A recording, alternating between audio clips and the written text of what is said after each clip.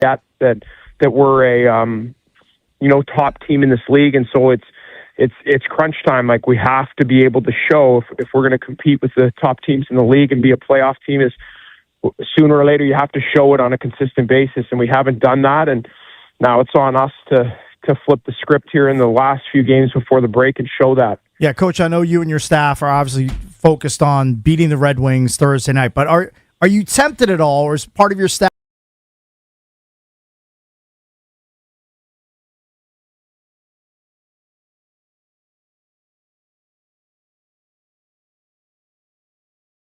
in that's not coach speak? I literally, it's the same approach that we've had as a staff and I've had as a head coach over the last couple of years. Nothing's going to change.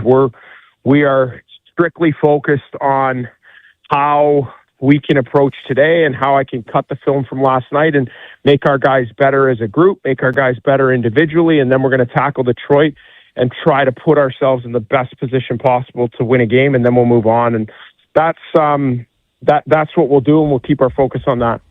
Coach, we were kind of looking at some of the stats of some of the guys, and I looked at Logan Thompson's numbers, and his goals against is still, I think, top 10 in the league. He's third in the league in shots against at almost 1,100 shots, and I can't remember who was tops, but, I'm just wondering, as a coach, how much of a factor is that he's facing so many shots each game? So you got to be careful with that, because that's a total raw number, and it's based on how many starts he's had. So he's played a lot of games, right? So if you look per game, how many shots is he facing? Yeah. Do we give up more shots than the average team? I think we're probably sitting pretty middle of the pack in that. But his workload is what you're getting at. Like, workload for Logan Thompson, is it becoming an issue? Right.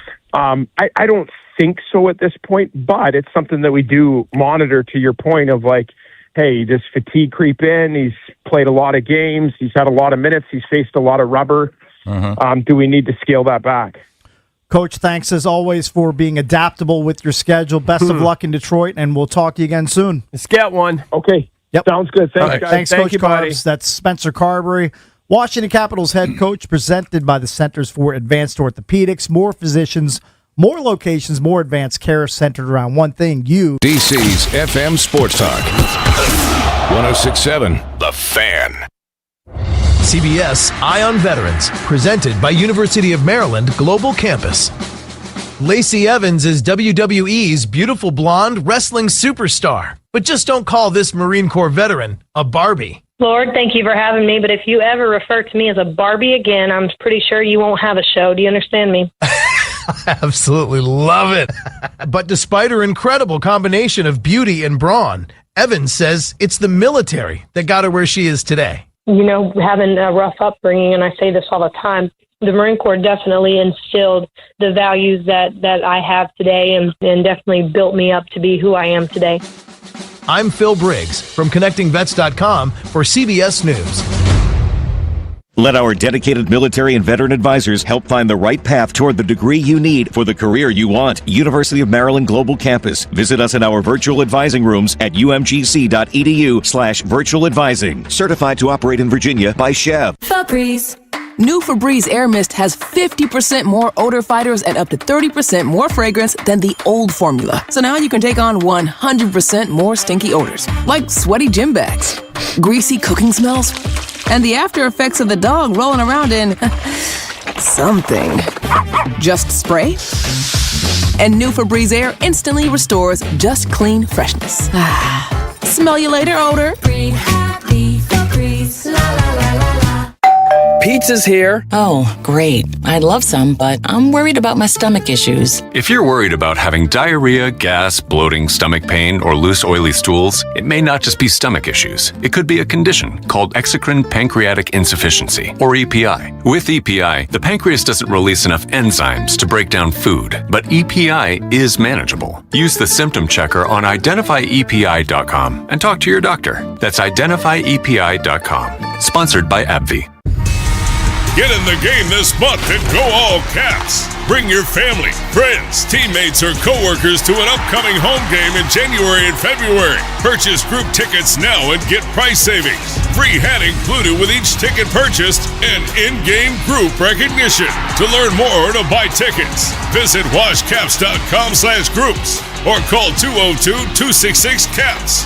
That's washcaps.com/groups for your next outing. JP Finley here for my team over at Oarsman Chantilly Kia, where they have a simple philosophy. Keep the customer happy. Like with great deals on the area's best selection of new Kias, each backed with the Oarsman Lifetime Edge, featuring up to $1,500 in extras. They have a great selection of quality certified used vehicles. Oarsman Chantilly Kia offers free Virginia State inspections on your vehicle. It's that simple. Keeping customers happy keeps them coming back. Take it from your buddy JP and go see my buddy Billy and Chantilly at Oarsman Chantilly Kia. Let's ride together. Hey, it's JP from the Junkies for Elegant Smiles Dental Care in Alexandria. Dr. Sean Kumar has been creating confident smiles since 2005. At Elegant Smiles, you'll get dentistry with a touch of elegance from a talented, caring team. I had a great experience there. You will too. Visit elegantsmilesdds.com. Danny Krebs, GM at Lindsay Volvo Cars of Alexandria, where we're paying over the cap for trades. No doubt about it. Hold up, Danny. Dowd is about it. Why are you leaving me out of this? No, Nick Dowd. Not you. Your trade-in value. We need all cars and are paying top dollar. No way, Danny. Dowd loves it at Lindsay. And even though my XC90 seats 7, I never feel like I'm in the box.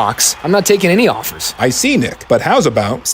Wow, one question though. Do you make checks? Only the paper kind for your car. Lindsay Volvo Cars in the heart of Alexandria. LindsayVolvoCars.com. JP Finley here, and you've heard me talking about how great the service has been from Better Services. Now's the time to get your handyman list complete before the big game. Appliances on the fritz? Call for a repair or replace them by visiting the Better showroom in Kensington, Maryland. Better offers same-day or next-day delivery. Better can help with all your kitchen, bath, and handyman needs. Better serves Maryland and D.C. Call for service areas and mention me, JP Finley, for a special rate. Contact BetterServices.com. That's BETTAR Services.com. Hey, Jeff, looks like your business is really booming, even in a tough time for businesses like ours.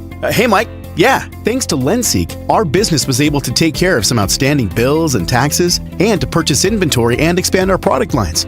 Wow. You know, my business needs working capital, but only from a reputable company that I can trust and count on. How does Lenseek work? Fast and easy. Just apply at lenseek.com. Their AI lending platform gave my business access to over 100 funding programs with one simple application. And it costs nothing to apply. At lendseek.com, you can receive business funding with no collateral, no prepayment penalties, and no restrictions on how you use the funds. Whatever your funding needs are, seek no more. Our AI lending marketplace has you covered. If you've been in business at least 1 year with annual revenue of at least $250,000, you could get the funding your business needs in as little as 24 hours. There's no obligation, so apply today at lendseek.com. That's LENDSEEK.com. Hey, what's up? It's Danny Rouillet. Forget about easing into the new year. My guys over at Ted Britt Chevrolet in Sterling are coming out swinging. Now, for a limited time, score up to 25% off MSRP on a new 2026 Chevrolet Silverado 1500 Crew Cab.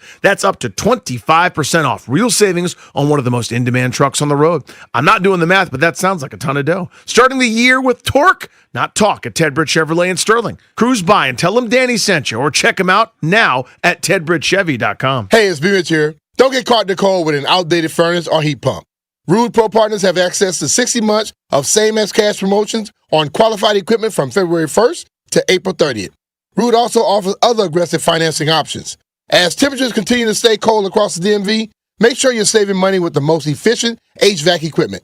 Rude makes it easy to upgrade your home's comfort without breaking the bank. Find a Rude Pro partner near you at rude.com. And remember, if it ain't rude, it ain't right. Hi, it's Scotty from Scotty's Handcrafted Vodka. Urban legend says, if you make 3 cocktails with my vodka, I will magically appear and drink them. Try it out. Scotty's Handcrafted Vodka. Maryland made, super smooth, and loved throughout the DMV. The new era of UFC on Paramount Plus continues with UFC 325 live from Australia. Catch featherweight champion Alexander Volkanovski in a rematch of his epic title fight against Diego Lopez, and the always dangerous Dan Hooker throws down with dynamic finisher Benoit Saint Denis in a high-action lightweight showdown. UFC fans, pay-per-view just got knocked out. Catch UFC 325 on Saturday, January 31st, only on Paramount Plus. Stream every fight live with one subscription. Visit ParamountPlus.com/UFC to get started. Allstate first and saved hundreds on my car insurance. Really smart. Unfortunately, I didn't check if I left the pizza box on top of my car before driving home. Not smart. Oh, and a semi just turned my deep dish into a thin crust. Yeah, checking first is smart. So check Allstate first for a quote that could save you hundreds. Potential savings vary, subject to terms, conditions, and availability. Allstate North American Insurance Company and affiliates, Northbrook, Illinois. Victor deployed for the first time to Afghanistan in 2003. At 4 in the morning, my phone rang. They said, "I regret to inform you that your husband was wounded in action." Victor sustained a moderate traumatic brain injury. I was doing school full-time, and I was also then caring for Victor. One of the most important elements of caregiving is taking care of yourself. I just didn't want to forget that I also had goals and that I also had a life. What I did is I challenged Victor to meet me halfway. There are almost 6 million military and veteran caregivers across the nation. We have our own journey, and we can fulfill that journey at the same time that we are helping our loved one. Visit aarp.org/caregiving for a free military veterans guide to navigate your caregiving journey and better care for your loved one and yourself. Brought to you by AARP and the Ad Council. I lived alone in this apartment, and I'd had trouble with my landlord. Basically, he was a creep. He kept coming on to me, and I kept saying no.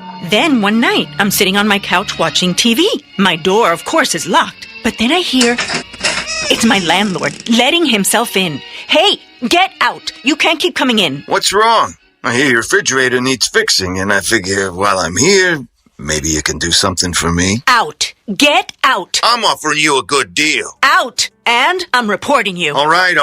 I'm leaving. Don't make a federal case of it. A federal case? Yes, sexual harassment in housing is against federal law. It's called the Fair Housing Act. If you are harassed, file a complaint with HUD. Go to HUD.gov/fairhousing. That's HUD.gov/fairhousing.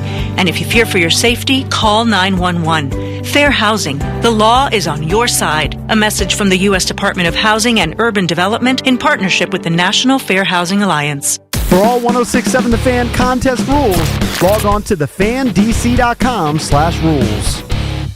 Live from the LindsayCars.com studios in the nation's capital, WJFK-FM and WJFK HD1, Manassas, and WPGC HD3, Morningside. Don't it feel good when your crowd behind you takes it in, fires, touchdown! This is your home for the NFL playoffs and Super Bowl 60. Let's go dominate, baby! Touchdown! Bring it up, bring it up, bring it up! He's got it! Sports Radio 106.7, The Fan, an Odyssey sports station. It's the Sports Junkies. Let's talk it out. You can watch the show live or on demand. What are we watching for? As I said, we're not sure. On YouTube.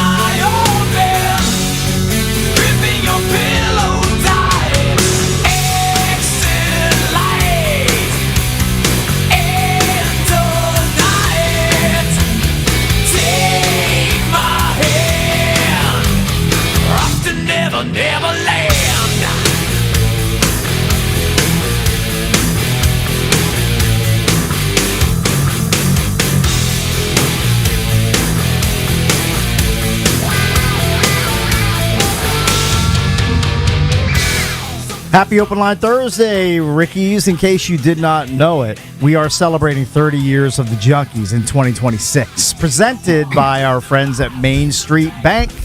Cheer local, bank local. Main Street Bank is a business-focused community bank proudly serving the DMV since 2004. Visit mstreetbank.com to learn how to put their team in your office. Main Street Bank, member FDIC, equal housing opportunity lender. I am Cakes. Good morning to all. At Money Metal Cakes on your Twitter. Jason Bishop is directly across from me. What's up? Hello. John Paul Flame is not. He's on vacation. It's an empty chair. Eric Pickles to my right in a big puffy red coat. Yeah, I want to be warm. Yes. That is your threesome. I saw today. I saw the rip. I did. Yeah. You did. You saw the rip? You sat down yesterday to watch it. Grinded it out. Yeah. I enjoyed it. Okay. I enjoyed it. How many root canals do you give it? I might be so bold as to give it 4. Okay. I mean, I was entertained. All right. I mean, I don't know what to tell you. I was entertained. Did you like the twisty turny at the end? Yeah, I guess. You know what's That good about it? made it more interesting. It wasn't too long. Like, No, I don't it know wasn't. what the length of it was. Probably like an hour and 40, maybe Seemed hour to and be a an half. appropriate length. Yeah. I could knock it out. I knocked it out, but like between 5 and 7. Right. I think I maybe had to do something at one point where I had to pause it. But yeah, I was entertained. Is it sort of like I've never seen so much shooting and nobody die. Right. You know, and all the car stuff and it's crazy. But I kind of was in. I was locked in. Yeah. Well, there you go. I mean, at least you watched the whole thing. It entertained me. I finished it. Yeah, I actually started it because I had something that I was more interested in at like 5:30. I said, I'll put it on for a half hour. Okay, right. And it kept your attention. And I said, you know what? I'll get to the other thing later. I'm going to plow through this. Plow. I like the way you did that recently with all the snow. With all the snow. Impressive. Yeah. So Well I give the done. rip 4 root canals. Okay, good. It's nothing extraordinary. No, I mean, of course not. Nobody needs to run out and see it. I mean, it's no rounders or Goodwill Hunting or something. It's not in that pantheon. I don't think so. Not even close. But I was entertained by it. Yeah. Yeah. And I'm not even sure. Can you imagine finding all that cash in a house in the Home Depot boxes? In the Home Depot buckets. Yeah. I mean, can you imagine that? Just stashed in the wall. Oh. But yeah, I thought it was entertaining. So there you go. I mean, I'd be tempted to take it, but I would. I mean, you would definitely know. Like somebody's got their eye on this money. Like this isn't like $20 that fell out of somebody's pocket, right? And you find it on the street or in the hallway here at work. Right. It's way different. Well, I'm pretty sure, I don't want to give away too much, but when the cartel started warning me that you had 10 minutes or whatever to get out of the house, right. Pretty sure I would have got out of the house. Right, yeah. I would have. I don't care what. Yeah, I would have form made of myself scarce. Law enforcement I was in. Absolutely. Yeah, so there you go. You had Damon and Affleck for an hour and a half yesterday. Yeah, they were decent. I don't know the other actors. Like, they're not familiar to me. I didn't know them I don't know who they are. Like, I've seen the Asian dude before. I'm not sure of his name. yeah, maybe I've seen him before. Well, and then Kyle Chandler, he was. Yeah, which one's that? He's familiar. He was the guy that he was kind of behind everything at the end. He was the guy. He was the guy that that Affleck killed. Yeah, but I don't know him. Is his real name Kyle Chandler, or that was the name? This of is the his movie? real name. Yeah, I don't know him. You've never seen Friday Night Lights? He was the coach in Friday Night Lights. I don't actually think I have. You know what else you sleep on? He's in The Kingdom. He's good in that. Oh, he's really good. Definitely sleep on that movie. I don't even know what Jamie that is. Foxx. Yeah. Terrorism movie. Yeah, but it's like 20 years ago. Yeah, it's been out for so quite maybe a while. I saw it 20 years ago. Possibly. But anyway, there you go. 4 root canals for the rip if you're Excellent. bored. Very good. You know, I mean, Good. what a week. It's a perfect week to yeah. rip Of course. a show on Netflix. Yeah. Yeah. You're snowbound. You're housebound. And you know what else Kyle Chandler's in? Did you ever watch Bloodline? Never watched that. Doesn't sound familiar to me. Bloodline's really good. Yeah. He's one of my favorite actors, actually. He's a good actor. He was in The Mayor of Kingstown first season for a couple episodes. Okay. But you know, you'd have to watch it to see why. Right. But yeah, he's really good. Who's the Hispanic chick or whatever at the house? Like, is she a famous actress? I hadn't seen her before. Not that I can recall. Dude, that guy Kyle Chandler's 60. Yeah. God, we're all getting old. I know we are. Definitely getting old. Feel it every day. Mid-50s. I didn't think he was you're about 60. You're about to turn You're about to turn LeVar Arrington and Lawrence Taylor. I know. In like a month. So that a week. What are we talking that about? actress is Sasha Cali. Don't know her. Don't know her work. She is 30. Got it. She's from Boston. For a From second, Boston. For a second there, it makes you think maybe Matt Damon's going to smash. He seemed like he got sized when he While said they're goodbye hanging to her. out in the house together? Just at the end when they say goodbye. Okay. Seemed like he was I'll be interested. honest. I watched it less than a week ago. I've already forgotten the ending. Yeah, my long-term memory, I think, is still pretty good at points. My short-term memory, I might need to go get it checked because I don't think it's very good. It's because the movie's not very memorable. Is that what that might be what it is? That could be the case.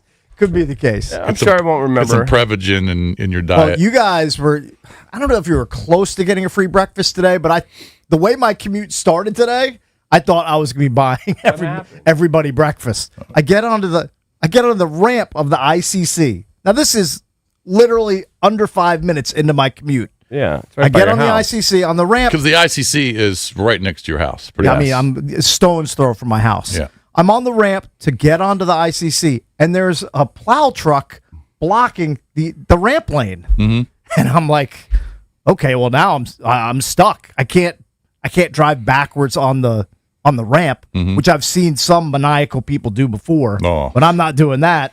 So he's just sitting there because they're doing plow work out on the ICC, just blocking the entrance to the road. So I'm like, well, how long is this guy going to be here?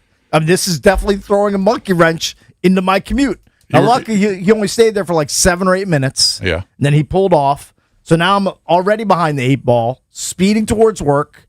I get through the BW Parkway, fine. Then I get down to the split where it's like 695 and then off towards Navy Yard. I see a billion brake lights. I'm like, okay, now I've got to pivot. I've got to go around the stadium. Got to take Suitland Parkway. Yep. I do that.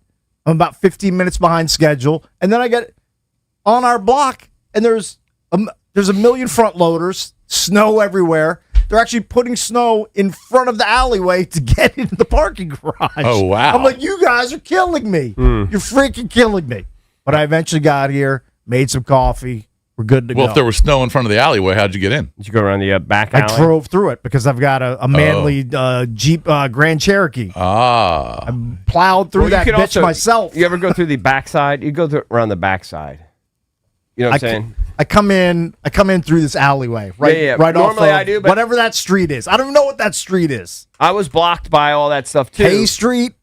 I just went Nutmeg around Street. Cakes. I don't know what it is. There's another alleyway. There is another alleyway. You just come in from the other side. But at that point, I was not going to drive through the maze anymore. I was just like waiting for the front loader to get out of my way. Yeah. And then I plowed through the snow, and then I'm in the building. Yeah, there was no traffic on the because remember yesterday morning the part of 395 was coned off because they were plowing somewhere. Yeah. That's why JP and B Mitch were late yesterday, but that was gone today. Where is the relief? Because that snow is so caked. It's so hard. Oh, today's colder than it was yesterday. 10 degrees in my car. Maybe it was the wind. But, I mean, I just don't see any relief. Okay, maybe Monday, high of 36. Oh, we need it. High of 36, mostly sunny. That could be a big day. Tuesday, high of 37. We need 46. Okay, early next week, maybe by next Friday on my birthday. If you guys want to send gifts, please do. Send gifts, I'm so sure. Venmos, you guys can do that. It looks like we have a week straight of, like, above 32. 36 is a high, though. Yeah. But maybe we can be rid of some of this by next Friday. And that would help. As long as the sun stays out. 5 days of above freezing and sunny, maybe we can get rid of it. Yeah. But it is so caked. We just need that storm to stay in the ocean. Sounds like it's going to maybe sideswipe us a little bit. I wouldn't be worried what about I it. see Don't is worry. mostly That's cloudy. all. I don't see any precip. He just jinxed us. I don't now we're see going to get any 8 precip, inches. Jason. You're good. Yeah. And when is it supposed to hit? Saturday, Sunday? Saturday, I think. Some point Saturday. Saturday's going to be 24, but it just says cloudy. They're calling I don't see any precip. They're calling it a nor'easter, and hopefully it just stays out there. I know where it won't be snowing. In the Vault Suite Saturday night as I'm watching Caps Hurricanes. Thank you, Jim Van Stone. Nice. It's a good man. Thank you. Cap's got a big one tonight, boy. Huge one. It's the biggest game of the year, according to Tom Wilson. Yeah, I agree. BGOTY. Biggest game of the year. Yeah. Caps need those 2 points. They'll be skating around like maniacs. They need them. That'll be good. So hopefully they can get them. Speaking of the Caps, later on the show, we'll be joined by Dewey. Brandon Duhame joins the show at 8:45, and we'll talk some Senior Bowl with Sam Bruckhouse from Sumer Sports. He'll join the show coming up at 9:25. I was watching the Senior Bowl practice yesterday. Yep. They were live down there in Mobile. Right. So we will we'll get a boots on the ground report from Sam Bruckhouse coming up at 9:25. It is an open line Thursday. You're welcome to call us throughout the show at 800-636-1067. Open line Thursday brought to you by Window Nation. Searching for new windows and doors, search windownation.com. Their windows are measured to fit the first time and installed by experts to last. Window Nation for your home because it's where you live. We'll do the Junk Sports page when we come back. DC's FM Sports Talk. 106.7 The Fan. Now playing the first great action movie of the year, Arise. Stay down and hold on. Jason Statham. He was a first elite operative. You need to throw everything you've got at him. Who are these guys? The only way that I can protect you is to stop the people that are doing this. The girl is his Achilles heel. Use that to your advantage. He took down a full assault team. Alone. You know it. Statham.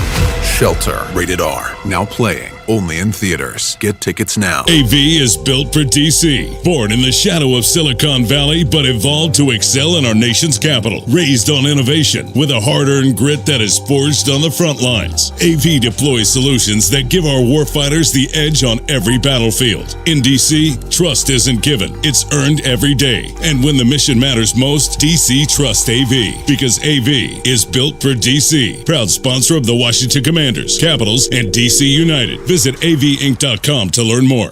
Shop best of season produce at Whole Foods Market. Save on medium Hass avocados with Prime through February 3rd. Creamy, ripe, and ready for guacamole, savory toast, or topping soup. While supplies last, shop in-store or online. Terms apply. Cold Temps Red Hot Cards. You know when the hand is right. The Chill Deals Winter Sales Event is on at Lindsay Chevrolet in Woodbridge, and my guy, Danny Dimes, is dealing. Silverado, Tahoe, Suburban. That's a hand you like to open. The flop? Real inventory, silly savings. The turn? Aggressive pricing that makes you lean in. And by the river, you're not guessing anymore. You're just grabbing your set of keys. Take it from your pal Cakes. When a hand plays out like that, you go all in at Lindsay Chevy. You'll love it at Lindsay, lindsaychevy.com. Chevy, together, let's drive. We all hear the radio ads about the IRS. They tell you to be afraid, to be scared, and they try to frighten you into calling. I'm not here to do that. Tax Relief Advocates is different. TRA is here to tell you that if you owe money to the IRS, whether it's $5,000, $50,000, or $500,000, we have a solution. It doesn't matter if you're sitting in your car, at work, or with your kids. No matter where you are, call now. 800-575-9049. Don't lose hope. TRA can eliminate or reduce what you owe to the IRS. Generous programs are now available that can give you a fresh start. Our passion is taxes and helping individuals fix their IRS problems. We have over 1,000 5-star reviews on Google and an A+ with the Better Business Bureau. You don't need to be afraid of the IRS any longer. End your tax nightmare today by visiting us online at TRA.com or call 800-575-9049. That's 800-575-9049. Tax Relief Advocates. Real solutions for real people. Hey man, that was our exit. We're gonna miss kickoff. Don't worry. Just gotta stop by Giant to get some chips and dip real quick. Nice. You got the Upside app too, right? Upside? What's Upside? Time out. You don't know this? Check this out. Upside is a free app that gets you cash back when you buy groceries. And it just added all Giant stores in DC, Maryland, Virginia, and Delaware. You're saying I can get money back just for buying groceries? That's a pretty big deal. Yep, and with Upside, you can get up to $15 every time you shop at Giant. Now pull over and get the Upside app. Let's get some cash back on that queso. Download the Upside app and use promo code DC3 to get a $10 bonus on your first grocery purchase at Giant. That's promo code DC3 to get a $10 bonus. Use promo code DC3. Giant is now on Upside. It's a pretty big deal. Offers vary by user and location at participating merchants. Go to upside.com for terms and conditions. What would you say was the biggest factor in getting that win tonight? I mean, you said it. I think that was it for me. Factor. I was feeling strong. Had plenty in the tank for overtime. Wait, Factor, like the meals? Yeah, Factor meals. I've been getting Factor high protein meals delivered all month. I get all the power I need. They taste great, and they're ready to eat in 2 minutes. Okay, I need to get on that. For real. Go to factormeals.com. It's the easiest way to eat like a pro. DQ presents The Spicy Menu.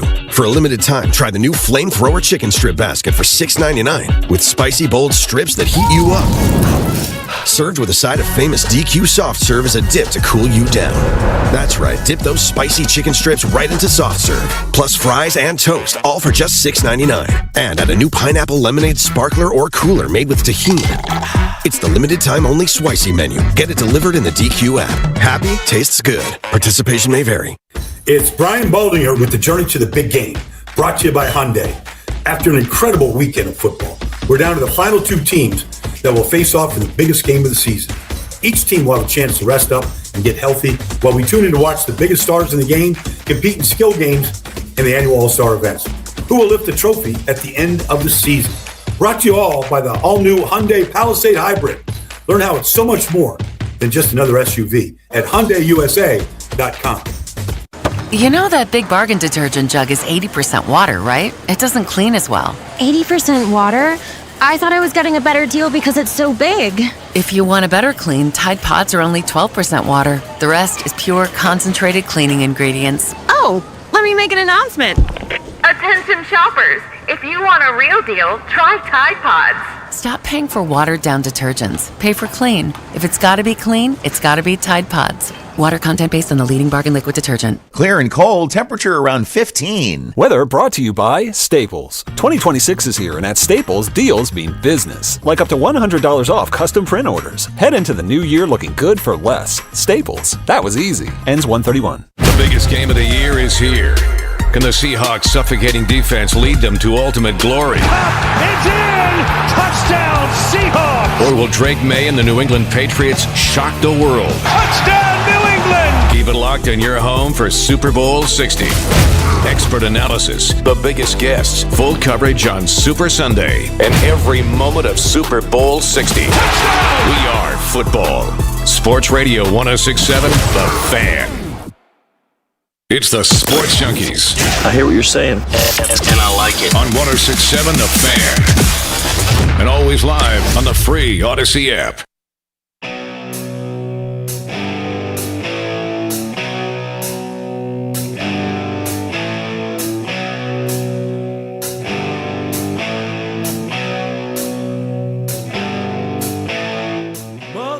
Time to get into the Junkie Sports page. So we talked a lot about the Bill Belichick getting snubbed for the first year and the first ballot, the Pro Football Hall of Fame. Talked a lot about that yesterday, right? Mm-hmm. Well, the Hall of Fame put out a statement yesterday because of all of the controversy, especially on social. Pro Football Hall of Fame understands and this is the statement, respects the passionate reaction of many fans, media members, and enshrinees of the Hall itself in light of published reports regarding the voting results in the class of 26. Each year, the Hall reviews the selection process and the composition of the 50-person selection committee. If it is determined that any members violated the selection process bylaws, they understand action will be taken. That could include the possibility that such selectors would not remain a member of the committee moving forward. So I don't know what the bylaws are, but they did put out a statement saying that they're going to look it over. Maybe they're not allowed to collude. Maybe not. In terms about their votes, kind of whip votes. You want to hear? You want to hear? Polin made a statement. Yeah, Sure. let's hear it. Let's hear it. Sure. Bill Polian. All right, thank you. I wrote this out, so I'm reading from the statement. I voted for Coach Belichick in the Hall of Fame selection meeting. The Pro Football Hall of Fame has confirmed that fact through the auditors of the selection process. Again, I'll state that I never said that I believe that Coach Belichick should, quote, wait a year, close quote, for enshrinement. This has been confirmed by the Pro Football Hall of Fame, numerous selectors who are in the room, and my vote for Coach Belichick. As a Hall of Fame member and selector, I realize the import of what we do. I've always tried, as a selector, to make these difficult choices with the utmost of objectivity. I've said on SiriusXM Radio and numerous other media outlets that I believe Coach Belichick to be a first ballot Hall of Famer. My vote confirms that. Hopefully it's the last statement I ever hear from Bill Polian. I mean, I almost got put right back to sleep. Well, the damage is done. Everyone's just going to think that he's the one that did it. Right. No matter how loud he is about I think it. he's exonerated as far as I'm concerned. I think with smart people. Yeah. But whenever the damage is already done, your name was already linked to whipping votes and maybe so. Maybe he said something one day and said a different thing the next. It's possible. Because ESPN had whoever wrote that article yesterday said Polian's told them this. I don't think they'd be making that up. Yeah, I agree. So maybe Polian was in a mood one day and said, you know what, F him. He's got to wait a year. And then, obviously now that the media is involved and then they're getting crushed and criticized, he came out and said, no, I never said that. The only thing I saw was that I guess there's a Kansas City guy who went public and wrote an article and said he outed himself as saying he didn't vote for Bill. And he said, I mean, I just paraphrased it because, again, I don't care. I think this is trivial, like off-season stuff. Right. But he just said, yeah, he's definitely a Hall of Famer, but he basically voted for the seniors instead, Elsie Greenwoods or whatever of the world that were on there. And I don't know if that means because he's got a limit of number of people he could vote for. Is that why? I didn't quite understand that. Like, just why not? Who was that guy? I don't know. I think he's I think he's like a columnist. Is he just in a columnist Kansas City. Okay. I think. So just a writer. Yeah. And he's only been voting since 2021. I think Tony Dungy's on the committee. Supposedly, Dungy and Kraft and those guys are huge Belichick haters. Oh, we know Kraft. Well, I and know Belichick Kraft is. I didn't know Dungy was. Yeah, or not. Supposedly, Dungy's side. So maybe big Dungy fan. was one of those guys. I mean, Just who said knows? Dunsky. Who knows? Yeah. Kraft's calling in a favor with all the guys and saying, hey, can you hook me and delay this by a year? I know it'll really sting them. I know some people were suggesting, that Kraft really was the mastermind behind all this. Yeah. So, I mean, your boys up in New York are probably upset that Eli is going to have to wait at least another year. Well, how long has he been on the ballot? Has he been on the ballot for a couple years? It's not like I'm following this. Yeah, he's of course he was eligible again, 2-time Super Bowl winner, but he did not receive enough votes. His snub last year did not come as a complete surprise because he had a 500 record in his career. He threw a lot of interceptions. When you look at like the passer rating numbers, like the stats, he's middle of the pack. He's 11th in league history in both passing yards and touchdowns. Yes. He played a ton of games and he threw a lot of passes. But if you look at some of the metrics, his passer rating, his average ranked was 19th. All right. You know who's better than that? Carson Wentz. You know who else is better than that? I believe Derek Carr. Yeah, you would never consider either of those players Hall of Fame level. The reason why he's there, he had longevity and he had the 2 Super Bowls. He's got 2 Super Bowls. Yeah. I mean, he threw a lot of passes. He's got the yards and the touchdowns, but do you consider Eli Manning one of the greatest quarterbacks of all time? No, never did. And when I remember being a Skins fan, psyched to play Eli. Because I knew he would throw up a couple balls for grabs. Yes. But whatever. He had a good career. Yep. But, he'll probably get in at some point. But maybe. I don't know. Whatever. But if he doesn't, I have no problem. So it looks like, if this is correct, the NFL Hall of Fame voters typically select a maximum of 5 modern era players for induction from a list of 15. Mm-hmm. So they get the 15, then they're supposed to whittle it. They're supposed to select between 3 and 5. So maybe that's why the guy from Kansas City had the 3 others. I don't know. I don't quite understand it. Well, those guys are going to have to wait at least another year. Todd Monken is the new coach of the Cleveland Browns. Jim Schwartz was really happy that happened. I'm very happy. He's pretty happy. He wants out. That he got bypassed. Yeah. They announced Monken spent the last 3 seasons on John Harbaugh's staff with the Ravens. Previously worked as Cleveland's OC in 2019, and he is the new coach of the Browns. So now I believe you've got the Raiders and the Cardinals still open. Those are the 2 gigs left. Yep. I'm surprised Cleveland filled theirs before the last two. Just seemed like nobody wanted the gig. People were withdrawing their names from the search. I mean, it's a tough gig. People were running away from Cleveland. Although Stefanski, was he like a 2-time Coach of the Year there? Yeah. I think he was. He was a 2-time Coach of the Year. It's almost impossible to fathom. Like Baker wasn't there when he was Coach of the Year, was he? Who was the quarterback? I think he might have overlapped with Baker for one year at the most. But did Baker excel with Cleveland? Felt like he didn't. I mean, you'd have to look at the numbers. Maybe one year was decent. Maybe his first year was decent with Baker. It's hard to imagine. How do you win Coach of the Year twice there? Yeah. I don't even remember them being decent. Double-digit wins. They went to the playoffs with Flacco as their quarterback. I think that was 1 year where he won. When was that? Just a couple years ago? That was two or 3 years ago. I think they lost at Houston. Baker's two best years in Cleveland were 2018 and 2020. Yeah. As a rookie, he had 27 touchdowns, 14 picks. Pretty good rookie year. Then 2019, 22 touchdowns, 21 picks. Yeah. And then 2020, he rebounded 26 and 8. Yep. And they won 11 games. Shows you guys can have bad years, grow, get better. Yep. I like that, actually. Yep. They won 11 games in that year in Baker's last year in Cleveland. And I'm guessing Stefanski. I'm sure he won it then. That was Stefanski's first year. Yeah. Okay. Yeah. So I'm guessing Stefanski was Coach of the Year that first year in Cleveland. Right. When he went 11-5. And then 3 years later, he went 11-6. So, I mean, I guess he's proven that it can happen. Yeah. You can have some modest success. Mm-hmm. If you draft well, you have a quarterback, which they may not have. Hey, Patrick Reed is leaving LIV, going to come back to the PGA Tour. Now he's going to have to miss most of the year this year. He's not going to be eligible until late August, which is basically the end of the regular season of the PGA. He'll be eligible for the President's Cup and the fall season. I think he's playing some of the majors if he's qualified. Yep. But he is leaving LIV Golf.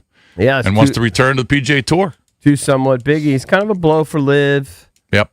I will say this. I heard this yesterday that Patrick Reed's his contract was up, so he was kind of a free agent. He did ask for more money for LIV. So if LIV had agreed to give him more money, he would have stayed on LIV. Possible, yeah. Yeah. Probably asked for a lot. Probably did. The key is Bryson. If they lose Bryson, it's over. Because DJ's shot. Phil, it's way past his prime. It's over. Yeah. Sergio, nobody cares about. Right. It's all about Bryson. Yeah. Yeah, that's true. They lose Bryson, it's over. Then it just becomes a minor league, like the biggest minor league. Well, I ever. think that's what it's going to probably stay. I mean, it's going to be kind of a minor league tour. But remember, the PGA Tour is going to decrease their schedule in 2027. Yeah. All right, so if you count all the events on the PGA Tour schedule this year, I don't know how many there are. Call it high 30s. All right, they might cut that down to about 20 to 25 in 2027. So all of those players, so they're going to be smaller fields, bigger purses. All of those players who can't make those cuts and get into those 22 to 25 events, they're going to have to play somewhere. They can't all play on DP. Yeah. We'll be back on Corn Ferry.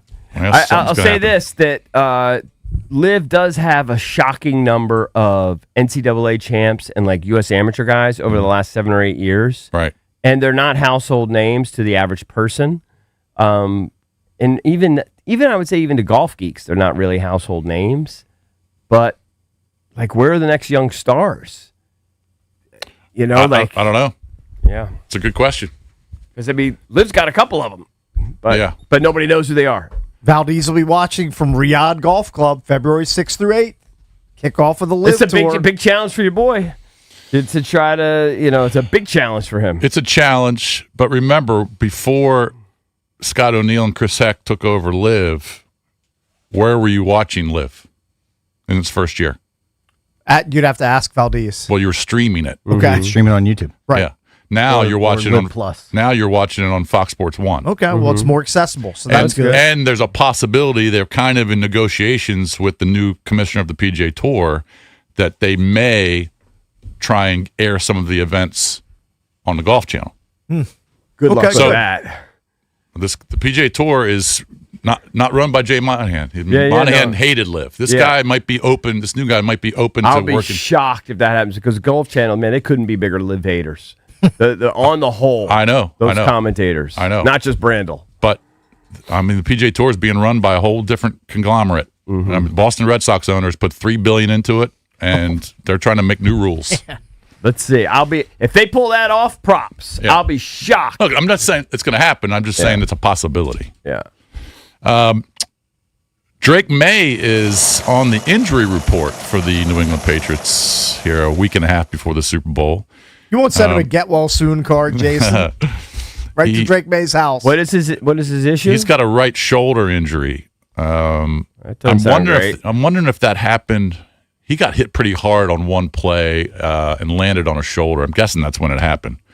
But per league rules, both New England and the Seattle Seahawks were required to submit projected injury reports yesterday ahead of Thursday's first practice. So their first practice is today, leading up to the Super Bowl. Game's in a week and a half. Oh, he's playing. He's going to be fine. Of course he's playing. But anytime you see Drake May on the injury report, but it might affect performance. We'll see. I mean, let's be honest, your right shoulder. LeBron was in Cleveland last night. Now, they lost by 30. I think that's the worst loss. It's got to be the worst loss for the Lakers in Cleveland, certainly since LeBron's been there. But they lost by 30. They did have a video tribute to LeBron, and apparently he was crying. He was boo-hooing? And the speculation is, all right, is this the last time he's ever going to play in Cleveland? Right. Meaning, is he going to retire at the end of the year? Who knows? I've just kind of assumed he was, but maybe that's crazy. Well, we'll find out. And LeBron is coming to town. They play the Wizards Friday night. Right. I know some people who are trying to go. I definitely know people who are trying to make their way to Capital One Arena for that game. The thing is that if history's any indicator, he doesn't often play when he's here, right? Isn't this a game that maybe half the time he'll sit out? Well, he basically sat out yesterday because he had a horrible game. He had 11 points. He played 27 minutes. I know. He had 11 points. He was 3 for 10. So I'm guessing they probably have to, and they know they have to beat the Wizards. So I'm guessing he's going to play a significant amount of time. All right. I don't know. Or Luka will just carry him and have like 44. What did he have? He had 29. Yeah. I'm not a big fan of. I love Capital One Arena, but I don't love it when it's overrun by either LeBron stans or Curry fans. And look, I get it; those guys are superstars. But when they come, like 90% of the arena is rooting for those guys. Of course. And it's annoying as a Wizards fan. Oh, you're going to get that. I understand. 100% you're going to get that. Doesn't make it any less annoying. I know. I got it. But and you're going to be at Cap One on Saturday. It seems to be the plan, yes. Because the Caps, who of course play Detroit tonight, will be playing Carolina here and look, on Saturday night. Hey, good things happen when I go to Capital One Arena recently. I went for the Wizards Pellies game. DQ comes in, hometown kid from Baltimore. He a Terp. He has a triple-double while I'm there. Wiz lose the game, and I'm entertained by a DQ triple-double. There you go. Good things happen when Cakes goes to Capital One Arena. Yeah. Just so everybody knows. Yeah. Maybe the Jinx powers are fading a You little like bit. that DQ better than the other DQ? Ooh. I like me some DQ with the Commanders. You like DQs? He's more in my sphere than DQ from the Pelicans. Right. I see him more often, obviously. Yes. But so what time will you leave your house for the game on Saturday? I think it's a 5 p.m. puck drop. Oh, so you leave about 3? Probably leave 3 or 3:15. Yeah. Get down there, chill Because my out. memory serves me correct. The vault suite's open nice and early. Yeah. Go in there, just relax, Right, chill, have a drink. Get a couple drinks, have some food. Have a glass of champagne. So on the who are way in. you going with? Are you taking the kids? Wife and 2 of the kids. All right, good. Yeah. Make sure you tip. Oh, I'm going to tip well. very liberally. Yeah. I did that last time I was there. I mean, I'm getting the red carpet rolled out. The least I can do is tip my mixologist in the vault suite. Handsomely. I tip modestly. I don't tip. I'm not an outrageous tipper. I tip modestly. Maybe I'll give her a 20. That would be the max. Oh, I tipped way better than that. Yeah, no.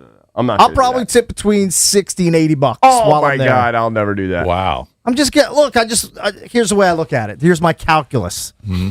I'm getting taken care of with my tickets, Right. so I can go a little above and beyond with the tips. No, you can with my tip game. Of course, Right. Of course, you're more generous than me. My purse is working hard. Working hard there. Sure, you're a generous person, Cakes.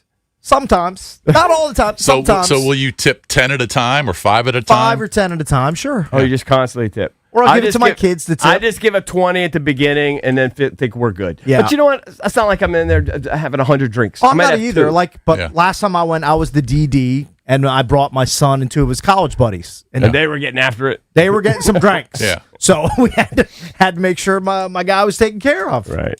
Okay, makes sense. Well, make sure you go to the ATM, get some cash. I mean, I used to today. work in the hospitality industry, EB. I know how it is. Like, guys, people need their tips. Hey, I was there too, Cakes. Sure. I think we've all had our stints. Mm-hmm. Valdez, are you going to need to send a reminder text, or you think Jim's going to come up? You know what he always does? He comes up big like day of. He does. Like out I wait, of nowhere. I wait till the day before and check in. There you will. Okay. Yeah. But he usually I comes don't. up big. I send my request. I don't bother him, and he says I'll try to hook you up, and then I'll send the Somehow follow-up. he's got some calendar or something he remembers. I don't Or know he just how he remembers. sends it to his assistant or whatever. Who Somehow knows? he remembers. I don't know how. Let me see my latest texts back and forth with my friend JVS. Let's see what he said last time I was at. Plus, I know his last line to me after I thanked him for everything. His last line was, quote, "Come back again." Well, and I am. I know it's a hot ticket, and I know where I am on the totem pole. Sure. Right. Yeah. Don't overreach. Don't over You're the ask. same I as think all you're of good with us. that. We're all the same. Just Wherever the chips may fall. there you have it. You'll be there. Yep, you'll be there. Are you trying to take 4?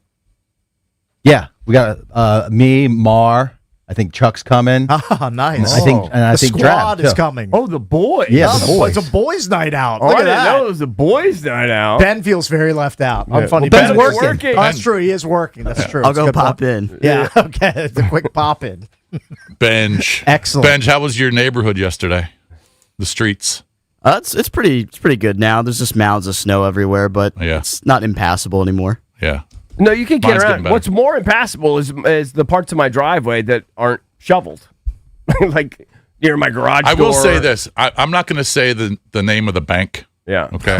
My bank. Okay. That I'm a member of. All right. Can I write it down? I was so pissed because I had to go to the bank to make some deposits yesterday. They haven't cleared their parking lot. Dude, that was a case of my post office. It's Thursday. Yeah. And I went to that branch. Right, I went to the other branch. They didn't clear their parking lots. What the hell are they doing? Hey, is one of their biggest clients is his first name Lamar? I'm not going to say the name of the bank. I'm just putting that out But there. I just want to say this. You've got to clear your parking lot. And it's not huge. It's not like the parking lot at Harris Teeter. No.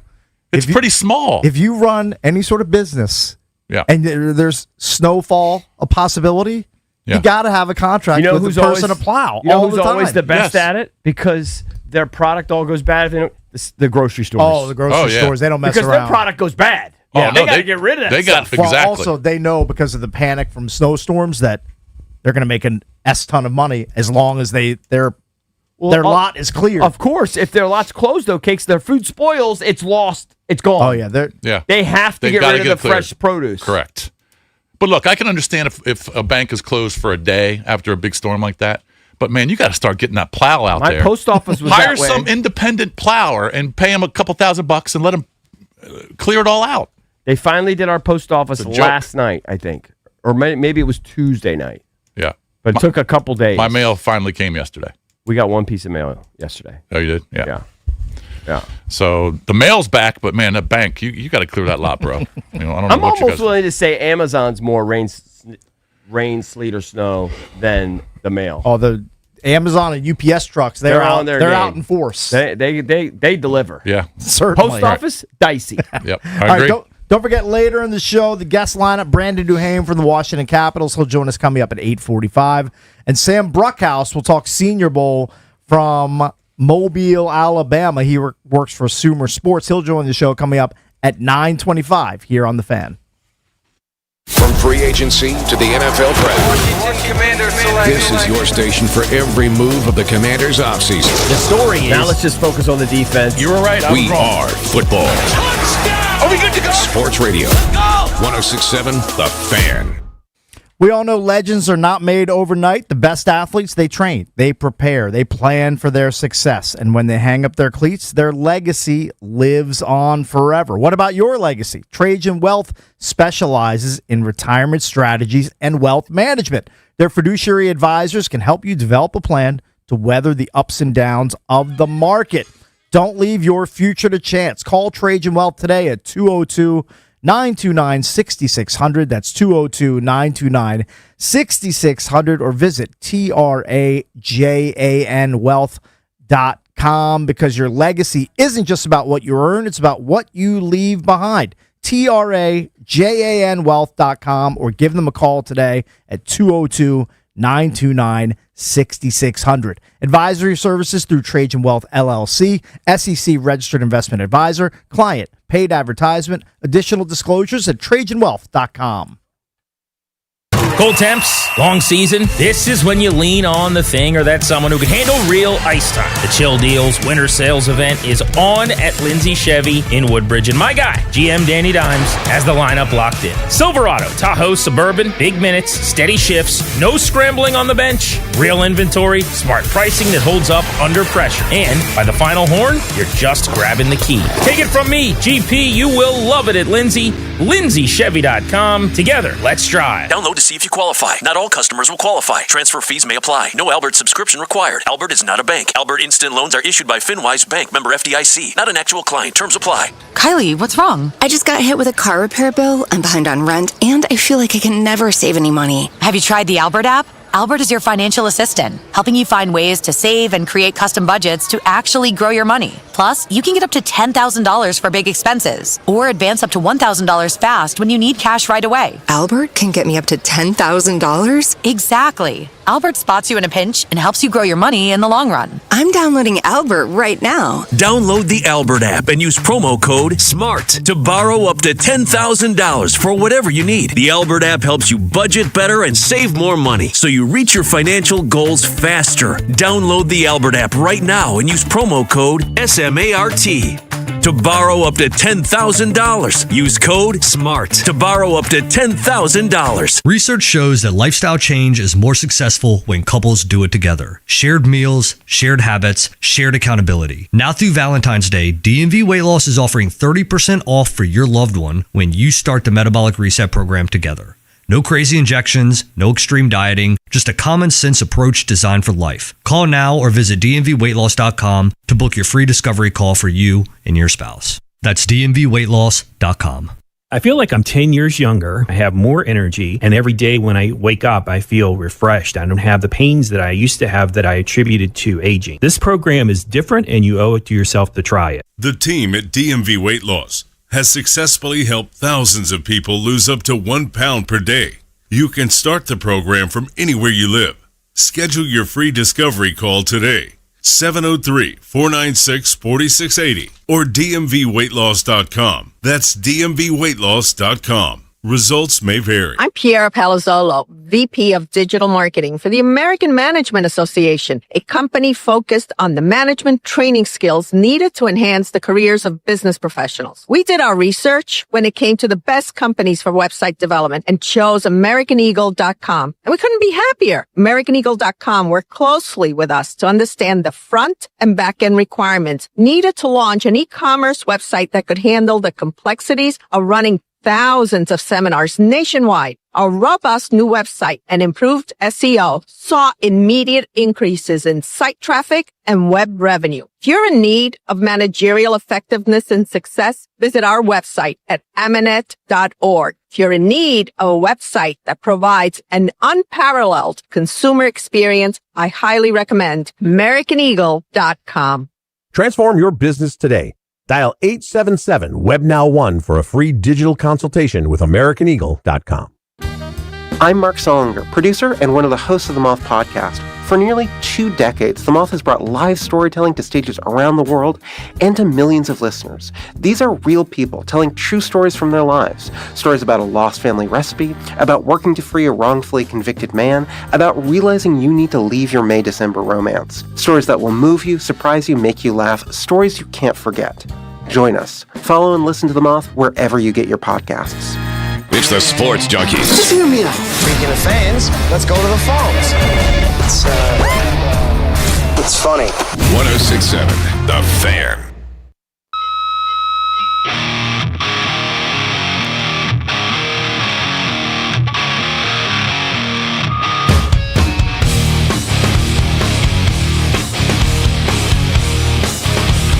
Jason, I'm not sure how you sleep at night when I get into this next story. You don't know that there's allegedly a Bigfoot roaming around, or at least there was in Quantico.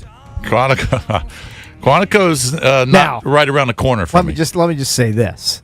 This is from a story that Valdez is giving me, where this alleged Bigfoot encounter happened in July of 2005. Why is this coming out 20 years later? I don't know. I'm not sure why it's coming out 20 years later. Or did it come out then and we just didn't pay attention? And by the way, I can't believe this is actually is this actually a real organization, Valdez? The Bigfoot Field Research Organization, or for short, the BFRO, recently received a report from a now former Marine who says he had a close encounter in July of 2005 at Marine Corps Base Quantico in Virginia. BFRO investigator Matthew Moneymaker, probably no relation to Chris Moneymaker, who won the WSOP and started the poker boom in the early 2000s, said he interviewed the witness, whose name is Andrew Bird, and found his account credible. He said, quote, "I spoke with this former Marine, Andrew Bird, at length. He is credible, and he was not the only one who observed this figure that night. 2 other Marines were with him and saw the same thing," according to Moneymaker. All right, here's what happened on the base. The incident occurred in a restricted training area. Bird and 2 fellow Marines were moving at night through the woods to reach a pickup vehicle while nearby trainees conducted exercises using blank ammunition. Yep. The Marines kept their flashlights off to avoid detection. During the movement, their compasses malfunctioned. I'm sure that's fun, using compasses at night and you can't see, guiding them back to their starting point. After they're changing their route, they heard a loud cracking noise about 15 to 25 minutes later. Quote, "We observed 2 trees next to each other bending toward one another," Bird said. Looking up 20 to 30 feet, they saw a large, hairy creature pulling the trees together. The creature was more than 8 feet tall, brown or reddish brown in color, and displayed immense strength. The Marines fled as the creature appeared to pursue them, crashing through brush for 20 to 30 seconds. They reached their vehicle minutes later and escaped. Bird said the creature, quote, "was not a black bear or any known animal in the area." Okay. He said, "This event has stayed with me for 20 years. I've never encountered anything before or since that explains what we saw that night." There's a Bigfoot in Quantico. So this guy Bird is the only guy that's talking about it. What about the other 2 Marines? I see no quotes from the other 2 Marines that were with him that fateful night. Well, I hope they corroborate his story. Yeah, I was going to say, the other 2 guys got to come out and say, "Yep, that's exactly what we saw." Maybe an 8-foot tall Bigfoot. Maybe they'll reach out to the BFRO. I mean, is he just completely making it up, or did he actually see something? He claims that he just gave you a very good. I mean, could it have been a bear, and he just didn't look like a bear? He said it's not a black bear. I know, but it could have been a bear. Just his vantage point just didn't look like one. He said the creature was not a black bear or any known animal in the area. I mean, 8 feet tall. Chase them back to their vehicles. I'm out on Bigfoot. I'm out on aliens. Oh, I want to be so in on Bigfoot. Yeah. I mean, it's a 20-year-old story, and he's the only guy. It's from 2005. Yeah. Yeah, I was going to say, I mean, if he's roaming around this base, I mean, he's got to go somewhere. Other people are going to see it. But isn't life more fun with the possibility of there being a Bigfoot out in the woods? Yeah, it's just more. It just makes things more interesting. Intriguing? Yeah. I don't know. I don't believe it. I can't believe there's an 8-foot tall Bigfoot roaming around Quantico. I just can't take it seriously. Yeah. I mean, not even for a second. Well, now I'm just definitely going to stay away from Quantico. I need to see it myself. I need to be driving down 95, going down to the Carolinas and see Bigfoot. Right. You need hitchhiking. You need to see him like in a sheets. Yeah. like on the way down there. Yeah. All right, let's go to Aaron in line. Of course, it is open line Thursday. Yep, you're welcome Yeah, to call where- in. where is everybody? They're good looking. Bunch calling in now. All right, good. Maybe they've seen Bigfoot too. Aaron, what's up, buddy? Hey, what's up, guys? How are you? I'm all right. Hey, so I used to be a reconnaissance and sniper platoon leader, and oh wow, like here's the deal, like a military base. This is one of two things. It's probably a Marine sniper dressed up in a ghillie suit, which at nighttime will look like Bigfoot, 100%. Yeah, now how do you explain the two trees bending next to each other? Had immense strength. How do you A explain lot that? of crazy. It's tough to see anything at night, even with night vision on. And you got flashlights, especially just weird things happen. And then the other thing it could be very easily. We used to do this all the time. Someone actually has a Bigfoot costume and scares the crap out of the new Marines or soldiers. Now that is a on the great base. bit. All right. That isn't all. That makes sense. That's more plausible. Yeah, that's probably what it is. Yeah, that makes sense. Well, I mean, where do you find a Have a good big, one, guys. All right, thank you, buddy. I mean, where do you find a big, giant, realistic-looking Bigfoot suit? Yeah. I mean, you'd have to buy it like from a mascot wholesaler. I'm sure they where would have you get it. I'm sure you can probably get one on Amazon, Cakes. You can get a Bigfoot suit. Let me look. Yeah, look that up. I'm gonna go to Amazon right type now. in Sasquatch and or Bigfoot suit. Bigfoot See suit. what happens. Bigfoot suit. Or costume. I'm gonna guess there aren't many results or hits. Here you go. Men's plus size Bigfoot suit. Yeah, I got There you one go. right here. There you go. Bigfoot it is. Yeah. Look, I got look, one right here. there are It's a bunch of them. you can get one for 180 Sasquatch. $180. $180. Yeah, but was Amazon delivering in 2005? I mean, I'm just saying That's it's a not great hard question. to find. Maybe they just made No, a but- homemade suit. You could get it somewhere. There's a cheaper one for I $95. want to believe that it's true, Valdez. Why? Why do you want to Yeah, believe that so there's do a I. Bigfoot? Why? What's the fascination? There's I don't just know. There's a weird lore. There's a fascination lore with about Bigfoot. Like There you're is. not into it clearly. No. Valdez and I, we're team Bigfoot. Yeah. You're not. I'm not.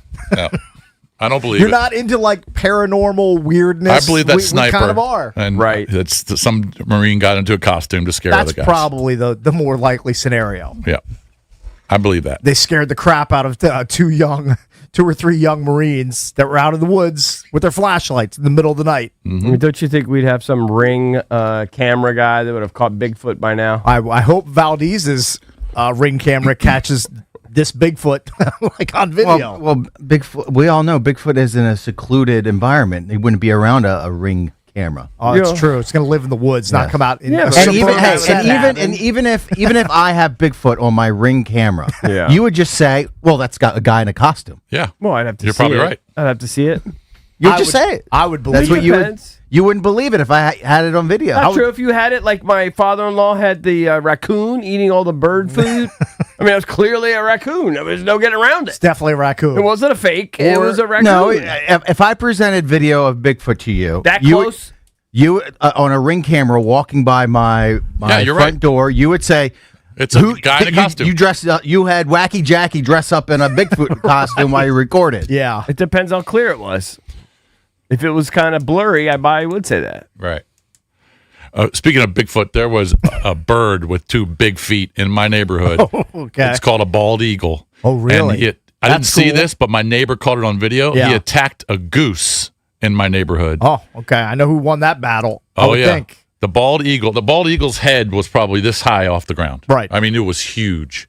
And the goose went underneath my neighbor's SUV. Okay. And just stayed there Sure. until the eagle flew away. It's terrifying. And then it came back out from underneath the truck. Eagle came back down, swooped, and attacked him again. Oh. And then the LCPS animal control came. Okay. They came to rescue the goose. I saw the goose. The goose had blood everywhere off the neck. Right. Blood on the snow. Mm-hmm. There's no way it survived. But that eagle was huge. I couldn't believe it. Just wanted some dinner. Want a goose I couldn't for believe dinner. there's a bald eagle flying around my neighborhood. Sure. Look at you. Are those still Nature like, lover. Endangered or whatever? I'm guessing. Weren't they like when we were kids? I feel like bald eagles are like rare and endangered birds or something. Yeah. If I had to guess, you're probably right. They're probably on like a protected or endangered list. Yeah. It's a good chance. They must be pretty ubiquitous, though, if you got one in Jason's backyard. I know. They're all over the place. Yeah. See them over the ICC every once in a while. You do? It's rare, but sometimes. Would you know a bald eagle if you saw it? I don't think so. You wouldn't? Yes, you it's our would. national bird. You would know what it looks the like. symbol of our country. I just don't look at birds. It's got a big Okay, but white if you bald head. I don't notice birds. You wouldn't know what a bald You eagle don't know what a looks bald. like. Eric, come on. I mean, I know you're too cool for school and everything, but come on. Why do you think it's because I'm too cool? I don't know. I'm not You- thinking I'm too cool. I just didn't pay attention to birds when I was a kid. I know I'm not an ornithologist. We're not bird experts, but we know what a bald eagle looks like. Bald eagle. Yeah, Hold look on. up bald. Have you ever It's seen? not interesting to me. Have you ever never seen? I mean, okay, I see it. Interesting to me. Is a bald eagle the only bird that has a white head that looks like that? Yes. Pretty much. Yes. That's the only bird that looks like that. Yes. It's the defining characteristic. The most defining is that it has a white head. Yeah, pretty It's much. the Caps logo. It is the cap. Look, it's right here. Come on. It's on the Eagles. Never helmet. Well, it's not just the white head; it's the size. You didn't know the Caps used an eagle as part of their logos and their insignia? Maybe eagle, but I didn't know bald eagle. Maybe I don't know. I never paid attention. Isn't it Bald also the- eagle Yeah. right there? Yeah. Just Where are screaming they eagle. native to? The United States, Yeah. All over North the co- America. All over the like, place. Like Mid-Atlantic? Is it like a Mid-Atlantic No, thing? they're Or is it all probably over everywhere. the country? They're in Washington State. If I so- Might be. don't know You- if you they're might in have to every look that single up. state, but Just ask a I'll tell you what, question. they're in Virginia. All right. they're in the MD. Yep. Definitely in the Mid-Atlantic. And by the way, they are no longer, according to this website, from Endangered. 2023, no longer endangered. Right. Oh, well, that's great Must news. be a billion of That's them. fantastic. Yeah. Good to hear. All right, when we come back, we will hit the skins. Don't forget Brandon Duhame from the Caps, who sometimes wears a bald eagle on his jersey. He will join us coming up at 8:45 here on The Fan. DC's FM Sports Talk 1067 The Fan. This is an Odyssey Sports Minute. Sponsored by Empower. Invest well so you can live a little at Empower.com. Bill Belichick held out of the NFL Hall of Fame as a first ballot Hall of Famer, and Tom Brady has sounded all. This is like when in high school the mean girl who was the obvious prom queen choice didn't win prom queen because she was mean. I don't care how mean you are. You're a Hall of Famer, Bill Belichick. I'm Drake Toll.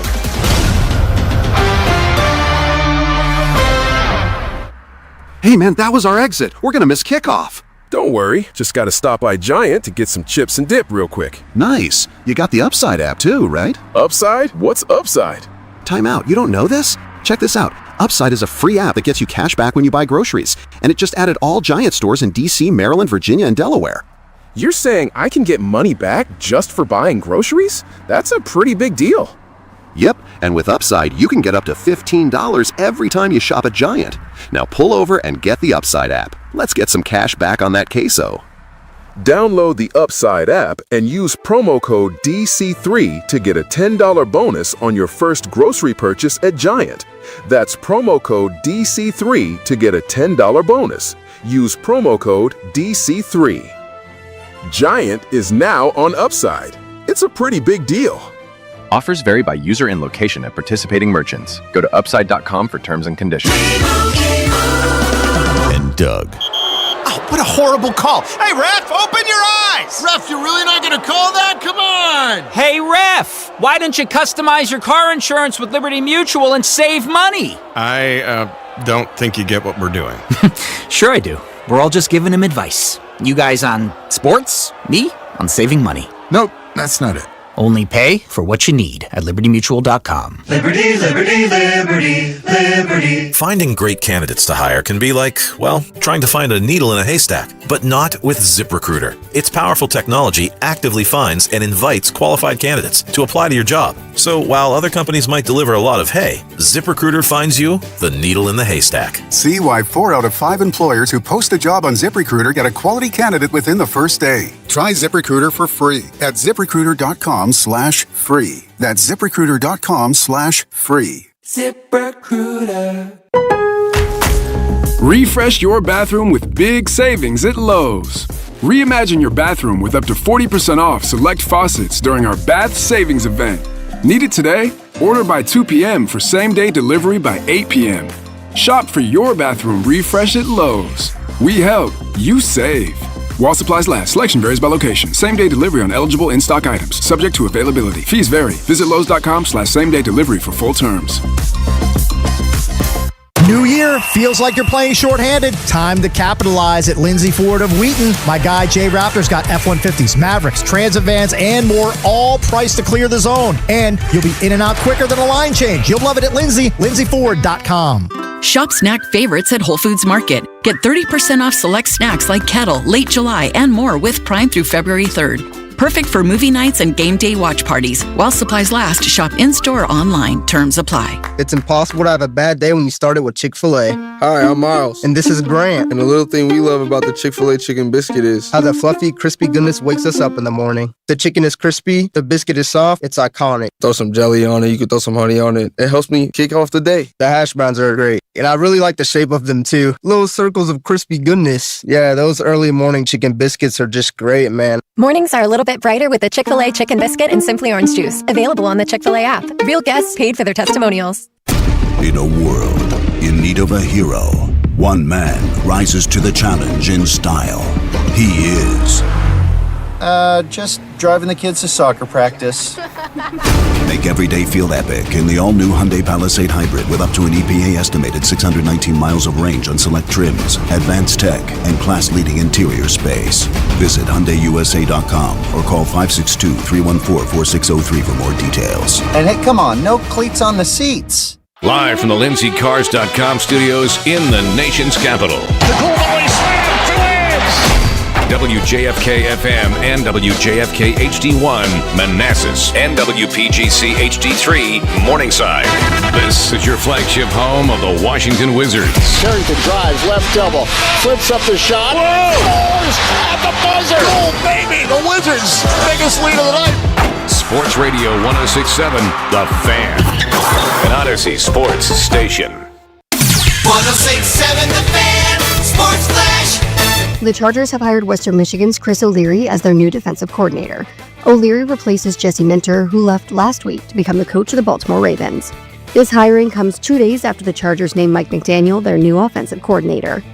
And it's good to know things aren't changing in Cleveland anytime soon. It's still chaos. Browns defensive coordinator Jim Schwartz is reportedly very upset after being passed over in favor of Todd Monken for the team's head coaching job, and he doesn't plan on staying with the franchise, according to NFL Network. Monken reportedly is open to keeping Schwartz as his defensive play caller, but that's going to be a discussion from both sides that Schwartz isn't ready to have right now. And more Hall of Fame news, Eli Manning has once again missed out on making it into the Pro Football Hall of Fame. The longtime former New York Giants quarterback fell short of making the cut into the fame again this year, marking his second straight time falling short as one of the 15 modern-era finalists per The Athletic. From the Crop MedCap 5-Star Sports Desk, Savannah McCann on The Fan. It's the Sports Junkies. All right, I'm going to give you real quick. A good reason to listen. On 106.7 The Fan. And always live on the free Odyssey app.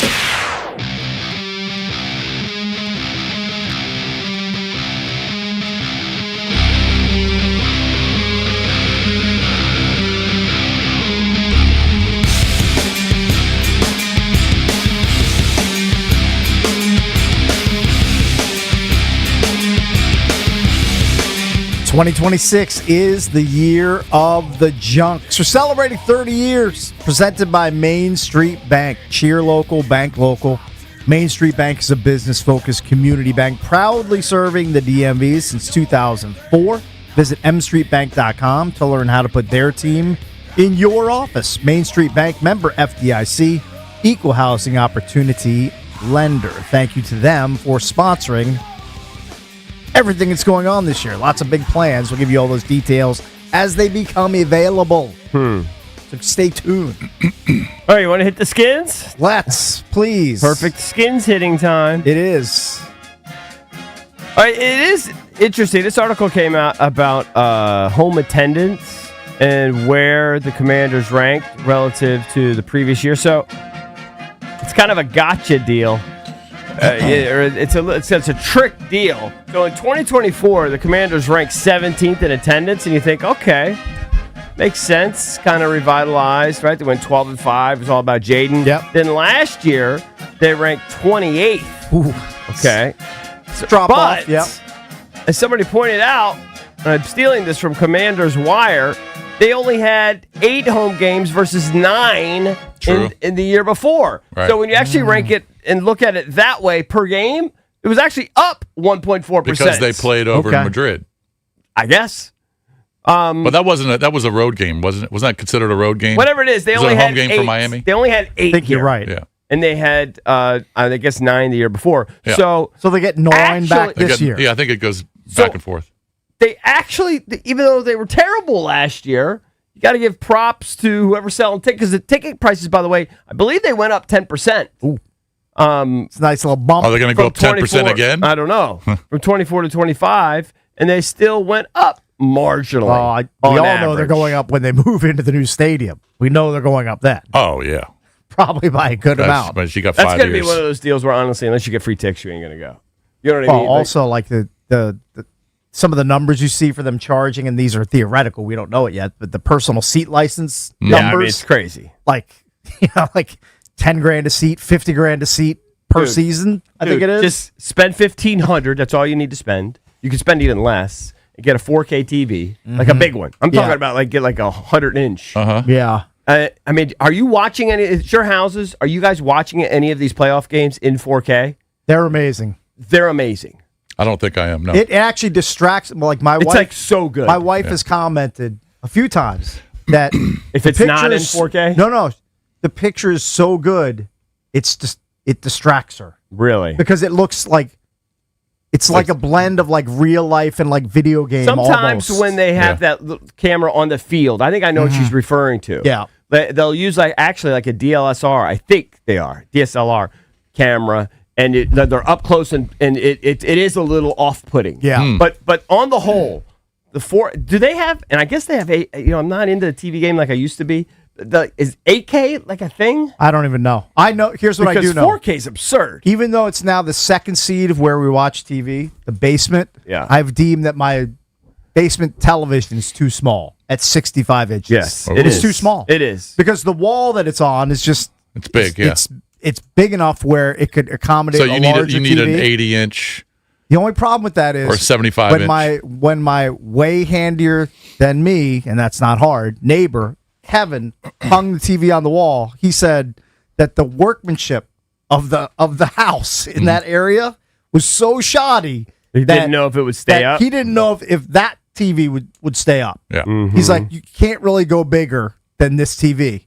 And sure I've kind of stayed at 65 for a few years. He knows that I'm stuck. Well, how often do you watch TV down there? I watch much more on the main level. What percentage of your 15 to 20% of the time. I just don't think so. you It doesn't need it. seem like I should make that sort What of. he could do, though, I'm sure. Well, I should take that plunge. He could take some of the drywall out and just put a little support back there, and he could True. hook it. He could. Yeah, He could do that. I think it would be worth it. We'll see. How big's your TV, and like where do you mainly watch now? 55. He probably watches it right off the But kitchen. it's in that's like it a fits 20-incher. No, it fits the room. Yeah. Because I know. it's in a living. I know. can't. It's right off the kitchen, right? I can't jam a 90-inch Doesn't screen have to be in 90. that room. I jammed a 75er of mine. It was great. It was a great move. Mm-hmm. It's just kind of It jammed. actually fits perfectly. Mine's a little big. Yeah. But I get you. But know, you like it. Takes You about 2 days to get used to it. Yeah. And then it's like everything else. Right. Yeah. When you first put it in there, it's a little joke. Whoa, Yeah. it's kind of big. Yeah. I You're like, oh, it's kinda silly. I've got a 65-inch as well in my Yeah, basement. right. I never watch it.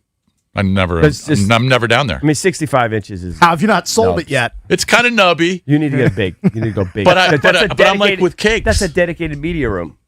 I know, but I don't like going down there. It's just, it's just boring down there. I'm just down there by myself. Right. Well, you tell your wife, say, hey, let's go watch this, whatever. She doesn't want to go down watch there. The Rip. No, she doesn't want to go down there. She likes staying right there in the living room, right Yeah. off the kitchen. Or she'll go upstairs to the master. Right. So I won't never rent- watch You games should rent down out your basement if you're not using it. You can make Well, some extra cash. Is your TV 4K capable?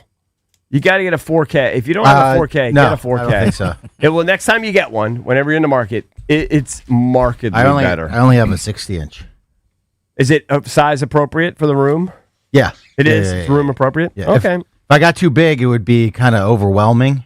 Yeah. See, my problem is when I walk into Costco, I should walk in with blinders on especially to the right side, because I'm just drawn to the TVs Me as soon as too. I walk in there. You know why? You have two testicles right I just there. can't stay Guys away love television. from those big ass TVs. Guys are I just need drawn to to go TVs. look at them, even if I know I'm not going to buy It's them. like- I need to go. How much browse. is an TVs are like jugs. You can't keep your eyes off them. Hey, how much is an 80K Bigger the better. for an 80-inch 4K TV at Costco? I mean, I can look it up. You want me to do a quick? I'm sure yeah. you could get a cheap one for $1,000. $1,000, 1,000 to All right, what do you- 1,700. Here's Oh, for sure. Yeah. here's an issue that I have too. I mean, if you really want to go cheap, get some like Chinese brand or something. Is I don't want to do that. You get a Hisense. Yeah. I'm at 500. I'm having a waste management Super Bowl party. You and are. and I know my TV size is going to be a topic of Oh, conversation. people are going to Joan. Yes, I can already predict the laughing at the Well, size. you know what you could do? Size shaming. You get a 7. Okay, you have 75 right now, Jason. My biggest one is 65. No, my you said. biggest one is an 85. That's in my master. But downstairs in the basement, yes, is 65. Right. So you need a minimum. I say you need a minimum of 85. Yeah. You need minimum. Okay. You can get an 85-inch TV. Make sure it's 4K. Let's see, 4K. Yeah, you can get a 4K. You can get a silly TCL, whatever brand that is. I have one of those on my deck. $999. That's $1,000. Yep. And you're not going to this. This is the one thing I do maintain about TVs. You go to Costco or wherever you go. Back in the day, we'd go to Best Buy or Circuit City or something way back in the day. You look at the TVs and you're like, oh, that looks a little better now. You put it in your house, it looks silly. Yeah. You get the cheapest one. Yeah. It Get still at looks good, Walmart, you put especially it in this your house. size. Yeah. Upgrade a little bit, because I know you got the coin. Just get a Sony 1700. Oh, 1,700. 85-inch 4K Dude, no, UHD. here's what Man, you're that's getting. probably a beautiful television. Here's what you're getting. LG. That's a reasonable brand. Yep, I think I have a couple An LGs. 86-inch LG 750. Ooh, that's pretty good. You're getting that right now. Yeah. You're getting He's that gonna right order it now. for you. You're gonna That's a Venmo the money. 4K 86-inch LG. Why is that so much cheaper than the TCL? I don't know. I would just get it. Is that at Costco? Yeah. Costco Direct. I might go Boom. there today. Online only. No, it's online only. Oh, okay. That's even better. You don't have to. You They'll don't have to deliver it drive right to your front stoop. All right. You're gonna walk out. Will they and hang it on the wall? Those things are heavy. You can pay for them to install it if Just you want. call Mo. That's what Mo does. Yeah, that's true. Mo did mine. Me and Mo.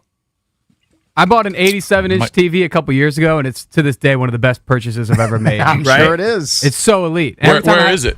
Right in my family room. So every time I have people over, everyone's like oohing and ahhing over it Brought as you well. so much entertainment and good times. Oh, yeah. So great. Just watched a banger movie on it the other day. Once Upon a Time in Hollywood. It's like it's like you're at the big screen. You want to? If wives are out there At the cinema, and you want to make your husbands happy beyond just the obvious, buy them a TV. TV always hits. Buy them a TV. There's never been it's a guy banger. that got gifted a TV that said, "I don't like that. It's a terrible gift." I actually question your manhood if you could go into Costco and walk past the TVs without. I can't. I walk past them, but I look at them. Oh, Yeah. I'm I don't know how you drawn can right do it. to them.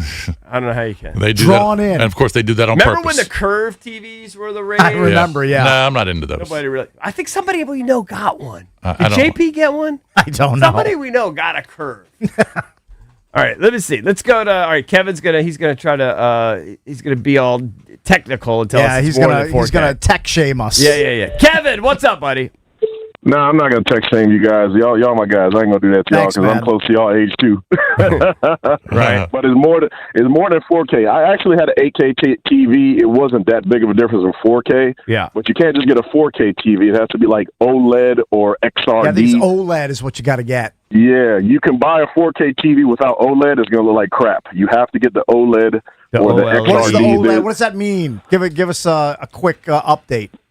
It's like optical laser or like I can't remember. I'm sorry, I can't It's remember okay. the OLED. It's fine. But if you look it up, Samsung has the best TV. Samsung is the best TV for the price. All my Samsungs have lasted years, and that's probably the best one you want to go with.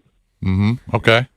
Samsung. I think I got a Samsung. And it's cheap, and it's OLED cheap right Samsung now. 83 is like 5G. All right, here's you what ain't it is. doing that. OLED Make stands- sure y'all a week from the Super Bowl. That's when all the sales start for Oh, TVs. yeah, it's true. That's the biggest sales for This is TVs. prime time for all the suckers to go spend too much. Hey, can you still rent a TV for the Super Bowl? I think you probably can. There's still places that No, but what rent you like do is you just- electronics. You go to Best Buy Thanks for and the then call, you just man. return it within No 30 worries, days. That's what a lot of guys do. You just return it. OLED stands for Organic Light Emitting Diode. Yeah. Whatever that means. Sure, I know what a diode is. I'm telling you, you put that blicky in your house, it's gonna. A lot of this is marketing. You put it in your house, it's gonna look silly. Of course it is. Because you Of go course. there and you say, "Oh, it looks a little bit better. That looks a little bit better." Than that. But then you just get the one You that get you it can up on the afford, wall, and you yeah. put it in your house, and it looks amazing. Yeah, I think I have to get that 85-inch L. You said it was the LG, right? Yeah, I get that one. Or there's an 85-inch. If you want to be a little bit more, for $1,500, there's a Samsung. Yeah. But it's a QLED. Again, it's all marketing. Yeah, I know. It's all marketing. You put that. If I get that LG, it's going to look great. It's going to look silly in your house. Yeah. Hit the Skins definitely got hijacked by we TV got to talk. hit the TV. Well, we can do it when that. we come back. Yeah, let's do that when You we want come to do it back. when we come back? Well, we could do that, or we can get into the audio of Brendan Banfield. We'll do Hit the take- Skins at 7:40. Yeah, it could be like Hit the Skins / Junkies Blitz. All right. But All right. we'll get Because what into- we'll do is we'll go through the list of potential free agents out there, and I'll tell you which ones I personally would be interested in. Like the top 15 potential names. These are not guys that are actually free agents, but they're guys that could be free agents. They're cut candidates and Cut trade candidates. trade Cut candidates. candidates. Now, there is one or two that I would definitely take. There are a few names that are intriguing on that list. So we'll do that at 7:45 when we come back. For all of you true crime dorks out there, we'll get into the Brendan Banfield audio of the trial that's going on right now in Fairfax County. We'll get into that next here on The Fan. Sports Radio 106.7 The Fan. All right, guys, it's the last call for football on FanDuel. One final Sunday, one last kickoff. The final chance to place your bets before the NFL season closes its tab. It's Super Bowl 60, and FanDuel's making sure you're in on it. If you're a new customer, all you have to do, bet $5 and get $200 in bonus bets if you win. So whether you're backing the favorite, you're riding with the dog, you're building your same game parlay, whatever it is, make it count. Maybe you're just going to fade Mike Marr. Because after the Super Bowl, the season's over. Football's officially done. It's your last call for football on FanDuel, the official sportsbook partner of Super Bowl 60. All you got to do, visit FanDuel.com/EB to get started. FanDuel Sportsbook is the official sportsbook of 106.7 The Fan. You must be 18 and over. President DC. First online real money wager only. $5 first deposit required. Bonus issued as non-withdrawable bonus bets, which expire 7 days after receipt. Restrictions apply. See terms at sportsbook.fanduel.com. Gambling problem? Call, text 1-800-GAMBLER. Need a work truck that pulls its weight? My team over at Lindsay Ford of Wheaton is your commercial vehicle headquarters. Transit vans, Maverick, F-150s, Super Duty trucks, and more, all priced to move and built to keep your business moving. Or do what I did, plug in and power up your drive in a new F-150 Lightning or Mustang Mach-E. Lindsay's Chill Deals winter sales event is on right now, so get over to Lindsay Ford, ask for my guy Jay Raptor, and tell him Cake sent you. Take it from me. You'll love it at lindsayford.com. When the new year hits, every business could use a little something to stay ahead. A lift, a jump start, an edge, or perhaps a boost. Like the all-new 5-year business boost from Comcast Business. It's the certainty of a price lock for 5 years on qualifying internet bundles. Plus, you'll have the most reliable Wi-Fi with our best equipment, so your whole team can stay connected at a great rate. And to sweeten the deal, ask about a $500 prepaid card when you add 2 lines of mobile. It's the boost your business deserves. So sign up for the 5-year business boost and get a 5-year price lock on ultra-reliable Wi-Fi. Plus, ask about a $500 prepaid card. Comcast Business, powering possibilities. Ends 3/22/26. New customers only. 1-year contract required for guaranteed rate. 5-year pricing applies to monthly service charge excluding taxes and fees. Best Wi-Fi based on Open Signal Awards USA Fixed Broadband Experience Report, May 2025. A family office is a team built to handle the 3 biggest financial responsibilities a family faces: wealth management, tax strategy, and estate planning. Most firms only manage your investments and refer the rest out, hoping everyone stays aligned. At Trajan, we built something different. Your wealth, tax planning, and estate planning are handled together inside one firm under one roof. There's no guessing whether your CPA, advisor, and estate attorney are truly in sync, because our team works together every day on your behalf. When your financial life becomes more complex, your advice should become more coordinated, not more fragmented. One plan, one trusted team. Call Trajan today, 202-929-6600. That's 202-929-6600. Trajan Wealth, an SEC-registered investment advisor. Additional services through Trajan Estate and Trajan Tax. Additional disclosures and accreditation at TrajanWealth.com. Michael Mason. No country, no badge. You're gone. Now gone. Unshackled. Jason Statham is Michael Mason. He was an elite operative, but he broke the rules. He took down a full assault team. Are they going to arrest you? It's not the police I'm worried about. You think you can outrun what you are? You know it. Shelter, rated R, starts Friday, only in theaters. Get tickets now. Next on The Fan, it's B. Mitch and Finley. It's a Bleep You Thursday on B. Mitch and Finley, and the boys are fired up because we're honoring John Wall in the district. It's John Wall night at the Wizards game, helping us know about how the Wiz plan to honor the former fastest point guard in the league. Zach Leonsis will join us at 11 a.m. Should be a lot of fun. Brian Mitchell and JP Finley. Weekdays from 10 to 2 on 106.7 The Fan and the Odyssey app. At Uline, the prevailing opinion is, if you don't live it, you don't believe it. The people at Uline believe in hard work, and they live it by being there 24/7 to answer your call, having 41,000 items in stock, and offering same-day shipping from 12 locations across North America. Business owners, sellers, buyers, shippers, and packers believe it. Uline is the hard-working, dependable source for your shipping and industrial supplies. Visit uline.com. You're still grooving, still connecting, still loving, still turning up, still thriving. You still got it, but your immune system, it weakens as you age. That's where vaccines come in. They help train and strengthen your immune response to fight off respiratory illnesses like flu, pneumococcal pneumonia, RSV, or COVID-19. Ask your doctor or pharmacist which vaccines you need. Book in minutes at Vaxassist.com. Sponsored by Pfizer. And we're out, back in 60. Hey, what are you eating? Chimichurri filet mignon. It's a Factor meal. Oh, nice. Wait, they let you eat like that in the pros? Oh, they insist on it. A pro's work starts on the plate. Oh, man, that does look good. Let me have a taste? Get your own. All right. Where do I find this? Is it factormeals.com? Yep, and they've got a deal going on. Oh, love a deal. I am so in. Smart move. Pro move. All right. Factor. Eat like a pro. It's the Sports Junkies. You're on the air. Listen anytime, anywhere on the Odyssey, iHeartRadio, or TuneIn apps. Last we bleed ourselves. Then Programming note for 106.7 The Fan today. B. Mitch and Finley, they've got a special guest coming on at 1 p.m. Maybe you've heard of him.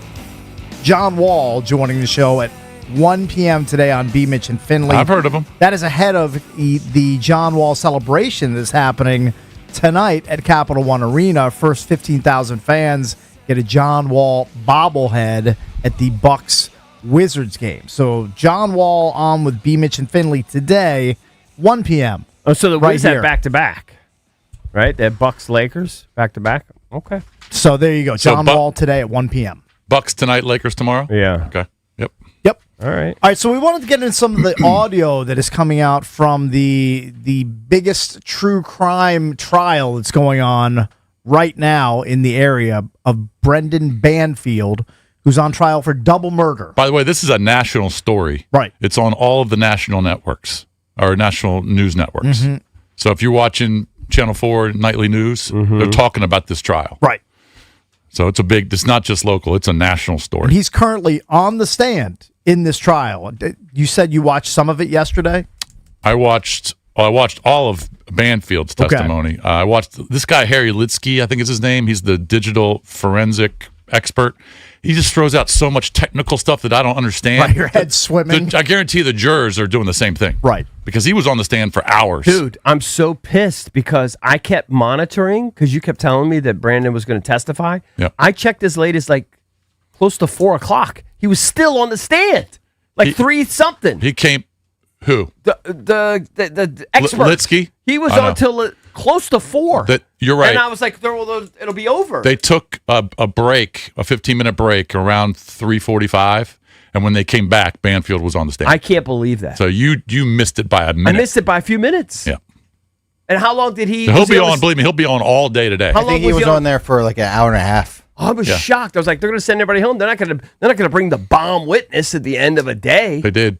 Wow. They called him up, and then but Did he look all fidgety and hurt? he looked nervous to start. Yeah.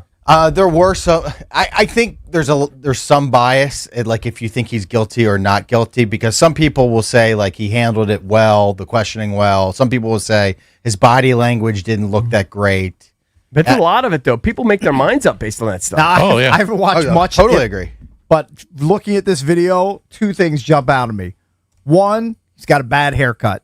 He needs a better haircut when he goes up on the stand. Well, he just doesn't have a lot of hair. 2, right? He needs to do something with his hair. Yeah. 2, his tie knot looks way too fat. Mm-hmm. I mean, that looks like the tie knot that my dad would tie when he was going to the patent office in the 70s and 80s. He's got like a full Windsor. I mean, he needs to slim down that tie knot. Those are just my fashion. He's been wearing fashion tips those to type him. of ties the entire trial. Maybe that's in now. I don't know. Again, I'm very fashion backwards, not fashion forwards. Right. So I don't know what I'm talking about, but that tie knot looks way too fat to me.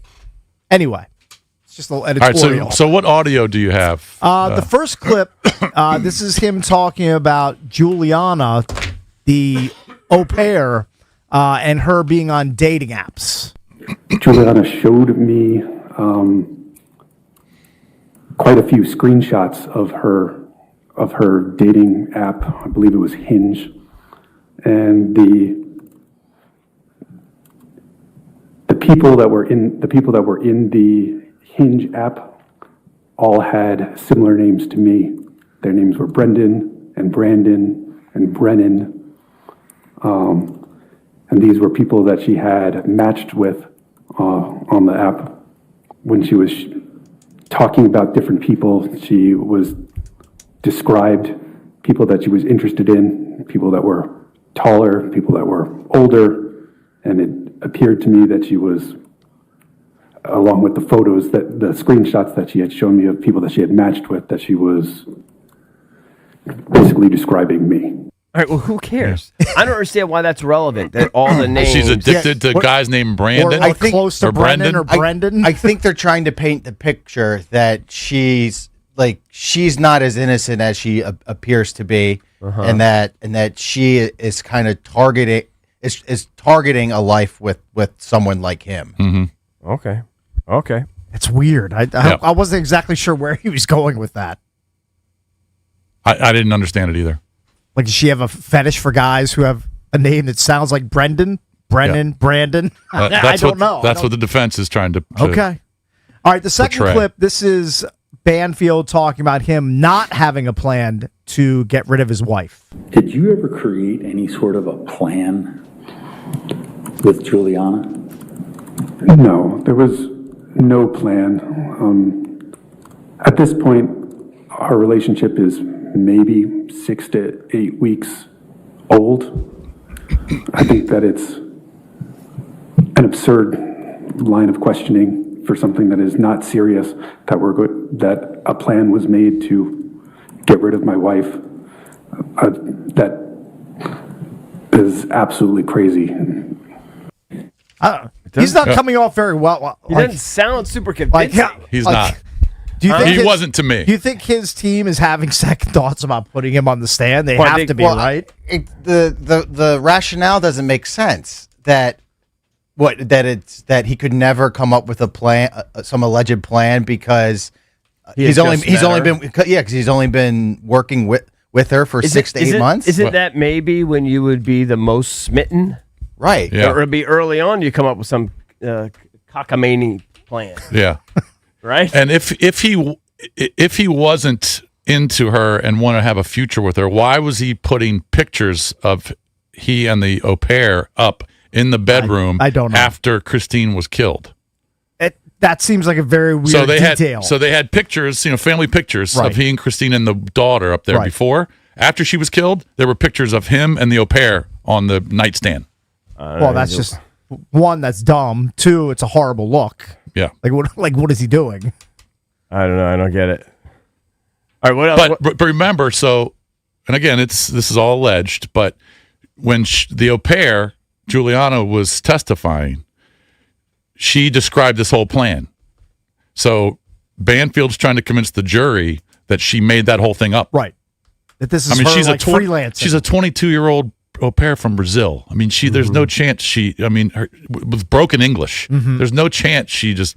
Well, that she was the mastermind of the plan that was executed. I find that hard to believe. Right.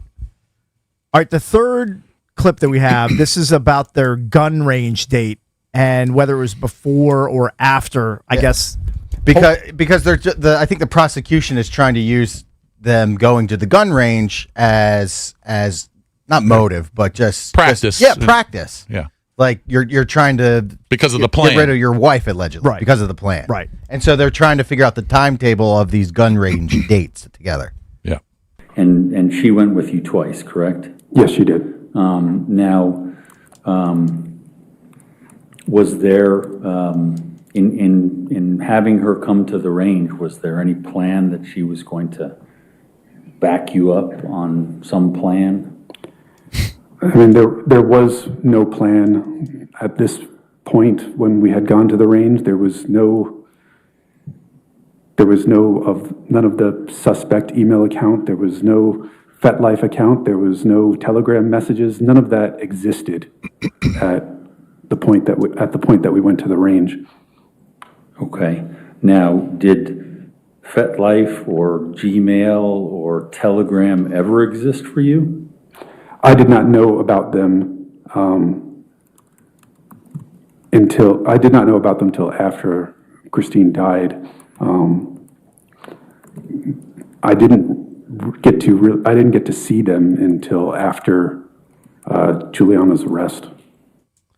By the way, are gun range dates a thing? Like Mike Marr, would you bring a girl to a gun range for a date? No, that sounds really trifling. Well, he testified that he was at the gun range for his job. Okay. Now I don't know exactly. I could see actually people doing it, Cakes. Okay. But he says it was for work. So does he work for the IRS? He had to take basically classes, shooting classes. Yeah, but he had some sort of a title where he had to carry a firearm. Right. Yeah. IRS enforcer. IRS muscle officer. Okay. Some sort. Yeah. That's what he said. He said he had to take these I thought classes. those guys were just busy not auditing anybody's taxes. No, he did something different. Okay. I would imagine they have a pen and a holster, not a gun. Yeah, most likely. If you watch the entire testimony, he explained exactly what his title was. Right. And he said that the au pair was interested in it and wanted to come, hang out and shoot. Okay. That's what he said. I would think gun range is more either solitary or something you do with the fellas. Cakes, are you and Amy on FetLife?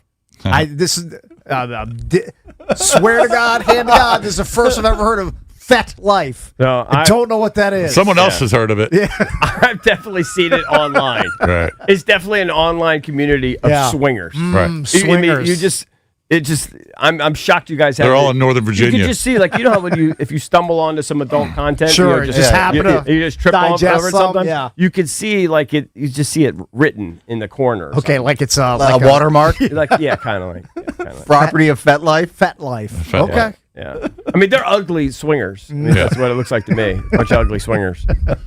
All right. Think of it in the South. This is good pub for FetLife.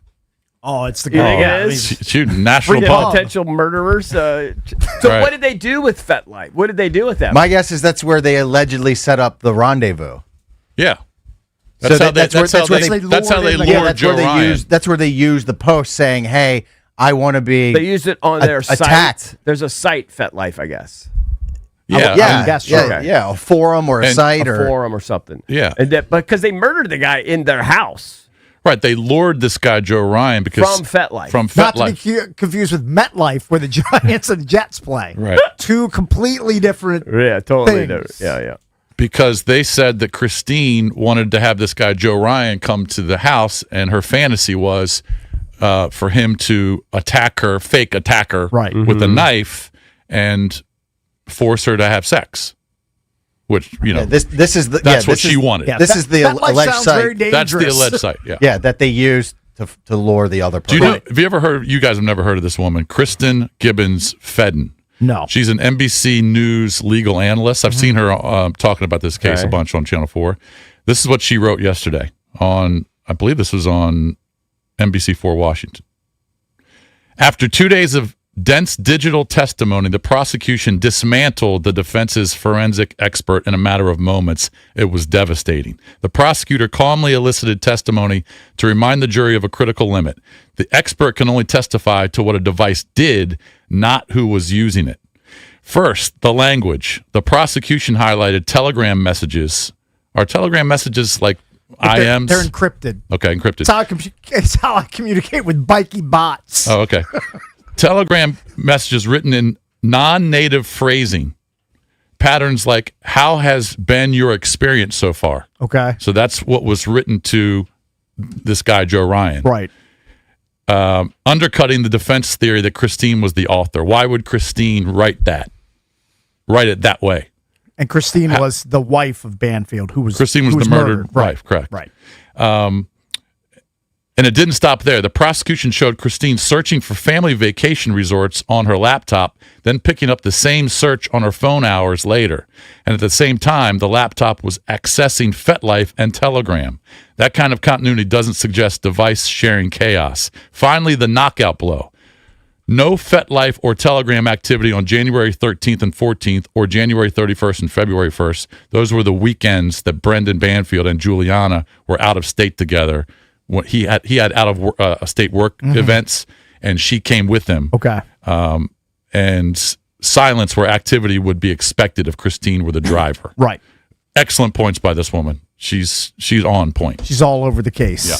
Very good. All right, we will get into some of the Commanders' potential free agent pickups or trade targets. We'll do that next here on The Fan. When it's time to upgrade your office, make the winning call with PVI Office Furniture. Their expert furniture consultants help design your space, deliver quickly, and handle professional installation from start to finish. From private offices and conference rooms to seating built for long days, PVI has solutions for every space and every budget. Plus, you can see it all at their massive showroom and warehouse in Frederick. Make the winning move for your business. Visit PVI.com and put PVI Office Furniture to work for you.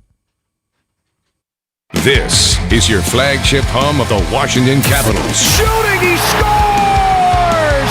It's a power play goal! And DC Sports Talk all day. Sports Radio, 106.7 The Fan. Hey, it's your boy Bish here for my guy Josh Cochran and the team over at Buyer Subaru in Alexandria, where giving back is just how they're built. The Subaru Loves to Help event is on, and Buyer is proud to support Operation Warm at Carpenter Shelter, helping local kids stay warm and taken care of this winter. While they're at it, Josh is making the math work. You can score as low as 0% APR on a new 2025 Forester or Outback for 36 months. So do what I'm doing. Get over to Buyer Subaru in Alexandria. Tell them Bish sent you in. Check them out online at buyersubaru.com. And Doug. There's nowhere I wouldn't go to help someone customize and save on car insurance with Liberty Mutual, even if it means playing in a football game. Boom! 42! You're going down, Doug! Oh, yeah? Your price on car insurance when you customize and save is going down. Hey! Limu? What are you doing on their team? Only pay for what you need at libertymutual.com. Liberty, liberty, liberty, liberty. New year feels like you're playing shorthanded. Time to capitalize at Lindsay Ford of Wheaton. My guy Jay Raptor's got F-150s, Mavericks, Transit vans, and more, all priced to clear the zone. And you'll be in and out quicker than a line change. You'll love it at lindsayford.com. That's another amazing run by Team USA. Mom, think I'll be on Team USA one day? Well, I'll take this one. are you speaking to us? Yes, and to answer your question, anything's possible, especially with Xfinity. So, I can't be the best snowboarder ever? Well, I can't guarantee that. But Xfinity can guarantee that your internet price won't change for 5 years.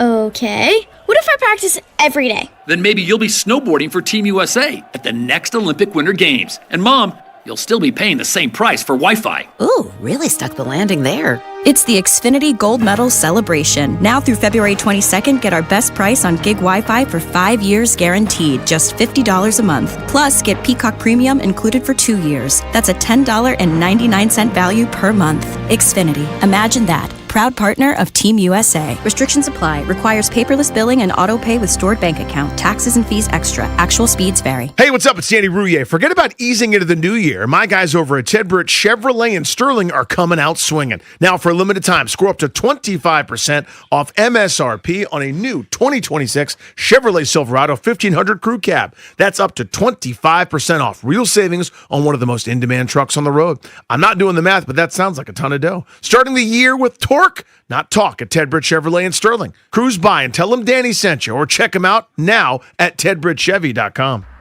Hey, man, that was our exit. We're going to miss kickoff. Don't worry. Just got to stop by Giant to get some chips and dip real quick. Nice. You got the Upside app too, right? Upside? What's Upside? Time out. You don't know this? Check this out. Upside is a free app that gets you cash back when you buy groceries. And it just added all Giant stores in D.C., Maryland, Virginia, and Delaware. You're saying I can get money back just for buying groceries? That's a pretty big deal. Yep, and with Upside, you can get up to $15 every time you shop at Giant. Now pull over and get the Upside app. Let's get some cash back on that queso. Download the Upside app and use promo code DC3 to get a $10 bonus on your first grocery purchase at Giant. That's promo code DC3 to get a $10 bonus. Use promo code DC3. Giant is now on Upside. It's a pretty big deal. Offers vary by user and location at participating merchants. Go to upside.com for terms and conditions. Cold temps, hot cards, you know when the hand's right. It's the Chill Deals Winter Sales event at Lindsay Chevrolet in Woodbridge, and my guy, Danny Dimes, is dealing Silverado, Tahoe, Suburban, and much more. You'll love it at Lindsay, lindsaychevy.com. Together, let's drive.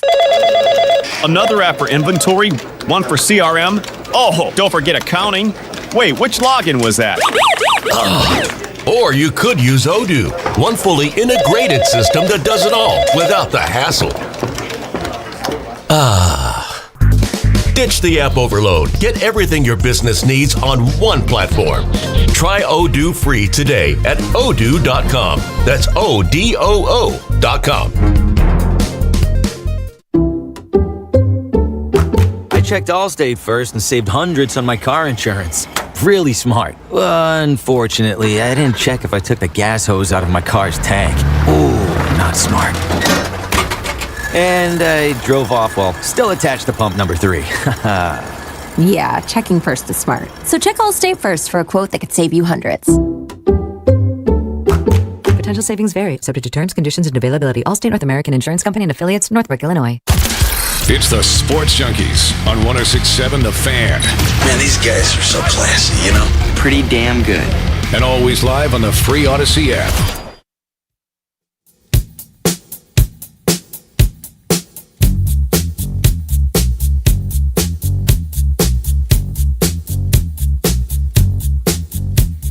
All right, let's get into a Commanders heavy Junkies blitz. Brought to you by Offenbachers. Football season is here. It's almost gone, though. Kind of sad. Cooler nights are calling. Score big with a hot tub and fire pit. Warmth, comfort, and the perfect game day vibe. Let Offenbachers help you upgrade your backyard today. And don't forget, Offenbachers now carry indoor and outdoor saunas. EB definitely loves his. We were in it last night. We got a tendency. I don't like to start it like more than... Like, use it once a day. I don't like to restart it. You know, if you looked at your bill, electrical costs are going up. You're definitely going to get that thing from Pepco or whoever your energy provider is. Says your household is using 78% more energy than your neighbor. What a scam that is. Scam. So we try to use it once a day. We've been using it in the evening. It's awesome. Love Very it. good. All right, so I got the list here, and these are basically cap casualties, okay? These are guys that are going to be probably available based on their salary cap number dead money, salary cap savings, etc. There are about 15 of them here that CBS Sports. This is Joel Corey. He's been on the show before. Yep, many times. This is his take of 15 players who could be traded or released. Yep. Right? I'll tell you, most of these I'm not interested in. There's some big names. A lot of these are quarterbacks. We'll go through them, but I have no interest. Yep. But there's one name for sure that I have expressed interest before. I know who it is. And I would be all in on it. I know who it is. I think it's worth it. Don't say it. I think he's the fifth one down. Don't say it. All right. And there's two that I'm definitely interested in, but one like I would go all in on. All right, but let's start out. So his first guy is obviously, again, there's a lot of quarterbacks on this list. The first guy is Tua Tagovailoa. Okay, huge number. Yeah, I mean, if you look at his breakdown, his cap number's $56 million. He's going to actually be paid $55 million. I guess if you released him, his dead money would be $67 million, which is just staggering. Yep. But you could save on a salary cap. Again, this is all like stuff you got to do with a genius and a calculator. You could actually save $11 million. Yeah. Right. Some bizarre. He's going to be somewhere else. They've got a new GM. Coach. They've got a brand new coach, Jeff Hafley. They're going to have to replace him. Yeah, they're rebooting in Miami. So he won't be there. Not interested. Nope. All right, the next guy again. You sure you don't want to replace Jaden with Tua? The next guy again, another quarterback, not interested. I do think that in the right circumstance, he could win you some games, though. Believe it or not, Kyler Murray. His salary cap number is $52 million. His dead money would be $15 million, but you could actually save $37 million if you let him go. Yeah. So they're gonna let him go, right? Could you see Tua going to Arizona because Kyler won't be there? And then Kyler going to Miami. I don't know if Kyler would go to Miami, but I think because Arizona is going to be desperate for a quarterback. I think a team that might be in on Kyler Murray is the Jets. I mean, the Jets just can't get anything right at quarterback unless they take a quarterback really high in this upcoming draft, which they very well might. But Kyler Murray to the Jets, that seems like a viable thing. Yeah. The next guy, another quarterback. Again, these are the big name guys. These are the guys with the huge cap numbers or whatever. Kirk Cousins. Yep. The dead money would be like $22.5 million. They would actually only save 2.1. So I don't. Who knows? But I know they did kind of rework the deal. I think at the end of 2025 to try to pave the way for him to be released. So we'll see what happens. If I'm Atlanta, like with Michael Penix's health status always a question mark, I might not be in a rush to get rid of Kirk Cousins unless they have something else in the pipeline. Like, he played pretty well in relief of Penix this past year. Wasn't Stefanski at Minnesota when I think so. Cousins was there? He may have been. They may have crossed paths there. I think so. So the next one, I will say, I think everyone has to be at least curious, and you have to at least sit down with your offensive coordinator, and you have to at least discuss maybe your cap guy, and just you just have to have a conversation. Yeah. And that's A.J. Brown, wide receiver for the Eagles. Now, I know he was very upset, and he and Jalen weren't getting along there. I don't know how it ended up. His touches seemed to kind of pick up as the season progressed. Yeah, I'm not a fantasy guy, but as he made his unhappiness known, to the organization on social media, like they started feeding him the ball more. But it doesn't seem like it's a long-term marriage there between Philly and A.J. Brown. Now, they would only save $1.5 million, which is nothing, in their cap if they got rid of him. So I'm not sure I understand this, but maybe they would do it. I would think they would trade him and not just dump him because of cap reasons. Yeah, maybe you could find him via a trade. No, it would be a trade because of how because he saved nothing. How disgruntled he is because the cap hit is astronomical. It's not about A.J. Brown's not about saving money. It's about just getting rid of a poisonous guy. Yeah, locker room. So here's the deal with him. Super talented. I think we all agree, right? When he's healthy, top 5 receiver in the game. Does anybody argue that? Okay, maybe top 10, maybe top 6, maybe top 8, not 9. All right. I think he's very difficult to guard. He's still only 28 years old. Now I'm not gonna just die and say we have to have A.J. Brown, but I would, and I don't think they're gonna trade him in the division. I don't even think it's realistic. Yeah. But I'd be interested if they were crazy enough to do it. I would listen. I'd have at least a conversation. I'd have a conversation. Listen, The next one, I'm all in on if you can make it happen, and that's Max Crosby. Well, the Raiders want to make it happen. They would love to shed his salary and get him off the books. Let's do it. Go over his cap number's $35 million.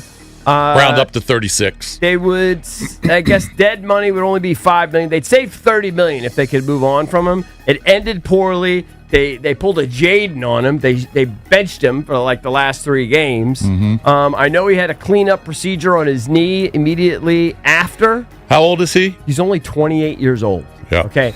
Those guys can play at 32, 33 years old at a pretty high level. I'd say still in his prime, yeah. If you asked me, I'd do whatever it takes Try to and get him.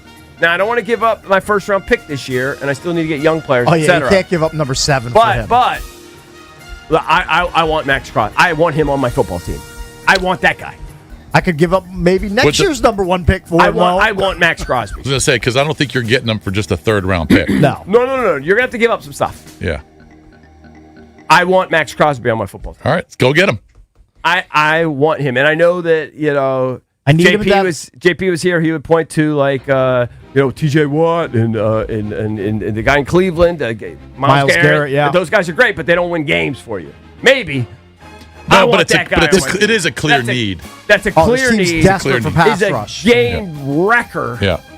He's got that kind of motor. He's that Micah Parsons What type. if they kept the 7th pick, drafted the best edge guy? Let's just say it's Reuben Bain or David Bailey, and then they went out and because I think they're going to spend money in free agency. I do. You have to. And they went out and got Crosby. I think they have top put it 5 this way. free agent I money. think I would gain an inch. if they signed Max Crosby, I think this guy would gain an inch. Yeah. Cakes will verify that. Cakes can verify. Yeah. The Commanders are He top could bring in the 6 ruler. in cap space with $63.4 million. Yeah, they got money to spend. I want to open up the phone lines. I mean, what time? Do we have a guest next at 8? No. We do not. Are you tantalized or titillated by Max Crosby? If they could pull off a deal, and again, I can't give up our first this year. We just need it. We need the capital, even if we move down to get more picks. Like, we're really not in a position to give up picks this year. But, take any of our guys, frankly. If we could get Max Crosby, and let's not say it's like a Herschel Walker deal where you're just pouring yourself, but it's like, it makes sense. Uh-huh. Are you interested? This guy right here, very interested. Mr. Bickle loves Max Does Crosby. it give you the kind of blood flow it gives me? Can you go through a couple other names? After that, now you got Tyreek. He's kind of, he's thanks. banged up. You saw his injury, right? That was Remember bad. that injury? Yeah, No, I've got to thank you. pass. Geno, He's got to never keep a fan playing, though, because he's of. got all those kids to provide for. Ayuk, I would have been interested, but the way that all played out, I'm it's fully weird. out on him. He You don't didn't want come him. back and play. I'm a million miles away from Brandon Ayuk. No, thank you. I don't know enough about Marlon Humphrey. I know. Yeah, Matt, tell us about Marlon Humphrey. I mean, how old is he? Is he still in his younger years? He's getting long in the tooth. Early 30s? Maybe 30? I'll tell you. Early 30s. I want to Yeah. say he's 32. Is he? 33, maybe? Marlon Humphrey, born in '96, so he's 29. Oh, so 29. So he'll be 30. He's getting a little long in the tooth. He had an all-pro year like 2 years ago, but he's regressed a lot. He's gotten very slow. He gets beat a lot by twitchy receivers. Apparently, according to PFF, 916 yards Humphrey allowed in coverage were the most in his 9-year career. Yeah, I mean, he's been around a long time. I think the downward climb has started. Why don't you want the next guy to come back? Marshawn? Yeah, I'm not interested in Marshawn. Bring old Marshlat back. I don't think Marshawn Lattimore's going to end up with anybody. I mean, maybe I think he'll for a league sign minimum. like a veteran Maybe a minimum league. deal. Well, he had an minimum. ACL, right? Yeah. So he's not going to be available till probably middle part And of then the I'm season. not interested in these other guys. TJ Hawkinson, tight end for the Vikings. His production's gone way down since he had ACL, MCL procedure. Justin Fields, whatever. That's like a third string guy. Whatever. L'Jarius Sneed, I can't say I'm an expert on him. I mean, he was traded from He's a Kansas corner City. that got big money to go to the Titans and has underperformed there. Probably No, not thank you. interested. The center from the Packers, Elton Jenkins. I feel like our offensive line is. Yeah, you don't need decent. You got Tyler I don't Bionis need there. him. You're good. And then Juwan Taylor from the Chiefs. Again, same thing. If you want an offensive lineman and a tackle who loves the false start, you would trade for Jawan Taylor. Because he does that all the time. He loves the false start for All the right, Kansas City Chiefs. We'll take calls when we come back. I see one guy here already says he doesn't want him. All right. I'm all in on Max Crosby. I want a superstar on my defense. That guy fits the bill. All right, that guy goes hard every snap. Any of those names we mentioned intrigue you, including Max Crosby, 800-636-1067. We'll take more of your calls next. Don't forget Brandon Duhame from the Caps. He joins us at 8:45. Sam Bruckhouse from Sumer Sports, live from the Senior Bowl, all upcoming right here on the Junks. We'll be right back. DC's FM Sports Talk. 106.7 The Fan. This is an Odyssey Sports Minute. Sponsored by Robinhood. Your money, your move. The Cleveland Browns have pulled John Harbaugh's top assistant to be their new head coach. Yeah, the same John Harbaugh that got fired from his last job because he wanted to protect Todd Monken, who he didn't want fired. That Todd Monken is the head coach of the Cleveland Browns. Will it work? Probably not. I'm just told.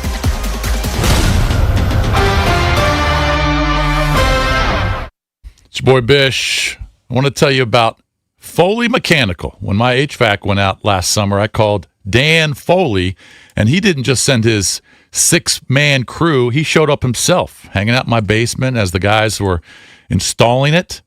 That's because he owns 100% of the company. No franchise, no giant corporation, no private equity.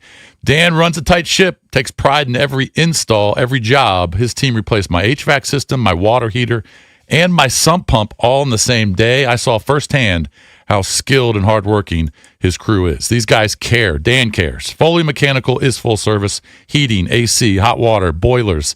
They specialize in older homes with radiator heat. Not a lot of companies know how to deal with radiators. Dan does. They serve D.C., Maryland, and Virginia. They proudly install Amana HVAC equipment. So if you want quality service from a company that you can trust, call Foley Mechanical and ask for Dan. Make sure you tell him Bish sent you.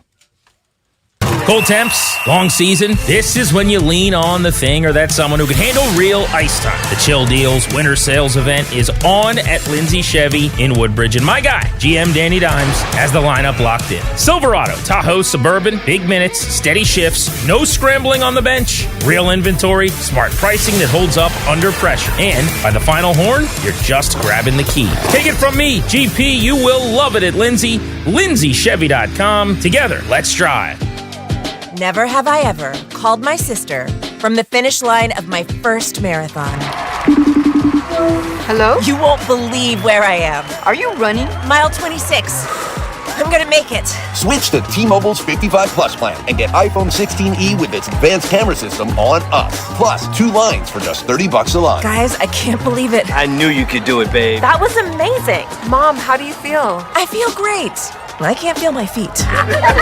Let's take a picture. And then you may carry me to the car.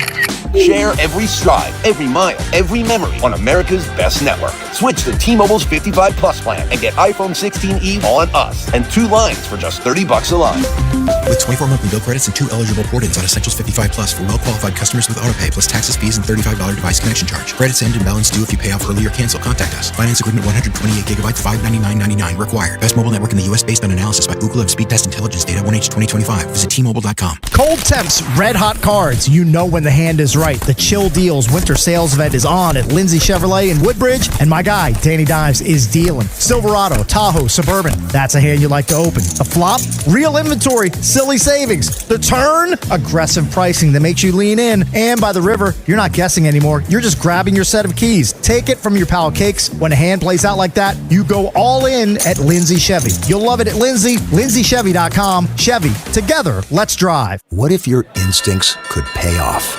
With Robinhood Prediction Markets, you could put your knowledge to work on the events that matter to you. Prediction Markets isn't just sports. It's the Fed rate decision, your favorite award show, and so much more beyond the playing field. Trade events with Robinhood.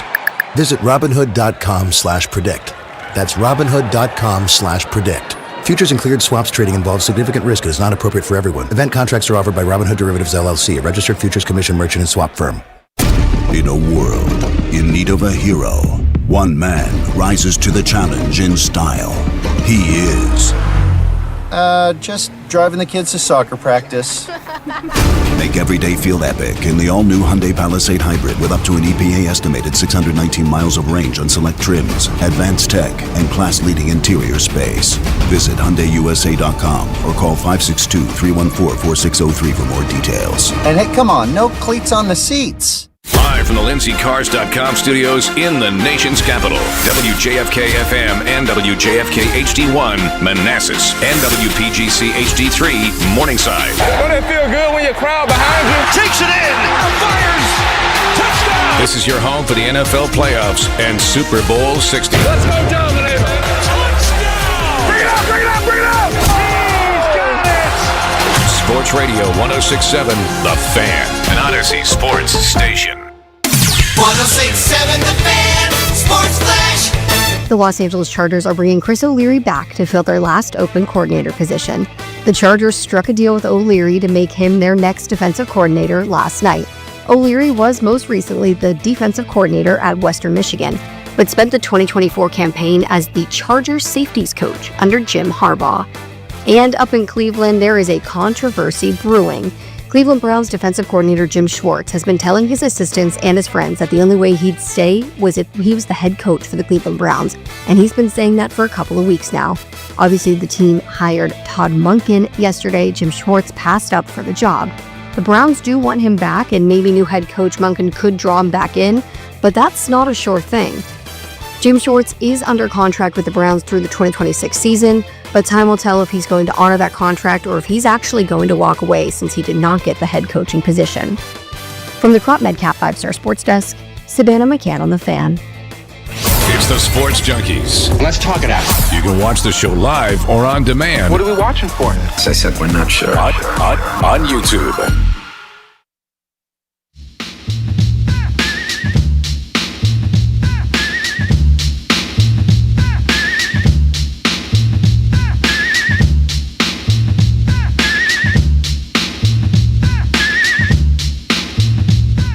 Thanks for celebrating 30 years of the Junks with us. Brought to you by our friends at Main Street Bank. Cheer local, bank local. Main Street Bank is a business-focused community bank proudly serving the DMV since 2004. Visit mstreetbank.com to learn how to put their team in your office. Main Street Bank, member FDIC, equal housing opportunity lender. We will get to your calls shortly on an open line Thursday, 800-636-1067. Did some of those names that we threw out during the last segment, did they tickle your fancy as Commanders fans as names you might want to add if they get released and or traded from their current teams? Guys like Max Crosby. What do you think about A.J. Brown lining up on offense across from Terry McLaurin? That might look pretty good for the offense. My only thing with A.J. Brown is I hate to bring a disgruntled kind of guy, a guy that's going to be like beefing. Like if Terry has a big day and he only catches 2 balls, is he going to have a problem with that? Right. Like we can't have that. Yeah, like so A.J. Brown to me, like if things aren't 72 and sunny and he's not getting the ball the way he wants it, like he's going to let it be known that he's not the happiest camper. I don't really, but that's kind of the nature of that position, although Terry's not that way. Mm-hmm. So I don't really want that on my team.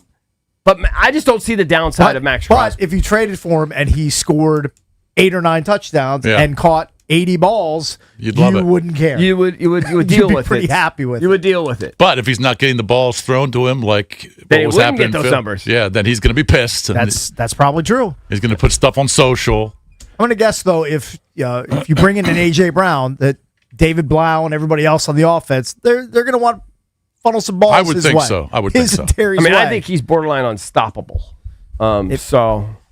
I know we had a hard time covering him. Although he was dropping some balls in big games. If a toothpick like Emmanuel Forbes is covering one-on-one, he's definitely unstoppable. I know our guys have had a hard time with him. But Max Crosby, I just don't see the downside. 28 years old. Just had a birthday a couple months ago. I guess by the start of next year, he'd be 29. He had a procedure on his knee, but that guy looks as explosive as ever. I think he can play another 4 years at a high level. Give me all the Max Crosby. I'm desperate for a player like that. Let's go to Reggie in D.C. Reggie, what's up, man? What's going on, fellas? Reggie, how are you, buddy? Good, buddy. Absolutely not. I don't want last year with Joe Wick and Dan Quinn's scheme. Yeah, I'm with you, EB. This one, if you're telling me that this guy, he's under Flores for like maybe 2 years, whatever it was, if he brings 65, 70% of what Flores did in Minnesota, you don't need Max Crosby. You find me a Zach Bond, I'm not saying that Max is not great, freaking phenomenal. Mm-hmm. But if you look, I'm thinking Van Winkle probably is the best player on Minnesota. Find me him. Find me some guys that maybe were underutilized in some of these other cities. So you're telling me he's just not a fit, in your opinion? The capital that we would have to give up for him, you talking about a second or not a first, but a second next year? No, I don't want him. Could we utilize? Could we use him? Absolutely. There probably 30 teams can utilize Max Crosby. The guy's a superstar. Give me Isaiah Likely. Give me the Pierce from the Colts. That's what's going to get me a little bit of a Reggie wants the Why not get them all? We got like 80 million in room, don't we? Yeah. Yeah, but I think we got 30 free agents, so I don't think we're going to be able to go. We're going to hopefully we can spend maybe 2 or 3, at Nordstrom's. But some of these going to have to be like your Marshalls. We're going to have to find. Oh, you get some good stuff at Marshalls. Trust me. No, you can't. Trust me, you can, because I go there too. Yeah. But when you think about it, you find that polo shirt in the middle of we got to sift through some garbage in the middle of the find Maryland it, let's be University honest. section. Max Crosby, second round pick. Absolutely no. We did that with Marshawn. Okay, the Laramie Tunsil deal, I love it. That's a good deal. Solidified our I would look at it more as like a Tunsil like. But okay, all right. You're in. You just said maybe not a great fit, maybe too much capital. All right, let's go to Jeremiah in Fairfax. Any of those names tantalize you? For me, Max Crosby, it literally gives me blood flow. Yeah, I'm on the same page as you. I think Max Crosby would be a great addition. If you look at any of the top edge rushers in the league, like Bosa, Crosby, Garrett, ever since their team drafted them, their defense has been one of the best in the league. I know it takes more than just a rusher, but that's also not a coincidence. I also wanted to say I think A.J. Brown's going to go to New England and reunite with Mike Vrabel, but do not sleep on T.J. Hawkinson. I heard you said he didn't really interest you. He has had maybe a few injury problems earlier in his career, but when he was traded from Detroit to Minnesota 3 years ago, he played all 17. Next season, he played 15. He played 10 in 2024, played 15 this year. He was dealing with one of the worst quarterbacks we've seen in a while with J.J. McCarthy. Even Justin Jefferson had a pretty bad year, and we know he hasn't fallen off. So I think you should look into T.J. Hawkinson a little bit more. I think he'd be a great upgrade. But that's really the only other name. So thanks for having me, and happy 30th anniversary, guys. Thanks, man. All right, Appreciate thank you, that. Jeremiah. They're definitely Appreciate going to upgrade something in the tight end room with Zach Ertz not being there and Sinnott not really being a guy that catches a lot of balls. Oh, they're definitely going to go out and get somebody. There's going to be a new tight end in that room. Correct. If listen, I'm not interested, but if they say, hey, they've done their research, they think you can help us, okay, I'm in. That's fine. How about Isaiah Likely? Or Hawkinson. That's fine. I'll trust them.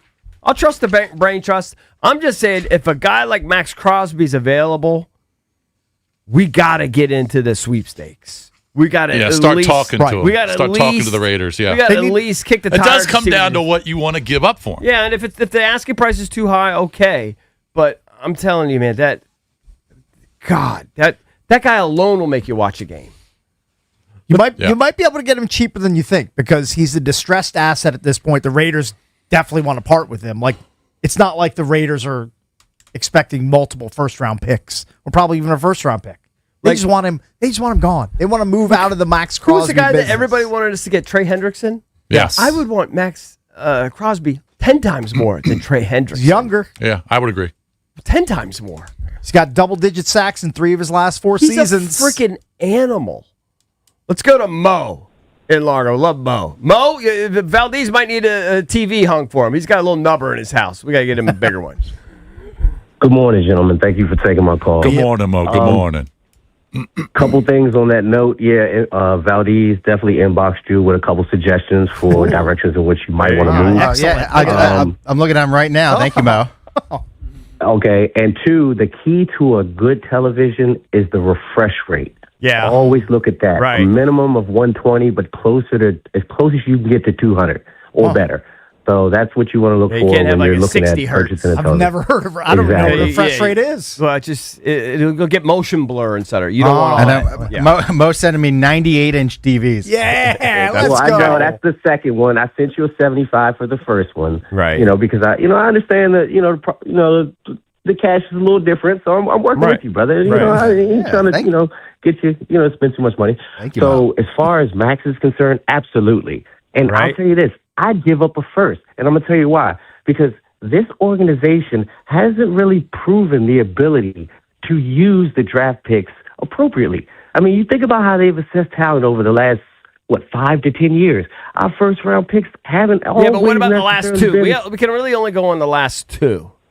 Okay, we got Jaden, right? But look at the second and third round picks. I'll much rather give up a first for a proven commodity that we can control for the next 4 years rather than taking a shot at a first round. Like, if they talking about Ruben Payne, think about how high the DN was touted from Penn State last year. Okay, I mean, they thought this guy asked for Lawrence Taylor's number.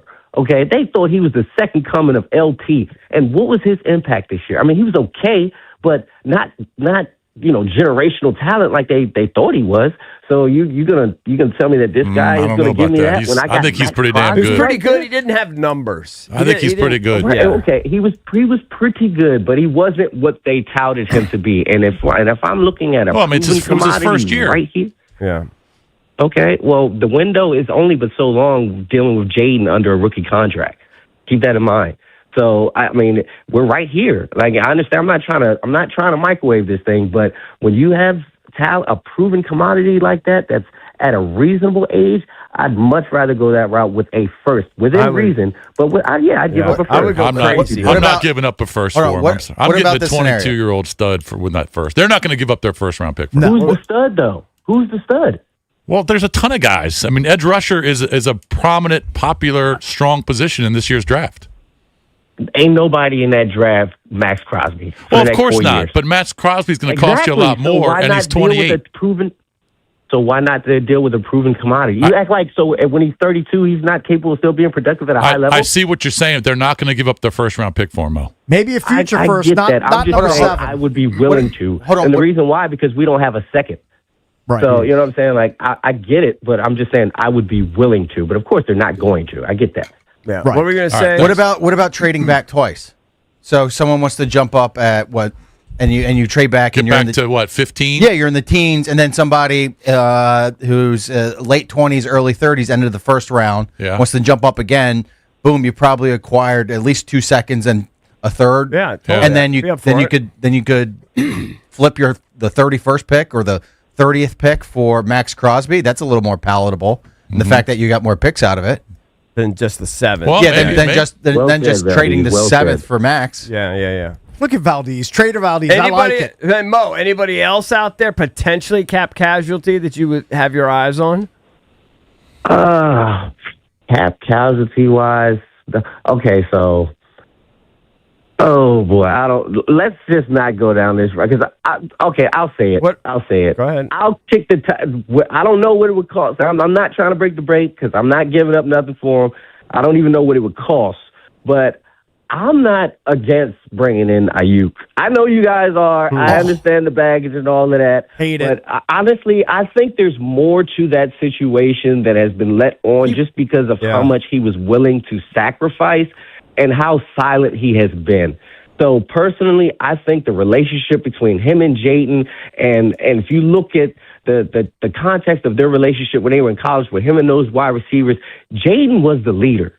And I think if there's one individual that could really hold him accountable in moments where they need to produce. I'm not 100% against it. But is there a way that he could demonstrate to us his health? How does that work? Like, can you bring him in? Are you bring him in for a workout? You're not really allowed to do that. I guess you give him the workouts. Are you allowed to do that? You gotta. I guess you kind of protect yourself within the contract. I mean, that's the only thing you really can do. But I don't know how much you can do because I'm pretty sure that other teams are willing to drop a bag on him too. I get the baggage. I hear you, right? But you play it all. Teams sign guys with bags. Hadn't all the played time. since week 8 of last year. He's missed like 30 games. Yeah, I would let somebody else take the chance on him. I'm not bringing that guy into my locker room. Thanks, Mo. He doesn't strike me as a DQ type of guy to have in the locker room. Right, I agree. But what if in his warped way, and it's just, look, everybody's different, this was all his way of engineering to get out of there to come here. All that stuff that he did in San It was just a Francisco, master plan. Well, I just wanted to get out of there. He clearly wanted to play with Jayden. It's like he's made it known. I still would question it. Yeah. Yeah. I question his health. When he's not Anything. even showing up for rehab assignments. Yeah, it Well, brings his, that's his way to blow it off. it just brings No. his character I- into question. That's His what it's character's indicative very, of. I hear very ya. questionable. I hear you. I'm not going to die for it, but I'd like to see him run. What if he can still run? What if he's 100% healthy? Still don't love it. We're not going to know. I'd rather have AJ Brown. I'd rather, yeah. Okay, sold. Yeah, I mean, if you Give me take, AJ Brown and Max Crosby. yeah, that would probably work. Although I do like Alec Pierce, man. I like that guy because There's he gonna can be go. He can go down the field. There's gonna be a big market for him. Yeah, I agree. You're gonna have Might to, be a bigger market for him than AJ Brown. You're gonna have to outbid other teams to get his services. Right. It's not gonna be cheap. All right, coming up later in the show, Brandon Newham from the Washington Capitals. They have a massive game tonight against the Detroit Red Wings. He'll join us at 8:45. Sam Bruckhaus joins us from the Senior Bowl from Sumer Sports coming up at 9:25. When we come back, we'll do EB's entertainment page. We'll do that next. Sports Radio 106.7 The Fan. All right, guys, EB here. It's the last call for football on FanDuel. One final Sunday, one last kickoff, the final chance to place your bets before the NFL season closes its tab. It's Super Bowl 60, baby, and FanDuel's making sure you're in on it. If you're a new customer, just bet $5 and you'll get $200 in bonus bets if you win. How great is that? So whether you're backing a favorite, riding with the dog, fading Mar, building one last parlay, make it count. Because after the Super Bowl, the season's over. Football's officially done. It's the last call for football on FanDuel, official sportsbook partner of Super Bowl 60. All you got to do, visit FanDuel.com/EB to get started. That's FanDuel.com/EB. FanDuel Sportsbook is the official sportsbook of 106.7 The Fan. You must be 18 and over. President DC. First online real money wager only. $5 first deposit required. Bonus issued as non-withdrawable bonus bets, which expires 7 days after receipt.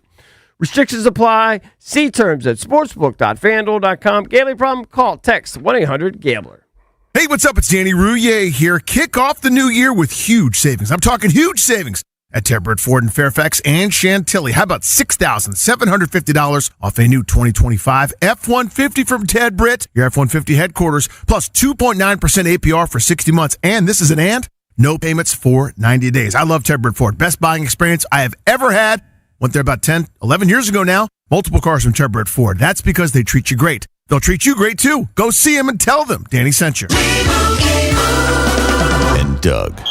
Oh, what a horrible call. Hey, ref, open your eyes. Ref, you're really not going to call that? Come on. Hey, ref, why don't you customize your car insurance with Liberty Mutual and save money? I don't think you get what we're doing.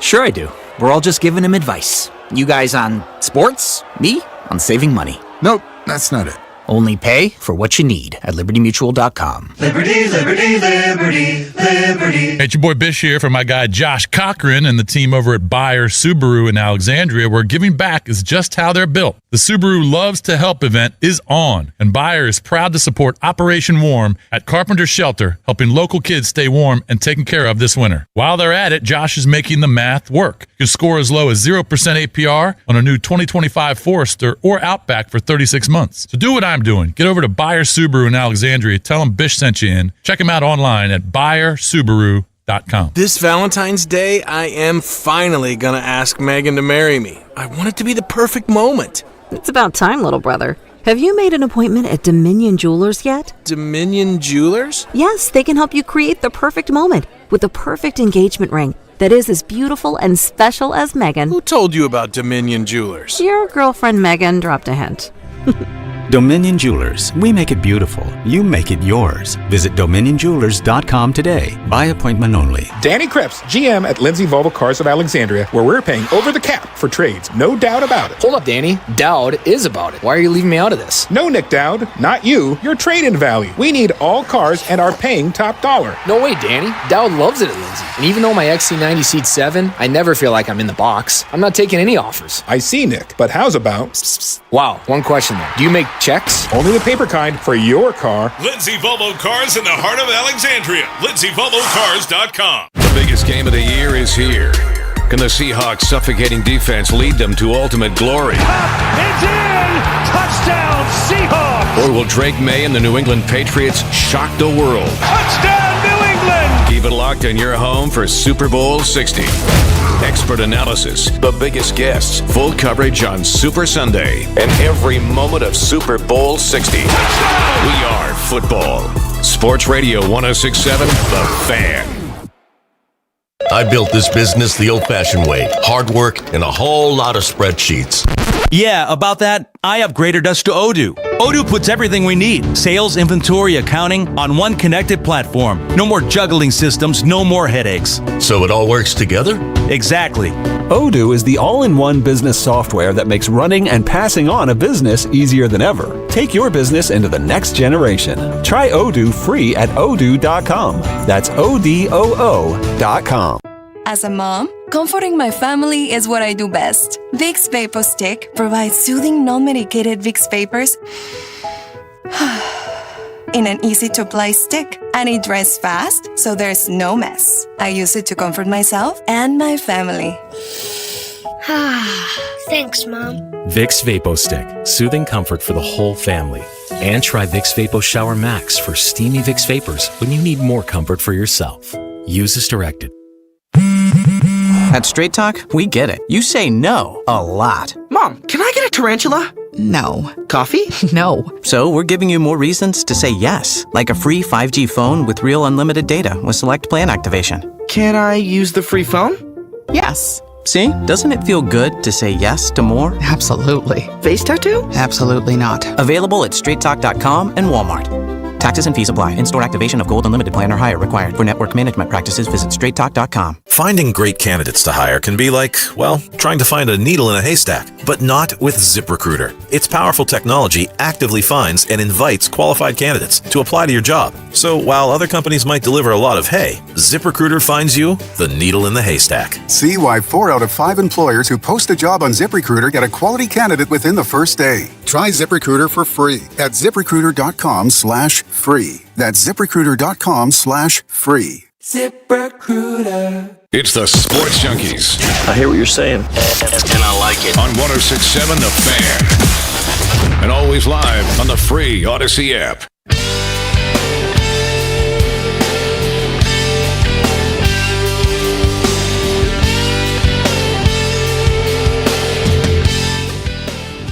Listen up, Caps fans, to coincide with Dewey's appearance on the show at 8:45. Coming up soon. Listen at 8:45 for your chance to win a pair of tickets to see the Washington Capitals take on the New York Islanders. All fans in attendance get an exclusive hat designed by Capitals forward Pierre-Luc Dubois. So we'll give away those tickets right before we interview Brandon Duhaime from the Caps at 8:45.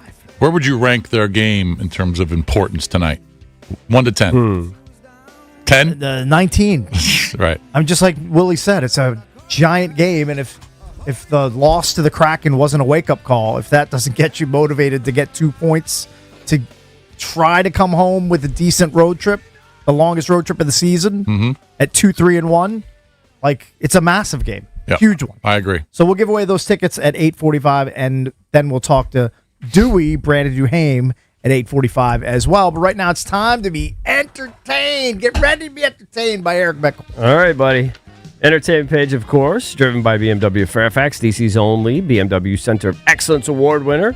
For the ultimate buying experience on your ultimate driving machine, get over to BMW Fairfax. Ask for McGraw Mira, she's the general manager. Of course, you can check out their entire selection of certified pre-owned and brand new vehicles right there on their website, especially if you don't have a four-wheel drive vehicle and the snow's going to be around forever and you're tired of sliding around.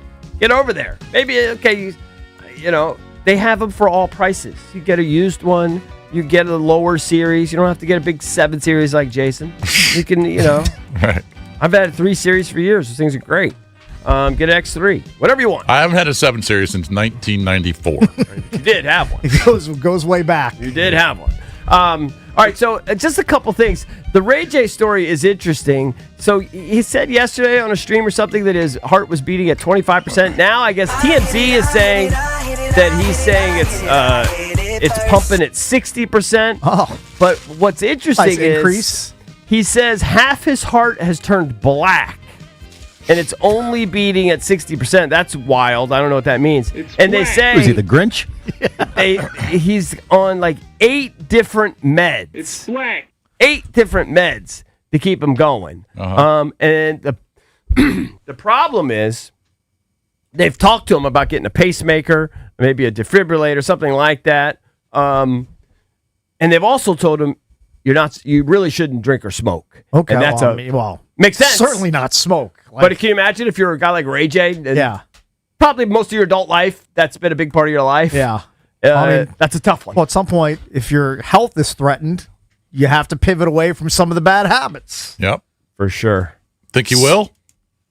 I think he might. Hope so. I think he's going to try. Yeah. I think he's going to try, right? Unless you just want to die.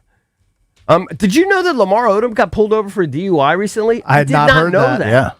He's back in rehab. Yeah, I missed that. And I guess he's going to be in rehab for the first time in a long time. Was that? Where was that? He entered a 30-day treatment facility at the Irelli Recovery Facility in L.A.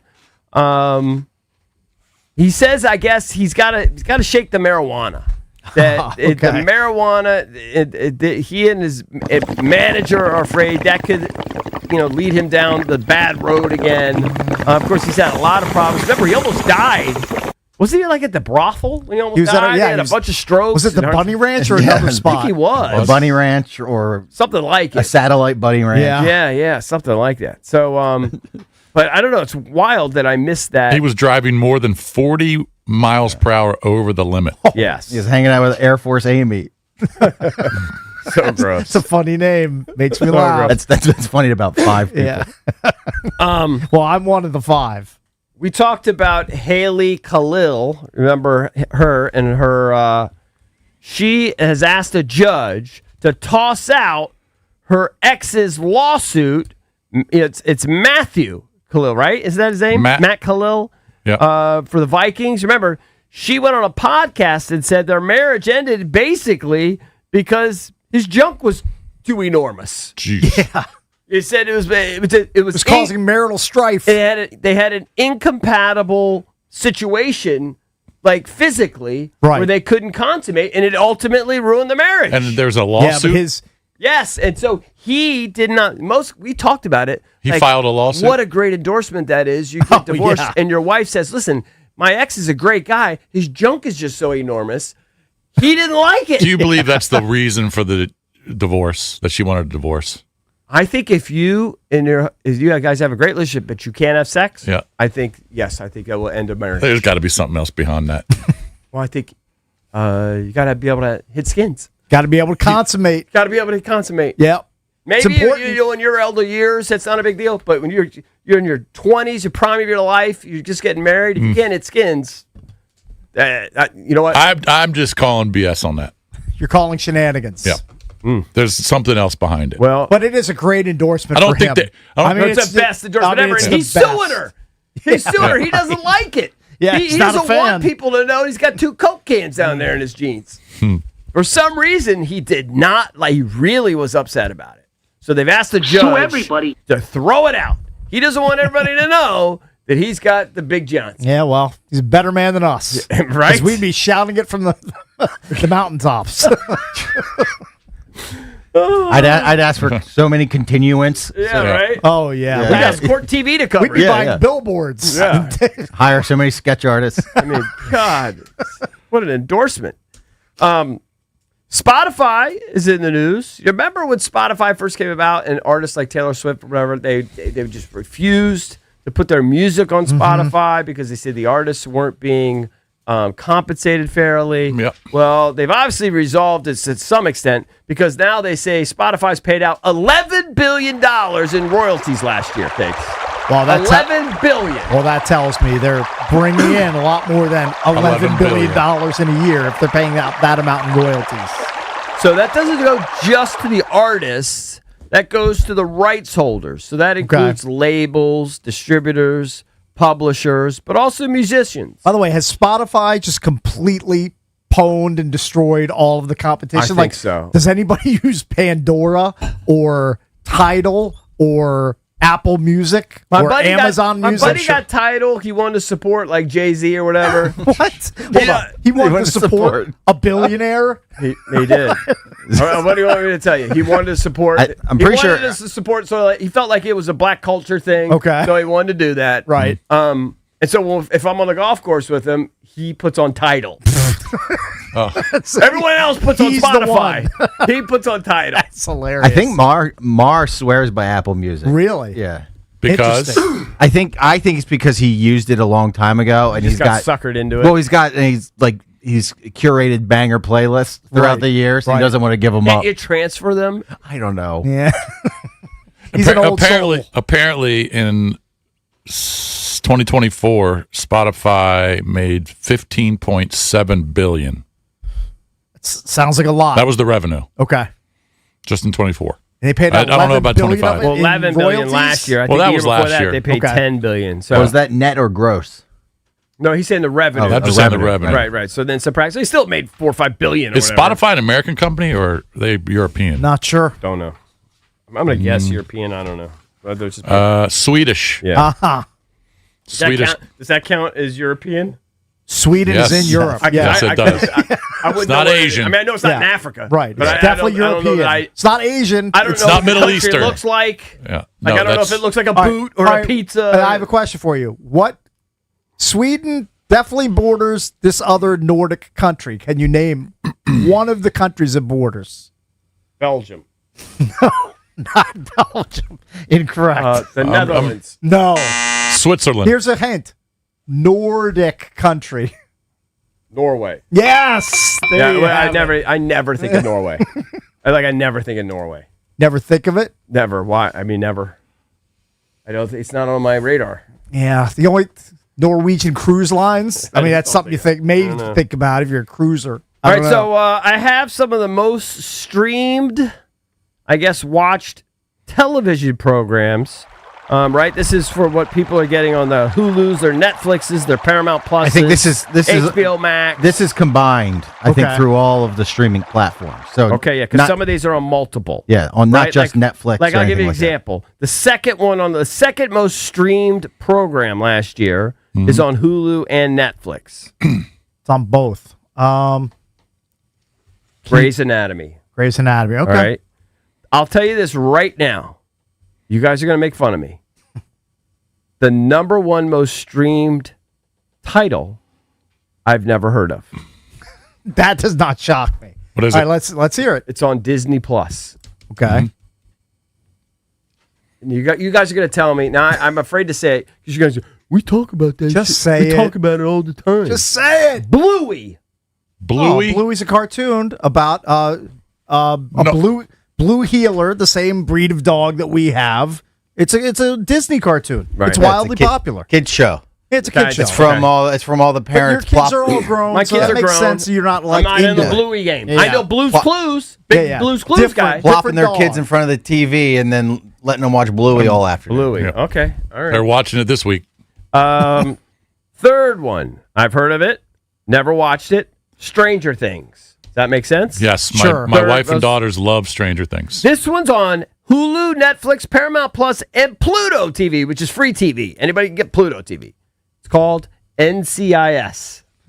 You've never heard of NCIS? I've heard of it. Of Okay. course. Of course. It's been around forever. I'm not sure I've actually By the way, watched didn't it. Stranger Things end? Wasn't this the final? Didn't they just have You the say final so, episode? I'm going to have to believe you. I don't know. NCIS has been around forever. Yeah. It's probably been on CBS for Yeah, it's just one of those crime 30-ish shows, years. right? They solve everything Crime in, show, in, yeah. in an hour. There's like NCIS New Orleans, NCIS Miami, NCIS LA. I mean, yeah, it's just don't watch everywhere. it. It's probably actually good. I just don't watch it. You can't name the rapper that I believe is one of the co-stars. LL. Oh, you can name him. I mean, I see the Impressed. Look at see you. the network commercials. Impressive. SpongeBob is still killing it. 34 million minutes viewed. So it's like the fifth most viewed show. My daughters streamed. never got into SpongeBob. SpongeBob SquarePants. That makes me so happy. Because you're a big SpongeBob Is guy. that more of a boy's show, little boy show? Every day on the TV, 7 in the morning before going to the bus stop, SpongeBob. Yeah. It definitely made me so stupid, but I loved it. Well, TV for the for the whole makes you dumber. Right. You don't get smarter by watching TV. SpongeBob especially, though. I feel like you learn stuff when you watch docs. I'm a documentary guy. If you watch like the History Channel and learn about like World War II, TV can make you smarter. Yeah, I can't do that. But for the most part, TV rots your brain. All right, how much about like this? social media. I've never heard of this. This is Hulu. Bob's Burgers. Is that another kids It's thing? an animated series. It's for Kids. adults, but I have no file on Bob's Burgers. All Never right. watched. Family Guy. That's obviously heard of that. That's Also on Hulu. animated adult fare. Big Bang Theory.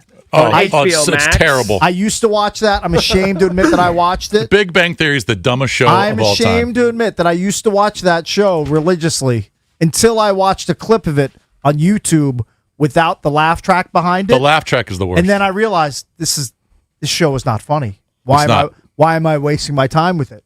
I'm a more highly evolved comic mind than the Big Bang Theory. I can no longer watch it. And then the last two. I can't stand that show, and my wife loves it. She puts it on every day. I wish I was a cast member of Big Bang Theory because I'd have $100 million in the bank. Right. But I'll never watch that show ever The only again. reason to watch is because Kaylee Cuoco's on it. These last two have just been around forever, and I mean, it just seems boring. Law and Order, SVU, that's like in the top 10 most streamed, and Yeah. then Criminal Minds, another one. It's been around forever. Right. All the network TV Like, shows. this is like the least shocking headline ever. I just wanted to put "duh" at the end of this. Here's the headline: Bruce Willis doesn't know he has dementia.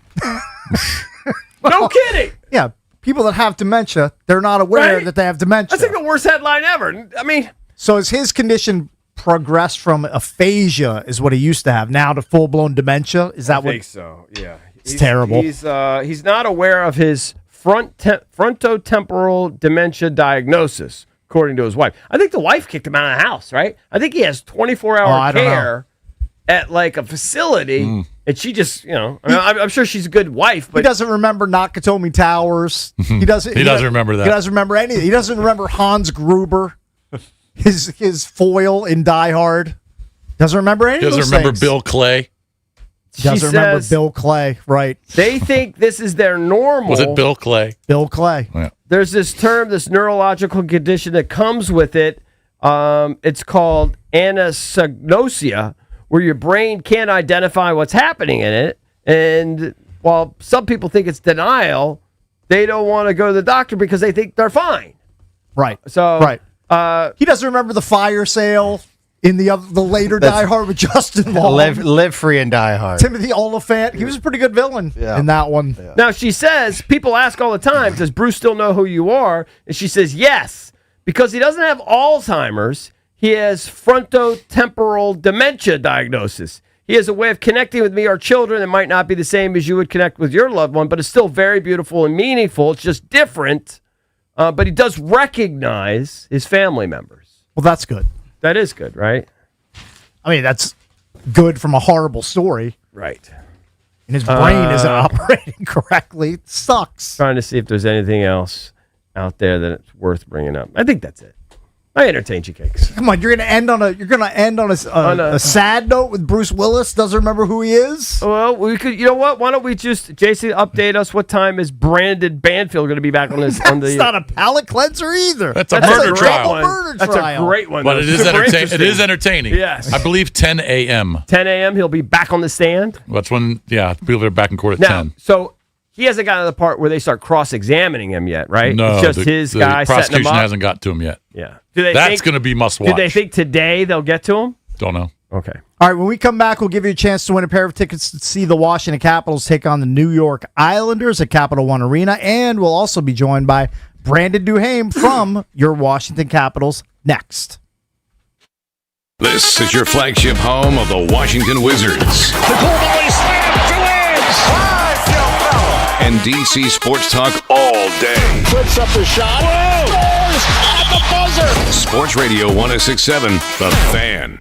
Cold temps, long season. This is when you lean on the thing or that someone who can handle real ice time. The Chill Deals Winter Sales event is on at Lindsay Chevy in Woodbridge. And my guy, GM Danny Dimes, has the lineup locked in. Silverado, Tahoe, Suburban, big minutes, steady shifts, no scrambling on the bench, real inventory, smart pricing that holds up under pressure. And by the final horn, you're just grabbing the key. Take it from me, GP, you will love it at Lindsay. LindsayChevy.com. Together, let's drive. B. Mitch here. Cats fans, it's a new year and a power play of a ride. Law Tigers, the motorcycle lawyers, have locked in with Harley-Davidson of D.C. and your Washington Capitals to give away a custom one-of-a-kind Caps Harley-Davidson signed by the entire team. Drop the puck on a new year in the saddle and enter at capsfansbike.com. That's capsfansbike.com. And remember, when you ride protected with Law Tigers. Call 1-800-LAW-TIGERS or visit lawtigers.com.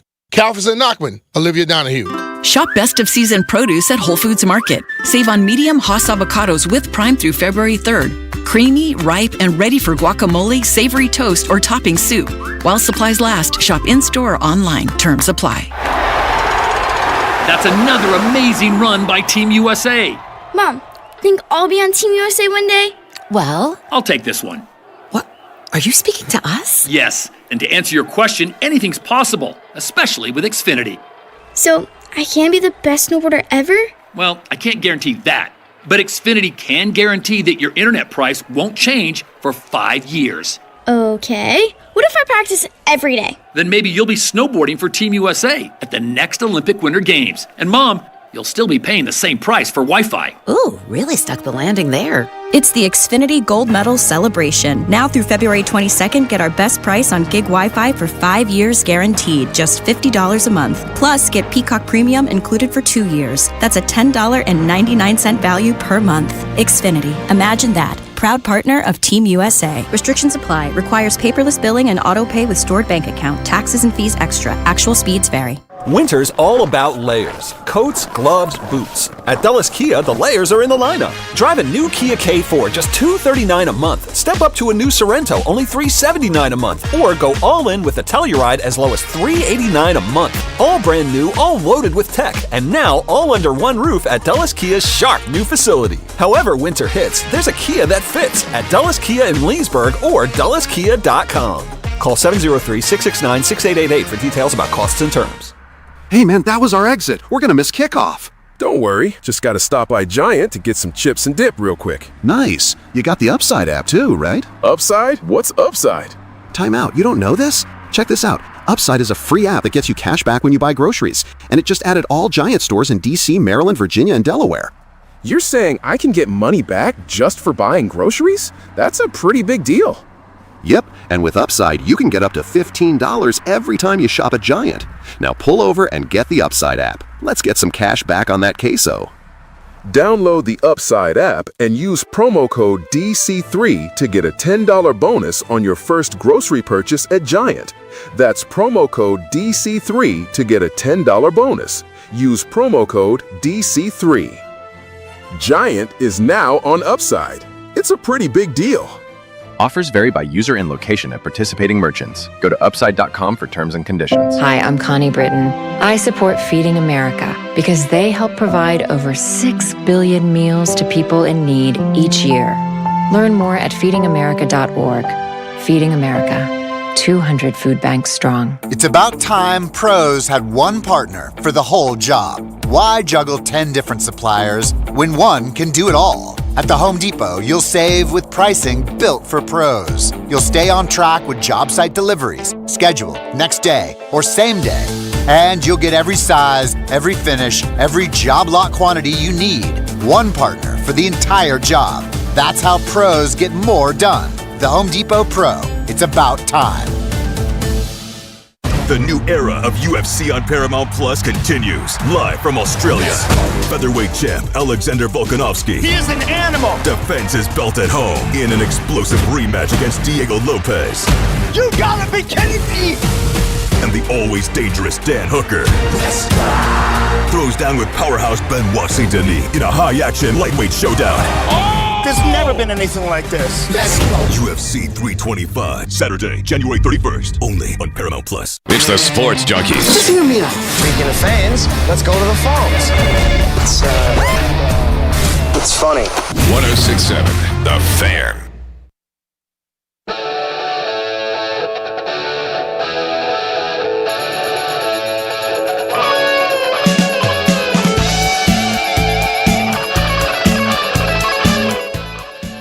All right, we're going to hook up caller number 10 right now at 800-636-1067. We told you to listen right now, and now is your chance to win a pair of Caps tickets. See them take on the New York Islanders Monday, February 2nd. All fans in attendance get an exclusive hat designed by Capitals forward Pierre-Luc Dubois. So 10th caller right now at 800-636-1067. You will win those tickets courtesy of the Washington Capitals. Does Dewey have a walk-up song? You know what? I don't know if we've ever settled on that with him. I don't. We have him on does. it, right? You're kidding? We should probably rectify that. I'm sure we've broached it with him. I don't know. You know what? I think we probably. I know it's not Boston. We probably brought it up with him, told him to do his homework and figure it out, and we never reconnected. Well, we're going to ask him. So we can put him on the spot today. Is that true? Is that true? I think it is. Yeah. Let's go to the Rude Guest Hotline. Rude, the most reliable heating and air conditioning products in the DMV. Welcome in Brandon Duhaime, Dewey from the Washington Capitals. He's in Detroit for what Tom Wilson has termed the biggest game of the year for the Washington Capitals. It's a big one. What's up, Dewey? Good morning. What's up, Dewey? Morning, guys. How we doing? Are you were you in the hotel room, in the lobby? Where you at?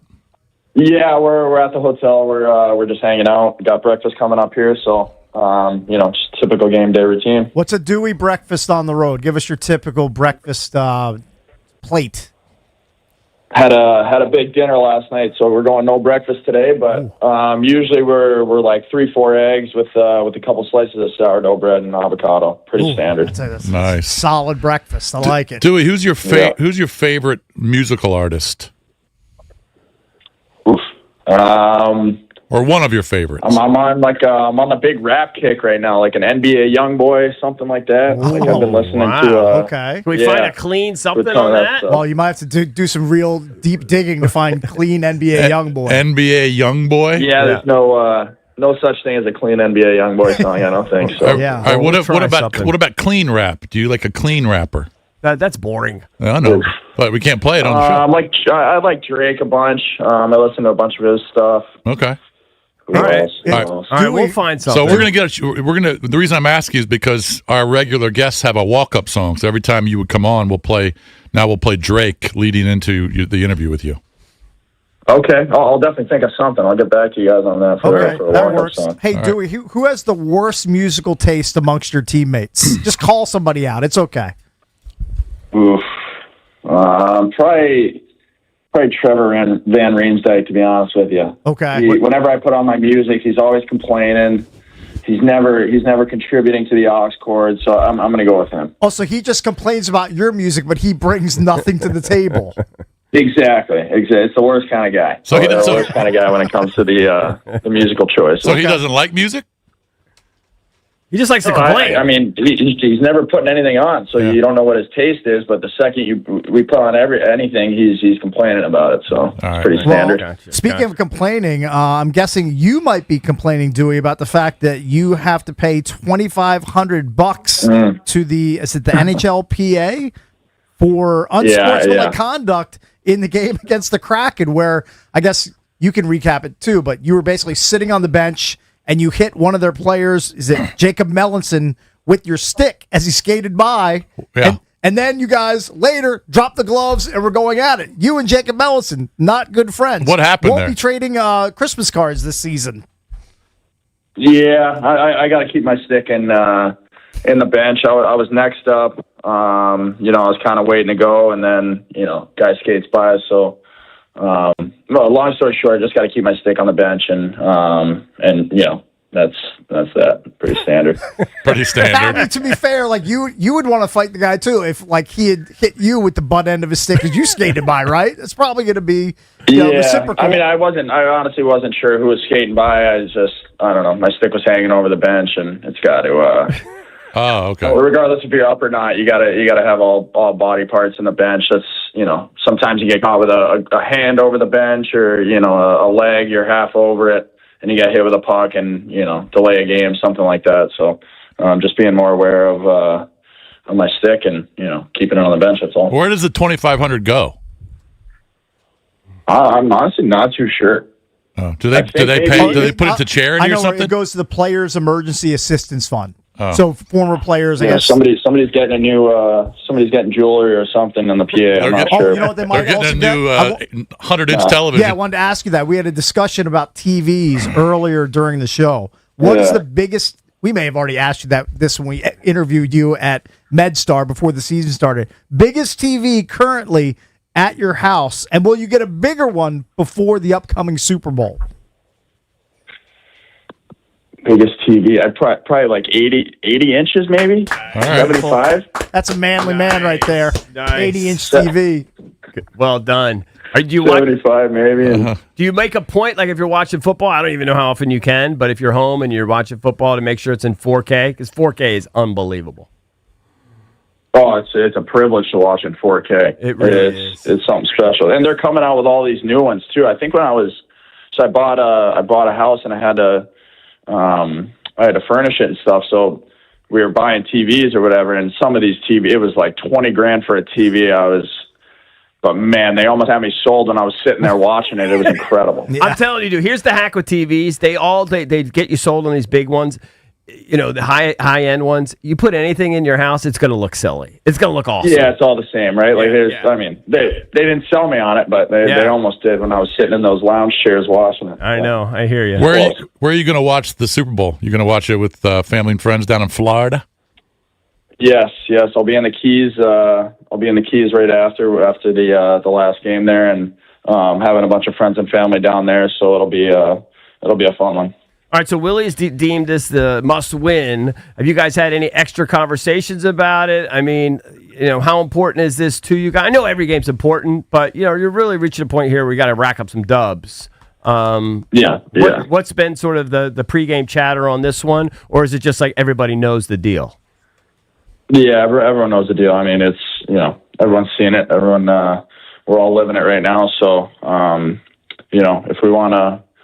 If we want to, keep playing through the end of the season there into the playoffs, it's right now. There's no waiting. There's no after All-Star break, nothing like that. It's going to be it's all business for us, and these every game we got to play it like it's our last for sure. Yeah, you have 5 games left, including tonight, remaining in the 8 nights between now and the start of the NHL's Olympic break, and a few of those are really critical as far as like Metropolitan Division rivals, Carolina, Islanders, and Philly. So if you can get some wins, you're not only climbing, you're knocking some of these other teams ahead of you down the standings, which would be huge. Yeah, anytime you get a divisional opponent, it's almost like a 4-point swing, right? So really important games. Obviously, we're going to treat every game like it's our last coming up here, and it doesn't matter our opponent. It's about us and our locker room and the guys we have. So we're ready for that test. Were you surprised by some of the language that Tom Wilson used? Like, it's pretty stark, basically saying we got our asses handed to us in the Seattle Kraken game. I didn't actually listen to his interview, but I can imagine it probably wasn't too good, But everything he says, we all stand by. Like if that's what he's saying, that's our leader, and we stand by it. All right, Dewey. What time is the pregame nap today? What time do you have that blocked off? Oh, I'm a big pregame napper. So I think we have meal at like 12:30, and then basically right after I'm in the sheets, and probably in the sheets from like 1 to 4 is my ideal time. Oh, man. Maybe not sleeping the whole time. No, I don't think I'm out for 3, but I'm definitely watching some Netflix and just kind of winding down, and then I'll ideally get 2 hours in. Ooh, have you watched Black Rabbit yet on Netflix with Jason Bateman? I have not. What's it about? Oh, it's a good one. It's an 8-episode series. You'll like it. It's about Jason Bateman plays a kind of a loser who has a huge gambling problem, and he gets into a lot of holes. Sure, I'm in. Dewey, what are you currently watching? What are you into right now? Like, what do you watch Started yesterday, A Night of the Seven Kingdoms. Game of Thrones spinoff. Anyone on that? Yeah, you know what? My son soured me on late Game of Thrones. He said like some of the later seasons were bad, so I'm out. Should I get back in on this newest offshoot? I went all in on Game of Thrones probably like 2 years ago. Okay. Never seen an episode. I was one of those guys that was against it, and then I bought in, and now they're coming out with all these spinoffs, so pretty fired up about it. All right, so you're back in. What time do you have to be at the arena? Yeah. Right now? No, tonight before the game. What time do you have to be at the arena? 5 p.m. is like the latest. I think we got, a couple buses before that. Gotcha. Early bus gets there like 3 hours before, and then late bus is like 2.5 before. All right. Well, good luck. Nice. Let's get a win tonight. All right, we'll all be watching. Thank you, buddy. We'll do, fellas. Yep. Talk to you guys later. Thanks, dude. It's Brandon Duhame from your Washington Capitals. He'd much rather talk about non-hockey stuff. Well, right now it's just it's annoying, I'm sure. Yeah. It's very annoying. Just my vibe. But we'll all be locked in tonight. Don't bet on the Caps tonight. I don't want your betting mojo around the Caps tonight. I'm not. Leave them alone. Does that include Mar too? You? Yeah, everybody. Nobody bet on the Caps tonight. Let's just let this thing play out in Detroit. See what happens. What if I do an emotional hedge and I bet on Detroit? That's fine. Okay. Just don't bet on my boys tonight. What is are the Red Wings favored? Oh, I'm sure they are. Big favorites? They've got to be. I don't know if big, but I mean they're the home team. They've been one of the hotter teams in the league since the start of December. They've got 12 more points than the Caps. Yep. Right. Not great. Right. All right, coming up at the 9 o'clock hour, we will talk some college football with Sam Bruckhouse. He's live from the Senior Bowl for Sumer Sports. He'll join the show coming up at 9:25. We're the Junks. We'll be right back on an Open Line Thursday here on The Fan. DC's FM Sports Talk, 106.7 The Fan. This is an Odyssey Sports Minute. Sponsored by Robinhood. Your money, your move. Todd Monken has been hired as the head coach of the Cleveland Browns. Todd Monken has been fired as the head coach of the Cleveland Browns. I'm sorry, I'm just trying to get ahead of my work in 2027 and knock this out right now. This is not going to work. 59 years old and only one head coaching interview. That's bad. I'm Greg Cole.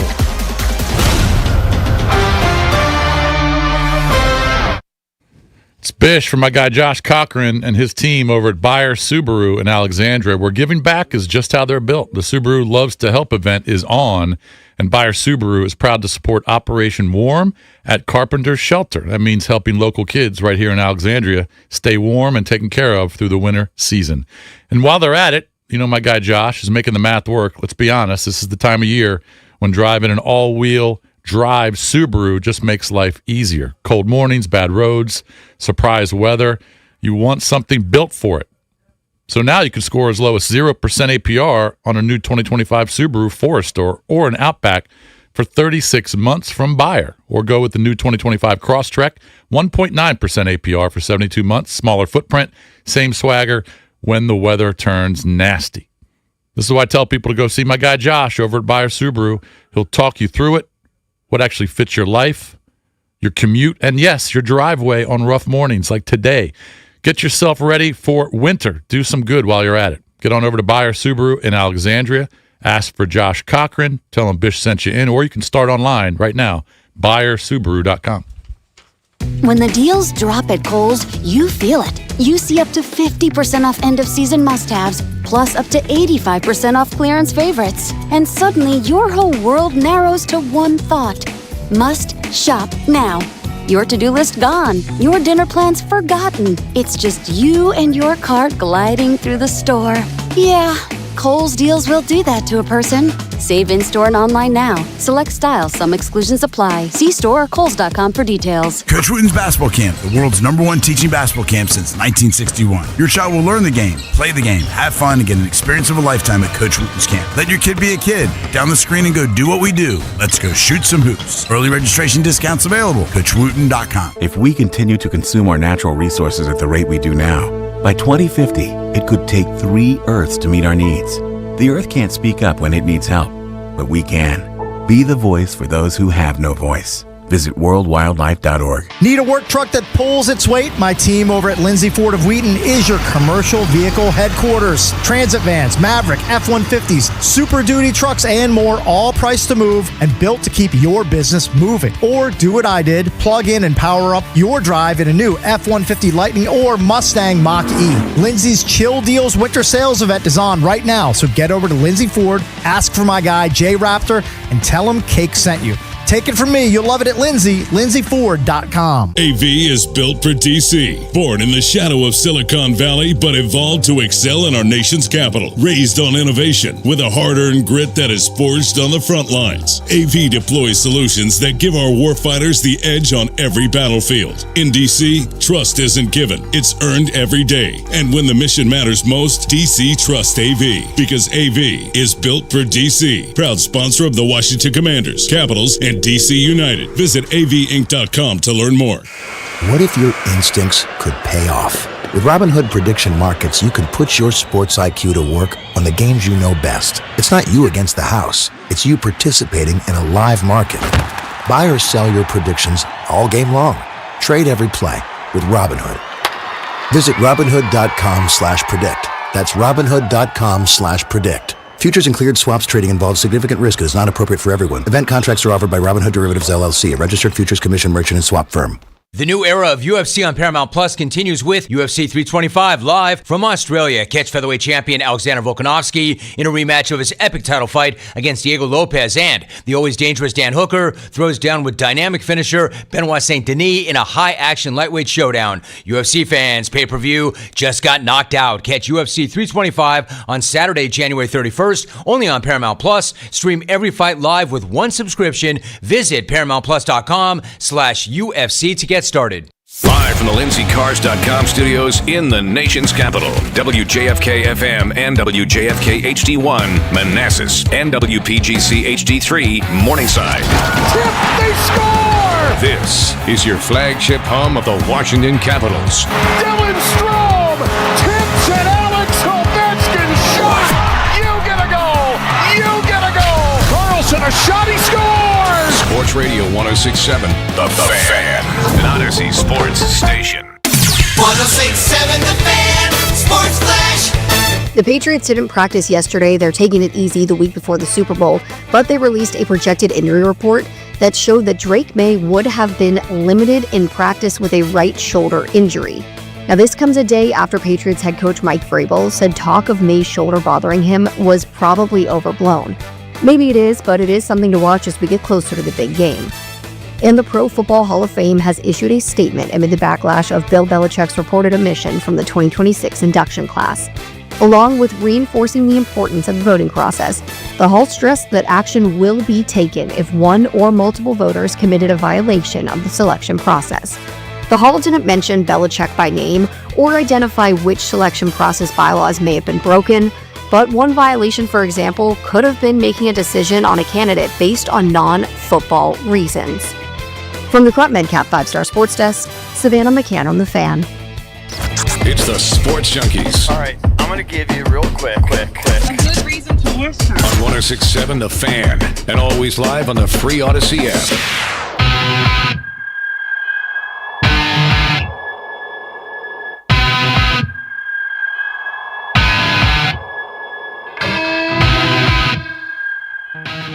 We're celebrating 30 years of the Junks, brought to you by Main Street Bank. Cheer local, bank local. Main Street Bank is a business-focused community bank proudly serving the DMV since 2004. Visit mstreetbank.com to learn how to put their team in your office. Main Street Bank, member FDIC, equal housing opportunity lender. Just to remind you, a gentle reminder, today is an open line Thursday.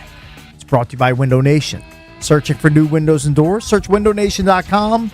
Their windows are measured to fit the first time and installed by experts to last. Window Nation for your home because it's where you live. Ricky, 800-636-1067 is the number. We didn't take enough calls in the last hour. Not really enough. Took a few about potential pickups for with Max the Commanders. Crosby, but Took a few one there. on Bigfoot. By the way, Quantico. I think the majority, more were into Max Crosby than not. I think Reggie was the only guy really that's Seemed kind of like like not into Look, it. it's a sexy name. Yeah, anytime you can add a guy who's going to give you 10, 12, 14 sacks in a season, which is something this team is in desperate need of, people are going to be interested in that sort of thing. Yeah.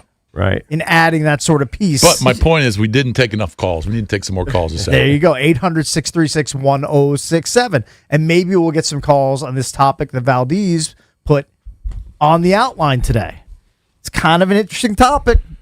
Congress passed a bill recently enforcing car manufacturers to install kill switches in all new automobiles. This is scary stuff.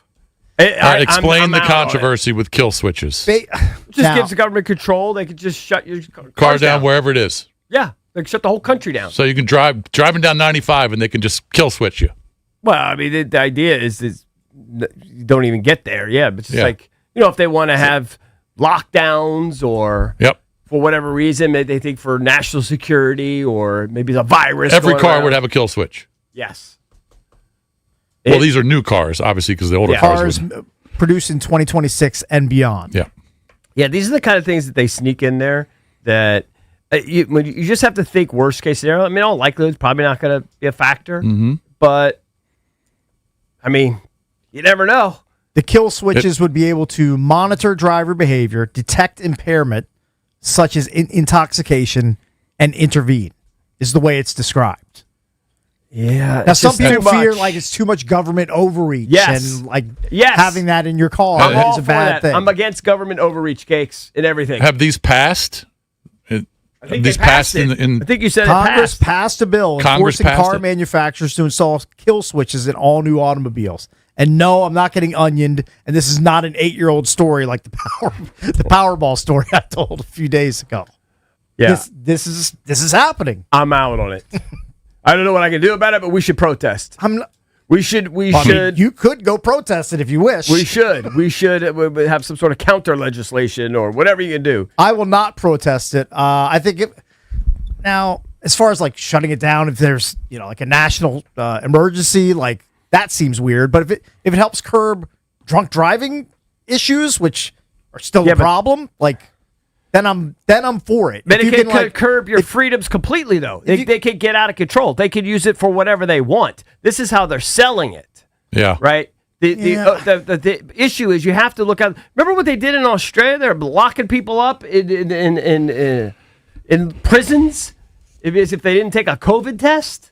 I don't You know. just I don't lose all remember your that, freedoms. Yeah, they were building little prisons. They were prisons, but they were like trailers, and essentially what they were. In Australia? Yeah. I do remember that vaguely. Yeah. So I'm against all that stuff. So is this going to happen? Is every automaker going to install a kill switch Well, starting this year? I guess so far they've ordered it. I don't know when it would start. But yeah, I'm out on it. They could give you some great reason to sell it, but you got to look at the other ramifications, the other uses that they could use it for. Yeah. So I'm and who would have access to the kill switch? Not you. That I don't know. Right. Yeah, Not you. would not Well, I be mean, able to override you it. say it could help against drunk driving, but how would whoever's going to be on the kill switch? Who's going to be monitoring Who's it? going to monitor? How are they going to know that Cakes is jumping into a car drunk? That I don't know. I don't know. They probably have 10,000 people monitoring things, or AI will be doing The it. car is going to be. I'm sure Or would there's there some be a sort sensor? of AI built into the car. Be a sensor in Like the if you get Yeah. if you go to the bar, you've had 10 drinks, Yeah. and you step into your car, it It can has smell to the have some alcohol. sort of detector that's like, okay, whoever's in this car right now is trying to start it is blowing like a .20 BAC. Car's not going to start. Yeah. Okay. Like if you could just keep it to that sort of thing, I think it's great technology. But if it mushroom clouds into something, much bigger and more nefarious, then, people are obviously concerned about it. Or maybe if you're driving the car and you're weaving in and out of or crossing it can lanes, detect they can detect how that, you're driving and it could just kill it. right. Yeah, But wouldn't that just cause accidents when you hit a kill switch? I would guess it probably is not going to stop the car dead in its tracks. But I would just guess slow it down? probably slows it down and like like a guide you into the shoulder. like when you could stop probably do when you stop whatever a they treadmill, it doesn't immediately stop. Okay, but what if you're in traffic and it's slowing your car down and you're trying to get over to? I don't know. I don't mean, know if you're on the the beltway particulars of during rush hour traffic. They're not worried about the details. I think they don't care about you. That's an issue. They don't care about you, the individual, the person. Who's they? And people that control the world. Right. I mean, who controls the world? I can't identify them. I mean, cars are already so advanced. The newest car that I bought, like if you start drifting out of your lane, it autocorrects you back into the lane. Like it's like a lot of this stuff's already built into the cars. Believe me, I've driven plenty of those. Autonomous driving, lane assistance. You know what all this stuff is too much for me. I always turn that switch off, by the way. Oh, you do? Yeah. I told you from day one that I hated those Amazon stores with all the cameras where you go in there and you don't have to do anything. Just like IDs you pick up all your stuff and you just take your card out because all the cameras are monitoring you. Like Amazon Fresh, like the grocery store. You know what the greatest news I got? Amazon Fresh in my neighborhood, Dunsky. Oh, really? Dunsky. They're flipping it to like a Whole Foods. People rejected it, which I'm butt-sized about. Whole Foods I'm out pricey. of all government overreach. All right, let's go. I will say maybe I'm a sheep because I have been tricked into, unless I have a lot of items in my grocery cart at a regular grocery store, I almost always default now to checking out my own groceries. Oh, I always do too. But that shouldn't be the case. There are humans there that are happy to do the checking out. I don't know if they're happy, but they get paid to do it. They're there for the job. They're union guys. They're humans that I'm a lot of times bypassing. Why do you prefer that? It's only if I have a small order. Yeah. Now, if I have 60 items in my cart, I'm going to go to a human checker. But if I got 10 items, well, you know the other thing, I'm going to the self checkout. You know they banned plastic because I feel like I'm almost borderline elite at just putting stuff in the bags. Scanning it. Yeah. I think I'm kind of silly at You know it. now that you can't even use plastic. Now they just have paper bags. And it tilts me because I forget them every time. Well, certainly in Maryland. Montgomery County. Oh, okay. Montgomery County, Virginia has plastic. They went from Tons. free plastic bags to then charging you 5 cents per bag, which, by the way, I mean, they'd be like, how many bags did you use today? And I'd have I always say 0. 8 bags. I'd be like 2 I always or lie. 4. Right. But now, the bags aren't even in the store. Now it's just like, if you don't bring your own bag, you got to pay 10 cents for an old school brown paper bag. That'll rip. If it's too heavy. All the time. And they're just harder. You can't Netflix manage. rips all the time. Now, you could fit more in the paper. Yeah. But I refuse to be, honestly, I will say this. I'm too cool for bringing in my own recycling bags. I bring my own bags into the store. I won't do it. Well, now I'm above it. Now I'm going to have to my remember bags, to do my it. bags pummel the plastic bags and the paper I'm bags. sure they're better, but I won't do it. They can hold so much more weight. I couldn't feel like a bigger wussy than bringing in some recycling bags. You look like an idiot. Stuff out of it. Yes. Carry it in your arms. Yes. That's Hey, you look like an idiot with 12 plastic bags in your hand. I put it in a cart and pushed the cart out there with my Here's paper what bag. I don't like. I will always pay for bags. I will never bring recycling bags in. All right, I'm out on recycling. All right, you're very vociferous about that. Here is my line in the sand. I hate making 2 trips once I'm at my house. I will do everything within my power, even if I have 10 plastic bags and they weigh a metric S ton. I will put them up my arms and to avoid another trip back outside. I know. I don't want to be a 2-trip Tommy. Well, Cakes, you know how you do I that? want to be a 1-trip guy. You bring your own bags so that way it holds so much more. Valdez, I'm pro bringing my own bag. Here's the problem. I always forget. When I leave the house, I never forget. I never remember to grab said bag or 2 or 3 and bring them with me. I'm always bringing my card up. And as soon as I start scanning, I'm like, forgot my bags. Again, I forgot my Scotty bags at home. They're just sitting at home when I need them at the store. I'll never forget them.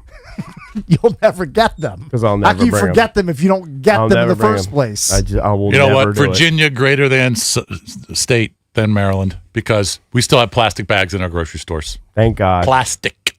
Yeah, thank God. Okay, that's fine. Plastic. I might have to do my grocery shop. Not Drive to ever Virginia paying every for a day. bag. Never going to happen. They don't charge you in Virginia for the bags? You know what? You No. You have Well, not that- plastic they- bags, but you know what else you probably have?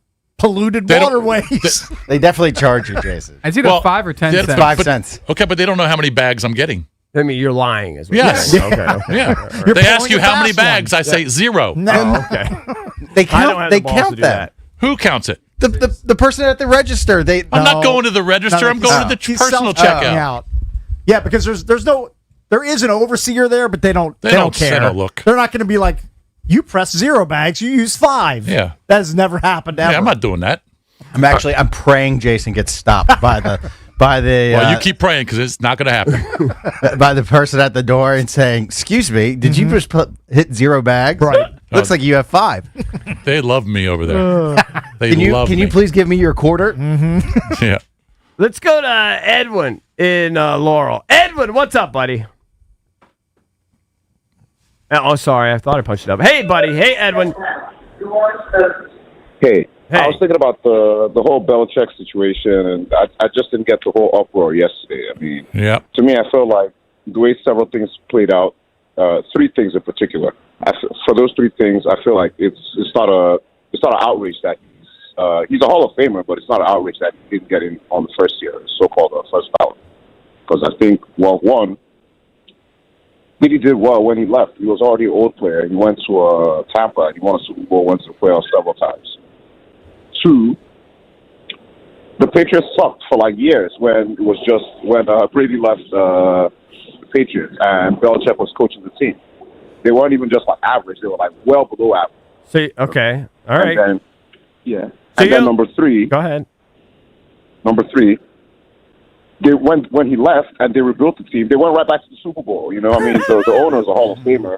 The quarterback he played with was a All Hall right, of so Famer. you actually know, think so he's was a not a Hall of Famer. So you're okay if he doesn't go He ever. is a Hall of Famer.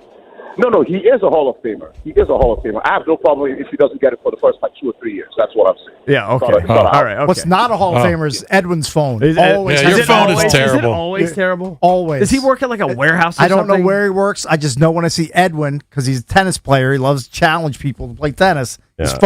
phone is challenged. That's what I know. All right. All right, let's go to Kurt in Ashburn. Hey, Kurt, what's up, buddy? You on with the Junks? Thanks. Good morning, gentlemen. This kill switch idea is not new. A lot of cars have had it for a long time.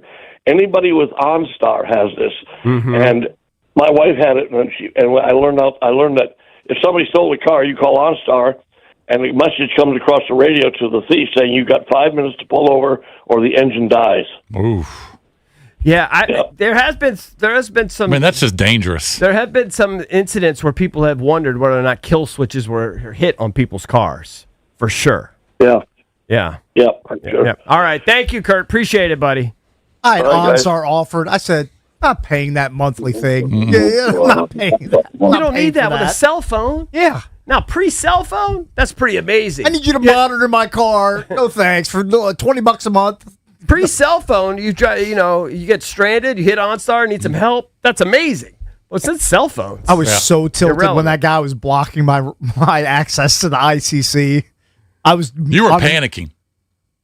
I Kinda panicked. I panicked a little bit, like as I was sitting there for like 7 or 8 minutes. I was like, "Well, now I'm gonna spend $100 to buy breakfast, Right. Because they're freaking plowing more snow on the ICC." God, I wish he would have It was stayed there 20 unbelievable. minutes.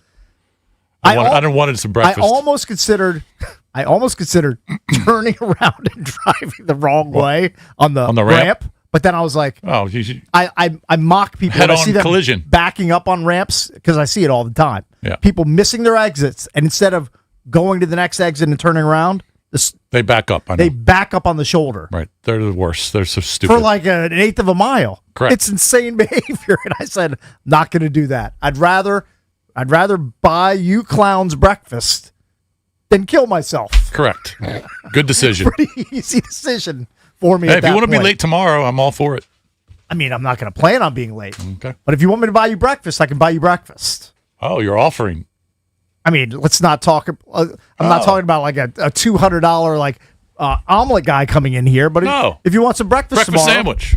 I'll hook you up. Oh, he's offering, Mr. We can do Friday breakfast. I can't. I don't do breakfast. Oh, that's right. You don't. I You can't can't even get like a smoothie or anything. You know what? I can do breakfast. We can put an order together. Why not? All right. Remember that, Matt. cheap for you. All right, when we come back, we'll be joined by Sam Bruckhouse. He's coming to you live from the Senior Bowl. He's covering it for we're gonna find Sumer out some of the Sports. sillies. As we know, the Commanders are drafting high in this So upcoming AP draft. was there. He was looking at the edge rushers. He was. So we can pick Sam Bruckhouse's brain next here on The Fan. Sports Radio 106.7 The Fan. Hey, man, that was our exit. We're going to miss kickoff. Don't worry. Just got to stop by Giant to get some chips and dip real quick. Nice. You got the Upside app too, right? Upside? What's Upside? Time out. You don't know this? Check this out. Upside is a free app that gets you cash back when you buy groceries. And it just added all Giant stores in D.C., Maryland, Virginia, and Delaware. You're saying I can get money back just for buying groceries? That's a pretty big deal. Yep, and with Upside, you can get up to $15 every time you shop at Giant. Now pull over and get the Upside app. Let's get some cash back on that queso. Download the Upside app and use promo code DC3 to get a $10 bonus on your first grocery purchase at Giant. That's promo code DC3 to get a $10 bonus. Use promo code DC3. Giant is now on Upside. It's a pretty big deal. Offers vary by user and location at participating merchants. Go to upside.com for terms and conditions. Hey, what's up? Danny Rouillet here from my pals at Ted Britt Ford. Plug into savings in a new sled just like mine. How about a 2025 Mustang Mach-E up to $9,500 off the MSRP and 0% APR for 72 months? And get this, no payments for 90 days. Silent, smooth, sleek, and stuffed with savings. Or a new 2026 Explorer from Ted Britt Ford, $4,250 off, plus no payments for 90 days. More space and more savings. Go see my pals at Ted Britt Ford and tell them Danny sent you. That's another amazing run by Team USA. Mom, think I'll be on Team USA one day? Well, I'll take this one. What? Are you speaking to us? Yes, and to answer your question, anything's possible, especially with Xfinity. So, I can be the best snowboarder ever?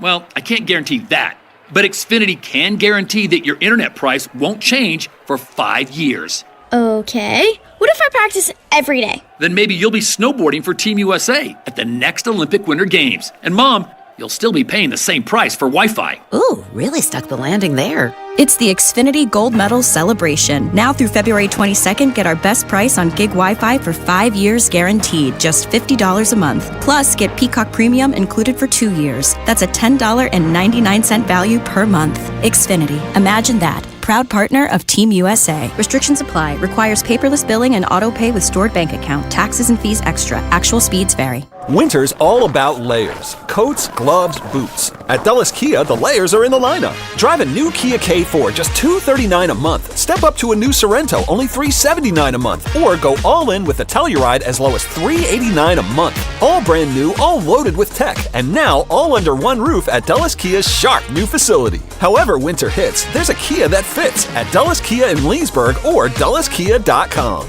Call 703-669-6888 for details about costs and terms. Hey, it's B-Mitch here. Don't get caught in the cold with an outdated furnace or heat pump. Rude Pro Partners have access to 60 months of same-as-cash promotions on qualified equipment from February 1st to April 30th. Rude also offers other aggressive financing options. As temperatures continue to stay cold across the DMV, make sure you're saving money with the most efficient HVAC equipment. Rude makes it easy to upgrade your home's comfort without breaking the bank. Find a Rude Pro Partner near you at rude.com. And remember, if it ain't rude, it ain't right. New year feels like you're playing shorthanded. Time to capitalize at Lindsay Ford of Wheaton. My guy Jay Raptor's got F-150s, Mavericks, Transit vans, and more, all priced to clear the zone. And you'll be in and out quicker than a line change. You'll love it at Lindsay, lindsayford.com. Now playing the first great action movie of the year arrives. Stay down and hold on. Jason Statham. He was a first elite operative. You need to throw everything you've got at him. Who are these guys? The only way that I can protect you is to stop the people that are doing this. The girl is his Achilles heel. Use that to your advantage. He took down a full assault team. Alone. You know it. Statham. Shelter. Rated R. Now playing. Only in theaters. Get tickets now. At National Geographic Society, we believe in the power of wonder. We're supporting a new generation of explorers to ask questions, make breakthroughs, and bring the future closer. Wonder awaits. Will you join us? Visit natgeo.org/wonder. Next on The Fan, it's B. Mitch and Finley. It's a Bleep You Thursday on B. Mitch and Finley, and the boys are fired up because We're honoring John Wall in the district. It's John Wall night at the Wizards game, helping us know about how the Wiz plan to honor the former fastest point guard in the league. Zach Leonsis will join us at 11 a.m. Should be a lot of fun. Brian Mitchell and JP Finley. Weekdays from 10 to 2 on 106.7 The Fan and the Odyssey app.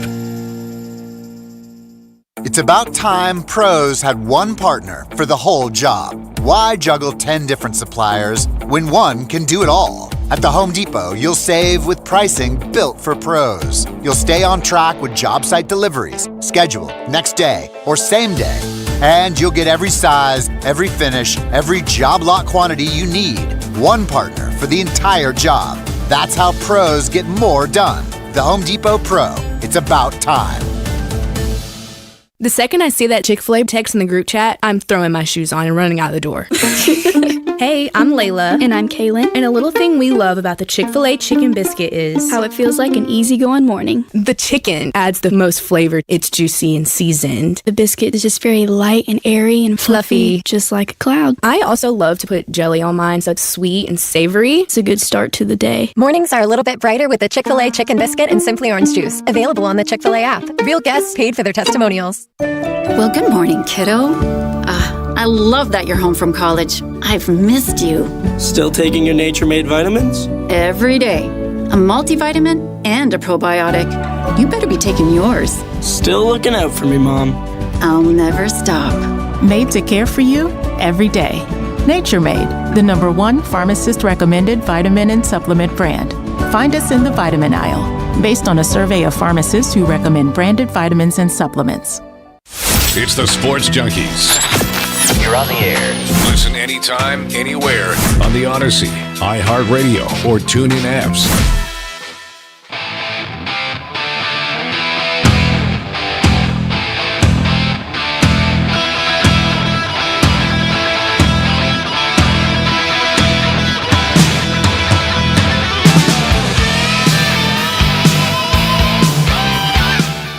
Welcome back to an Open Line Thursday here on the Junks. You're welcome to call us throughout the show, 800-636-1067. Should be joined shortly by Sam Bruckhouse from the Senior Bowl. He works for Sumer Sports. He's down there looking at all the prospects, like all of the... I was down there at the Senior Bowl in Mobile. Can't remember what year it was. It was Trace McSorley's senior year. And he was playing it. The one thing I remember, the tailgating was crazy. Right. This is for the Senior Bowl. Sure. And there's fans from all of these different schools. Huge parking lot. The tailgating was really cool. Yeah. And I also met Terry McLaurin's parents that same weekend. Oh. I think he balled out that week. Yeah, he played really well. Yeah. All right, let's go to the Ruud guest hotline. Ruud, the most reliable heating and air conditioning products in the DMV. Welcome in Sam Bruckhouse, live from the Senior Bowl. Covers it for Sumer Sports. What's up, Sam? Thanks for the time, man. We appreciate it. Hey, man, I'm so glad to be back talking to y'all. It's a great time of the year. You know, you got college basketball, NBA stuff going on. You got the Super Bowl next week. But I think the most optimistic time is going on down here in Mobile at the Senior Bowl. You got a lot of good talent and a lot of exciting times. Yeah, Sam, I was just telling the boys, I was there a few years ago when Trace McSorley was a senior. I'm friends with the family, and it was a cool event. It was a cool atmosphere. The weather was great. It was like 70 degrees that year. It was just very cool. Met a lot of cool people. Drew Lock was staying in my hotel and talked to him. It was a really cool event. Unfortunately, I cannot say that the weather has been very good. Oh, I bet. We were at the Shrine Bowl last week. And look, I live in New York now. I've lived in South Bend, Indiana. I'm originally from the state of Louisiana, so I understand how it goes. But there's about 3 inches of ice on the interstate in Dallas, and now it's about 40 degrees when the sun goes down here in Mobile. You get that wind whipping off the Gulf. I've had to triple jacket it up. Oh. So who looked good yesterday in practice, in your eyes? Yeah, so I think the real standouts at the Senior Bowl have been these defensive tackles. I'm really impressed with what we're seeing. You look at a guy like Lee Hunter, who is about 6'4", 325 pounds, and you think he's just going to be a nose guard, right? He's been able to show that he can rush from the 1-tech to 3-tech. He can win with his hands. He can penetrate in the passing game while also standing firm in the running game.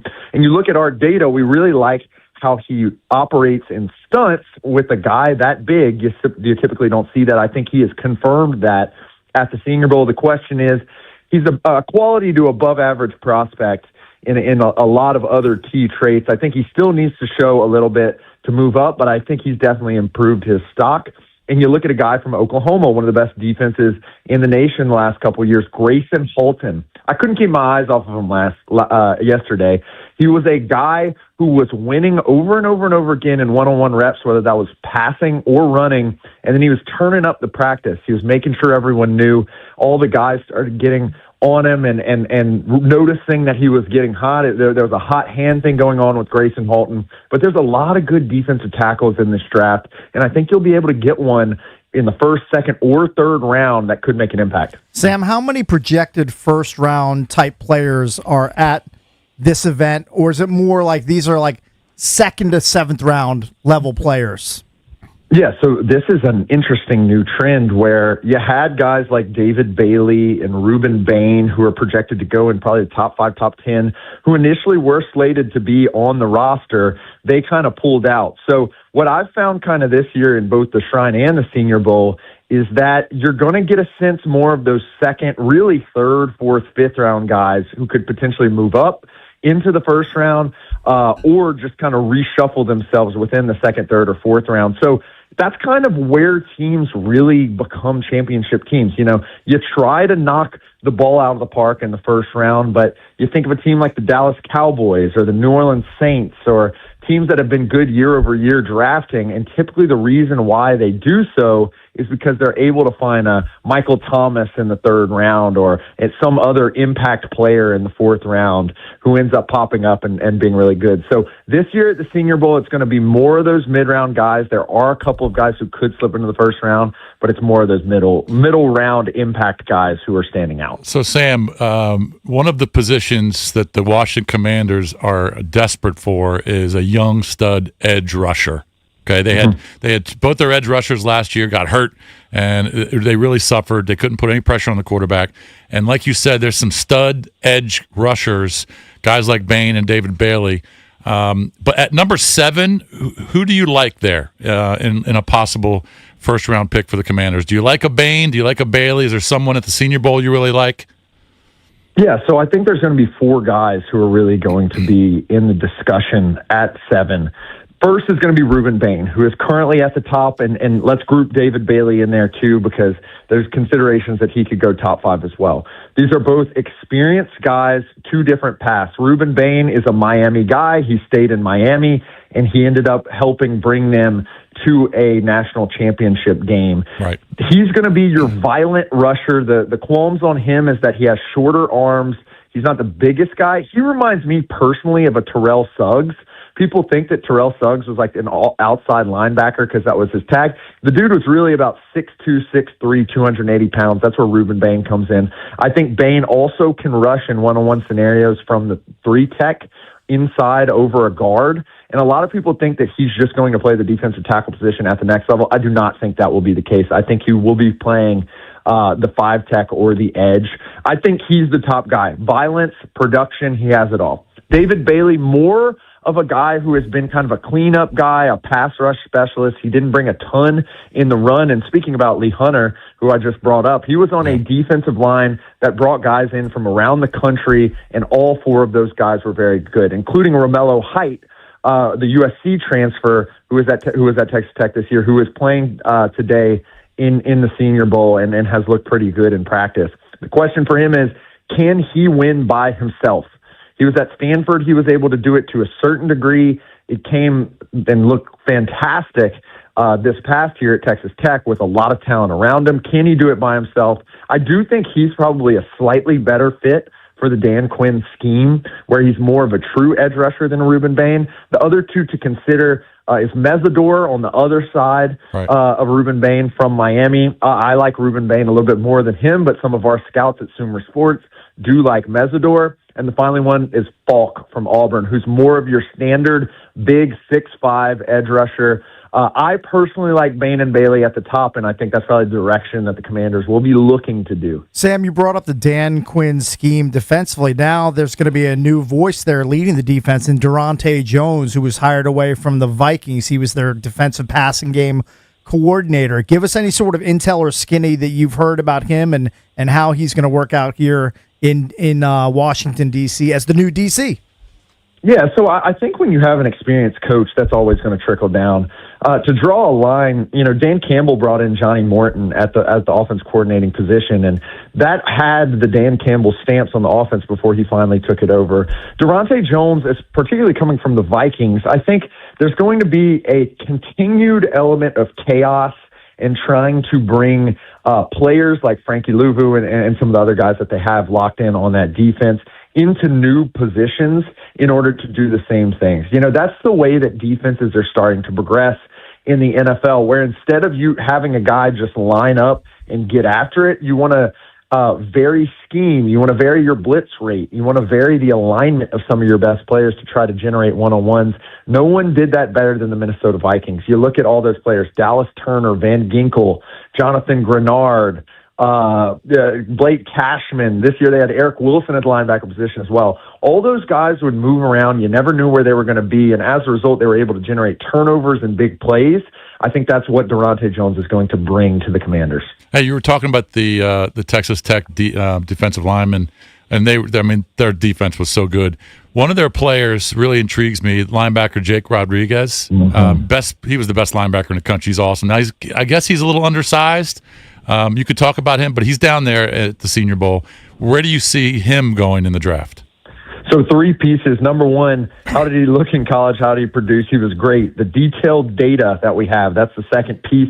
We really think that he was the best run-stuffing linebacker when it came to making the plays that needed to be made, limiting expected points added, meaning that, it may be a 2 or 3 yard gain, but given his assignment and given his ability to make a play, it meant a lot to the play. He was the top guy in our advanced data in that. Then you add in those turnovers as well, which, look, when a guy generates a lot of turnovers, it's very unlikely that he is going to do it again. The problem, I'm not going to say the problem, the benefit here for Jacob Rodriguez is bring it to the third piece.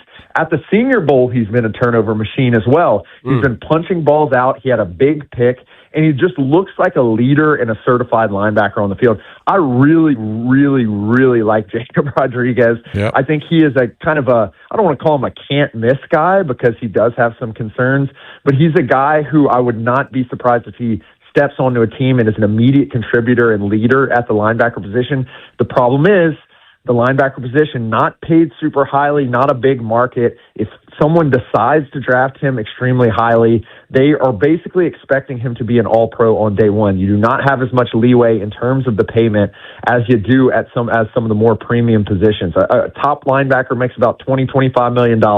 A top defensive end or wide receiver makes between $40 and $45 million. It's a big difference.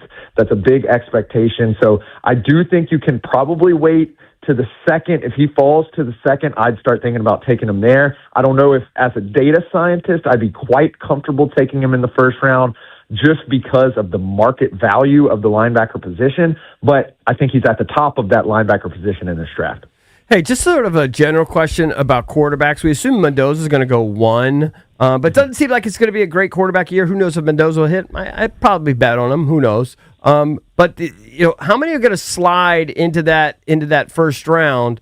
Because the Skids have the 7th pick, and obviously the more teams that are going to draft quarterbacks, the better. If we want to move down, because we don't have that many picks, so I need a lot of quarterbacks to be in the mix there, and it may only be 2, maybe 3, right? That could slide in the first round. Yeah, I'd honestly be surprised if it's 2 or 3. Right now, I think it's Mendoza at the top, and I think people really have questions of who's next. In particular, some of our scouts really love Cole Payton, the North Dakota State prospect, who in the line of Carson Wentz and Trey Lance has shown an immense ability to play physically, but he's only a 1-year starter, as most guys are at North Dakota State. What about Chambliss? I like him. Yeah, so Chambliss is another guy. I mean, you're going to deal with the same size concerns that you kind of have dealt with Bryce Young to a certain degree, Caleb Williams. The guy is an incredibly effective scrambler, and moreover, he doesn't take big hits, so he's scrambling when it makes a big difference. I don't know if he has the ability to get pushed up. That's a guy with a D2 pedigree, played well at Mississippi and really brought them along as the season went on. But sometimes when it comes down to it, you just got to have those NFL traits that ensures that a player can remain healthy at the next level. And when you're dealing with small players like that, it gets a little questionable. So, we're talking about guys who were at Ferris State last year, North Dakota State. There's a couple other quarterbacks that we've seen, like Garrett Nussmeier, for example, who was projected to be a top pick in this draft. The wheels absolutely came off. I did not love him last year, but as a data scientist, again, the wisdom of the crowds typically does hold. When you're looking at a guy who was evaluated as a top pick last year, could really that much have changed this year, especially given all the hoopla that happened at LSU with Brian Kelly and the allegations, and he's fired and he's allegedly, suing the university and back and forth and so forth and so on. Obviously, there were external context. I could see maybe Garrett Nussmeier, some of these other people getting pushed up around the second round and first round, but I think it's going to be tough sledding for anyone who really needs a quarterback. And so I do think we may see something like we saw the year that Kenny Pickett kind of dropped down, and then all of a sudden no quarterbacks went for a long way. I think it's going to be Mendoza at the top, and then it's going to be a long haul for the quarterbacks in the green room. Sam, enjoy the rest of your time down there in Mobile. We appreciate you joining us, man. Thank you very much. Thank you, buddy. That's Sam Brookhouse live from the Senior Bowl. He covers them for Sumer Sports. We're the Junks on an open line Thursday. We'll be right back. 106.7 The Fan. Brad Evans here to help you beat the Bulls with Westwood One Sports. Pulling up to the prop stop in Santa Clara, here's to hoping Sam Darnold makes a dash. The somewhat pedestrian passer isn't known for his legs. However, he's bowled for 7+ yards in 4 of his last 7 games. Against a Pats D that allowed 16.2 rush yards per game pre-playoffs. Give me the over. 6.5 Darnold rush yards at -120. Bet smarter, beat the books. Download the BetMGM app today. Earn an accredited MBA in as few as 16 months for about $21K at University of Maryland Global Campus. Explore 10 specializations including finance, HR, cyber technology, and more. Plus showcase the value of your MBA with a comprehensive learner record and digitally demonstrate in-demand skills and credentials to employers. No application fee if you apply by February 11th. Learn more at umgc.edu. Certified to operate in Virginia by Chev. Cold Temps, red hot cards. You know when the hand is right. The Chill Deals winter sales event is on at Lindsay Chevrolet in Woodbridge, and my guy, Danny Dimes, is dealing. Silverado, Tahoe, Suburban. That's a hand you like to open. The flop, real inventory, silly savings. The turn, aggressive pricing that makes you lean in. And by the river, you're not guessing anymore. You're just grabbing your set of keys. Take it from your pal Cakes. When a hand plays out like that, you go all in at Lindsay Chevy. You'll love it at Lindsay, lindsaychevy.com. Chevy, together, let's drive. That first year in your new home matters. With preferred pricing, Redfin and Rocket Mortgage make the path to your next home easier. When you buy with a Redfin agent and finance through Rocket Mortgage, you can lower your interest rate by 1% for 1 year or choose up to $6,000 in closing credits. See how it works at rocketmortgage.com or call 800-4ROCKET. Additional terms apply, not a commitment to lend. Rocket Mortgage, LLC, licensed in all 50 states. NMLS ConsumerAccess.org number 3030. Shop snack favorites at Whole Foods Market. Get 30% off select snacks like Kettle, Late July, and more with Prime through February 3rd. Perfect for movie nights and game day watch parties. While supplies last, shop in-store or online. Terms apply. You're not just a homeowner. You're also a bug in the basement with the frightening number of legs owner. Fortunately, you've got heating and cooling built and tested to keep going. American Standard Heating and Air Conditioning, built to a higher standard. Visit MidAtlanticComfort.com and bring home a new American Standard heating and cooling unit, rated the highest in customer satisfaction year after year. Built to a higher standard, American Standard Heating and Cooling, and MidAtlanticComfort.com. That's MidAtlanticComfort.com. Cold Temps, hot cards. You know when the hand's right. It's the Chill Deals winter sales event at Lindsay Chevrolet in Woodbridge, and my guy, Danny Dimes, is dealing Silverado, Tahoe, Suburban, and much more. You'll love it at Lindsay, lindsaychevy.com. Together, let's drive. Oh, and And that's a hard foul. Let's listen for the call on the floor. The taxpayer owes back taxes. Penalties and interest are assessed and wage garnishments to begin immediately. The IRS never misses that call. I wonder if they will challenge it. The call is under review. Priority Tax Relief has been called in for a review. Priority is the best in the business at negotiating your tax debt and has even eliminated the debt for some clients. Priority Tax Relief is saving their clients millions of dollars every month. After a careful review from Priority Tax Relief, the debt has been eliminated. No foul on the play. Whoa!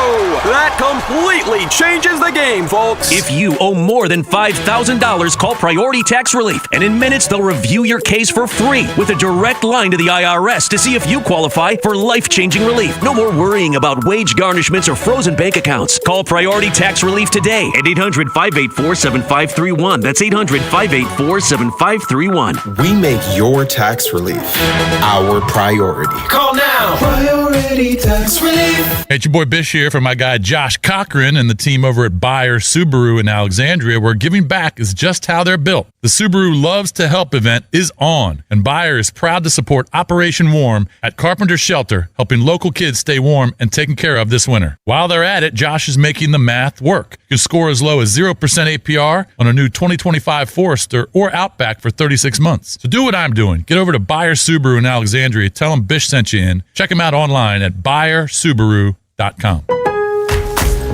Revitalize your bathroom with big savings at Lowe's. Get up to 40% off select vanities and free delivery during our bath savings event. Plus, get up to 40% off select shower heads. No matter what style you're looking for, we've got you covered. Shop for your bathroom refresh at Lowe's. We help, you save. While supplies last, selection varies by location.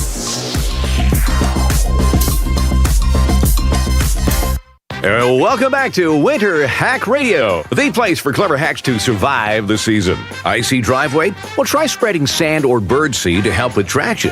Snowy puppy paws? Well, grab a whisk, brush it off, done. Catch COVID-19? Well, just get... Actually, there's no hack for COVID-19. But if you test positive, prescription medications for COVID exist. Ask your doctor if they're right for you. Visit PfizerForAll.com to learn more. Sponsored by Pfizer. It's the Sports Junkies on 106.7 The Fan. Man, these guys are so classy, you know? Pretty damn good. And always live on the free Odyssey app.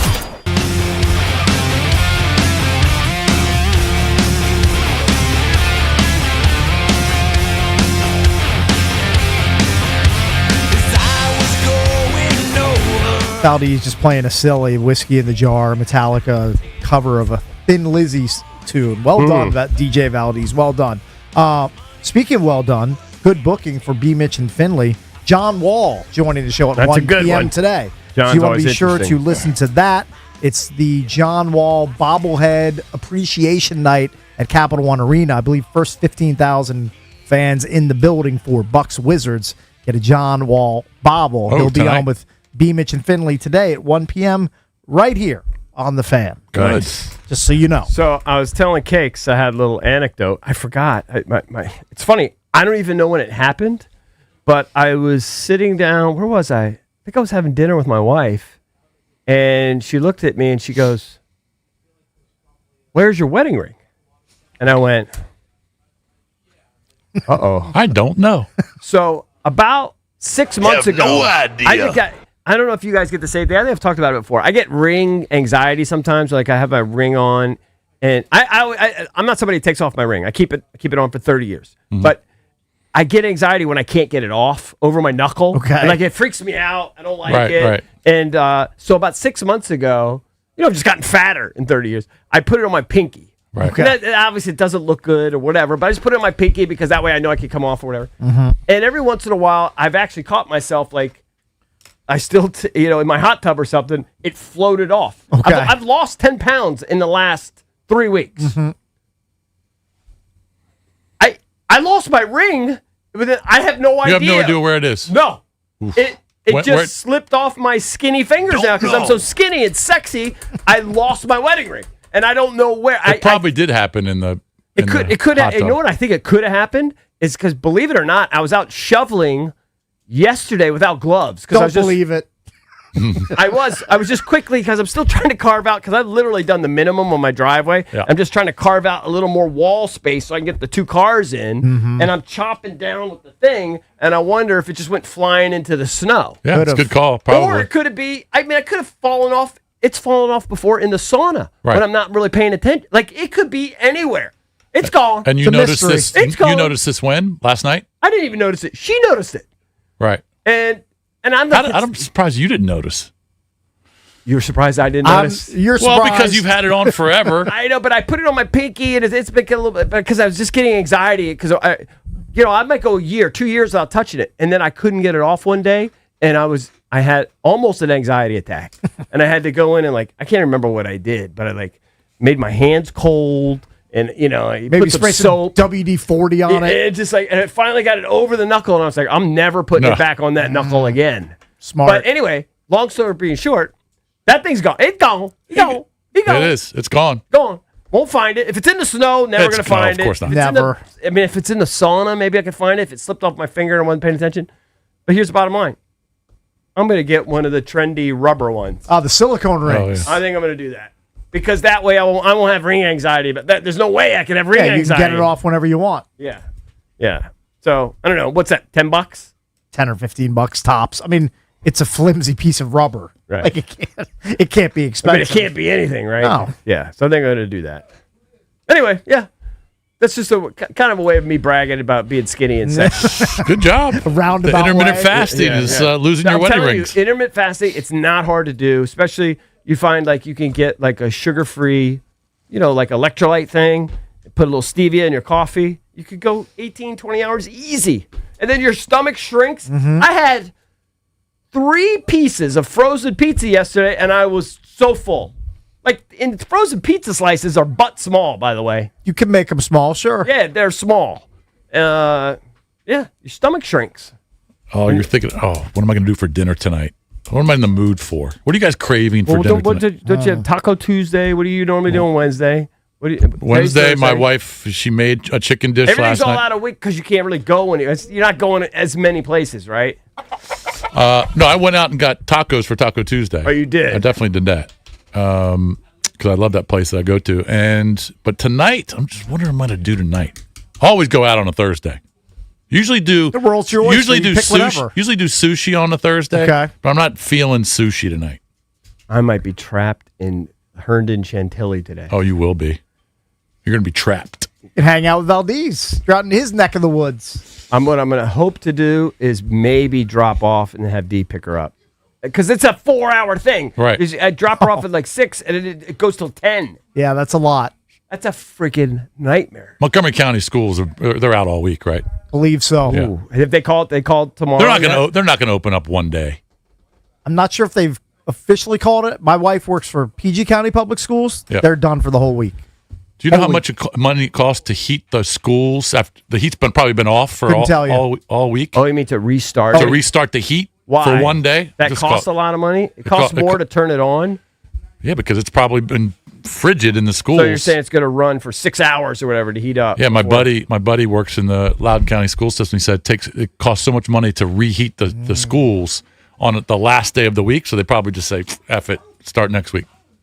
Barely have electricity with all those data centers sucking all the electricity They take away. it all. Is it still trifling in Gaithersburg and Germantown and Damascus? Because that's in Montgomery County. How is it up there? It's fine. It's fine?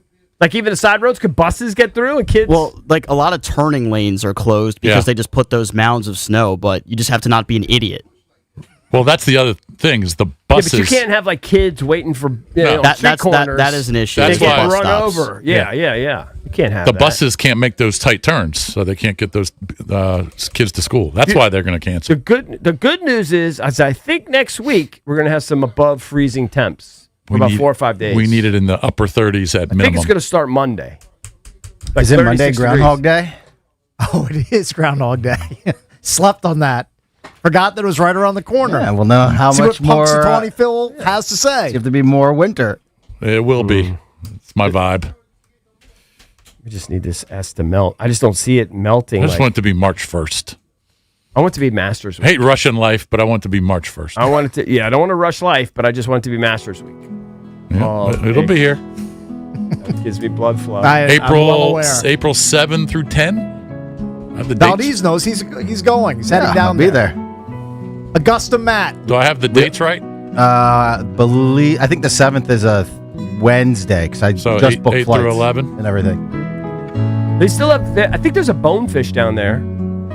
It's literally you're going to Laurel. And we're staying in Athens, Georgia. Between the hedges. You've been the 50-yard line. You and Kirby Smart. Yeah, make sure I'm not driving around there. Yeah, I'd be careful. Keep your head on a swivel. Those bulldogs, they like to drive fast and aggressively and recklessly. You know how jealous I'm going to be of watching the golfers on the tour playing at Farmers Insurance, Torrey Pines. Torrey, you're going to watch Brooks today. Yeah, in San Diego. I know. I was just in San Diego last year. I think it's on from noon to 3 and then 3 to 7, right? Noon to 3, maybe. ESPN is airing to 3, airing on their main channel, the ESPN Plus main groups feed that Brooks is a part of. They're bumping McAfee to put Brooks Koepka on ESPN today. Good. That'll be from noon to 3, and then I think Golf Channel picks it up 3 to 7. Yeah. You already Stevie know Sands the will be out there. coverage for the Masters that starts in April. Yeah.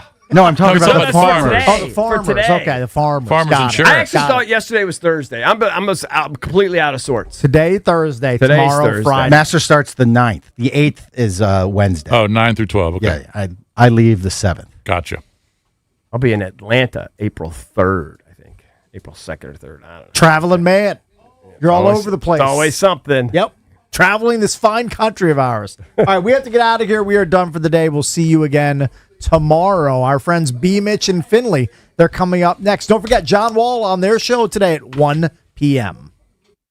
This is an Odyssey Sports Minute. Is Giannis Antetokounmpo still looked at as a finishing touch on a championship roster, or just a swing from the heels and a curveball on the outside corner that gets popped up to shallow right? Sorry, mixing metaphors here, but you get the point. There's no one out there who has the assets available, is just a Giannis away from a title, and is willing to put up with a long-term commitment to Giannis Antetokounmpo.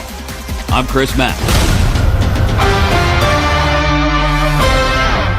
B. Mitch here. Cats fans, it's a new year and a power play of a ride. Law Tigers, the motorcycle lawyers, have locked in with Harley-Davidson of D.C. and your Washington Capitals to give away a custom one-of-a-kind Caps Harley-Davidson signed by the entire team. Drop the puck on a new year in the saddle and enter at capsfansbike.com. That's capsfansbike.com. And remember, when you ride protected with Law Tigers. Call 1-800-LAW-TIGERS or visit lawtigers.com. Calfus and Knockman, Olivia Donahue. When you start focusing on what you're grateful for, what you're missing starts to matter less. For over 20 years, we've focused on what truly matters, our customers. We appreciate your trust, your loyalty, and your continued belief in us. It's what drives everything we do. Thank you for being the cornerstone of our legacy. Main Street Bank, put our bank in your office. Visit mstreetbank.com to learn more. Member FDIC, Equal Housing Lender. Hey, what's up? It's Andy Rouillet. Forget about easing into the new year. My guys over at Ted Britt Chevrolet and Sterling are coming out swinging. Now, for a limited time, score up to 25% off MSRP on a new 2026 Chevrolet Silverado 1500 Crew Cab. That's up to 25% off. Real savings on one of the most in-demand trucks on the road. I'm not doing the math, but that sounds like a ton of dough. Starting the year with torque, not talk, at Ted Britt Chevrolet and Sterling. Cruise by and tell them Danny sent you, or check them out now at tedbrittchevy.com. Michael Mason. No country, no badge. You're gone. No gone. Unshackled. Jason Statham is Michael Mason. He was an elite operative, but he broke the rules. You took down a full assault team. Are they going to arrest you? And the police are worried about it. You think you can outrun what you are? You know it.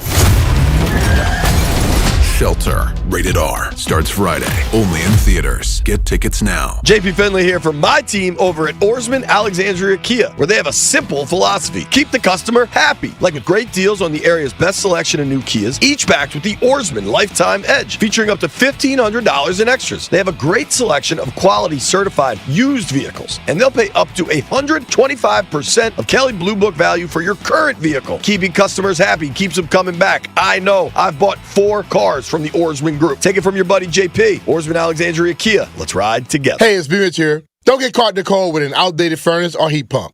Rude Pro Partners have access to 60 months of same-as cash promotions on qualified equipment from February 1st to April 30th.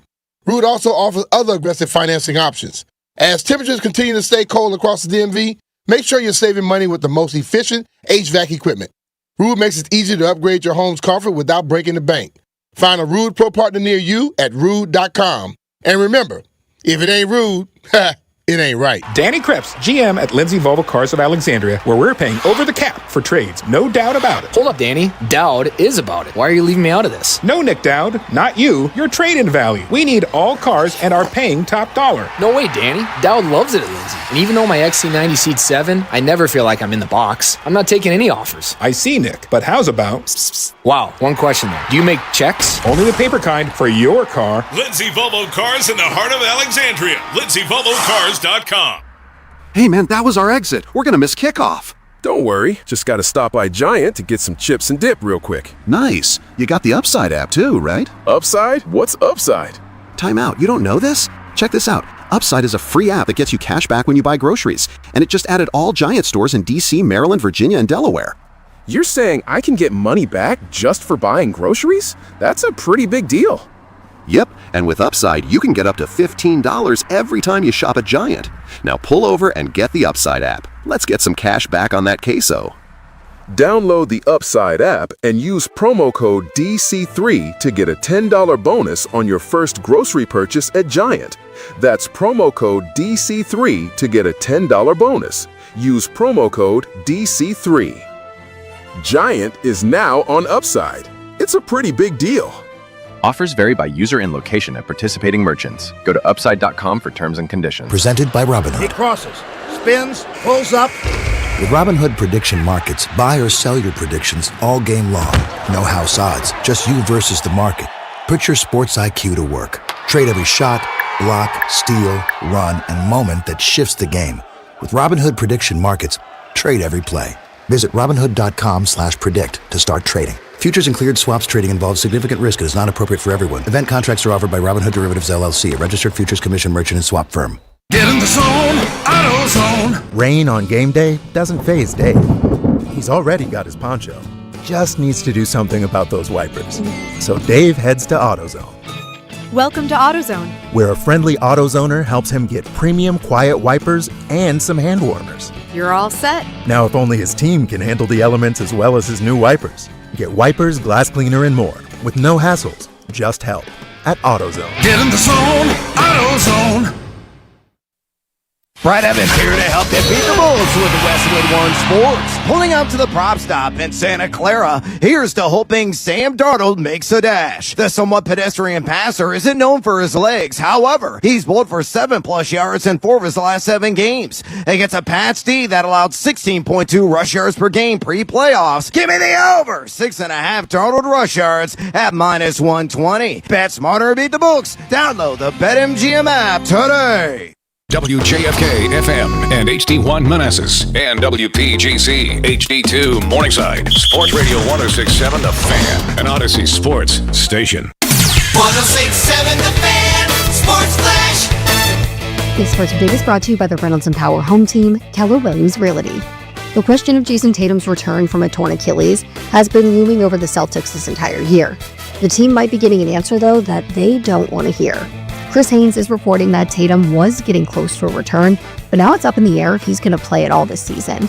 This news comes a day after Tatum said on a podcast that he was reluctant about making a return late this season because he's worried it might disrupt the chemistry the Celtics have developed without him. Moving over to the NFL, the Chargers have hired Western Michigan's Chris O'Leary as their new defensive coordinator. O'Leary returns to the Chargers after coaching the safeties there in 2024. And a bit more hiring news, Cleveland Browns head coach Todd Monken is reportedly bringing in former Ravens offensive line coach George Warhop along him to coach the same position. That's according to ESPN's Adam Schefter. From the Crop Medcap 5-Star Sports Desk, Savannah McCann on The Fan. What's up? This is Terry McLaurin. You're listening to B. Mitch and Finley on 106.7 The Fan. Yes, sir.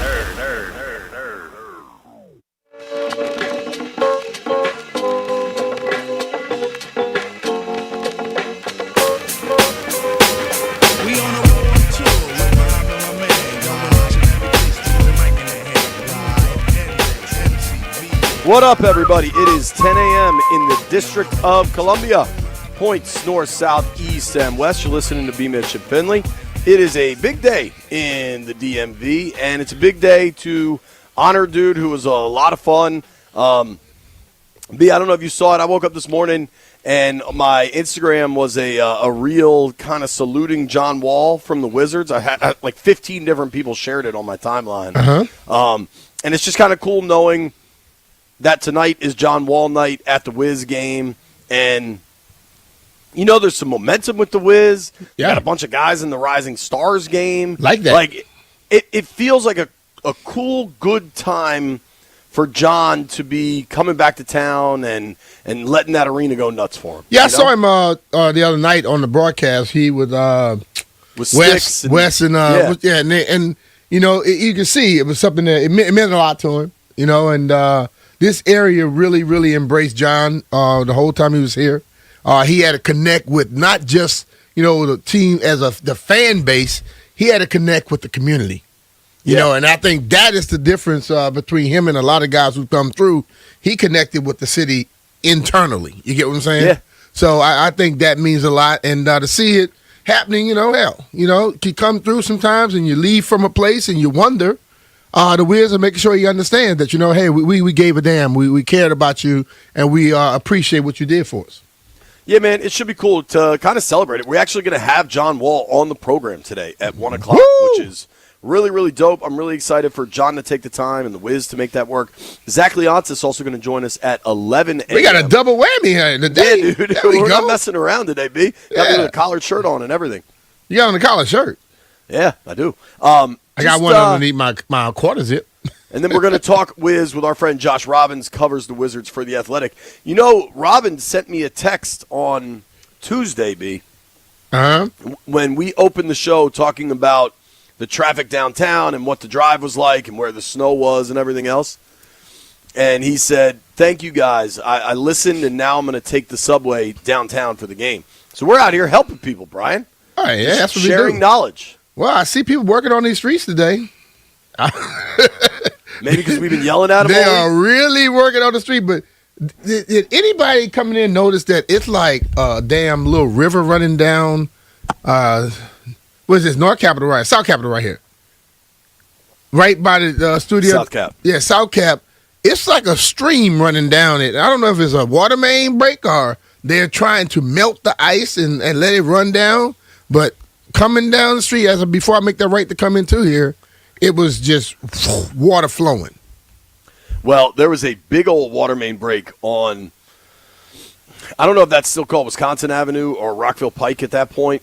You know when you're coming off the Beltway on 355 towards D.C., towards Bethesda, and you hit that big light at Cedar Lane, right where Stone Ridge High School is, right before the Naval Hospital or Walter Reed now be? Yeah. You've made that drive a million times. A water main broke there yesterday, and it was big trouble. I don't know if there's a water main downtown, but that'd be big trouble too. When it gets this cold, I don't know. You and I have talked at length about how we think the snow removal has been handled, and I think it's a tough mix of, you know, our area probably doesn't have all the equipment that like Connecticut has or Massachusetts has, right? Mm-hmm. And our area probably doesn't need all the equipment that Michigan has or whatever. So I think we come at it a little under-resourced, perhaps. Then I think you get this crazy sleet storm we got that created all this ice, and then the crazy cold weather has stuck around. And I do think some mistakes were made.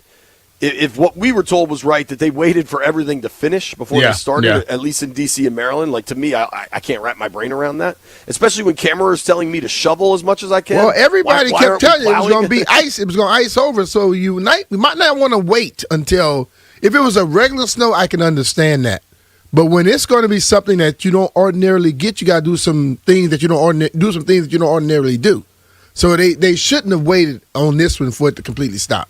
But we've been saying how Virginia's in better shape. I checked in with some friends or actually I just saw their Instagram posts. There are still neighborhoods in Virginia that are struggling just like neighborhoods in D.C. and Maryland. So I haven't seen it. I rode through multiple neighborhoods yesterday. Where is this at? Somewhere farther out or something? Because I haven't seen it. I know it was in McLean as of yesterday afternoon. And I know, like, some of those streets, too, they have their they go get their contracts, and then they're contracted probably from Maryland.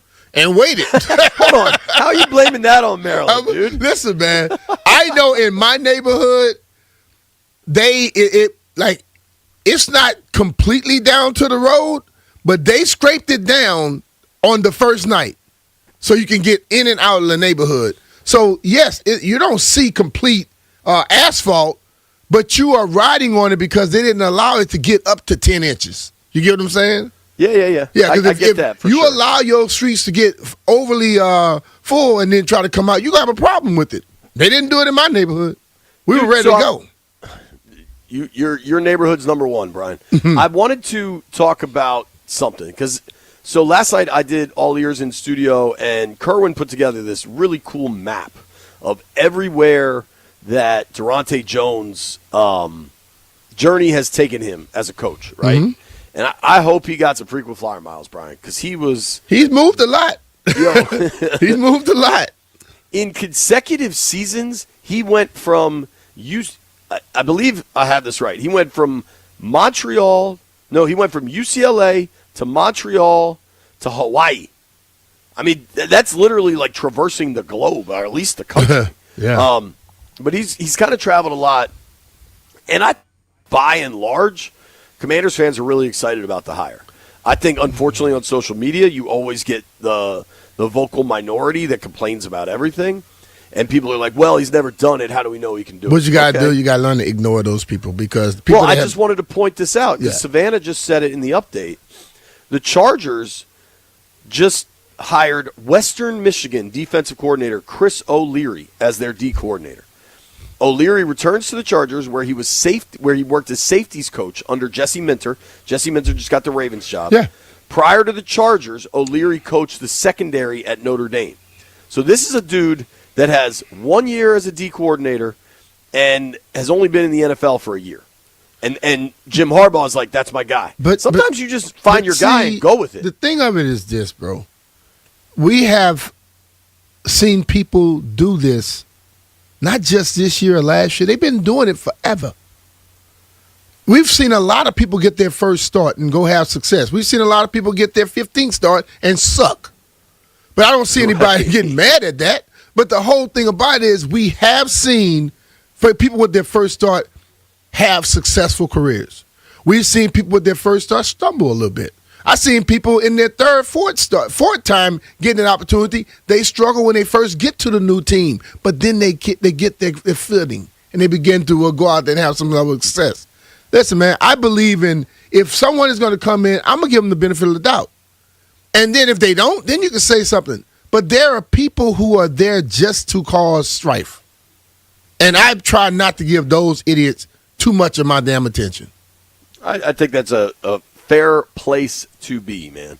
Also, I got a lot of grief yesterday. So when we were having the trouble on 395 trying to get back to the office yesterday, I posted what my GPS was telling me. And Landfill got mad at this. A lot of people on the internet have gotten mad at me. If I have to go 1.4 miles and it takes me 14 minutes, doesn't that mean I'm going 1 mile per hour? And I'm going a tenth of a mile every minute? If you say what?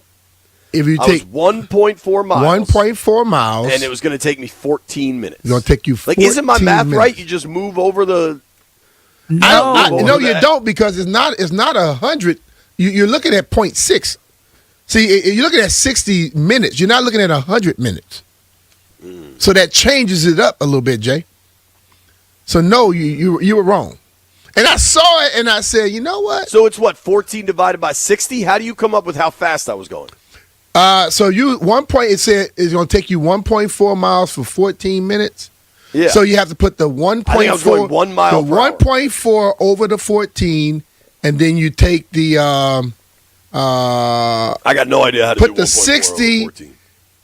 Put X over 60, multiply 14 times X, 1.4 times 60, and divide. All right, look, I don't have time for B-Mitch's algebraic equations. Yeah, that's why I didn't. If you have to go, lost me there. Dog. If you have to go more than a mile and it's going to take you less than an hour, you are going faster than a mile an hour.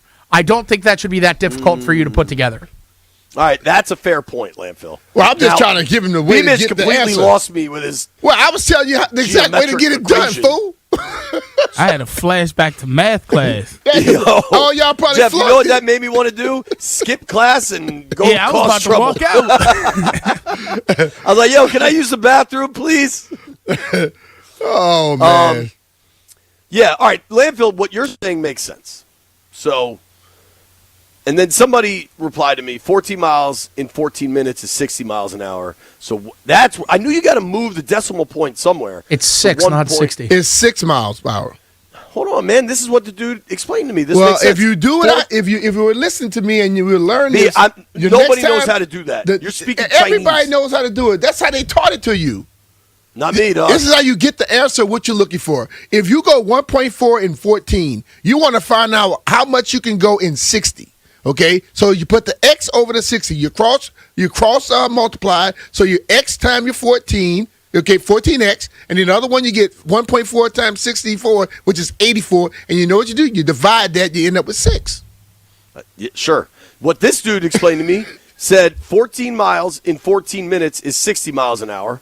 So 1.4 miles in 14 minutes is 6 miles per hour. Just move the decimal point. I was confused where I should move my decimal point. This is the problem. But I had the right idea. See, when someone just tell you how to get the answer and you don't know how to get to the answer, the next time they give you one and it's 1.9 and it's not 60 or whatever, you're going to be confused. So I'm telling you how to learn how to do it consistently. I'm not interested in learning. Okay, well, keep being like you are. Keep going Old on. dog. Keep going on social media, making Maryland and Georgetown look like they should have never gave you a damn degree.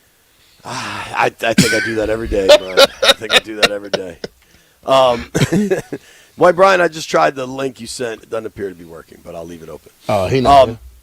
So we've gotten more on this Belichick thing, and I don't care what they say. It's BS. Did you see the Hall of Fame's statement on it? What they had to say?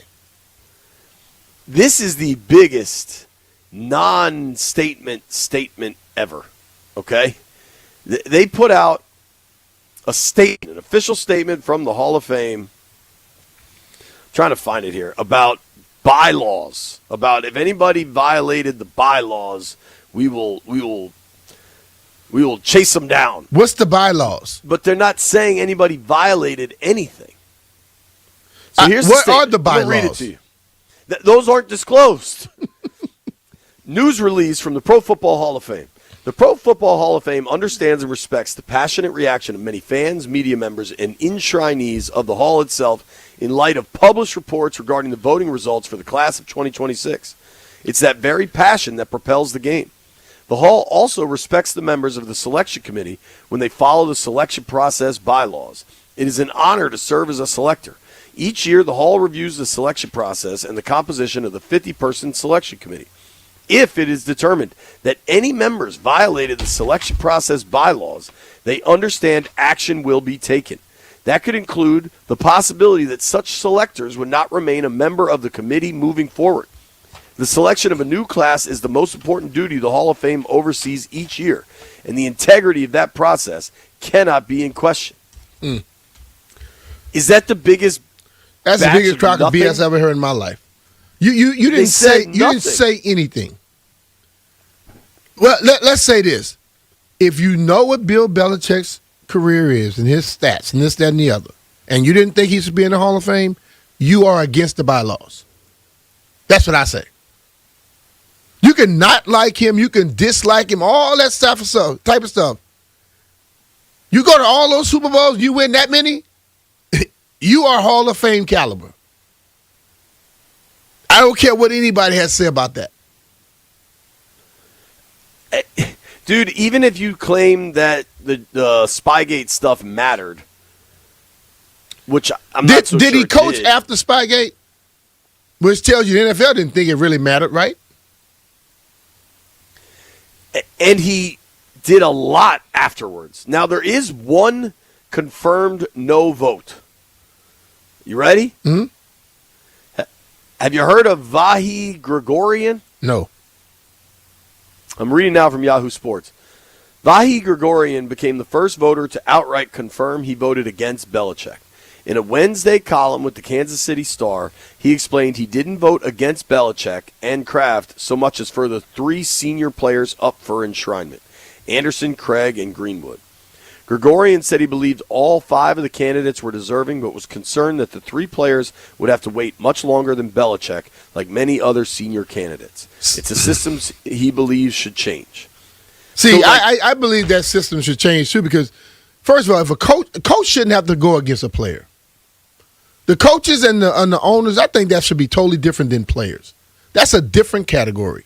You can't compare a coach and a player, or owner and a player. The owners have to do something that players can't do and coaches can't do. Coach does something that the player is not going to be able to do, and the owners can't do. You know what I mean? So you should not have those people pit against each other. It makes no sense for that. Because you know what it is? They get to use that despicable excuse about, oh, well, these guys are going to have to wait. So they did not want him to be a first ballot, point blank. It's also, they tried to shoehorn the contributor category into the seniors category.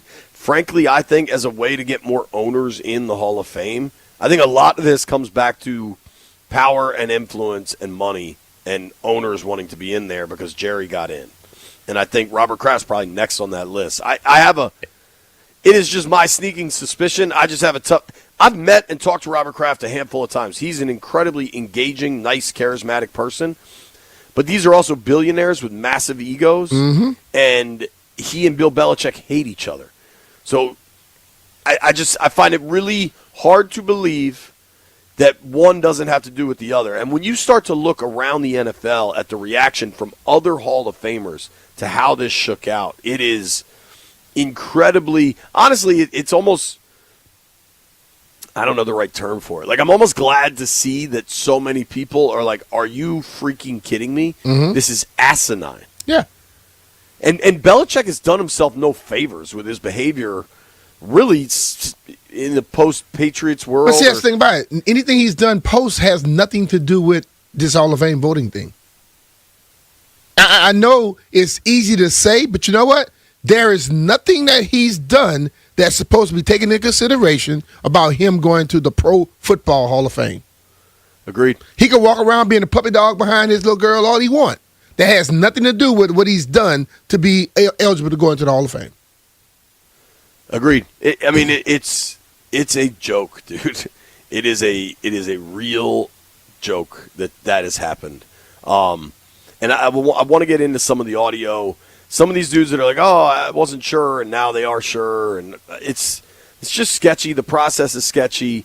The NFL makes everything into a made-for-television consumable product, right? And the Hall of Fame voting remains behind closed doors.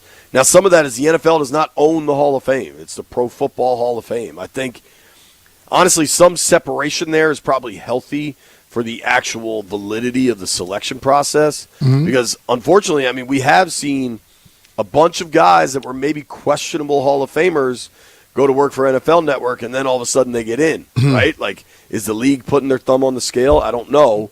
But the league probably does a lot to it's not necessarily, like, you can think about this, though. Keep the Pro Football Hall of Fame operation. The people voting notice that they're working directly for the NFL.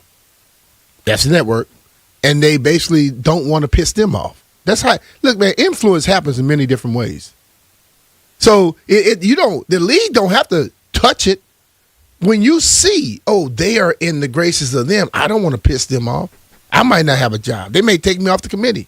See what I'm saying? Yeah. That's what that comes busy from. day. I do want to do a little more on Belichick.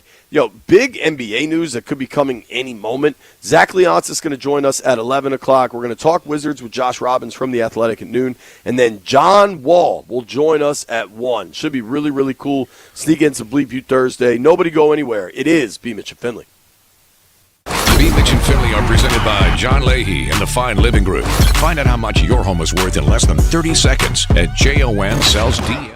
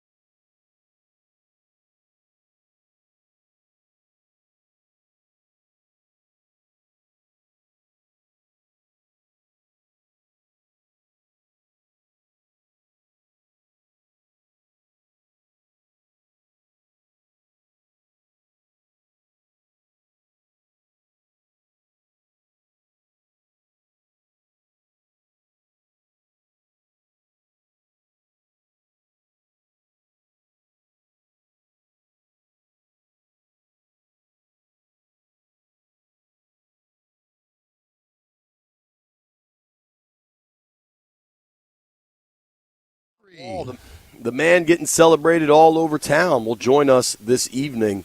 Pulled up John Wall's stats. 5-time All-Star, 2016 All-NBA, All-Defensive Team in 2014, All-Rookie Team. Yeah. It's crazy. I remember where I was when the Wiz won the draft lottery that year. Yeah. I remember all the billboards and everything else. Yeah, man. It On was side cool and exciting. Yeah. Yeah, dude.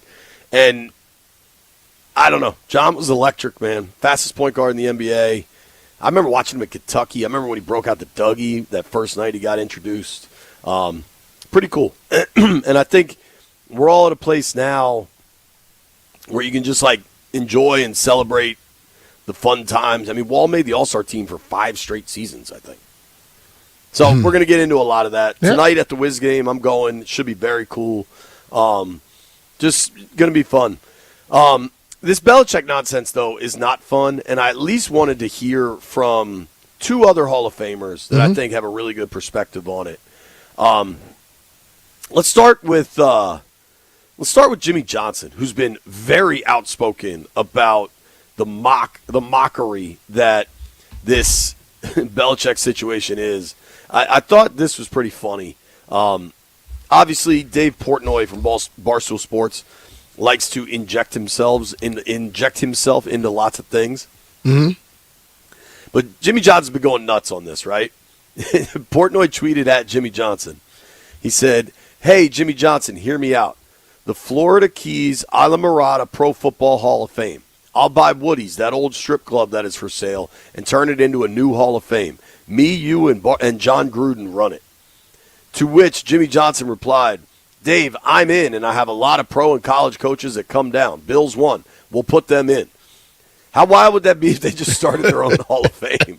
Hey, if somebody start one and start to compete, they'll piss them off. If I could ask you a question, Brian. The folks in Canton have been unfair and unkind to you. Should there be a new Hall of Fame in the Florida Keys, wouldn't you rather go there anyway? Canton, Ohio, or Isla Mirada, Florida? Hey, man, I'll go any one of them halls, to be honest with you. But, it's just like, look, man, sometimes when something gets to be despicable, somebody has to come make sense of it. It's point blank.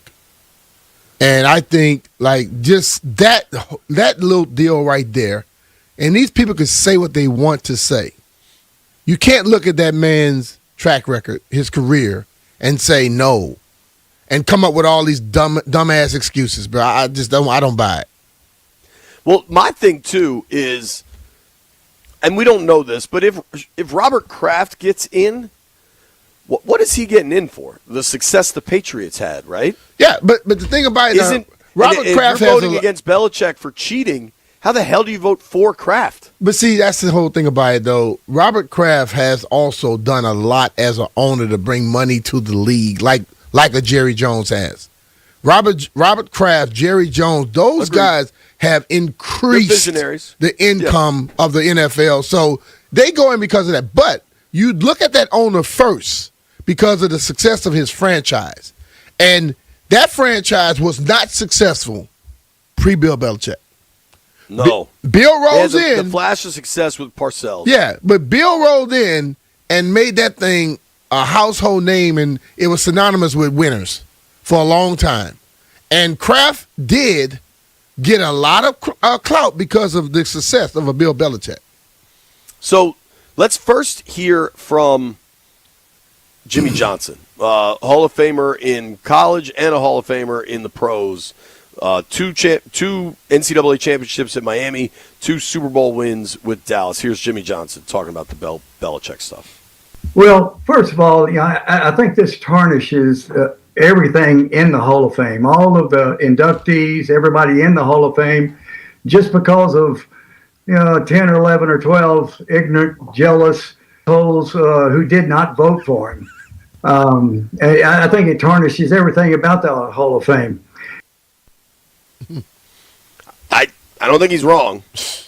Nah. And I think Johnson's correct. But I think perhaps even more impressively, Belichick achieved his success alongside Tom Brady, right? And you could say Brady drove it and Belichick was along for the ride. I don't think that's fair because there was a lot of great Coaches set the tone. Years. Coaches set the game plan. Coaches give you the damn map. I remember a crazy weather game in New England. I mean, this is years ago, probably 10, 15 years ago. Mm-hmm. And it went to overtime. And the Pats won the toss. So the Pats got to choose the ball, which before they changed the rules, everybody always wanted the ball. And Belichick instead chose the wind because the wind was blowing at like 45 miles an hour. Mm-hmm. And everybody's like, oh, my God, what's he doing? He's not taking the ball. He's taking the wind. And sure enough, I want to say it was the Colts. I don't remember who the opponent was. It was an immediate 3-and-out because they were incapable of doing anything into that wind. Mm-hmm. They could barely get the punt like 15 yards. And then the Pats were able to get the ball, get 2 first downs, and kick a field goal because they had the wind at their back. Stuff like that is super high-level coaching. And if you don't think Belichick had a part of the success, you're nuts.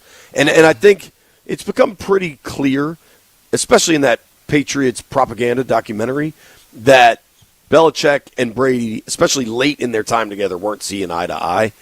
So for Tom Brady to come out and talk about Belichick belonging in the Hall of Fame, I think says a lot. Here's Tom Brady talking about the situation. I just think that, to me, I don't understand it. I mean, I was with them every day. If he's not a first ballot Hall of Famer, there's really no coach that should ever be a first ballot Hall of Famer, which is completely ridiculous because people deserve it. And he's incredible. There's no coach I'd ever want to play for. I'd rather play for. If I'm picking one coach to go out there to win a Super Bowl, give me one season, I'm taking Bill Belichick. So that's enough said. There's nothing outside of that. Again, when it comes down to votes and, popularity and all that, then welcome to the world of voting. And you may as well go, try out for the Oscars or whatever and, get a big panel to tell you if you're good or not. So it's the way it works. And that's, unfortunately, he's going to get into the Hall of Fame. In the end, I'm not worried about that. And a lot of times in life, for all of us, things don't happen exactly how you want them on your timeline, but we'll all be there to celebrate him when it does happen. And he's going to have a huge turnout from so many players, coaches that appreciated everything that he did and the commitment that he made to winning and the impact that he had on all our lives. And that'll be a great celebration when it happens. It's a joke. Yep. See, this is the thing that people don't get, though. And I speak on this a lot because coaches, I believe players make coaches look great, but then there are coaches who know how to manage those egos. Like, for that team to be that good that long, he managed egos. He had people believing in what he was selling. He had people believing in each other. He made people understand that it's about the team, not just about one person.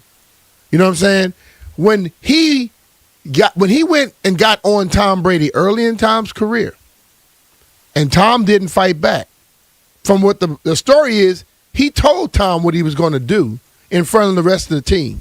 And then the rest of the team never bucked the system anymore. You know why? Because if Tom Brady not bucking it, I can't. The little thing we saw the other day when Michael Jordan was talking about Tim Duncan. Tim Duncan would get, Pop would get on Tim all the time. And the other players look at that and they say, well, hell, Tim the best player. Why the hell am I going to try to buck the system and come back? Bill Belichick was a leader.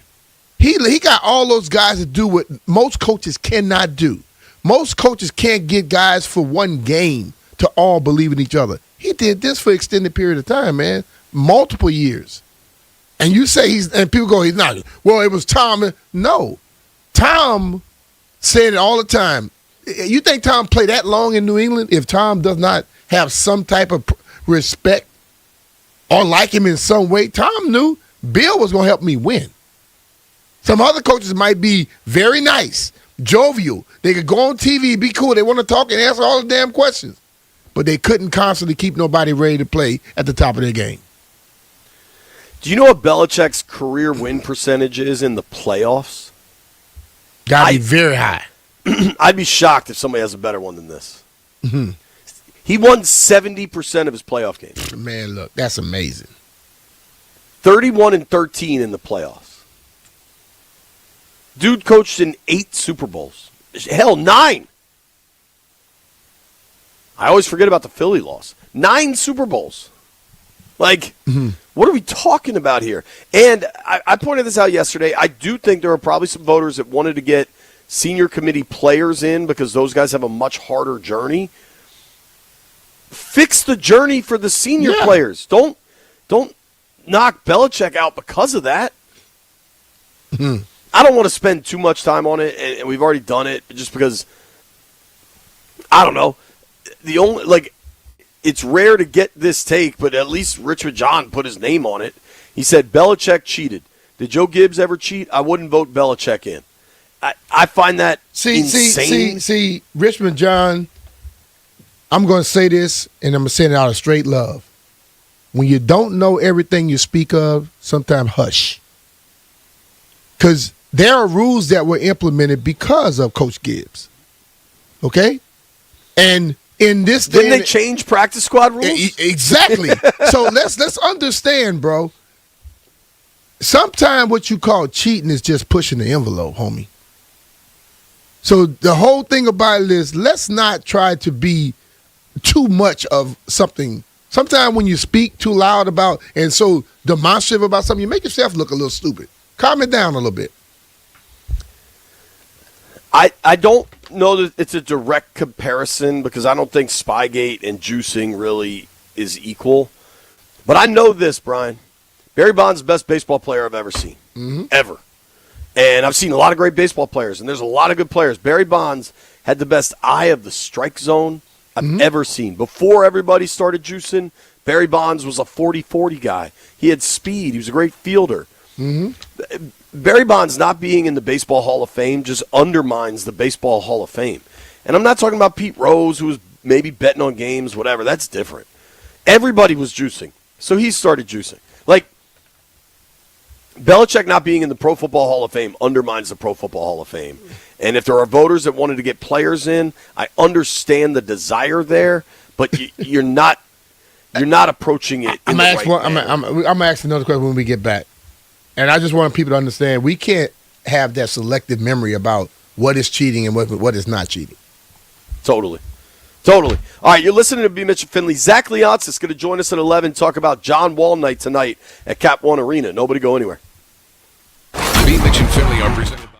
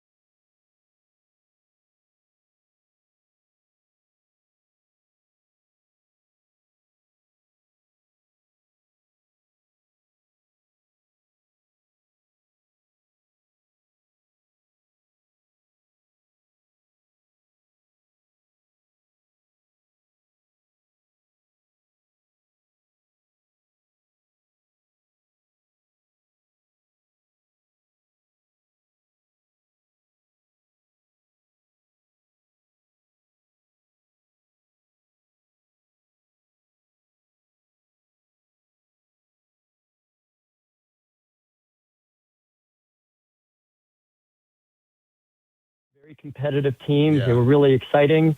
I think they represented a winning brand of basketball, a tough brand of basketball. Clearly we're in the middle of a rebuild now, but we've got some really exciting young talent. We're really excited about next year, adding Trae Young and hopefully a top pick to supplement the core guys that we're building with here.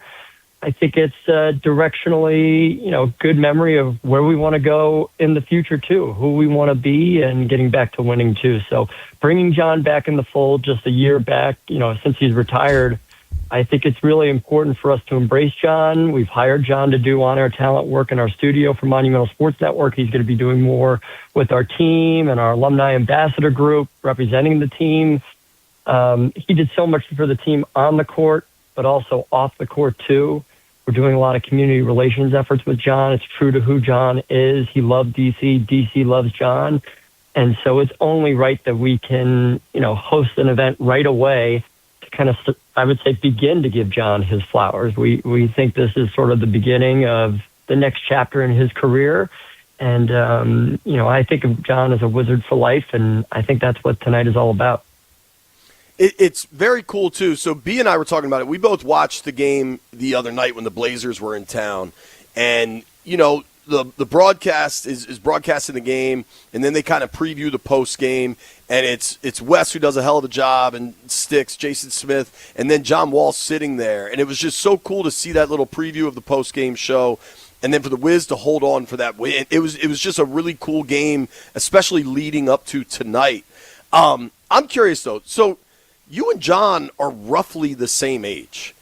I remember where I was when the Wiz won that draft lottery. I was sitting at the bar at Capitol Lounge on Pennsylvania Avenue. And me and the guys I was with were like, oh, my God, they're going to get John Wall. I'm curious for you. You're a little younger than I am. Where were you when the Wiz won the draft lottery? Were you there?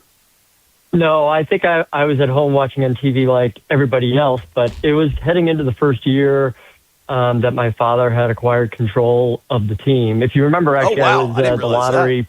Yeah, I was the lottery participant when we won the 3rd overall pick. We drafted Bradley Beal. I think Anthony Davis went 1st overall that year. So yeah, I mean, it was the beginning of a new era of basketball. We were sort of, moving on from the era of Gilbert and Antoine and Caron Butler, which was obviously a really exciting chapter in and of itself. But yeah, I mean, John and I are similar age. We experienced DC at a similar time, and it means a lot personally that John's going to be spending more and more time in Washington, D.C. with the organization. We've got a great personal relationship with John, and, we expect him to be involved for a long, long time. So when John got introduced, that first game was an electric moment when he broke out the Dougie. Again, you guys are roughly the same age. You're experiencing DC at the same time.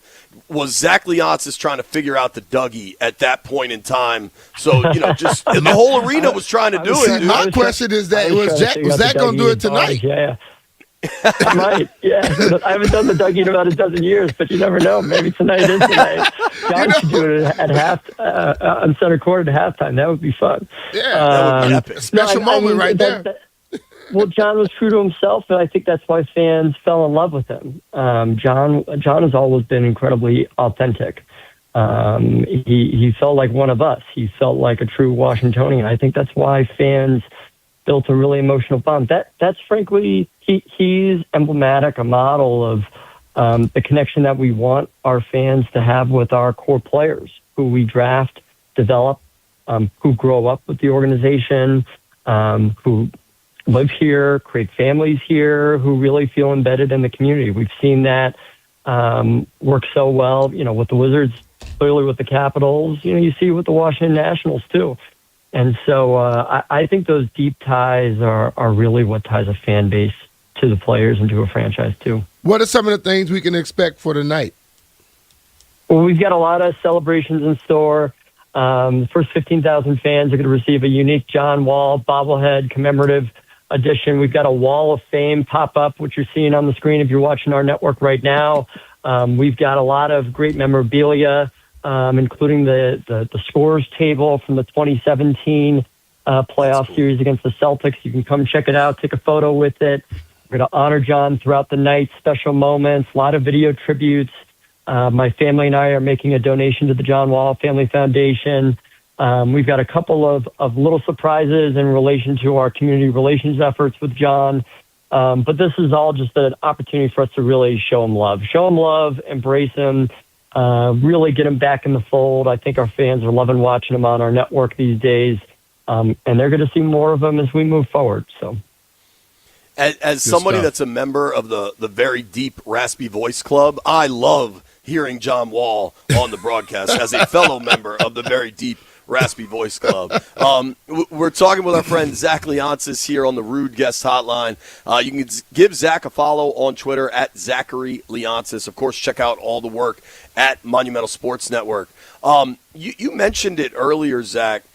As much fun as this is tonight to honor John, I'm an avid Wiz fan. I mean, I remember watching Calbert Cheney, and you know what I mean? Like, I remember the Bullets, going to Bullets games at the old Capitol Center. Like, this is the organization of my life.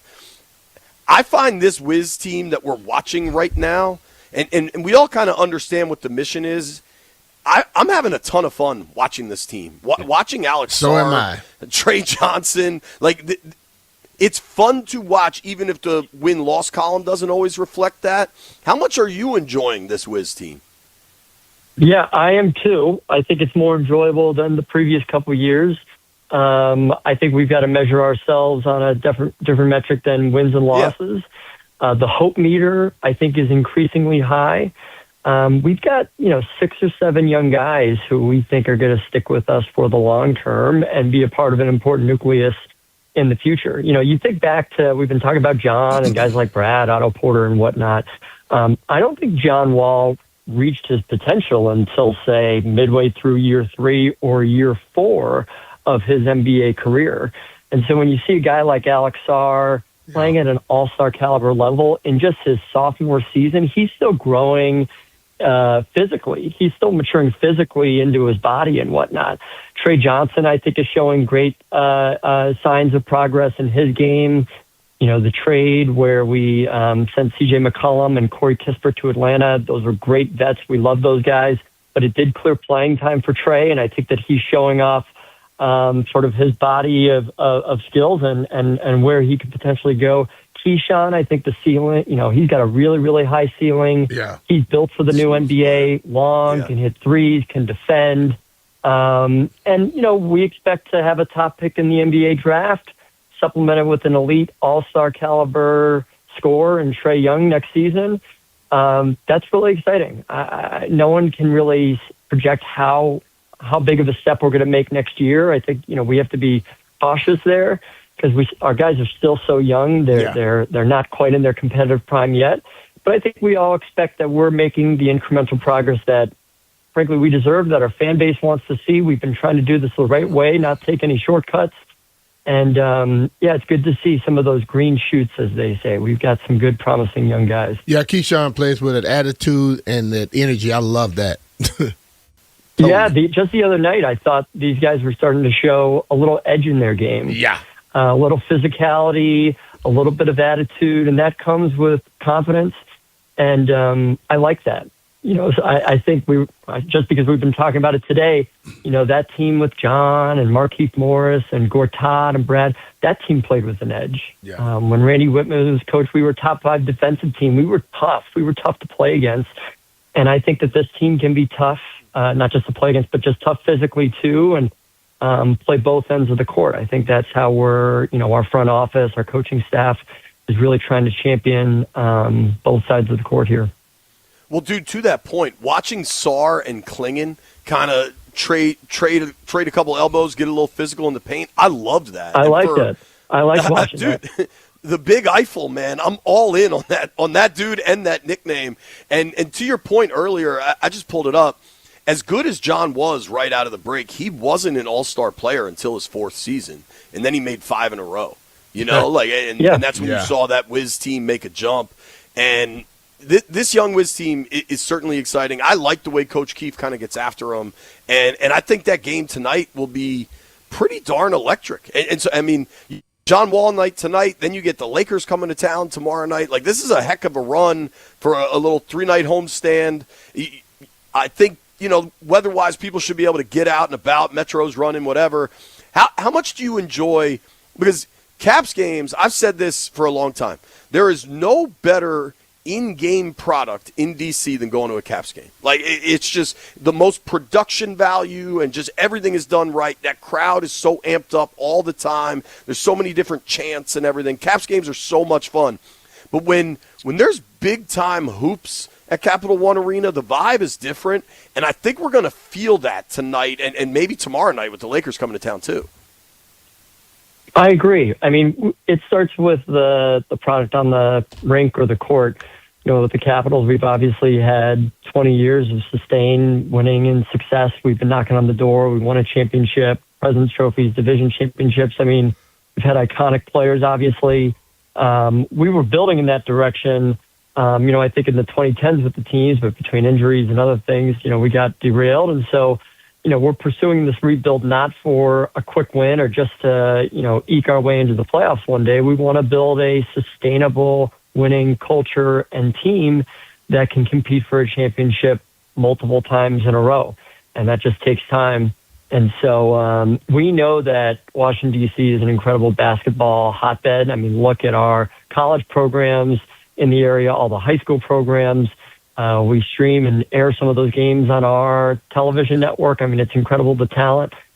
When we have a great winning basketball team, this is a basketball town. And so I do think back to some of those playoff series that we had against the Celtics, the Raptors, you name it. And, the building was electric. And I want to get back to that just like everyone else does. And I think our players are going to feast on it when that day comes. Zach, as a dude with degrees from Maryland and Georgetown, don't look too close at our local college teams this year. It's been a grind, okay. Dog. But whatever, Right. better things to There's come. Mason's killing here. it. There's a lot of great history here. A lot of legacy. I told B, Maryland hoops down. for me. Terps are going to be back. Hoyas will be back one day. We're going to have our day in the sun. Yeah, I'm with you there. I am curious though, because it takes guts from an ownership level to embark on a rebuild. And like, how difficult were those conversations when you're looking at the landscape and you're like, all right, we got to get younger and try a different path? Like, how difficult is that decision-making process? I actually don't think the decision is particularly hard. I mean, it's not to be taken lightly, but, a lot of the on-court product, it starts to lay itself out for you in terms of being self-evident. And, my father decided to make a change in leadership at the monumental basketball level.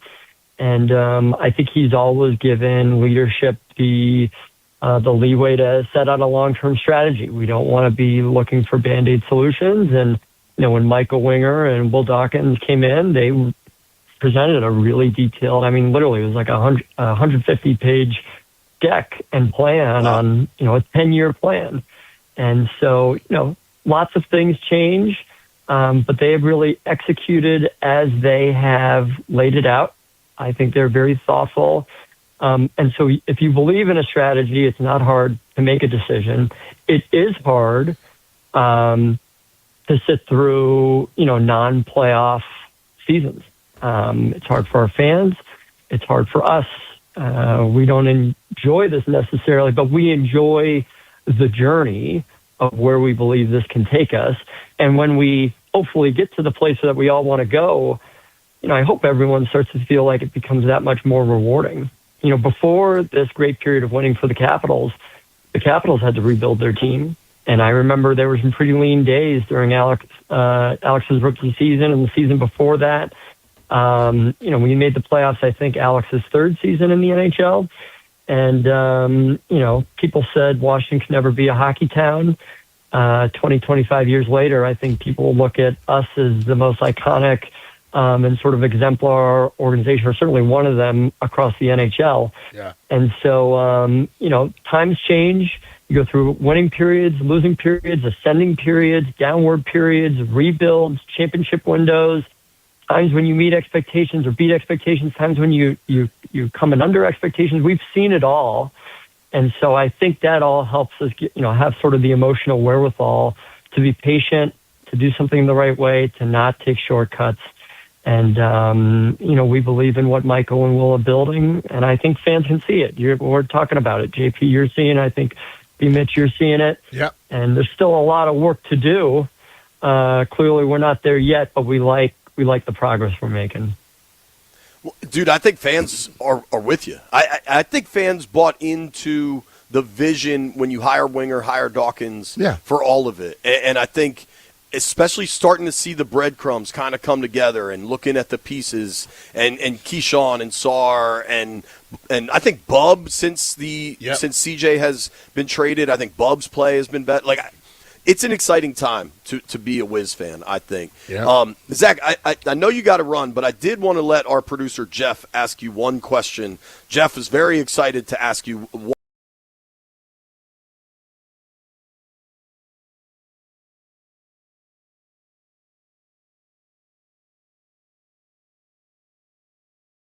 head here for me because I can't make the game. I can't make the game tonight. I was holding my breath. I didn't know what was coming. Yes, we can send you a John Wall Bava. That should not be difficult. Appreciate it. See, Jeff? I told you. You just got to ask for what you want in this world. You had Zach scared, man. Zach, like, what the hell is he going to ask? Zach, thank you so much for the time, dude. Appreciate you you, tonight. Zach. Should be a really fun night at the arena. Yeah, thank you guys. Really fun to join you guys. All right, man. Take care. Zach See you. Leonsis, president of media and new enterprises over at Monumental Sports. Going to be a cool night at Capital One honoring John Wall. Can't wait to be a part of it. And Jeff got a bobblehead. Nobody go anywhere. You're listening to B. Mitch and Finley.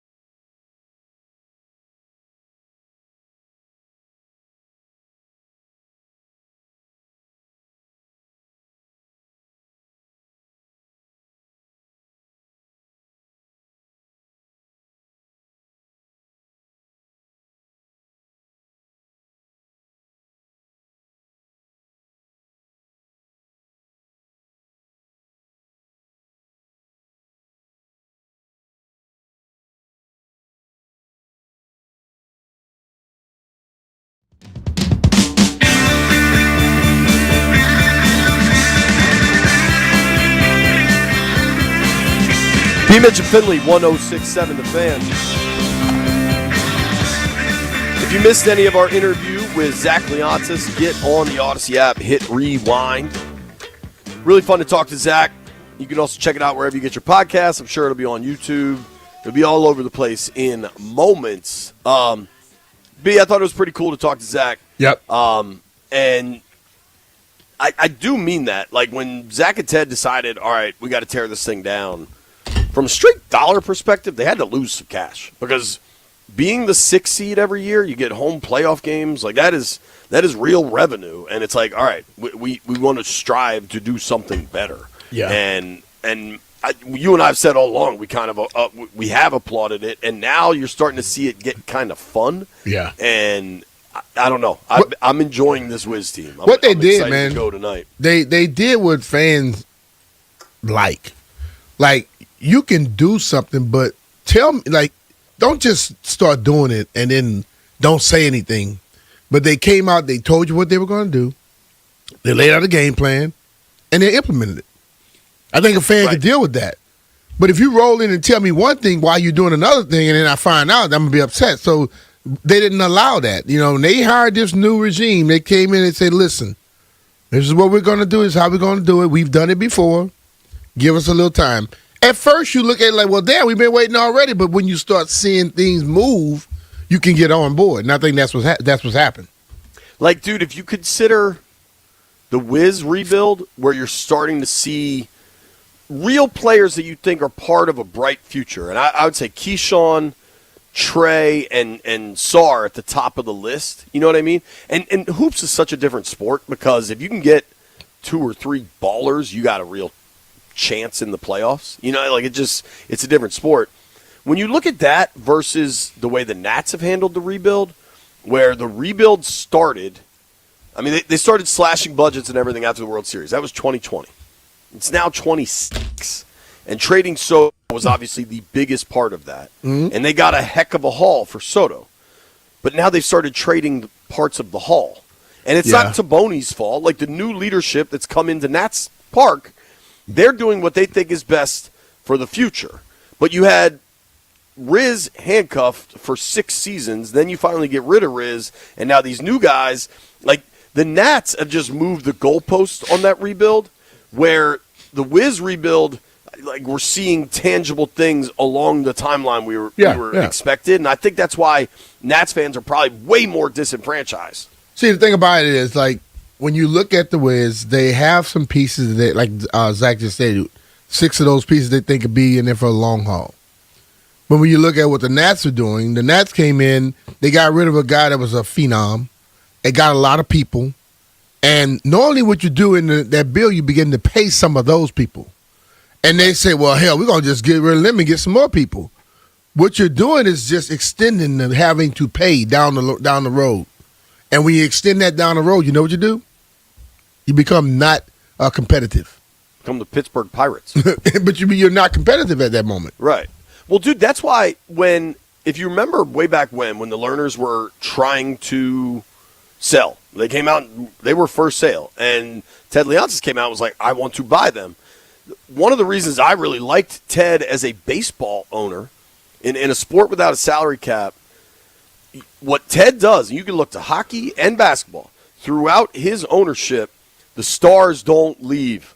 Ovi's been here 22 years. They took care of Backstrom, Oshie. These dudes retire as caps. I would expect Wilson to retire as a cap. And then they didn't find the success they wanted, but when Wall's contract came up and it had to be a Supermax, bang, Supermax. When Beal's contract came up, and maybe they shouldn't have, but when Beal's contract came up and they had to be a Supermax, bang, Supermax. They take care of their stars and keep them in town, whereas the Lerners, Soto's represented by Scott Boras. We can't deal with him. Yeah. Well, if you ever want to win at a high level, you're going to have to. Yeah, he's not going to be strong on bodies. He's going to make us want to get a guy what he deserves.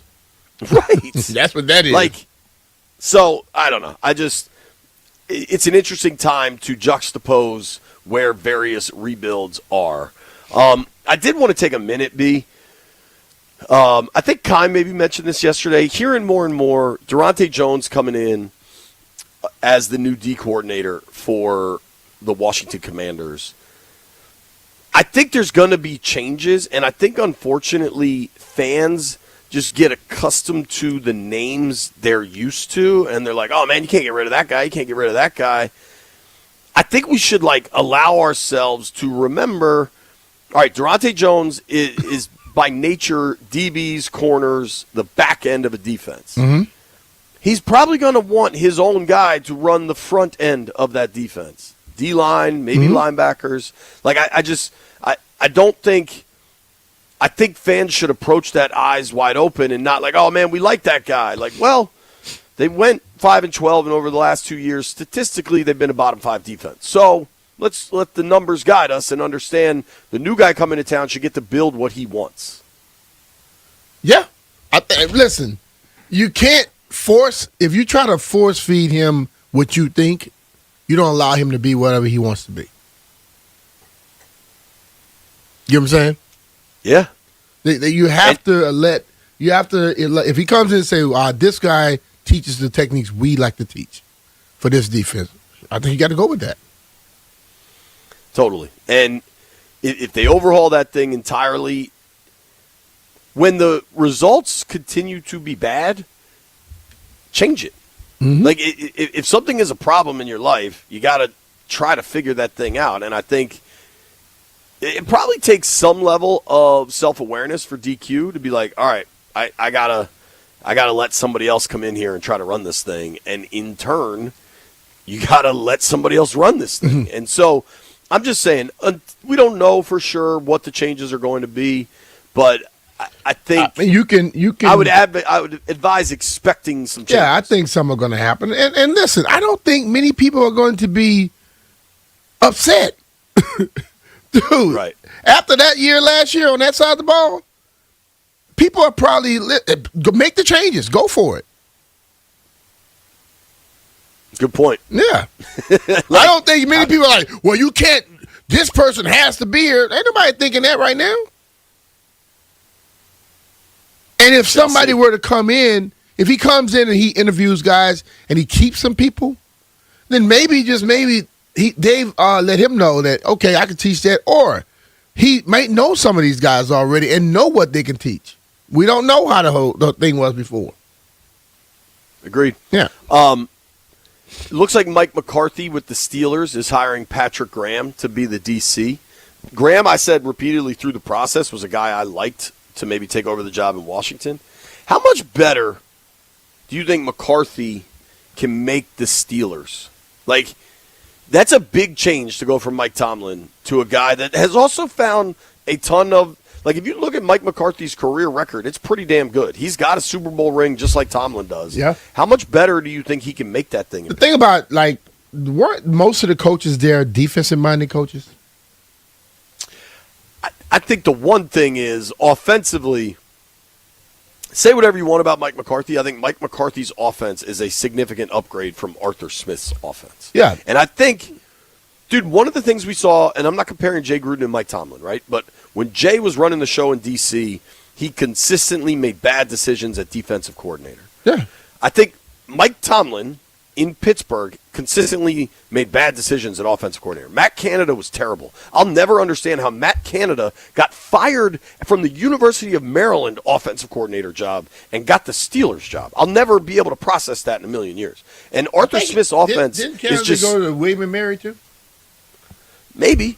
I don't know. But I don't think that it's like when everybody talks about Brandon Ayuk, I think because Brandon Ayuk and Jaden Daniels were college teammates at ASU, that does not necessitate his arrival in Washington to me. Mm-hmm. And if Mike was big on William and Mary guys, it appears Matt Canada went to college at Indiana. So maybe he was fired up for the Hoosiers. Yeah. But I just think what I was asking is that there were defensive-minded guys in Pittsburgh for a long time, right?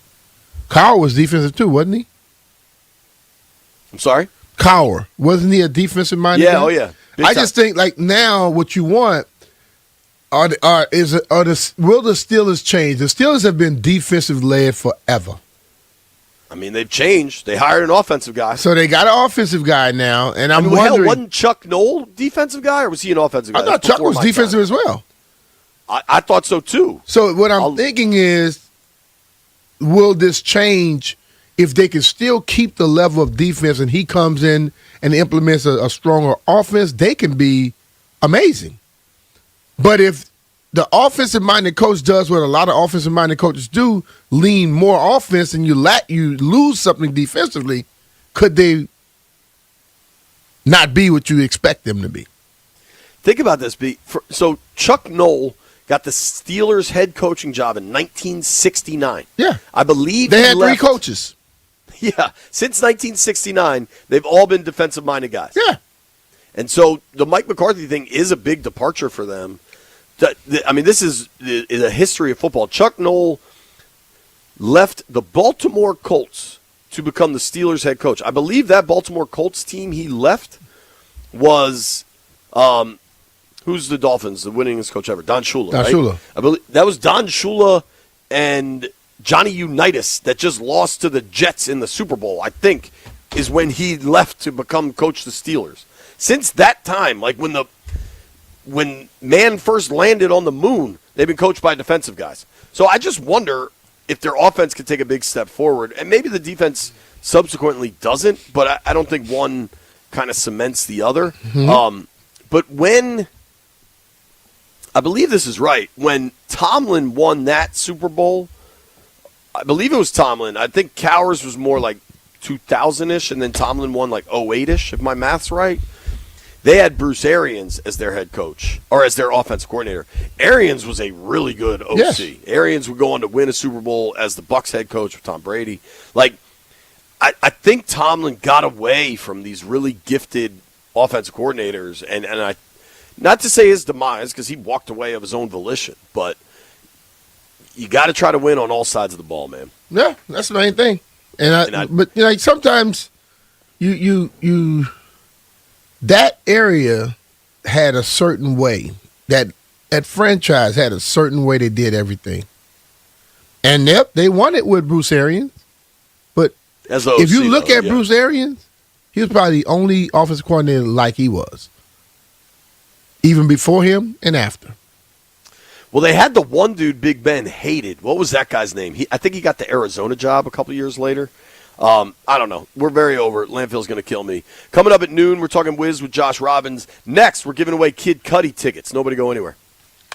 B. Mitch and Finley are presented by John Leahy and the fine.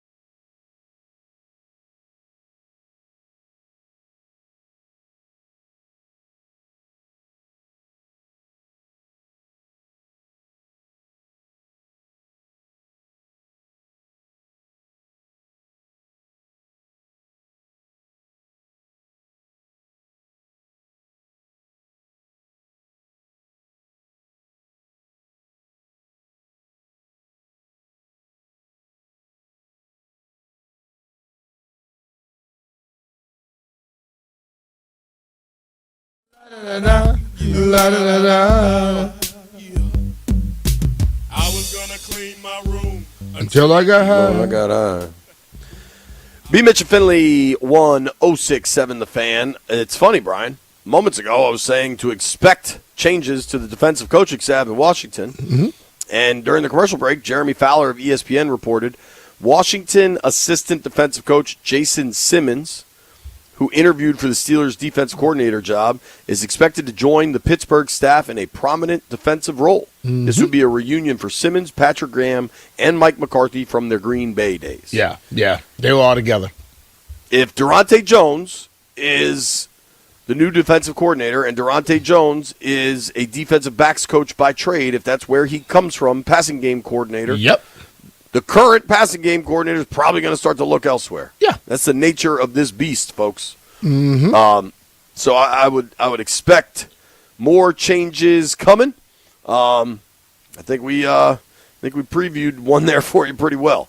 Landfill has something here that we need to address, Brian. Mm-hmm. So I came home. I don't know what I did, but generally, when I take my children to the grocery store, I let them get a treat. That's just how I operate, right? I think I buy them like a little candy bar, a little whatever they want. Today, we actually went to the grocery store this morning, and I let them each get like a cup-sized bowl of cereal because they were into cereal. Mm-hmm. Shelby got Cinnamon Toast Crunch, and Ainsley got Honey Nut Cheerios because we don't have cereal around the house, but whatever. You can have a one-off treat. I remember one day coming home from the grocery store, and my little one had picked out Skittles, and Lauren flipped out on me. She's like, you can't do Skittles. Skittles are bad. And I'm like, babe, we've been eating Skittles since the dawn of creation. What's so wrong about Skittles? Well, Landfill has found an article. Mm-hmm.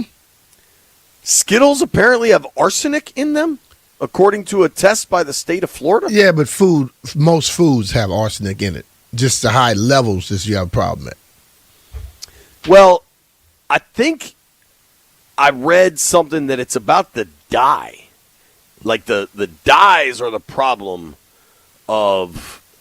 I forgot the little number, the letters or whatever it is in like Skittles and the Doritos and all this other stuff. Some type of some color that causes problems in a lot of those candies. But the arsenic, the higher levels, yes. But just about everything you indulge got some arsenic in it. That's crazy. It's crazy, but it's true. The one thing I know that you and I talked about this when we were in Spain, like whatever they're doing over there in Europe, when you eat food, you don't feel the same. Like you don't get that like you don't get as full. Bloated, stuffed, like I think we could move towards that. Let's limit the arsenic. Sounds like a good idea, right? Yeah, you would think. But like it's like we try to make stuff last so long. Yeah. Because let's be real, bro. It's about cash. The way we think, it's about cash, and it's also like if my stuff can last a little longer than yours, then you gonna have my stuff in your place. So people push the envelope a little bit. So I have good news, presumably only for myself. I am not like I don't know if you can delineate this like I do, B, but when you talk about candy, of which I'm a giant fan, I'm a chocolate guy. I'm not really into like the fruity, gummy stuff. Mm-hmm. And apparently, according to this article that the Tallahassee Democrat put out, Landfill sent to us, the candy, that like the fruity, gummy stuff is trouble. Laffy Taffy, Nerds, Sweet Tarts, Jolly Ranchers, Twizzlers. Oh, that's bad. Kit Kats, of which I'm a giant fan, made the list. Three Musketeers. You hadn't read far enough down that thing, did you? Skittles, Sour Patch Kids. But there is some safe candy, B. What's the safe one? Reese's Peanut Butter Cups. Bam. Hershey's, traditional Hershey's, just the milk chocolate joint. Not the one M&Ms. with the almonds in it? I'm sure the almonds don't make it worse. M&Ms, peanut M&Ms have to be the healthiest candy you can eat. You know how we're told that you burn calories eating celery? Uh-huh. I imagine you burn calories eating peanut M&Ms. Or if not, it's damn near a net even. Why? Because you got crunch on those joints. Twix do not have high levels of arsenic. I pro Twix. I like Twix. Milky Way. I like Twix. I don't really like Milky Way. I like Milky Way. Now, Landfill, when this news emerged, you revealed that you have eaten a lot of Skittles. Are you concerned about your arsenic levels? Yeah, a little bit. I mean, Skittles are some of the best things ever, and I love them dearly. And apparently, they've got too much arsenic. So I might just be out of luck. I think I was ahead on this. I've never liked Skittles, or at least since I was a kid. When I eat Skittles, this is a very obscure thing here, but you know how like your nose and your mouth are connected? Like stuff could go from your nose to your mouth and vice versa. Whenever I eat Skittles, I feel like they get stuck in the membrane between my nose and my mouth, and they gross me out. And I was anti-Skittle before the arsenic news. Yeah, but I'm trying to understand how the hell you think that. You're chewing up the Skittles, right? Yeah. And you feel like it goes snorting up them. into your nose? I feel like it gets stuck in my membranes. You might have a Insane in the strange way membrane. of chewing. No other candy makes me feel that way, B. So I've been anti-Skittle for a long time. That's weird. Well, Landfill, I'm anti-Skittle. Put me down in the anti-Skittle category. I have more important news. Yeah, what's that? Caller number 10 right now, 800-636-1067. You win 2 tickets to see Kid Cudi, the Rebel Ragers Tour with special guests MIA, Big Boy, and A-Track. Friday, May 29th at Jiffy Lube Live. Tickets are on sale this Friday, January 30th at 10 a.m. That's tomorrow, 10 a.m. For tickets and more event information, visit thefandc.com. Tickets courtesy of Live Nation. Pass on the Skittles, people. B. Mitch and Finley are presented by John Leahy.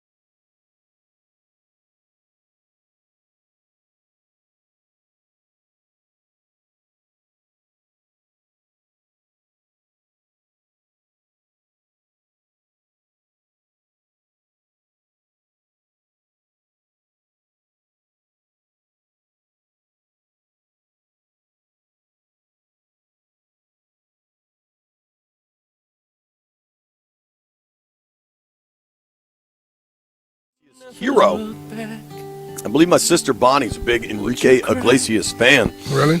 It is high noon in the District of Columbia, and we're excited to go to the Rude Guest Hotline. Welcome in our friend Josh Robbins from The Athletic. Josh, I got to ask the most obvious question to start here. Our repeat guests, we offer the opportunity to select their own walk-up song. I believe you are now a repeat guest. Did you request Enrique Iglesias' Hero? No. No one. No. Would you like that to be a walk-up song? Please don't do that. There's nothing wrong with it. I just don't want to be associated.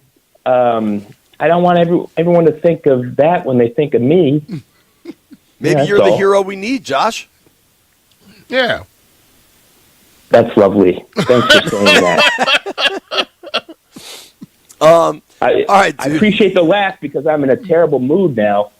Before this, I was listening to your show, and 10 minutes ago, I was in a great mood, and all of a sudden I hear all these reports about arsenic in the candy, and guys, I might be in big trouble. And that's all your favorite candies, right? Well, some of them, over a lifetime, I've eaten a lot of candy, and so I hope I'll be okay. We'll see. Yeah, so far so good, Josh. So don't let it get you down, buddy. I didn't mean to scare you. Just lay off the Skittles going forward. All right. Obviously, a big night in the district. John Wall getting honored at the game. They're giving away John Wall bobbleheads. You're from here. You've covered the NBA a long time. What does this mean for the organization and for John? I covered his regular season debut, actually. It was in Orlando that year. And I remember Vince Carter. I asked Vince Carter after the game, well, what did you think about the number 1 overall pick? And he goes, well, he's faster than a blink. and how true was that? Did that turn out to be? Yeah. John Wall deserves this. He's earned it. It'll be a nice night at the arena, and hopefully there'll be a lot of people in the building to honor him, and he's an excellent player for that franchise, for sure. What do you think the vibe will be like tonight? The people who are there are going to cheer for him, and rightly so. I don't know how many people will be there because of the roads, and just because, generally speaking, of the season the Wizards have had. Giannis is not going to play. Maybe that will diminish turnout. But I think overall the vibe around the Wizards, at least among the fans, as I can gather it, has been pretty positive lately. And as long as that there are people there and they're in their seats and they're Wizards fans, they should greet John Wall positively. I know they'll be happy to have the bobblehead for sure, and he deserves it. And the thing that's often lost about John Wall, in addition to him being the all-time franchise leader in assists and 4th in points and 1st in steals, is that he truly was great in the community, and not because he felt like he had to, but because he wanted to. Yeah. And that deserves and commands people's respect. And I think if people had been properly informed about what he brought to the DMV, then he should receive an excellent reception because he earned it. He earned it. Yeah, and I think the people that he touched and impacted, they know. So I hope some of those people could be inside that building as well, not just the basketball guy. You know what I mean? Agreed. I'm not sure how well this has been promoted up until the last couple of days. So we'll see. And then this ice storm and still some of these side streets, that's not going to help. But, we'll see. Yeah. I'm going to be down there. I think it'll be a good crowd, all things considered. You brought up the Giannis thing. 2 things I wanted to ask you from like a straight hoops perspective. What do you make of the Giannis trade, and what are kind of folks around the league saying about where he could end up and when he could end up there? Like, do you think he moves by next week, or is this something that happens in the summer? I think it's more likely to happen in the summer. in part because he's injured now, although that could be, you can easily get around that if teams are given his medicals, any recent MRI scan, which I would imagine if a trade is close, that would happen. But this would be most likely a pretty complicated trade. At least it has the potential to involve more than two teams. And if that's the case, then that kind of deal is typically occurs during the off season. Which teams could bring him aboard? Well, the Bucks would definitely need young players, at least one of whom is like top tier. Like Jonathan Kuminga won't do it. I've heard the Warriors mention, yep, Jonathan Kuminga might be part of it, but you don't center a deal around Jonathan Kuminga. Not at this stage. And there would have to be a bunch of picks there, and which is one of the reasons why this is getting out now, because if they're going to consider it, the Bucks want to drive up the asking price in terms of picks. Minnesota popped up in that thing, and I was thinking they're not letting Edwards go for anybody. How would that work if he were to go to Minnesota? Well, that's one of the. I'm a little bit skeptical. I think Minnesota. I don't recall immediately how many of their first round picks they have. As I'm looking at their list of people who might really intrigue, young players, I don't think there's any real great young player who they would be willing to trade who would really excite the Bucks. Mm-hmm. I guess one of their best young players, or at least one of their highest drafted young players, Rob Dillingham. Well, he hasn't done much in the league in part because he's got a crowded depth chart ahead of him.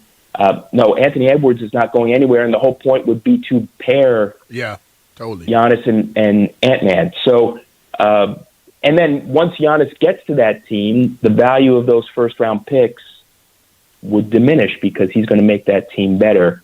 A team that always seems prepared to strike for something like this is Miami. Yeah, dude. Yeah. And Pat Riley. That guy and the front office that works for him, they know what they're doing. And they, I think, would be able to amass a very good trade package. Again, not a superstar young guy who they just don't have one right now. But they have some pretty solid young guys, and I think they're doing pretty well in their own picks. So would not count out Miami by any stretch. Talking with our friend Josh Robbins here on the Rude Guest Hotline. Rude makes the best HVAC equipment in the DMV. You can give Josh a follow at Joshua B. Robbins on X and at by Josh Robbins on Instagram. Read all of his work in The Athletic. So I think it was last week, maybe it was 2 weeks ago, you wrote an article about what the Wiz may or may not do at the trade deadline. We're now 1 week out from the trade deadline. And something you said really stuck with me, is that the Wiz probably aren't looking to add a whole bunch, but they wouldn't mind kind of getting involved in a capacity to add or dump salary, just to kind of become that third team in a three-way trade that gains an asset, even though they're not the home run hitter, so to speak. What are the chances the Wiz have some involvement in a Giannis trade? I mean, hell, we heard about a Ja Morant trade. Like, there could be some big ticket items on the move next week. What are the chances the Wiz get involved? But they would be one of the prime candidates to be a facilitating team there.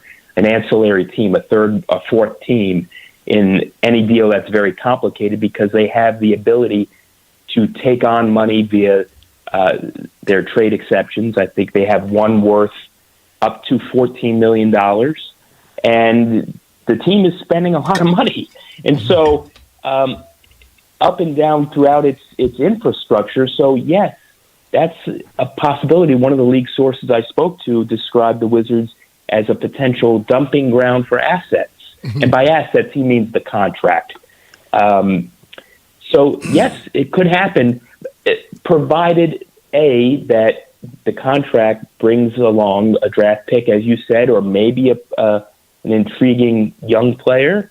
And this is my 2 cents here. I would think that incoming players would mostly, from the Wizards' perspective, be primed to contribute at the start of next season, not to amp up the win total now, because the lottery is critical for them, as we've discussed. Yeah. But this thing with back to Giannis, it was quiet. He downplayed it. Then it got noisy again. You think that waits that long all the way to the summer?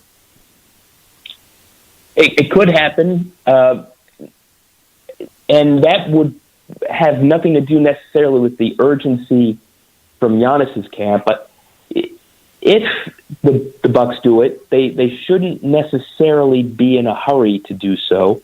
One of the reasons why they would wait is that waiting would give them a better sense of how the standings shake out and the value of any incoming picks, at least for this upcoming year, where the draft is said to be top notch. And the minute Giannis leaves that team, any chances of it being relevant in the near term are kaput, probably. Certainly, they would not be able to contend this year. It would be probably the start of a years-long rebuild. They might not have any other choice, partially because the complicated nature of the deal, and partly because they would want to have a better sense of what would be coming in terms of picks. Okay. All right. Specific to tonight, Big Eiffel, is he playing? I know there's some concerns. He missed practice with a sickness, right? Where are we at? Where are we at on the Big Eiffel? He definitely missed practice yesterday because he was sick. They have not. He's still listed as questionable to play, and at some point in the near future, or at least after the All-Star break, some guys will be playing less. In my opinion, that's what's going to happen. In this case, he really did miss practice yesterday. There truly was some sort of sick bug going through that locker room in recent weeks. So unknown about whether he'll play tonight. Yeah. Could his sickness be they won the last game itis? No, or could it be not yet. Can't win Eventually. 2 in a row, Aria? Second half that started happening. At some, like for example, Lauri Markkanen of Utah, and Utah has won more games than Utah probably would have wanted. I think he's missed 3 or 4 games because of separate games, non-contiguous games because of illness. Wow, he sure does seem to pick up colds often. I've had a cold for 6 weeks. Maybe he's got the same thing I got. Could be. But at some point, they'll be. They've been somewhat opportunistic in terms of players missing key games. That already, but generally not with their young players. I think down the stretch of the season, more and more guys will be sitting.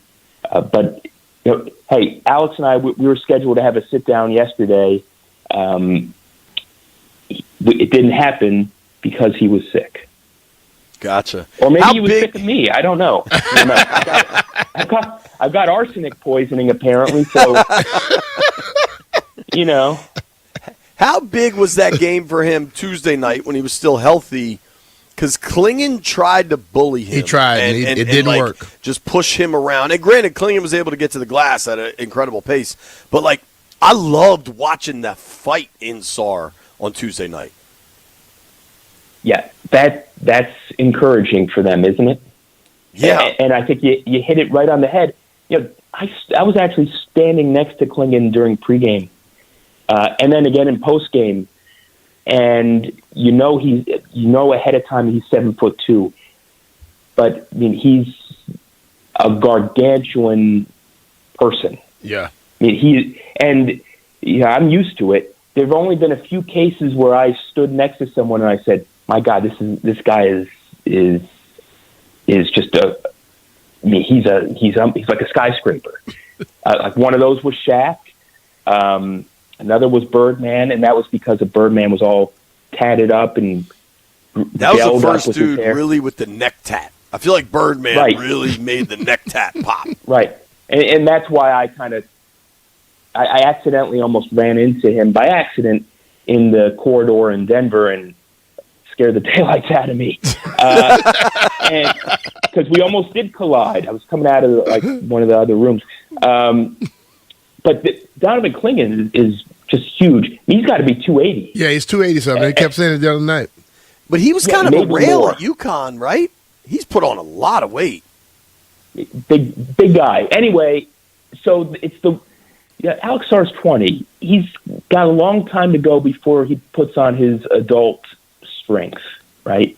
But it's the willingness to scrap that is an improvement over last year, and I think that's what's so encouraging. And then we've known for a year and a half now that he's agile and he's fast and he can sprint up court, and that's one of the skills he can bring against the Donovan Clingan or Karl Anthony Towns, who's nowhere near as big as Clingan, but slower than Alex Sarr. So, yes, I agree, JP, very encouraging for them.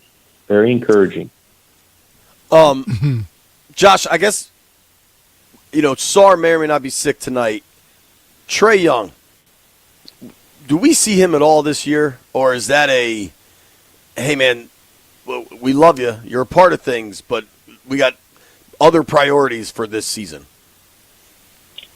There's no doubt that the way the rest of this season will be handled was something that must have been discussed before the trade was agreed to. Mm-hmm. It has to be. Yeah, this front office is too smart, too deliberative, and understands just how critical this lottery is.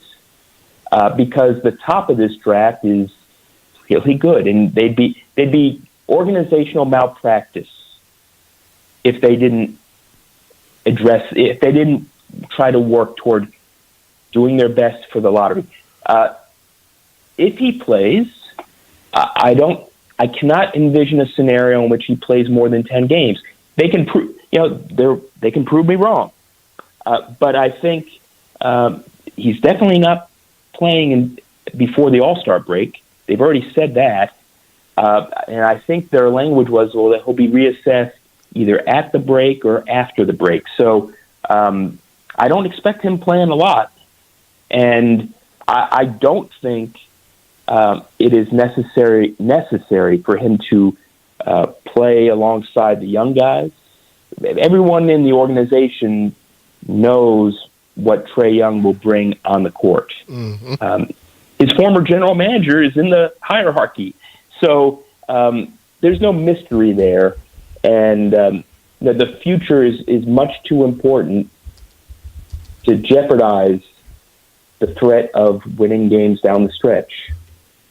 Agreed. No one has actually said that, but they don't have to. Come on, one doesn't have. Yes, that's the way it is in the NBA. Josh, real quick, if they got the number one, if somehow the lottery balls bounce Washington's way, Peterson all the way, the Kansas kid? No, not necessarily. No, it would either be Peterson or Dibanza, and they would. I have no idea where they would lean right now. That would be so dishonest of me to say. But what I do guarantee is that they would be exhaustive in how much they research both people, and they would continue to research the people who are 3, 4, and even 5 on the board. You don't make that kind of pick if they get that opportunity without really looking at every angle. Josh, we appreciate it, man. Everybody give him a follow at Joshua B. Robbins on Twitter. Great work in The Athletic. Looking forward to reading everything next week leading up to the trade deadline. I'll be at the arena tonight. Maybe we can say hello. Thanks for the time, bro. All right. Thanks. Thanks, guys. All right. That's our friend Josh Robbins from The Athletic. Josh is Covers funny, the man. Wiz. Josh is funny, dude. Low-key funny. Funny as hell. And I think, I mean, now granted, today is John Wall Day, so it's a bit of a different day. But, like, I'm excited to go to the Wizards game. I'm going to make sure I watch it tomorrow night. I don't know, maybe I'm having basketball withdrawal because of what's happening with my Turtles. And I'm just pouring it all into the Wizards. But I'm excited about what they're building, man. Nobody go anywhere. I'm going to tell you something I'm not excited about as it relates to the Super Bowl. It's B. Mitch and Finley.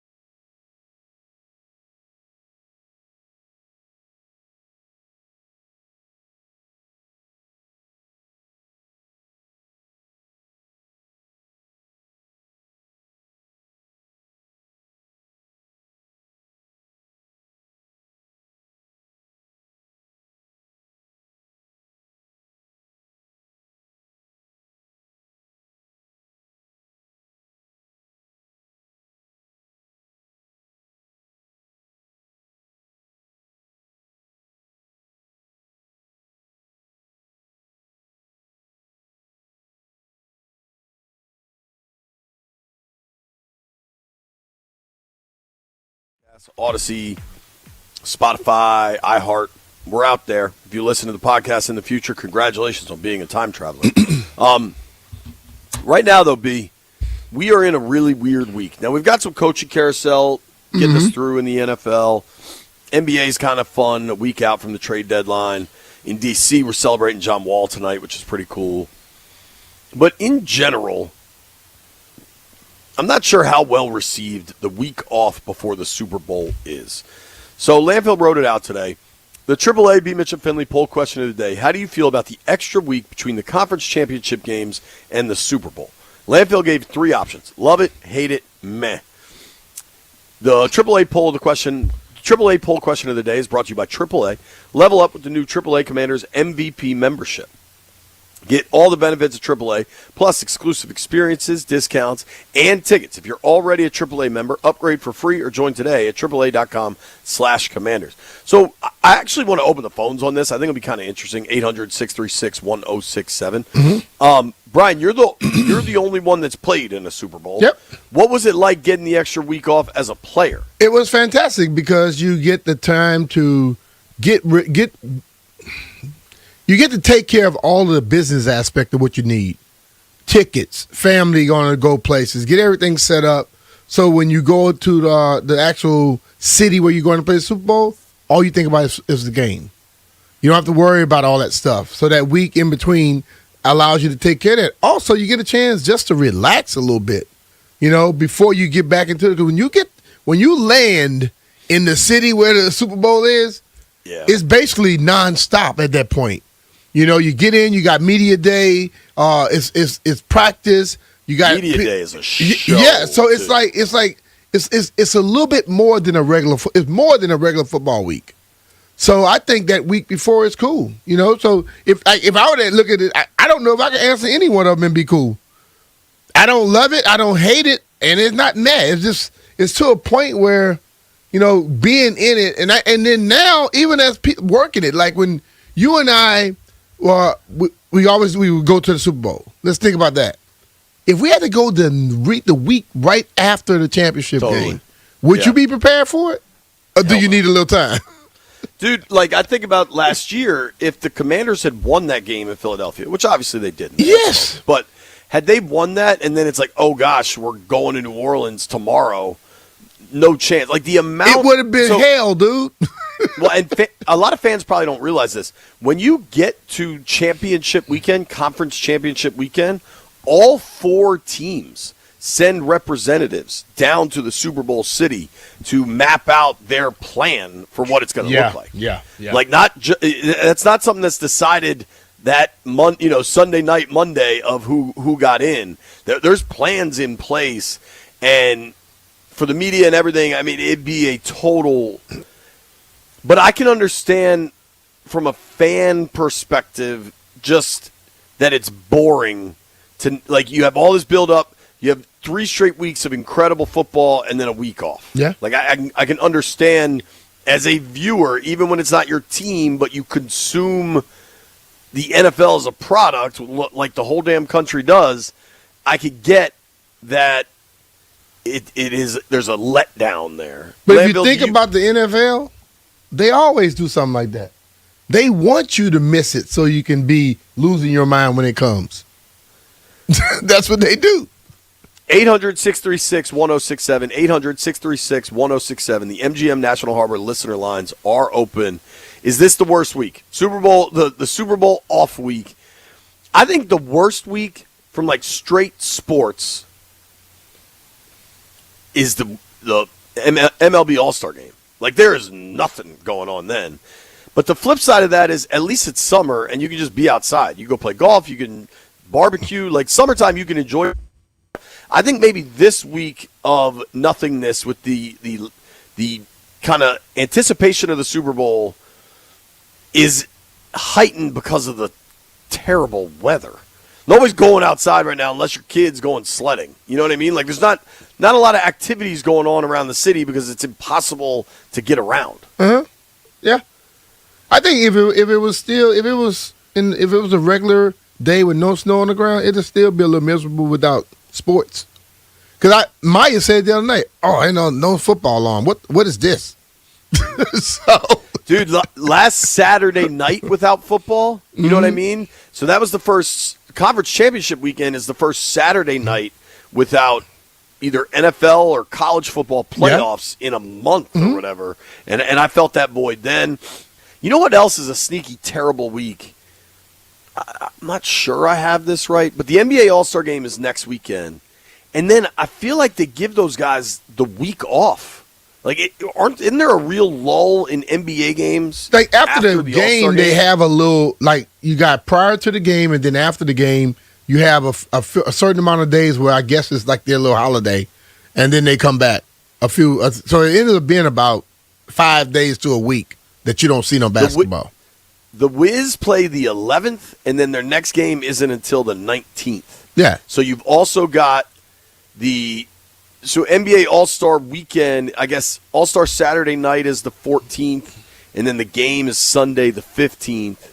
Now, B, you also have, this year, think about this. You're going to have the NBA All-Star break, which is roughly a week. Now, you do have the All-Star game in between, but the importance of that thing is diminished similarly to the Pro Bowl. The Caps are going to have their last game before the Olympic break is February 5th. So the Caps' last game before the Olympic break and the NBA trade deadline are the same day, next Thursday. Uh-huh. There's no NHL hockey. There's no Caps hockey for 3 weeks. Yeah. So you're going to hit this lull. Now, I imagine a lot of people will just start watching the Olympics. The Olympics comes up, and then this is my golf time. It's the West Coast swing. Yeah, that's only Thursday to Sunday, dog. Yeah, Thursday to Sunday. But you know what? I like to go back and watch it again because I miss most of the stuff on Thursday and Sunday. Like, you know what? I'm watching TGL for sure. Yeah, I'm watching TGL, and I'm looking at Brooks Koepka just hit one close right here. But it's like, where are you watching that? Right here on TV, in the studio. Golf Channel? Like what? That looks like the Golf Channel to me. Yeah, it's Golf Channel. Okay, we're gonna have to explore that here. Yeah, golf helps, especially because they're playing where it's warm and we're sitting where it's not. Like I always love looking at that. I went from that straight to Trevorium last night, looking for travel. What's it's the name of a travel thing. But I was looking for some travel last night, bro, to get out of Dodge. It's hard not to right now. But, dude, next weekend, I assume, isn't Waste Management, TGC Scottsdale, always Super Bowl weekend? Yep. Let's go. I mean, that's a must-watch. I think our mutual friend Lee is going. I'm sure he could. Hey, Lee, put me in your bag. In your bags. I'll go with you. Oh, dude, this is just on ESPN. You're watching ESPN, not Golf Channel. Oh, it looks like a G at the bottom. Oh, that's they got the mic, the speaker off. That's what that is. Interesting. When did ESPN get the rights to the Farmers? That's kind of cool. Now I'm also watching that. Landville, I have a feeling because you made this the poll question and because you get grumpy at lots of things, do you think this is the worst sports week?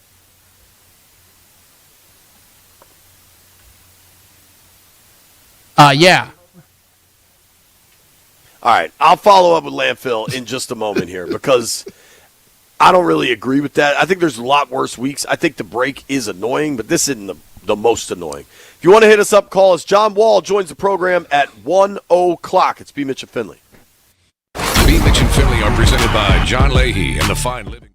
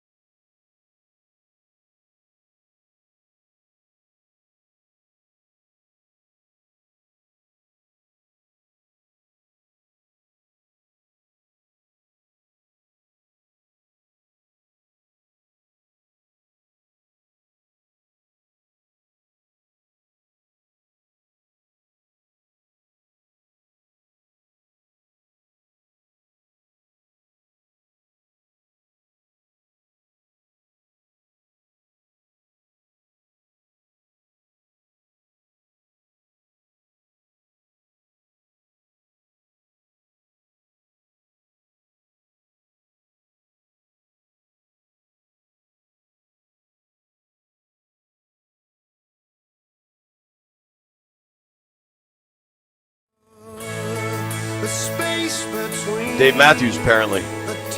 Want to let people weigh in how much they think this week sucks. I don't think it's the worst sports week. I think there are far worse sports weeks. Honestly, this summer might not be that bad when baseball shuts down because I think we'll have World Cup around that time. This is a pretty good world event calendar year because we'll get the Olympics and World Cup. But this has been a slow week for sure. Wiz tonight, having John Wall night helps. But let's see what the fans say.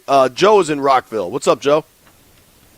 Hey, what's going on, B. Mitch and Finley? How you guys doing? I'm doing well, bro. Good. So, yeah, I don't like the way the NFL does this. This isn't one of the worst weeks because they're on fire with the playoffs. Everybody, man, did you see the game? Then this week we got nothing. And then it's like a good movie. You hear everything about a movie, then you go check out the movie, and it's a dud. That's how the Super Bowl sometimes come out. They come out lopsided. But one thought, I just wanted to comment on something you guys said about politics, how they're doing Bill Belichick. They're also doing another brother by the name of O.J. Simpson. On the field, pound for pound, he's the best running back, but nobody mentions him. So I just want you guys to think about that as we move forward. Have a good week. Yeah, but he's in the Hall of Fame. OJ's in the Hall of Fame. Yeah, what? I didn't understand that. They said pound he was one of the best. I mean, people may not call him the best. They talk about Barry more. They talk about Jim Brown, Emmitt Smith, people like that. But he's in the Hall of Fame. Yeah. And you guys love, believe me. I imagine OJ was a first ballot Hall of Famer. I think the stretch, OJ to Bill Belichick is a hell of a stretch, in my opinion, Brian. Yeah. I don't really understand that point.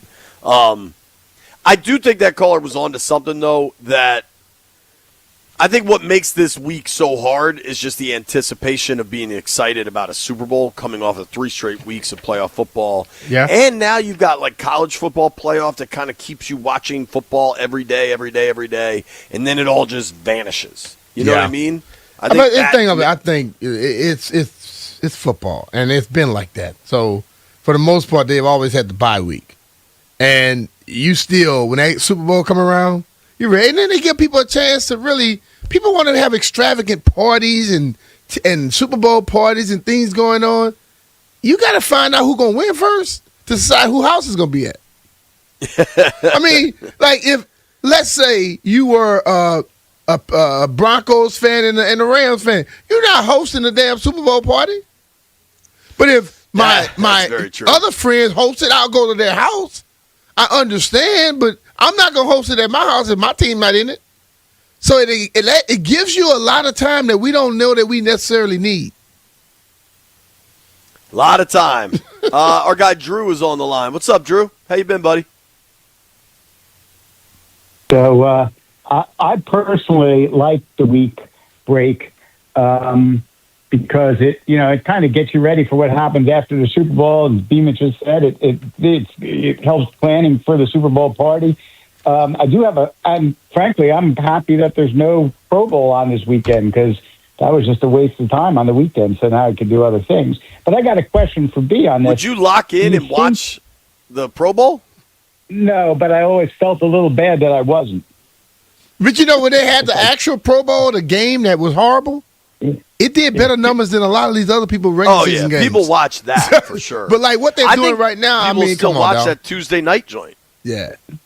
The last Pro Bowl I cared about was when we were in Hawaii because my parents won a trip to go, so they were like, "Oh, this is a big thing." And we didn't believe my dad actually won, so until he was on the plane to go to Hawaii, we were giving him a hard time. So that's wrong. But my question was to B, do you think having a week off makes the Super Bowl a better game? I don't know if it makes it a better game, but I think guys get a little fresher, instead of just rolling. Because let's imagine if both the teams that made it had their bye week like week 5, week 7. And by the time they roll into that Super Bowl, if they haven't had no rest, they got problems. So I think it could because they're fresher. Say it like that. Yeah. So, but the flip side is it gives these coaches. To be good. Hang on, Drew. It also gives these elite coaches more time to game plan, which considering the two dudes in this Super Bowl as like arguably defensive masterminds with Vrabel and McDonald, for the people that only want to see offense, it could slow this thing down. You know what? It's like, but like what I say about that, Jay, what else can they game plan for? They've seen it all already. I mean, I know football is not as difficult as people make it. And I guarantee you the Patriots or the damn Seattle Seahawks will not be coming up with new plays. They're going to run the stuff they've been running. I think there's some self-scout, like, all right, we got to get away from this on third and medium because we've run a bunch of it. But I think you're right to your larger point. I mean, by the time you get to the end of the year, they know what they're giving off, what the other team is trying to do. This one comes down to who makes mistakes, who turned the ball over, who had the penalties. You know who it is helpful for? I mean, well, depending how much you believe it, Drake May's dealing with a shoulder injury. Mm-hmm. He would be on the injury report with a shoulder injury. A week off doesn't hurt him. I know that much. Yeah, and they don't have to get one this week. Right. Yeah. They would get simulated injury reports. Yeah. Thank you, Drew. I hope you're enjoying warm weather somewhere because we are not. I will. The one thing I will kind of chime in. I always think of things from a Washington perspective. When we get in the Super Bowl again, I'm going to want 2 weeks because the partying from the NFC to the championship to the Super Bowl is going to be a blast, and I don't want to shorten that time. So, yeah. And me and JP agree. Thank you, buddy. All right. That's our guy Drew calling from points unknown, somewhere changes in latitude. When we return, really excited, John Wall is going to join the program in advance of John Wall night tonight at the Wiz game. Should be a lot of fun. Don't go anywhere. Be Mitch and Philly.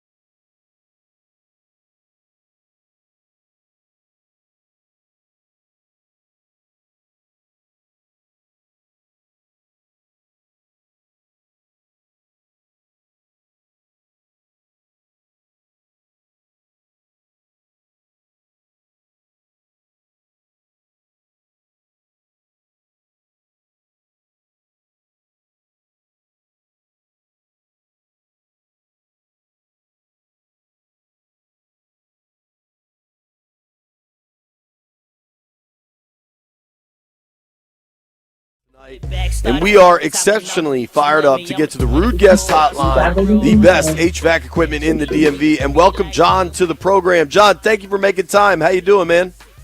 I'm great. How you doing, sir? We're great, man. How cool is this for you tonight to have the John Wall celebration, the bobbleheads? They're going to have the scores table, just all of it. What does it mean for you? Oh, it's just a real moment, a dream come true. You know what I mean? Having an opportunity to make it to the NBA, that's always a dream. It's something that a lot of us as kids don't think can really happen until it happens. And then you have the opportunity to be with a franchise and be a franchise guy.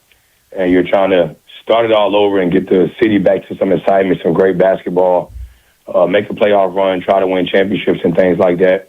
And we all set goals for ourselves and set goals for the team. Some of them I accomplished, some of them I didn't accomplish.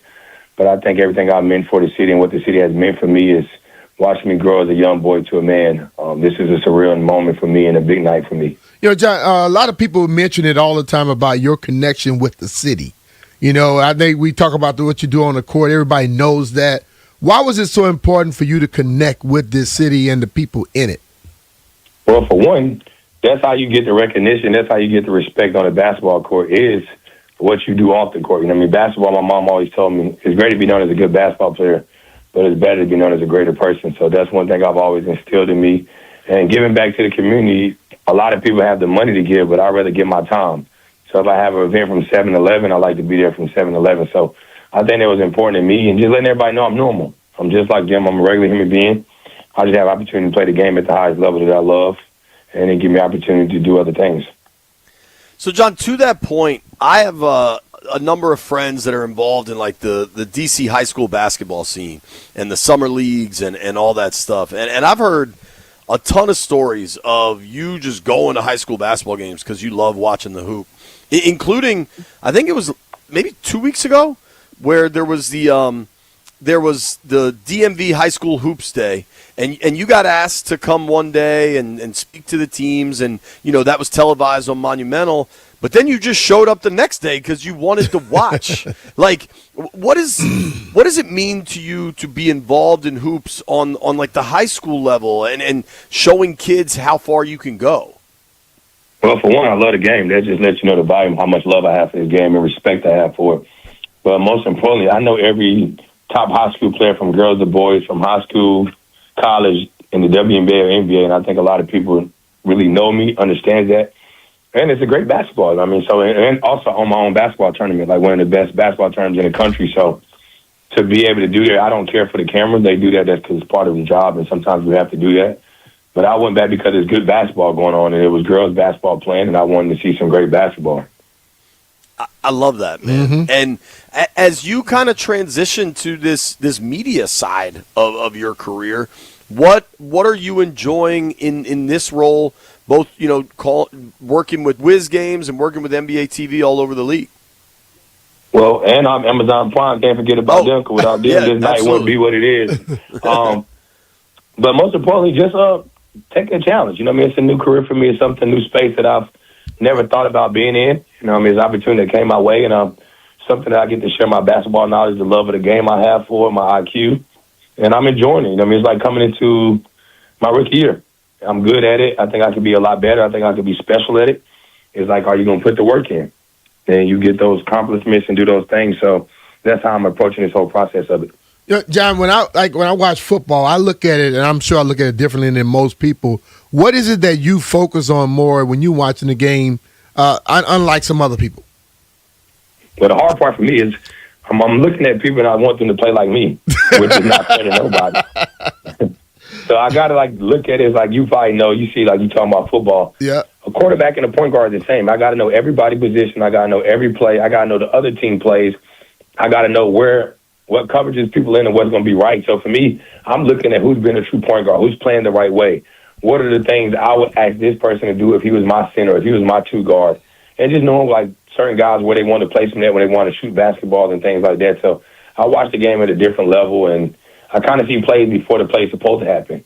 And it'd be funny because we'd be in studio and I'd be like, all right, he about to shoot this step back right here.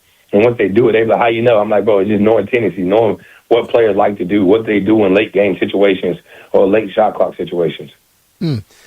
talking with John Wall ahead of John Wall's celebration tonight at Capital One Arena. So, John, I was telling, we had Zach Leonsis on with us earlier, and I remember exactly where I was when the Wiz won the draft lottery, and everybody in the world knew they were going to take you number 1 overall. What do you remember where you were? Did you watch that draft lottery, or were you kind of just like, oh, I know chips will fall where they go? Nah, for sure I wanted to see. I was, rest in peace, my old agent, Dan Fagan, back in the day. I was at his house. We had a little watch lottery party at his house. I was watching it there. And it's like everybody thought I was going to New Jersey because they were supposed to get to the 1 pick. Then they fell to 3. And then it was between Philly and Washington. I'm like, this is 2 great places because Philly is one of my favorite players of all time, play Allen Iverson. So I'm like, ooh, there's going to be some pressure there. And then 1 is where my dad's from in Washington, D.C., and it's only 4 hours from North Carolina. So I'm like, I'll be in 2 great spots. And when D.C. won it, I was like, damn, bro, I'm going to the nation's capital. This is amazing. That's so cool. And then when you in your rookie year, I mean, you played 70 games as a rookie, a lot of minutes. You played at a really high level for a 20-year-old dude coming into the league. Did you have like a welcome to the NBA moment? Was something like, whoa, this is hard or different in that rookie season? Yeah, I think just Steve Nash, the way he like damn near started the game going perfect against me. I mean, running around underneath the basket, all that. But I also say I had a stretch when I had to play Rondo, D Rose, and then go on the West Coast and got Chris Paul, Russell Westbrook, Steve Nash, Darren Williams. That was a stretch of like 6 games. I had all those guys who, at that time, outside of like Tony Parker, it was like the top guards in the league. And I'm like, damn, why is this on my schedule? Like, this is going to be my welcome to the NBA moment. But I try to explain to a lot of people, on top of playing 70 games and playing a lot of minutes, we practice a lot. I used to practice 2 hours, 3 hours a day with the team, on top of, the individual work you have to do for yourself. So that's a lot of wear and tear on your body as a young player. But I had all the energy, and I was just super ecstatic just to be playing. You mentioned Allen Iverson and another guy who was very fast on the court. People talk about your speed on the court. What did you take from Allen's game and implement it in yours? Well, for one, I was a small guard. I wasn't tall until like almost the end of my 10th grade year. I was only like 5'8", 5'7" my whole life. So I've always a guy that had a crazy crossover, got to the rim, was tough as nails, and that's what I had, that competitive edge. And then when I grew, instead of shooting layups, I started dunking the ball. So that's what I had for me. And I mean, my whole life I was always able to get to wherever I wanted to. So it was so much easier for me. So watching AI, I'm just like, bro, this guy's just pound for pound, too tough. He's OD. How did it feel, whatever that was, your sophomore, junior year of high school, when you went from layups to dunks? I never experienced that feeling. Like, how JP cool is still that? laying up. Yeah. Well, I tell you the funny thing. Everybody was like, oh, John Wall's good, whatever, in my hometown. And then when layups started turning from finger rolls to dunks on centers and stuff, they was like, oh, man, it's a real chance you can go to the league now. Because, at 5'7", 5'8", you got to be a great shooter or, like, just make a tough floater. And at the time, I never had to work on that because I've always got to where I wanted to. You know what I mean? Like, we didn't have all the trainers and the things that these guys have now, which is great and amazing. I wish I've had that. So I was like, okay, now I'm dunking on centers. Oh, yeah, it's up now. Like, please don't make me mad. So look, I saw them do something for D Rose the other night, and he tried to hold back the tears. Are you gonna be able to hold back the tears, Jay? Nah, I ain't gonna lie. I'm an emotional guy, bro, because I'm just an emotional guy because like all the stuff I have overcome in my entire life and seeing what I've never thought was an option. I mean, going to college, that was never on my mind. I mean, for me, it was just making it to 18 years old. Wow. Then to see myself go to college, everybody say he's going to be there 3-4 years. He's not going to be a one and done. I do my thing and dominate college. Then I go to the draft, and since my junior year, senior year, it's like, oh, he could be the number 1 pick. I'm like, how? Like, out of all odds, if 60 people get drafted, why?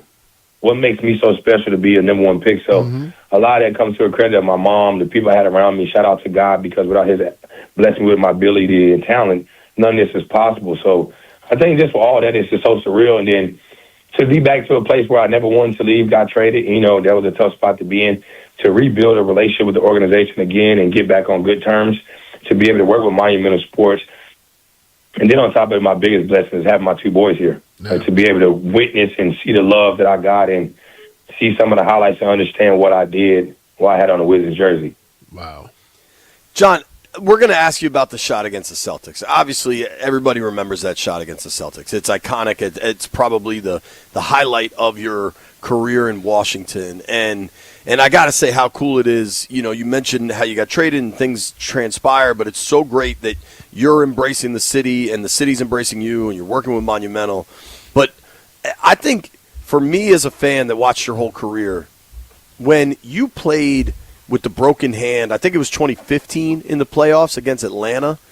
What was that pain like? What's it like for a point guard to try to play through a broken hand and then play at a really high level? For one, I was mad because I did it early on in the game and nobody really noticed, and I just kept playing because the adrenaline was going. Right. And I go take a shower, and I got a muffin hand. I'm like, boy, I can't even wash my back with my left hand. Like, what's going on? So I'm mad because we win game one. You know, your adrenaline is high. I'm like, okay, we got a chance to really win this series. And we still had a chance when I came back. Then I missed game 2, 3, and 4. And I'm like, bro, whatever y'all got to do, y'all got to numb my hand, whatever. I got to get back out here. Like, I need this bump. So I did everything I could every day, like just trying to do anything I could. And it was tough. Like, I couldn't get smacked on my hand, anything. It was just a lot of pain. I had 5 fractures in my hand. But that just lets you know, like, how much I love the game, how much I was trying to give to this organization, and what I was trying to bring. You know what I mean? I didn't reach my ultimate goal, but I was just trying to let them know I'm willing to go through a brick wall to accomplish what I said I was going to accomplish. I love that. That's and good then stuff, brother. Another game, again, I remember y'all had a first-round series against Toronto, and every game day, I don't know why I decided to do this, but I was just trying to think of things DC had that Toronto didn't. And every day I would go take a picture of Popeyes on Wisconsin Avenue and tweet it at Drake. That was my way of S-talking the city of Toronto. And hey, it worked. Y'all won the series, so I did my part. But I remember in 2017, before we get to the Boston series, you dropped, I think it was 40 or 42 against Atlanta in the clincher. What was that game like for you? What was that game like for you when you're just filling it up from everywhere? I think you knocked down all your free throws in that game, and you guys clinched that thing. What does that feel like when you're on one like that in the playoffs? Well, it was a big moment for me because like that goes back to the series when I fractured my hand. We should have won Game 5. I blocked in a shorter layup, which I'm surprised they challenged me for a game winner. Blocked it, then Al Horford gets the rebound and makes a putback. You remember that? We lose that, so now we're down 3-2.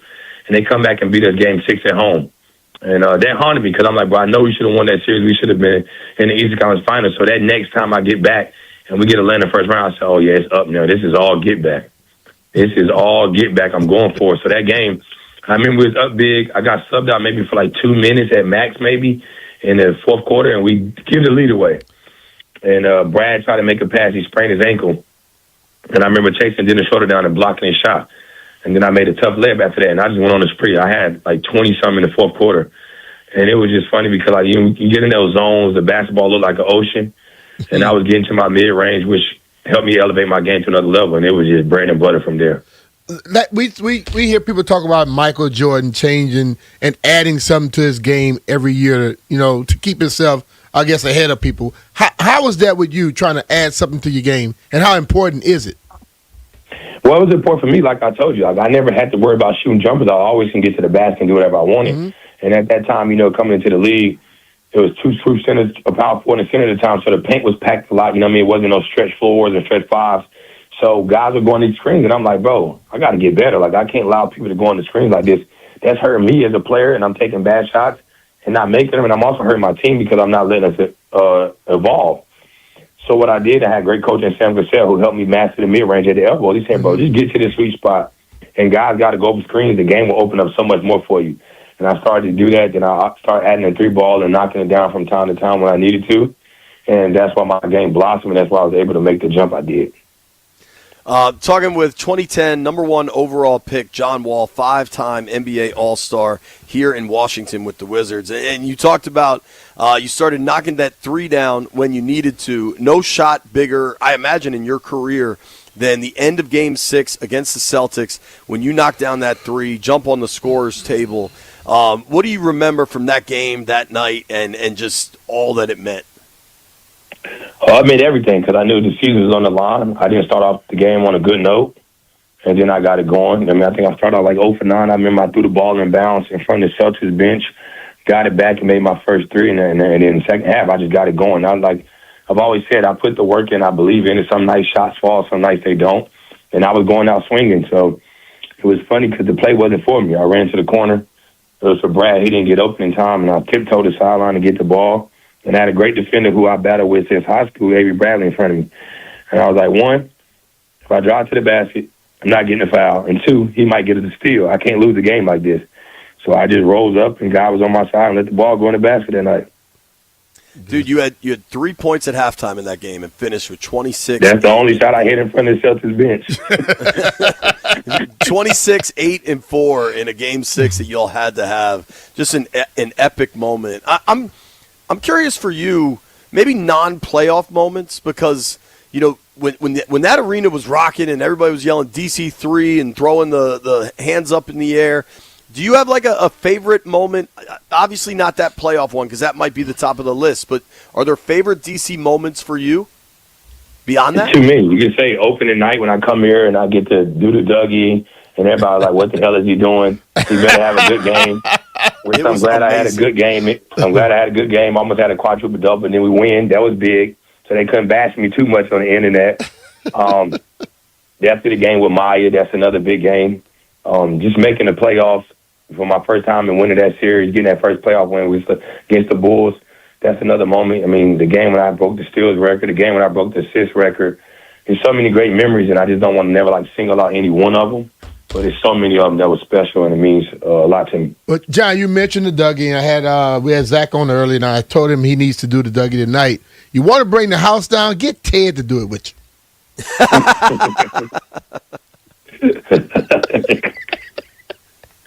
We'll be waiting. No comment. I do that. I might save that for another day. We have another big day down the road. All right, I got you.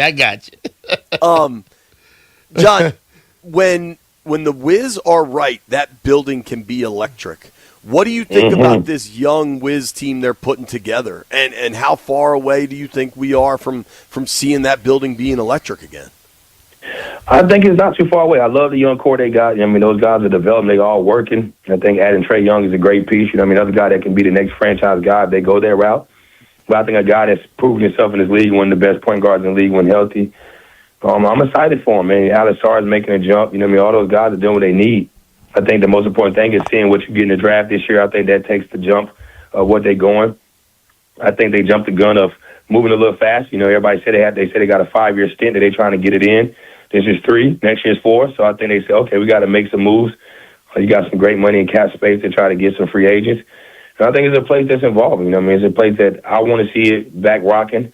I want to be a part of the side of where I'm at now to enjoy it, embrace it, because I know how much this city loves sports. They love basketball, and they definitely need it again. What do you think of Trae Young's game? Obviously, he's hurt right now, but how much can he accelerate this rebuild? I don't think Trae Young needs no introduction or too much talking about what he can do. You know what I mean? Be honest. A guy that led the league in assists before, what he does is special, man. A guy that's smart can shoot the ball from any range. I think he's going to open the floor for everybody. You know what I mean? Allow guys to understand that, hey, we need you to open shots. I can create that. You need somebody to get in the paint. I can do that. And I think that's one thing the Wizards don't have right now is a guy that can get in the paint at will. You get 10 toes in that paint, you get shots, you get lobs for Alex Sarr. He's going to take his game to another level. To understanding when you can pick and pop, when to roll, when to go catch lobs. You got shooting in Trey Johnson, Keyshawn George, Bilal, Bub, all those guys. So I think it's in the right direction. I think they just got to figure out what they want to do and who they want to keep and add on to what they have. Mm-hmm. So, John, indulge me if you can. One of the highlights of my career is a moment that is now living on the internet. This is many years ago when the studio was in Bethesda. And so we worked with C-Mill and everybody at the old CSN. And you came to Bethesda to do a bunch of different interviews and stuff. And I got 5 minutes with you because I was the head digital reporter at the time. And you and I were sitting in one of the studios in these weird little chairs. And I asked what you thought of the bruh meme that was always on the internet and stuff. And you recreated it in the chair. I don't know if you remember that, but that was legitimately one of the highlights of my career. And that meme still goes everywhere. I got the meme saved in my phone. It's funny because if somebody send me something, I'm like, bro, I ain't trying to hear that. So it's funny. But at the time, I was mad because I'm like, bro, is we getting whooped in the game in Atlanta, and they want to catch me drop my head back. I'm like, bro, that lets me know the camera is always working. It do never stop working. Oh, yeah. So always pay attention to what you was doing. Well, at least more people 100%. now use the meme from us in studio than they do from the actual game where it started, right? Yeah, for sure. John, you deserve all the praise tonight. I think it's going to be a really fun night in the arena. Is there any one thing you're most excited about tonight? I think just everything. I'll be honest, I can't pick out one single moment, but I think just being able to walk on the court again, get some love from the fans and the organization, and like I said, just having my kids there, that's going to be a whole lot to me. Soak it all in, brother. Soak it all up. And what are the Appreciate it. Thank chances of y'all. a Dougie tonight? Nah, we got to save. I'm telling you, if I get that other day, and if it all fits with what the organization want to do, that will be the walk-off that I will give y'all. All right. Gotcha. Thank you for the time, John. All right, Jay. Appreciate it, man. Take care, brother. All right, thank y'all. All right, man. All right. John Wall joining us right Good here on the stuff. Rude Guest Hotline. That was a lot of fun. I Yes. think it's going to be a lot of fun tonight at the arena. You can give John a follow at John Wall, Twitter, Instagram, and make sure you're watching tonight. Nobody go anywhere. You're listening to B. Mitch and Finley. B. Mitch and Finley are presented in the final.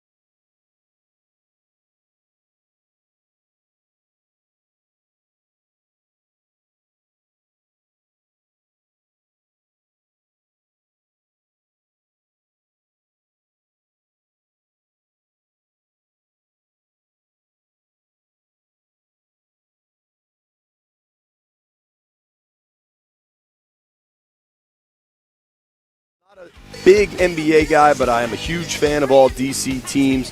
What a great interview with John Wall by JP and B. Mitch. That was a lot of fun, man. Yep. That was a lot of fun. And I think he's grown up a lot, too. You know, Totally, that's man. something you can hear. I like that. Well, that happens in life. Yeah. You know what I mean? Like, in life, you grow up. It's supposed to happen in life. And some people don't ever grow up. Yeah. I did want to let – do you have a favorite John Wall memory, B? I don't know if it's necessarily a favorite. I like seeing him blow past people, you know. That was like an everyday thing, basically, for me. When he mentioned Allen Iverson, I love Bubba Chuck. And you watch him, he would go past people just like Allen did.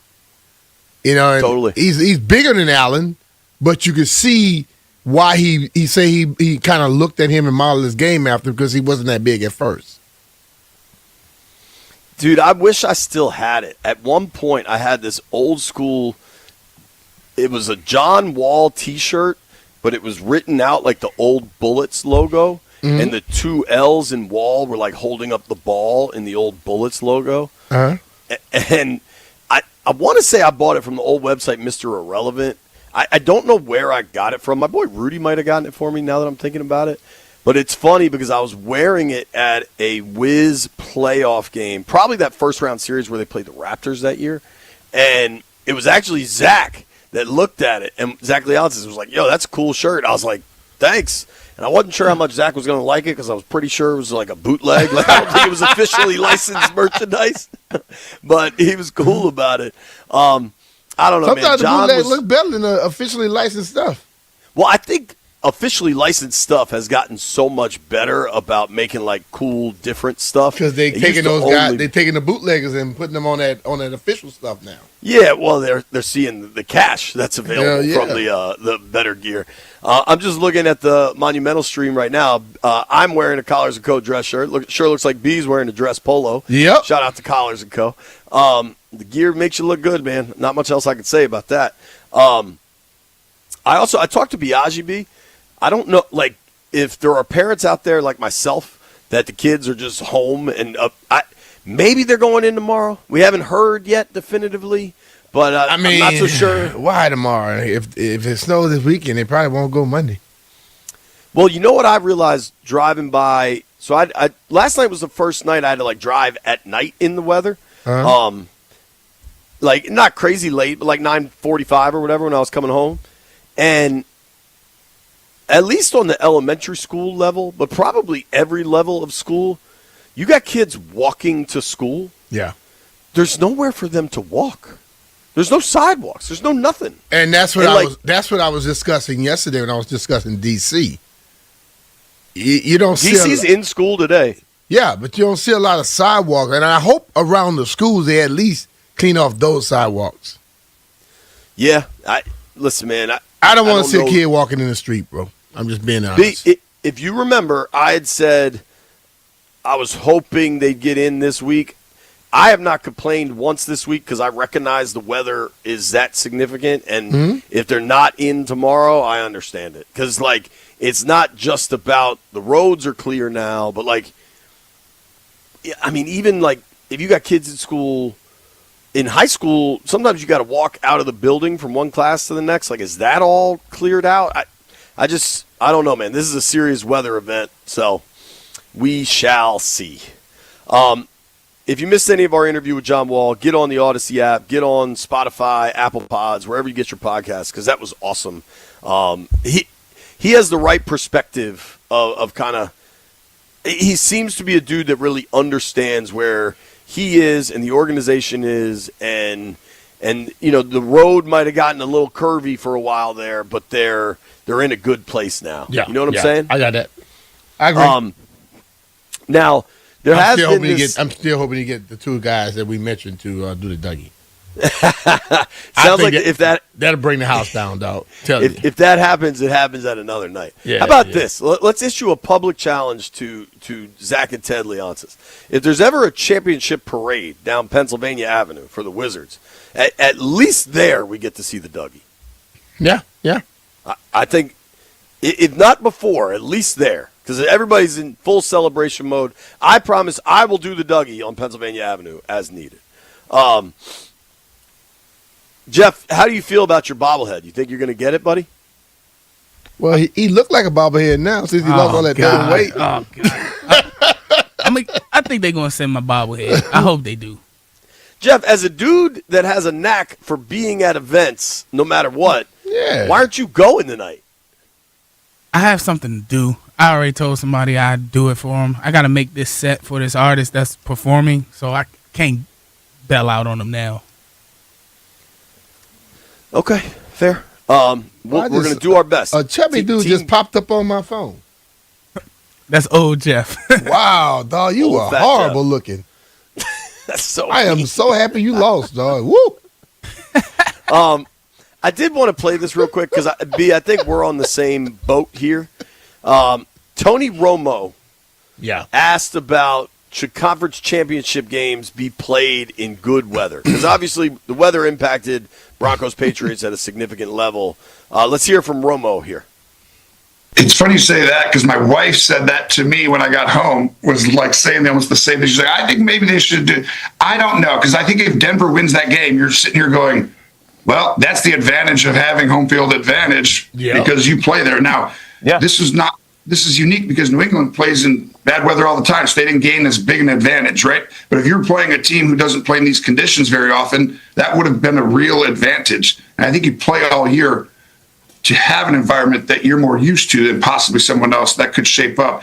That was so unique. I mean, I don't know that any coach could have prepared for that, because if you did, I think everything changed. Sean knows if he's like, we're going to have a whiteout and you can't score in the second half, I think he obviously would have kicked a field goal. I mean, but that's like, how into the weather can you really get before the game and expect it to completely switch? I mean, it was just, everyone jumps and goes crazy after a game, but this is just a one-timer, I feel like. It's not, that often we see this happen. I think it's a one-time thing. Occasionally you're going to get these really bad weather games, but you play all year to have home field advantage in that game. True. So I listen, I'm not with the people. Listen, sports has been, outdoor sports were made to be played in the element. And if you have those conditions and you do it, then the person come and play, you do it. You know, if I go to your house, you get to decide what we play, where we play, and how we play. You come to my house, you play how we play. I just think that's how it needs to be. And when, like the Super Bowl, yes, you do that, because if Super Bowl is more about the entertainment of the fans, the teams go play, you want everything to be equal. But if you got to get to the Super Bowl, you come through and you weren't good enough, you didn't take it serious enough to win enough games in the regular season, that's your fault. I got home field, you come through here. And if it's going to be this way, it's going to be this way. Who cares? I totally agree. Because if the Dolphins get home field and it's 86 degrees and humid, and Buffalo's got to come down there. Yes. You know what I mean? I remember a game distinctly in college. We had Colorado State came to us in South Louisiana early September. We were running that thing back and forth. When they were going up the tunnel, we knew the game was over. They're like, man, I can't even breathe down here. That's what I would have been saying in Denver. Somewhere in Colorado, you know what I'm saying? That weather destroyed them down there. And I'm supposed to make them comfortable? Hell no. Yeah. Football is played in the elements. If people want to say I'm a hypocrite because I'm not against the new RFK Stadium being built with a roof on it, there's totally separate issues. I think the new RFK Stadium is about reimagining a corner of the city and bringing a lot of money. You know what it's about, Jay? That's an investment in getting events year-round. They can say what they want about that. But when you spend that amount of money, you want to be able to recoup a lot of that money. How do you recoup that money? Having more events. And how do you have more events in that stadium in this area? Because you put a roof, because more people will come to it. This is not just for the game. This is for everything beyond the game. Because football will not completely pay for that. Beyonce coming through here, a Taylor Swift, a Bad Bunny, monster trucks, all that type of WrestleMania, hell, auto any of- show, that type Right. of stuff can pay that back. Just the football games, they're not going to pay it back. Totally. I know people have been asking. The auto show is open if you're looking for something to do with your children. I know Jeff usually takes. Jeff, you take your nephews there or something? Have you gone yet? Man, Jeff's not. He moving. Okay, so I was gonna take him, and then I gotta go. Now he produce sat this down. There you record. go. It's all good, Jeff. You're listening to B. Mitch and Finley. Coming right back. Go ahead, Jeffrey. You're back. We supposed to be going to break, man. What are you doing? Have you I ever was seen going to JB go to break. break at 41? I'm going to break. We're breaking now. B. Mitch and Finley are presented by John Leahy and the Fine Living.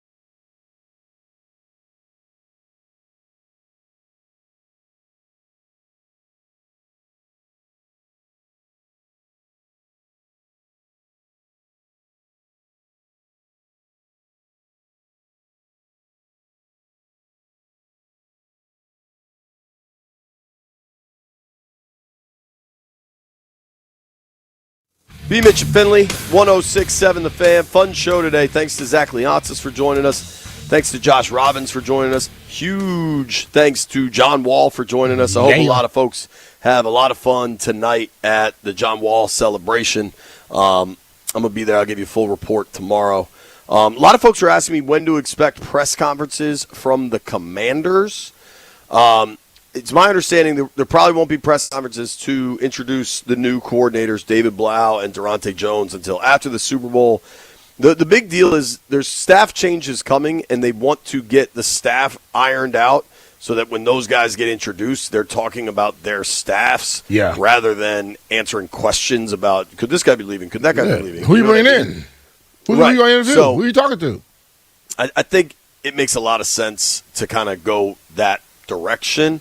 I did want to address my man Jeffrey, because in the in the text thread, Jeff, during our conversation with John Wall, texted, JP sounding like one of them I met B. Mitch in 94 stories when I was talking to John Wall. And you know what, Jeff? You did kind of sound like that, Jeff. JP, you did. You seemed to mess with all those people, and you became one of them real quick. Dude, when John was playing, I was a young man. I was going to games and out and about. It was fun. Yeah. So, Jeff, you can mock me for that. That's fine. I'll own that one. Old man. Oh, man. I've given the Hoyas a lot of grief. They did win and beat DePaul last night, so I thought I should at least point that out. You should beat DePaul, but whatever, they did, so good for them. B, I know you're watching Koepka in the first round of the Farmers from Torrey Pines. Mm-hmm. Not going great. Not going great. And he discussed that he felt a little, he had some nerves. What do you think it's like for him, like for real behind closed doors, walking back into that PGA locker room? And I think the locker room is not the bad thing. I look, you go in the locker room. Listen, when he decided to come back, he reached out to a guy he had a relationship with in Tiger Woods. He ain't worried about the locker room. He worried about those fans. They don't tell him what the hell they may say or how they may act. I think fans, by and large, are supportive. You think I'm crazy? They're not going to show us the crazy ones. You're going to have somebody try to say something stupid. For sure. But the whole thing of it, listen, man, the man, he made a decision, and he made a decision that a lot of people, if we were in the same position, would have made, because he probably got some life-changing money. So, yeah. It's kind of hard to be completely pissed at all of them. Real quick, there was something I saw Schefter on Philly radio. I guess he does a weekly with one of the Philly shows. And they said, hey, Adam, when do you expect us to hear about the new offensive coordinator? And he goes, might hear about something else. And they're like, whoa, something else. He's like, sorry, guys, got to go. And they're like, a trade? Something else? And he just left this cliffhanger. That's a smart man. You know what they're about to do? Follow everything he's on. But he did. I saw something where he was talking about could be a possibility of something with your boy A.J. Brown. Would you be in the A.J. Brown business? Would I be? Yeah. B. Mitch is running the team. AJ makes plays. He gets a little crazy sometimes, but how many very good receivers are not crazy? Fair point. To be real about it. Yeah. The dude can make plays. And when I told you there was some issues going on, they proved there's some issues going on. Yeah. Clearly. They can act like, nothing is wrong. There was nothing wrong. Yeah, they had some problems in that locker room. The media's making it up. Media ain't made up anything. Let's make some bets, boys. Heard it here first. I got to say what's heard here first. Everybody gather around. Heard it here first on B. Mitch and Finley. What they got to say was heard here first. White Brian, what do you got, buddy? Everybody Besides lost. bad bus service. Everybody lost. What happened on the bus this morning, Dub B, that you were stuck for 15 minutes? I guess they decided to have a detour route and didn't tell anybody, and then the bus just stopped for a good 25 minutes. I bet that was convenient. So the bus didn't know where they were going? Pretty much, yeah. Wow. Shout out to the bus drivers. Oh, man. All right, I already said it. I'm taking the Wiz plus the points tonight. I'm now, with you. Alex Sarr with the illness, I'm not so thrilled about. But I'm taking the Wiz plus the points. Let me see. I will also J-Dogs, take the Jeff? Wiz. Ooh, party pot. Yeah, they can't lose in front of Jay. Whoa, man, it's all right. They got it. We seen this over there. I'm gonna take Detroit Pistons -4.5.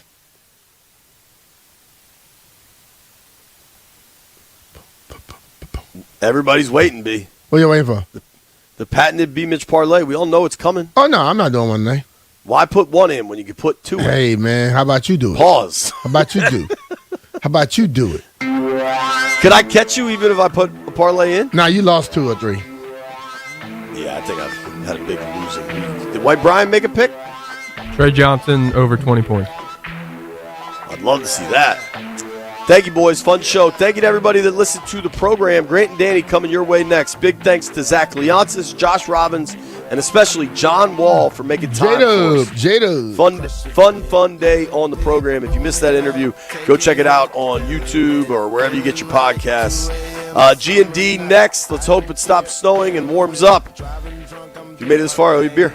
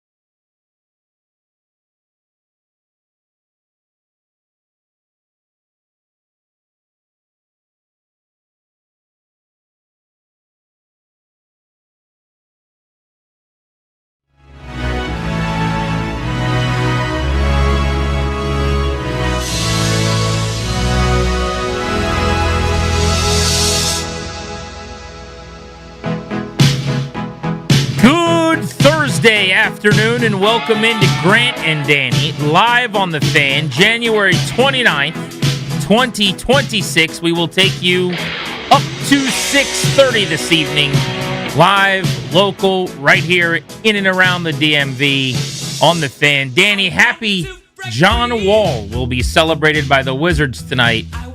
Day.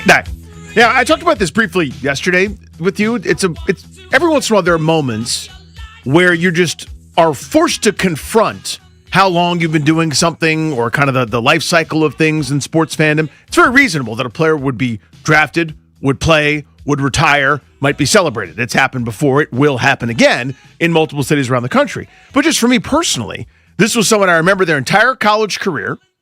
I was on air when the Wizards won the draft lottery shortly after the passing of Abe Pollin. Irene was the representative at the, whatever it was, the Secaucus, New Jersey draft lottery ping pong ball extravaganza, reacting to that live, covering it, not covering it, but, doing a draft show live and having you cover the proceedings. And now we're sitting here. It's like, yeah, it's been long enough that he's been gone. We're going to honor the player. You know what I mean? It's just it forces you to confront certain things. And not all of it's bad, but it's just kind of amazing that here we are, man. Really, really cool. Well-deserved for John Wall. I want to reminisce about Wall, talk about his import in D.C. and where he ranks among some of the better D.C. athletes since the start of the century here in 2000, over the last quarter century or so. We'll do that coming up next segment on G&D. But to begin, we do have a Super Bowl matchup. We have not taken out shovels yet and dug into this game. We're too busy shoveling out snow at this point, but we will. And we have plenty of time, obviously, to get to the Super Bowl that looms now between the Seattle Seahawks and the New England Patriots. I don't know if I'm speaking for both of us or the show or what, but we haven't spoken a lot about the game because we still have over a week. Like, that's next week's job. Yep. We're going to be talking a lot about the matchup and how the Seahawks pull away and cover the number, or how the Patriots shock everybody and win, even though it feels like they've lived a pretty charmed existence to get here. And the path, while it's not easy in the NFL, people seem to forget that, it's been less impeded than most paths typically are to get to the Super Bowl. But I did want to look at the two teams that made it from the Commanders' perspective, and just to discuss, what do you hope Washington learns when they study these two teams? I would imagine if you're a front office executive, Peters, Newmark, Sosna, anybody else, or if you're a member of a coaching staff, Quinn all the way down, when there is a Super Bowl game, when there are conference championships game being played, you're watching going, how are they different than us? What can I glean? What can I learn from this group? And I want to talk about the fact that it's okay to spend money. Like, that's my big takeaway, that the front offices of both of these two teams didn't buy a Super Bowl appearance, but they made their teams a lot better by shelling out cash. I've got a lot of numbers I can dig into on what was spent by New England, by Seattle, and I hope that that's the lesson. But I'll tag you in first. What is your takeaway from a Seahawks-Patriots Super Bowl that you want the Commanders to take note of? It's twofold. So this applies more to Seattle than it would to New England. But I need not a guy that's good. A guy that's good is nice. I'd rather have a guy that's good than a guy that's bad. I need the oh my God. I need the blue chip superstar. Every team would have him as their number one. Enter Jackson Smith and Jigba. I like Terry McLaurin a lot. They ain't the same. They both play receiver. They're both are good dudes. This is different. Then to complement that, I need the offensive coordinator to go, it is my job to make sure this guy gets good, clean looks. I'm not just going to put him on the left side. See Cliff Kingsbury. I'm not just going to line him up sometimes on the right, maybe occasionally in motion. It is your job to get that best player the football. There ain't much else in the receiving game there in Seattle. Guess who everybody knows who's getting the football, and he still gets it time after time after time after time. See the NFC Championship game for his 9 or 10 catches, 150-some yards, touchdown, etc. They were mystified that he lined up in the backfield. So, somehow one of the two best receivers in the game, jogging free into the end zone, toe tap, touchdown, huge difference maker. I need the superstar, even if it's, a defensive end or whatever. I need a difference-making player, not just someone you're getting away with. I don't want to get away with it anymore. I need a blue-chip superstar somewhere as a playmaker, either on offense or defense, and then I need the scheme and designer to complement that person. Not just say, hey, good luck, win one-on-one. Get them clean looks because they'll do more with it than anybody else. I love that. My takeaway from watching Seattle navigate the NFC and New England survive the AFC is that these front offices deserve to take a bow. And the credit's going to go to the coaches, deservedly. Mike McDonald with the Seahawks and Mike Vrabel with the Patriots in years 2 and 1, respectfully, have done a hell of a job. The credit, as always, is going to go to the quarterbacks, understandably. What Sam Darnold did in the NFC Championship game, I didn't know he had the club in the bag. It was a hell of a performance. It's been a very successful year. 2 straight years like this that nobody really gave him a chance to manage. Nobody thought he was going to be this good after the Jets fiasco and hopping around from Carolina and San Francisco as a reclamation backup project. Drake May, year 2. Who saw this coming? The leap that he made this year. But the executives of both of these teams in the offseason to have seen issues and to have gone out and made impact signings. Washington has, even under Adam Peters, mostly shopped in the discount bins. And it's not as much being cheap, I don't think, as it has been. They have tried to do this year-to-year rental thing. They've basically rented, not bought. And because of that, they've gone older. It is okay to go big in free agency. The Patriots, we can start with them, because I actually think they're closer to Washington from like a year ago's Patriots. The young quarterback, rookie contract. You haven't spent the $100 million that Seattle did on Darnold. The Seahawks, not to take away from them, but they were already a 9-ish win team when McDonald showed up. A middling team. He was trying to get over the top. The Patriots were picking in the top 5. Their defense was bad. You know what they did, Elliott Wolf in that front office? They spent $364 million in cash. That's what they did. They handed out $364 million in contract value in the free agent period last year. $104 million of it to Milton Williams. That's like 3 off seasons worth for the Commanders, it feels like. But this flawed defensive tackle, who had never been a full-time starter, big-time contributor to the Eagles, but in a different kind of reserve role, they said, we're going to project stardom. We're going to pay him all of the money. Top 5 contract. Slam dunk. They gave $63.5 million to Stephon Diggs. They got killed for that, by the way. They did. That worked out. They gave $54 million to Carlton Davis. They basically gave him the per-year number at cornerback that Washington was saddled by when they took on Marshawn Lattimore for a couple years. That's worked out. They gave $43.5 million to Harold Landry, an edge rusher. When's the last time the Commanders have spent $43.5 million on an edge? They go out and they go, okay, we already got Landry. This is another lesson, I think, too. They weren't thinking along the lines of, we're probably set there. Like, oh, we like that group, let's add a little more. So at edge, after they spent the money on Landry, let's give K'Lavon Chaisson money. They spent $3 million on him. Over and over and over again, when they were choosing between opening their checkbook or not, they did. And then their second tier of free agency looked a little bit more like Washington's normal top tier. It's Robert Spillane, who played almost 900 snaps for them. It's guys like Mac Hollins, who played almost 700 snaps at receiver. Garrett Bradbury, the center. Like, those were the discount types. Morgan Moses to come in, 1,100 snaps at right tackle. It was a slam dunk. $364 million, and basically not 1 cent of it was a mistake in this year. Now, it's going to turn out differently in years ahead, but this year it seems like all of those deals worked. It is okay to spend money. Yeah, and I think to your point, you just mentioned a really good shooting percentage there. That's abnormal. A lot of times there'll be some swings and misses in there, and that's very reasonable. Last year, remember, they were, to borrow from your esteemed father, Dennis Paulson, they were farting through silk. Their Dante Fowler acquisition for punter money turned into he was their best defensive player, right? I mean, stuff like that doesn't happen. That's unusual. That's atypical. But you do have to hit slam dunks. You have to homer. A lot of times on pitches that maybe you shouldn't be homering on. That Bryce Harper broken bat home run that time in New York. Sometimes you got to do that. And your big ticket items have to work. Your medium ticket items have to work. Everything does to get the charmed life that the Patriots just had, going from 2 straight 4-13 seasons to a Super Bowl appearance. Seattle's a little bit more crafted, a little more built, and they've been kind of slowly rising here over the years, but they went out and spent as well. The theme is correct. You don't just wait around and hope that somebody develops into that. You need that too. You need layered talent and supplemental starters, and guys to be able to fill in when things aren't going according to plan, injury wise or otherwise. That you need to layer the talent. I'm not saying you don't, but there need to be more blue chippers around here. Seattle spent over $200 million in free agency. So they weren't the Patriots, $364 million.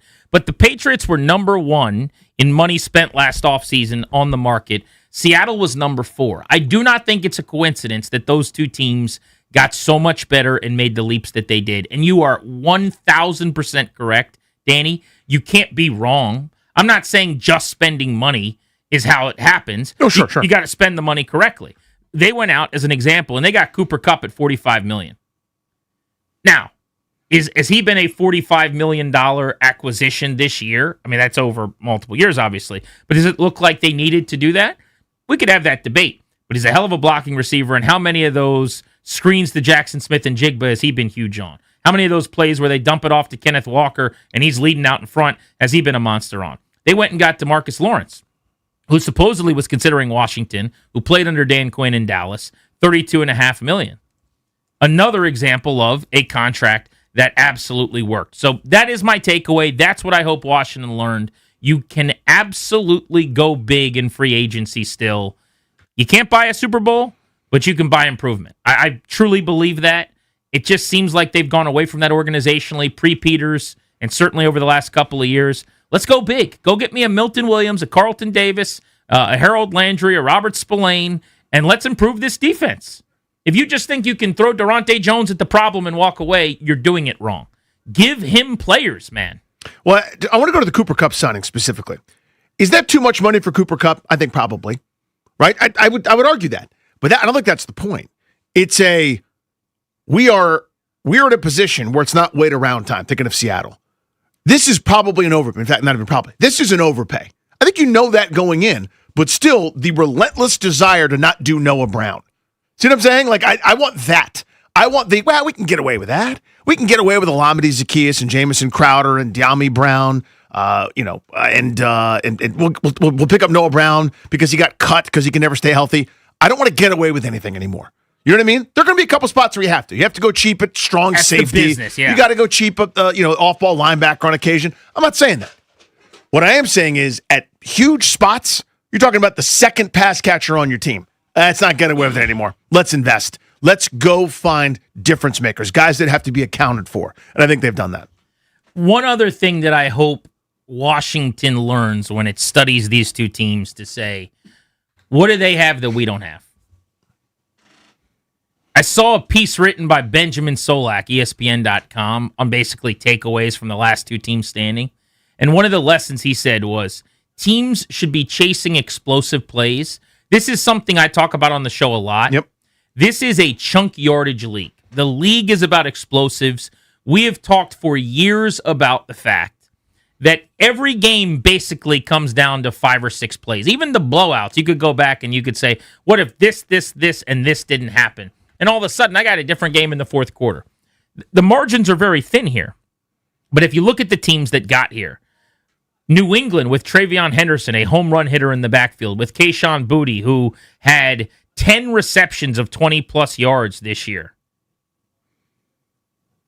When you look around at the landscape right now, you can't be trying to go on 12 and 13 and 14 plays drives. It's too difficult. You need an easy button. You need someone who can strike up the band. And you need playmakers. And it doesn't mean necessarily you've got to have Jackson Smith and Jigba, right?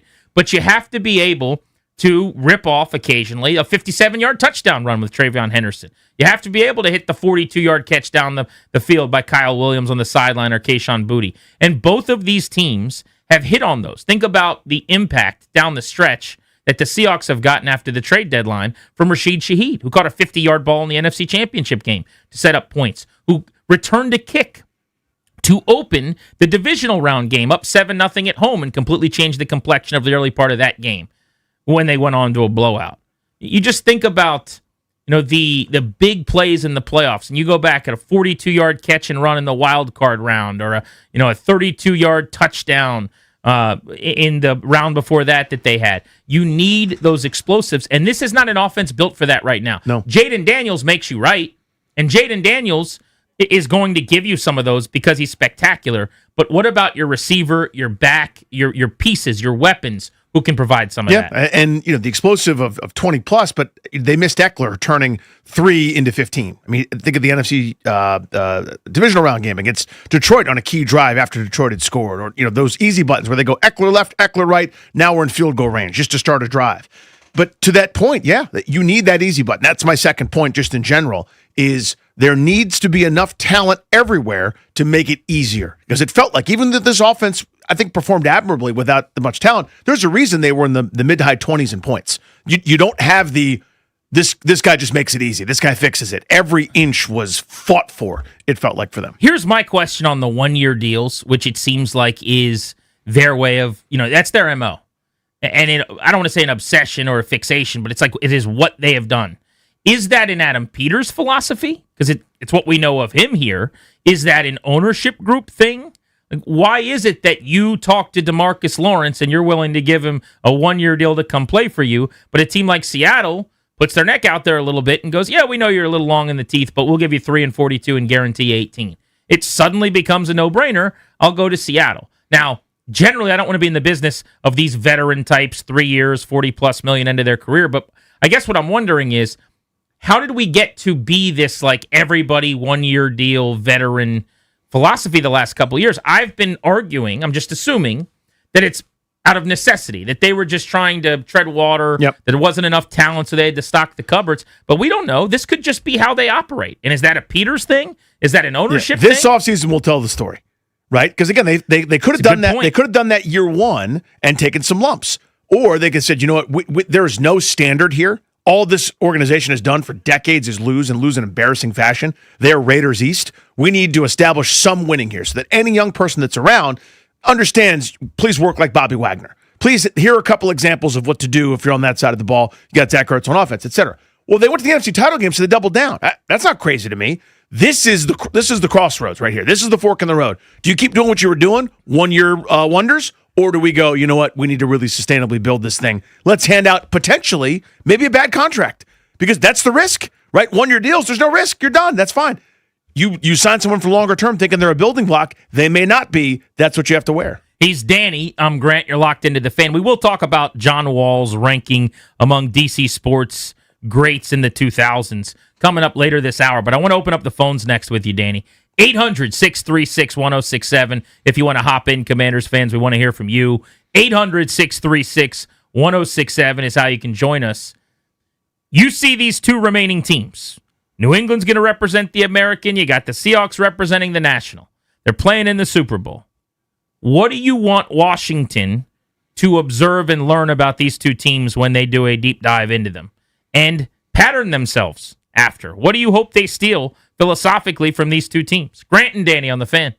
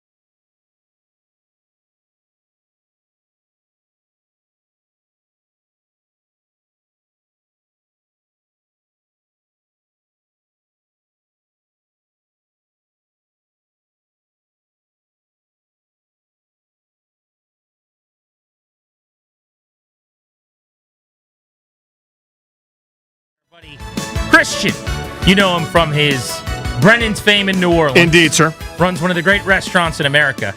He literally flew into D.C. The way I'm going to tell this story is just to bring us king cakes. He said, I don't like the shipping process. I won't do it. You know who's going to be shipping and handling? Christian and handling. He does not believe in mailing us these. So he's just flying them. He's got one other meeting, but he's literally landing, coming here, going to his meeting, going home. But here's why I brought this up. Yeah.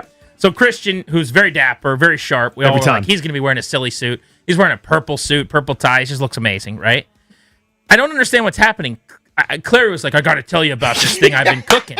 And now Clary's like warming something up in the microwave and trying to show it to him. God bless his tender little heart. But before he went full corporate, our guy Ryan Clary loved to talk about his culinary prowess. But why? He's like cornered Christian. He's like whispering to him. He's over talking about how much he cooks this. And now he went and heated up what looks like... His claim is it's like a P.F. Chang style dish, but made at home. And it's a lot, is what I'll say. It's a chicken lettuce wrap. Yeah.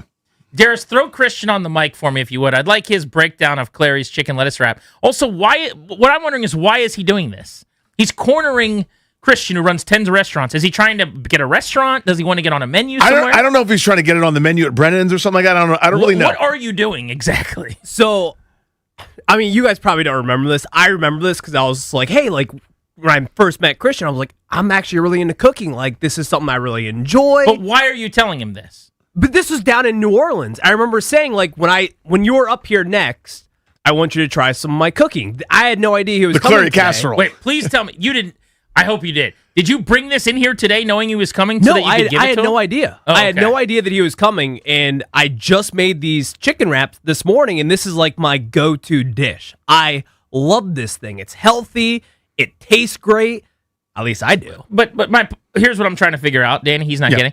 You didn't over talk about it to me or Danny. You haven't tried to get us to eat it yet. It was this. Is it because Christian owns restaurants and you want a restaurant? He's like a GM. He's not a chef. No, I know. Right. This is like. I mean, the hope is the Christian's so impressed that ... What is your end game? My end game is I want a compliment. I want a compliment from someone who is involved with one of the best restaurants in the entire world. I see. So maybe, just maybe, I could be a chef.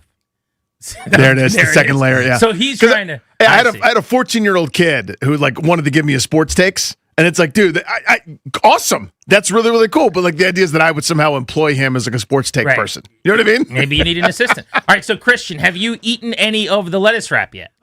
Not yet. Okay. Let's watch you take your bite. Let's enjoy Christian experiencing Ryan's cuisine for the first time.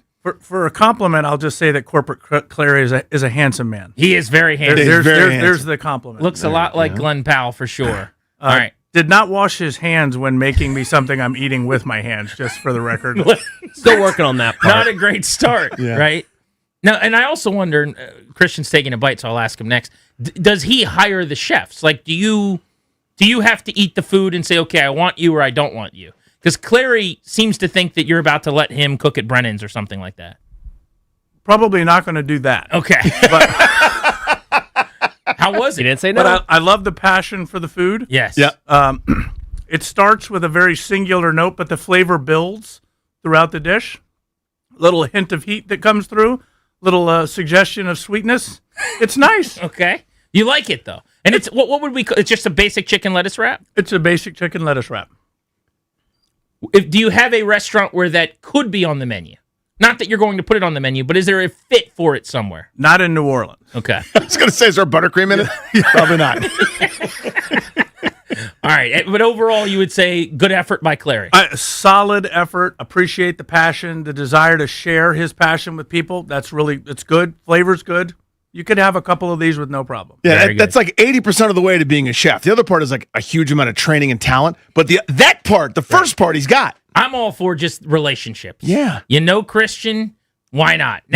A week from now, Clary's going to be living in New Orleans. Shoot your shot. Last question for you. The king cakes. You brought us some delicious king cakes. This is an annual tradition where you spoil us and you send us king cakes. My family always looks forward to it. So are there babies in these that we get to find the gem here, or what do we got? Each cake will have a baby. It's not. They're no longer baked in the cake. There's this whole legal, choking thing that attorneys aren't big fans of. But yes, there are babies in the cake. I love it. The we're going to cut a small section for my baby who just turned 1. And I'm glad, obviously, there won't be anything in there for him to choke on. But we got cake from him for this past week's birthday. Nice. And what he likes to do is karate chop and smack the cake out of glee and joy, and then shove whatever smashed down remnants in his gullet. This will be a spectacle. I mean, colors will be exploding off of this king cake. It's going to be so messy, It's though. so messy. It's Lionel Messi. Everywhere. Glitter everywhere. Everywhere. Well, thank you for bringing those in. We're fired up. Anytime. You remain the best, sir. The New Orleans sports scene, if you're ever out there for a game, if you're ever going out to New Orleans for anything fun, you got to look up Brennan's, our guy. Does such a good job running all of the restaurants for Mr. Brennan down there. Yeah. They crush it. They're pretty good at what they do. And now, when you eat there, you'll experience the cuisine of Ryan Clary, the new head chef. Right, like that passion will rub off, and then by transitivity, you'll basically be eating Ryan Clary's work. Did you see what I saw when you walked out there? It was just like he's in a corner and he's like, I'm telling you, you got to listen, you got to hear this. Yeah, so God bless him. He conversation sniped a little bit. We're doing a little bit of a shtick circle, and he sensed a vulnerability. Haven't seen him in months. Yeah, he boxed out a little bit. Next thing you know, like he's doing some FaceTime with Christian. You got to try it. It's unbelievable. It was just funny because I'm like, what is going on? And then he comes back he's got all these things out of the microwave. He jogged away, has like the lettuce. Let's go to the phones. 800-636-1067. So the question we've got is, the Commanders are going to study the two teams that made the Super Bowl, the Patriots and the Seahawks. They're going to try to learn something. What could we do? How do we pattern ourselves after them? What do you hope they learned? Number one for me is it's okay to spend money. New England spent the most, and Seattle spent the fourth most in free agency this year. Big time, $200+ million off seasons for both. Second for me is you really got to prioritize speed and chunk yards. I need a home run hitter on offense at whatever position you prefer. Back, tight end, receiver, doesn't matter. Ideally, a couple of them, because both of these offenses have those. Yeah, so you know my feeling about big chunk plays and game-changing field position type stuff, so I double down on that, certainly. But to me, it's the unstoppable player, the honest to goodness blue chipper, not your best player, but a best player who would be the best player for anybody. That needs to happen and come through, and then complemented by a coordinator that unleashes and unlocks that player. So you can't just, isolate on him if you're on offense or defense, respectively. Jim is in Silver Spring on Grant and Danny here on The Fan. What's up, Jim? How are you? I'm doing fine. I just have a comment about, and I'm not saying that I know this is the case, but I'm asking for y'all's perspective that when you look at Washington as compared to a New England or Seattle, it's not apples and oranges. It might literally be like watermelons and grapes based on the extraordinary wealth of those ownership groups that are not looking at having to pay for new stadiums or in the midst of first couple of years of heavily leveraged buying stadiums. I mean, the trust of Paul Allen is worth twice as much as the two primary Washington owners. Kraft is worth more than them, plus has unbelievable revenue streams. And, one of the effects of signing these big contracts is every guaranteed dollar has to be escrowed in that moment. And that's, if you're guaranteeing $200 million, $250, even in the out years, you're escrowing $250 million. Yeah, you're putting a percentage of it Smart away call, man. in Thanks. actual cash. And the question he's getting at, or the point he's making, is there enough money, cash flow, owner-wise, to do this? Or might they say, let's not go spend $364 million in off-season money because we've got to put X amount of dollars away. That's the rules for the NFL for the guaranteed money. I think it's a reasonable question when you're spending $2 billion as a group on the stadium, when they just bought this thing for $6+ billion. My guess is they've got plenty of money. There's 17 people involved in this ownership group. Mitch Rales and Mark Ein underneath of Josh Harris. I'll bet you they got the cash they would need. I don't think that is a major concern. But it's a reasonable question. Again, I think this offseason will tell us a lot. Well, there's also a little bit of thing that I think we conflate sometimes, that personal fortune as it applies to a business, because that's what this is. This is a business. So just because an owner's rich doesn't mean is he expected every month to make payroll or for some kind of capital improvement to inject money from his checking account. That's not realistic. But in terms of the team and the operating, I don't know exactly how the economics of it work. I will also admit to say, I'm above my pay grade there, right? Like where maybe they don't have enough cash on hand because of X, Y, and Z, because their attendance wasn't particularly great. Did they have enough revenue? Did the jersey sales match up? Did all the income streams that they're used to give them enough operating to be able to answer all those kinds of questions? I think it's a fair one. Yeah, it's also fair, and it's able to be asked because none of us have the information. So we don't know. I would have a hard time believing that that is the reason why they operate they do in the offseason. I think there's probably some design to this as well. I mean, this is multiple ownership groups where they have not been the big aggressive spender in free agency. I also know just from texting a guy that runs a salary cap and has for an extended period of time in the NFL, like the general paradigm is that you do not want to spend up to the cap, that is the bad way to do it, that rolling over money is actually a really good thing. And it's not my favorite because you don't get an award or a ribbon for that. I always joke about how Washington's rolling over the most, the second or the third most money. To me, that just means I had the opportunity to have better players and I chose not to, so I could roll the money into the next year. But the point is the same as when we talk about assets in the NBA. You know, when we talked about Giannis is now available in a trade, you want to be positioned so that you can make your big splash when it's time, so that you can go get the superstar you didn't know was going to be available, so that whether it's Josh Norman or whoever it is, like at some point, the guy that deserves top of the market money, you want to be a player, you're able to hop in and do that. Whereas 20 to 24 teams at any given moment are automatically out when those types of players become available because they're not in the position.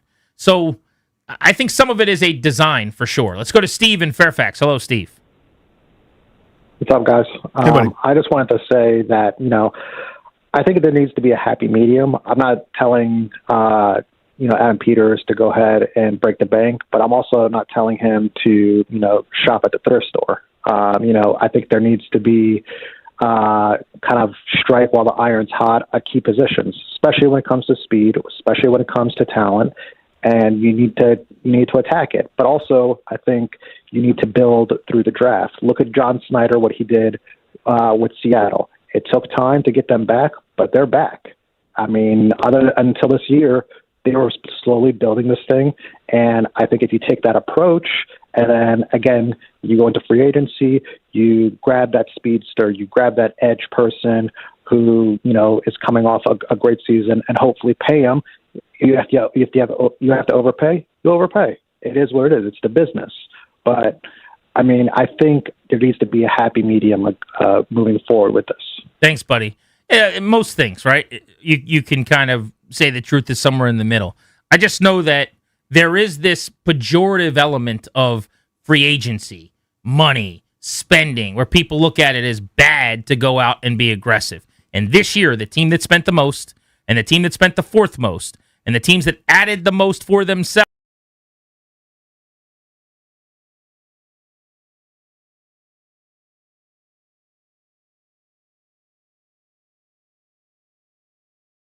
up in your face. Absolutely happened. But there again, I think he's right. There's got to be a happy medium. And what that means is really at the end of the day, to me, as I sift away kind of the filter words, you just can't miss. You can't miss like you missed on Albert Hainsworth and have it work out for anybody. Just his point on the draft real quick, too. Both teams did very well. I know it doesn't look as good right now because Will Campbell, the left tackle, has been abysmal in the playoffs. He's come back from an injury, and he's just not playing at the same level. But he's going to be a great player for a long time. LSU tackle, first-round pick. Jared Wilson, third-round pick, playing guard for New England at times this year, was really, really good. Again, their line has struggled immensely in the playoffs, but they have a safety fourth-rounder who starts, Craig Woodson. Kyle Williams, their speedy receiver, third-round pick. I mentioned TreVeyon Henderson making big plays, second-round pick. Have all helped this team a lot. And then in Seattle's case, Nick Amenwori, their second-round safety, is unbelievable. Basically a nickelback. He's all over the field. He plays multiple positions. But their guard that they drafted in the first round, Gray Zabel, is a star. So you hit a home run in the first round. You hit a home run in the second round. Then you've got a fifth-round pick who plays a bunch on offense as a lead blocker and their fullback. And they've got some waiver wire guys, like some literal college free agent types that are rotational pieces for them. Their second-round pick is one of their lowest guys on the depth chart, honestly. It was a tight end in Elijah Arroyo. So it's not like they hit on everything they did in the draft, but they hit on enough. And specifically in the first two rounds, when you hit a couple of bolts, funny how much better you get. Indeed. Yeah, it's, as you said, that difference maker. It can't be Jahan Dotson and the guys like that were just sort of waiting to play well, but not even for this franchise. You need impact. John Wall night at Capital One Arena. Let's talk Wall next on G&D.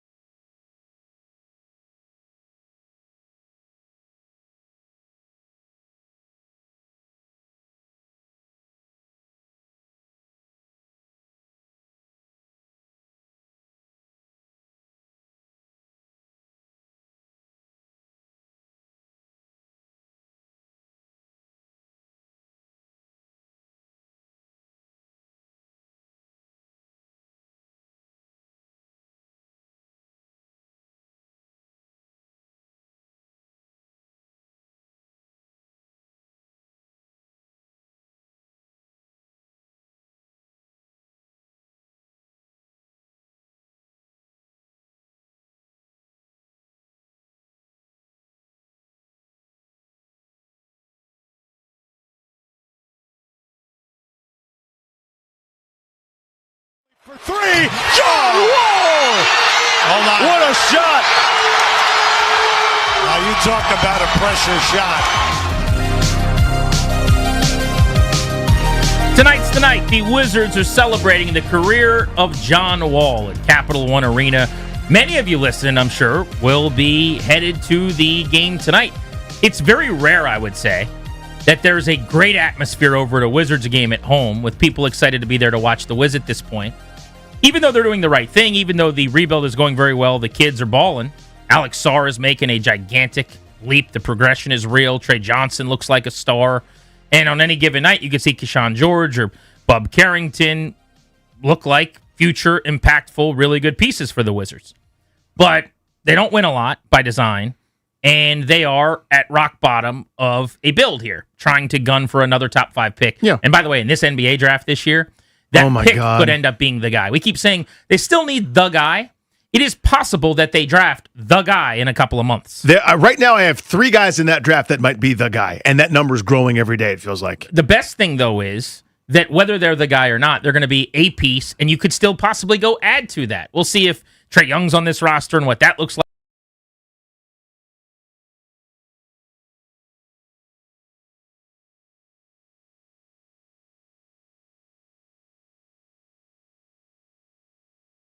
Young, or if they go out and they make another splash or do something else with some of the assets they're going to have, it's going to change very quickly. We just saw Michael Winger say the other night the deconstruction phase is over, and you see that when you watch them. Yes. Like, it is now forever. I feel like the arrow was going down, down, down, down, down, and the arrow is now very much bounced back up slowly, but you can kind of start to dream on this group a little bit.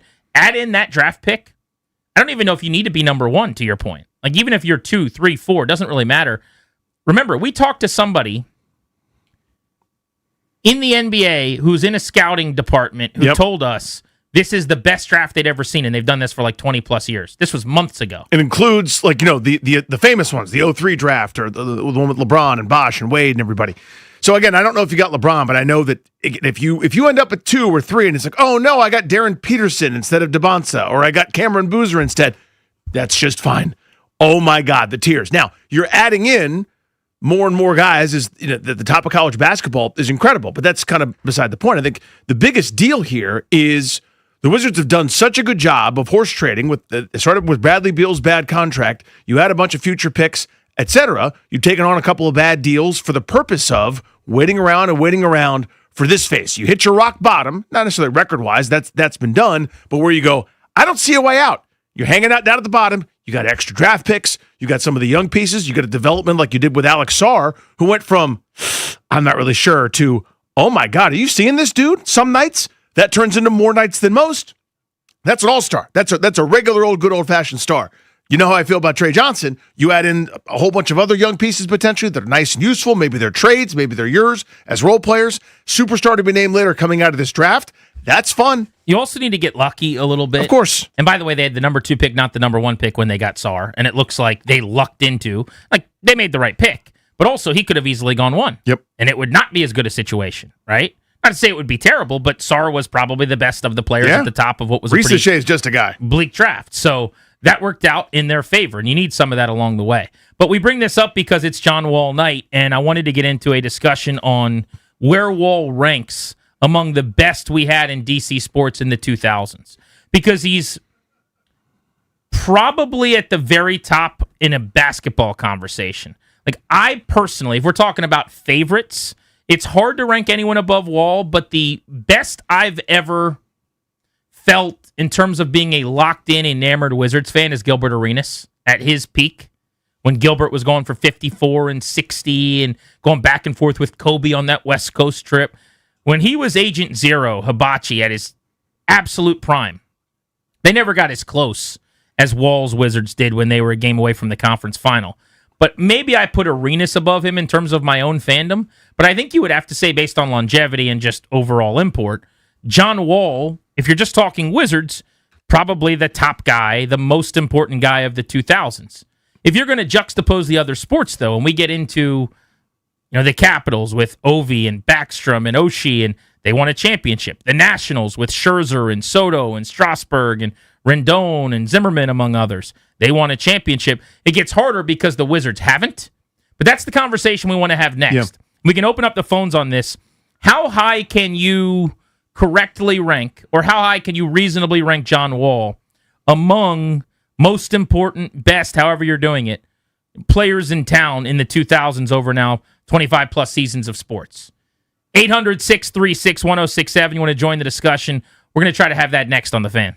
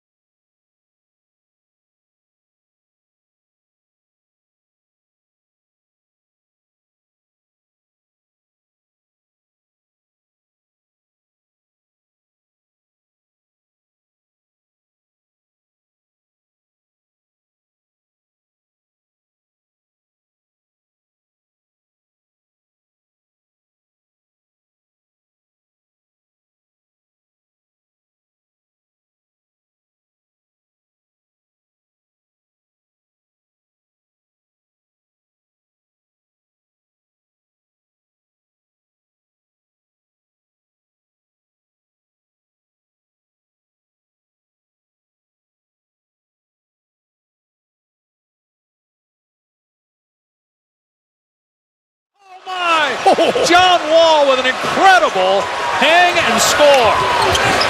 This guy with the basketball, first of all, a beautiful split of the screen and roll, and then the spin to avoid Jason Smith. Oh, my goodness. Happy John Wall Day, everybody. Wizards honoring Wall tonight at Cap One Arena. Show's brought to you exclusively by the law firm Kondorian Moran. They can do so much for you, like draft your last will and testament, set up a living trust, put together a medical power of attorney, and so much more. Schedule a free consultation with their attorneys today by visiting kmlawyers.com, and be sure to let them know that we sent you. That's kmlawyers.com. The king cake has been cracked open. It has been dented. Yeah, dead. You just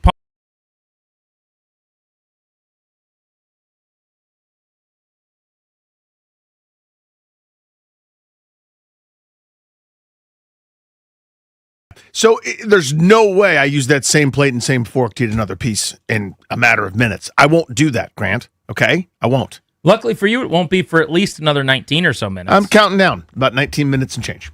Because that's the next time you're going to get a chance to get out of that seat. That's what we like to call the next opportunity. Where would John Wall rank among most important or best DC sports athletes of the 2000s? We'll open up the phones on this at 800-636-1067. So I'm just doing a quick list of the guys that I think could be in the conversation, and then we can go through them. Capitals won a championship. So there's a lot of important players that help you to do that. But there's only a couple that were here long enough and had kind of the run that you would put them in the John Wall category of star player who was vital in the community and beloved by the fan base. So like Alex Ovechkin, Nicholas Backstrom are super easy. After that, is there anybody else you'd throw in there? Whether that's a Braden Holtby or a TJ Oshie, somebody like that. Carlson should be in the conversation. As a guy that kind of cut across those eras, and Holtby's the other name I thought of. Carlson has won a championship, has spent his entire career here, and is closer to 20 years with the Capitals than 10 at this point. Yep. So when you start to have that kind of conversation, I think he's in the discussion. And again, buoyed by, like Holtby, like Oshie, like Ovi and Backstrom. And those two guys are Hall of Fame type talents, and Ovi certainly is going to be a first ballot Hall of Famer. Unless the Belichick 11 have something to say about it. Thank you. Then they'd be the Ovechkin 11 at that point.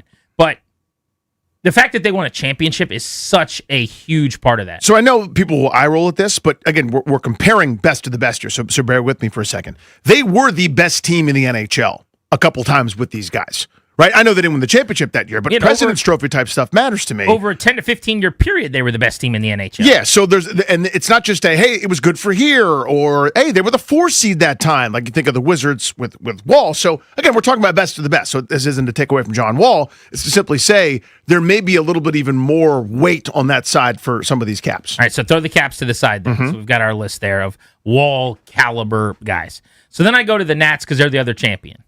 I think the list for the Nationals, whether we're going important or best doesn't really matter, looks something like Juan Soto, Max Scherzer, World Series MVP Steven Strasburg, who both was unbelievable in the playoffs with an ERA under 2 in his career. And also, if you want to talk about import to the city as a prospect, look back at his debut night, what it meant to the Nats.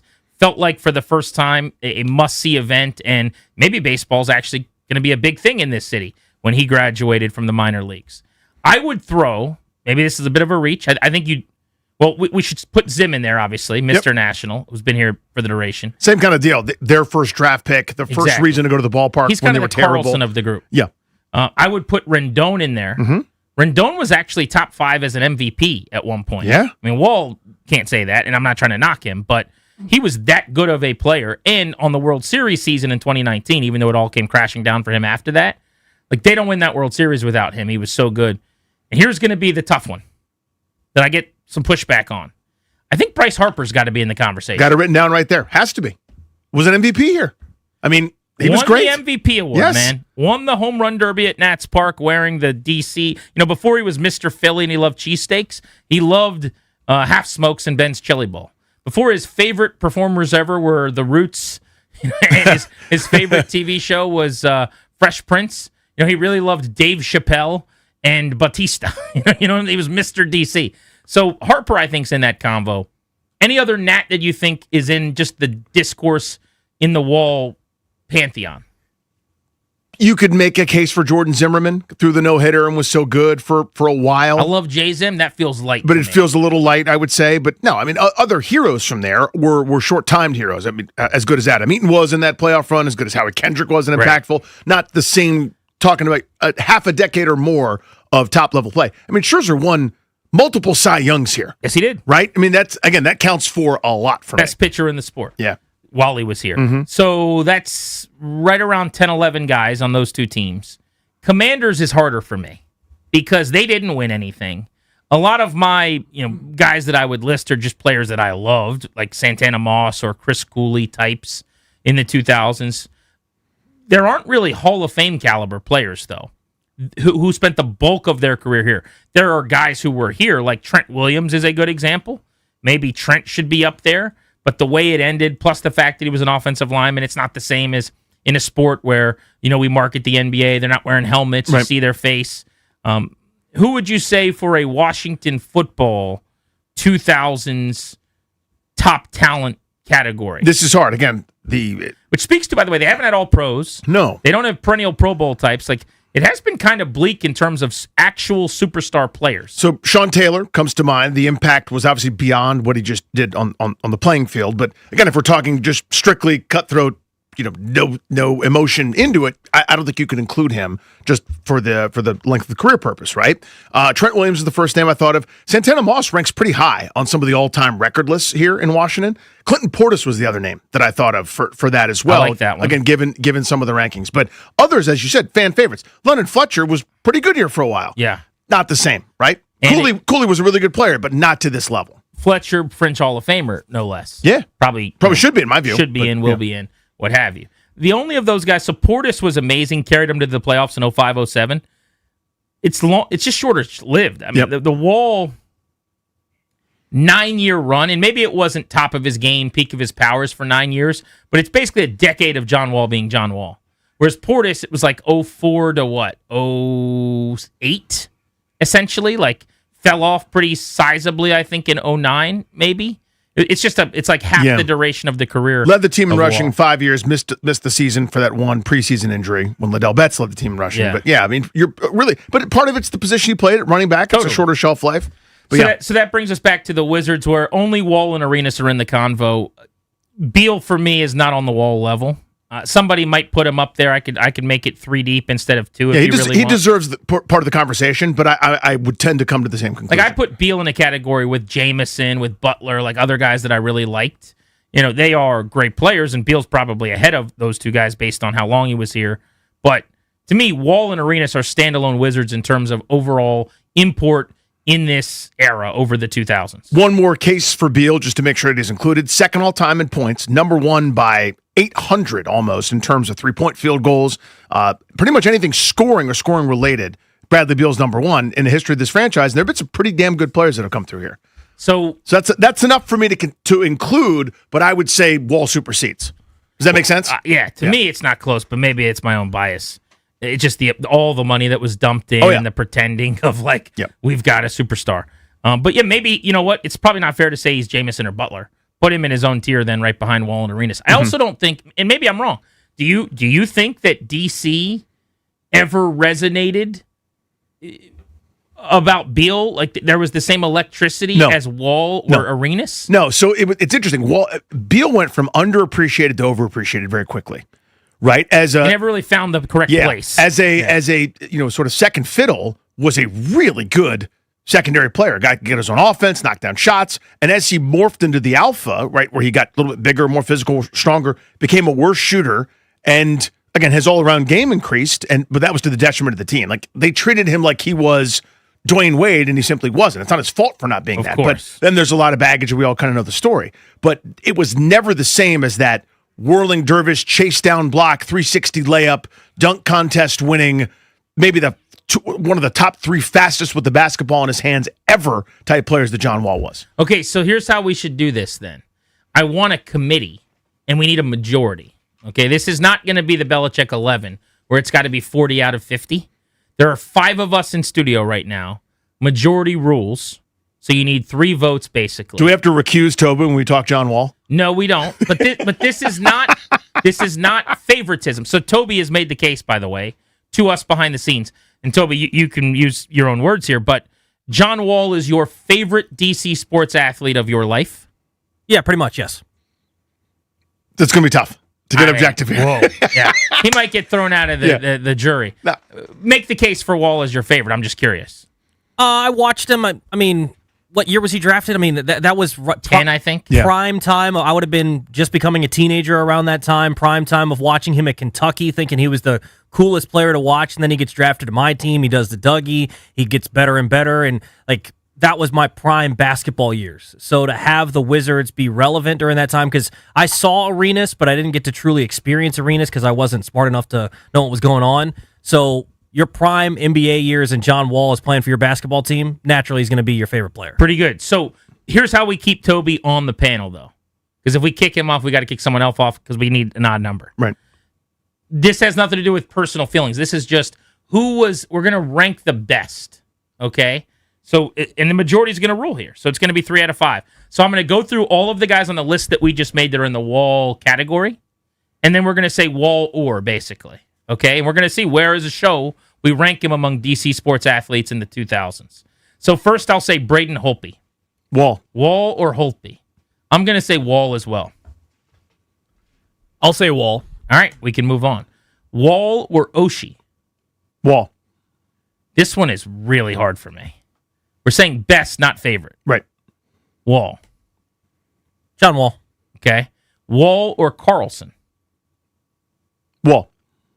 I will say Wall as well. And that's close. I'm a Carlson guy. I will say Wall. All right. Wall or Backstrom? I'm saying Backstrom. Wall. I'll say Backstrom. Ooh, okay. Whew. Dad? This is tough. I'm going to go Wall. Toby is the last man. This could go well for John Wall here. Backstrom or John Wall? You knew who my favorite Capital was. Left-handed center Nick Backstrom.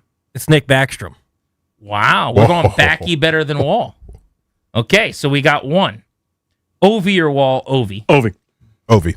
Okay, thank you. Are we sure? No. Let's keep it moving. Yeah, no problem there. Okay, this actually is where it gets harder, I think, because baseball with the championship and with some of these like legit superstars that the Nats have had. The weird thing about the Nats is even though they don't keep any of their players, they do have great players for a little while. They have superstars that just leave and go elsewhere. Yeah. Generally in the division to play them as many times as possible. Right, so you get to see them. Wall or Bryce Harper? Harper. Oh, man. Now, that sucked. That was not fun, but I think it's correct. Toby, you were Rick about that, it seems like. You all right with that? I mean, he won an MVP. That's one of the best seasons I've ever seen in 2015. I guess that is correct, but it hurts. Major postseason homers against the Giants, the only offense they brought. I mean, some huge moments. Home run derby in D.C. Yeah. That was such a great night, by the way. Just iconic. That was when he loved D.C., Mr. D.C. It was right before he got all his Philly tattoos. Wall or Anthony Rendon, who did finish top 5 in MVP voting. Mm-hmm. Pretty short-lived dominance for him, though. I mean, he was good for a long time. This is hard because I think it's actually very close. I'm going to say Wall, honestly. And I'm a little surprised by that. I am too. If I studied this longer, I might go Rendon, but top of my head right now, I'm going to say Wall. No, I dove in and looked at it. I was like, okay, well, I assume the WAR, or whatever the equivalent is for basketball, wouldn't be the same. It's Wall for me because a number of injuries happening, and not his fault. The heroics for the postseason kind of outweigh in our minds some of the foibles that we went through with Rendon. Can you pull up Wall's? How many great Wall seasons did he have? How many All-Stars and then how many great Wall seasons did he have? 5-time All-Star, All-NBA third team in 2016, 2017. That was his best year that I think shortened his career because he was basically like just killed himself at both ends. All-defensive team. All-defensive second team. Second team yes. in 2014, 2015. So I would say peak of his powers. The best he got was All-NBA third team? Yep. Okay. Third best player at his position. By the way, we haven't finished this. Wall or Rendon? I'll go Rendon. I'll be the one to say it. I think that at the top... that's not crazy. I don't hate that. At the top of their game, Anthony Rendon was an MVP candidate. And again, like, carried the Nationals to a World Series. That's important too. Like he was probably. I mean, you could say the most important player. There's others in moments. It's Soto. It's Strauss was the World Series MVP. Scherzer had great moments. Whatever. But Rendon came up huge every single time he came to the plate in the postseason, basically. You gonna leave this to me, Toby? I'm gonna go. Oh man, I'm gonna go Rendon. I think Rendon was too important. You're not going to the Anthony Rendon celebration tonight, Derek. I know. All right, but so is that 2-2? That's 2-2. 2-2. So Toby is becoming the gauntlet slammer here for us. Do the John Wall, baby. Dougie season? Yes, sir. Close for you or no? The postseason is the only thing that makes it close to me because, yes, Rendon played at a higher level, but I think you have John Wall playing there a little bit longer. The postseason's close. If you want to say the postseason and what he did puts him over John Wall, I can understand that. So my last selling point on it, I know we've already decided this one. Rendon, that final year here, had one oh my God year the same way that Wall probably had 3 or 4 of those. If that makes any sense. Where you go, that's first round fantasy pick stuff. That's like, oh my God, 20-some points, 10 assists, the equivalent of his 126 RBI, 30-plus homer season. Had one 30-plus homer season here. But there was a year where you could make the case he was one of the 5 best players in the game. Yes. You could never can't do make that case with John Wall. That was never even a... He also played at the wrong time, close. talking about Wall, where it's like, sure. It's Steph and Harden. But like and, yeah. maybe top 15. I don't even know if I would say that in pen, but you could maybe say that about John Wall at his peak. All right, let's go to Ryan Zimmerman or John Wall. I'm going to say, like, if we're talking importance, it's different. Yeah, importance is different. But best, I'm going John Wall. Wall, also. Again, importance is different. Yeah. Toby? Importance is, like you said, so tough. Wall was a better player. Okay, and you're letting them off the hook because that's Clary's hero, and he's already like, I saw him. Yeah, you're not getting me to run Ryan Zimmerman down. No need to do that. And he's like, oh no, what do I do?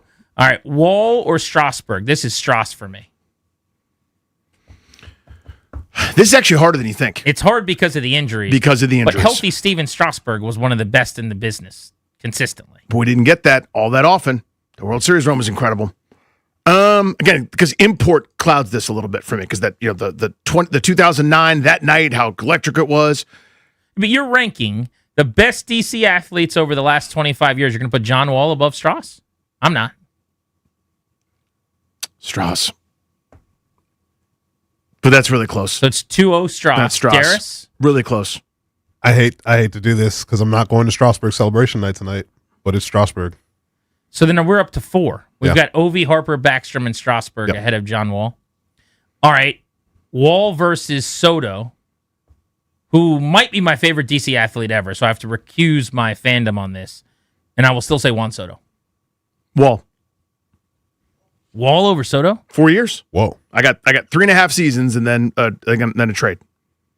3.5 really damn They good were great. seasons. That's as good as it's ever been. You basically said it was 3 great Wall seasons. Now it's No, more than yeah. that. Well, he ends up at the top of every list. Wall does steals, assists, accumulated WAR, etc. The equivalent.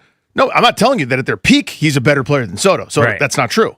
But it's too short of a time. Wall, like 13, 14 All-Star to 17, 18 All-Star. It's basically like a 5-year run of John Wall at peak of his powers.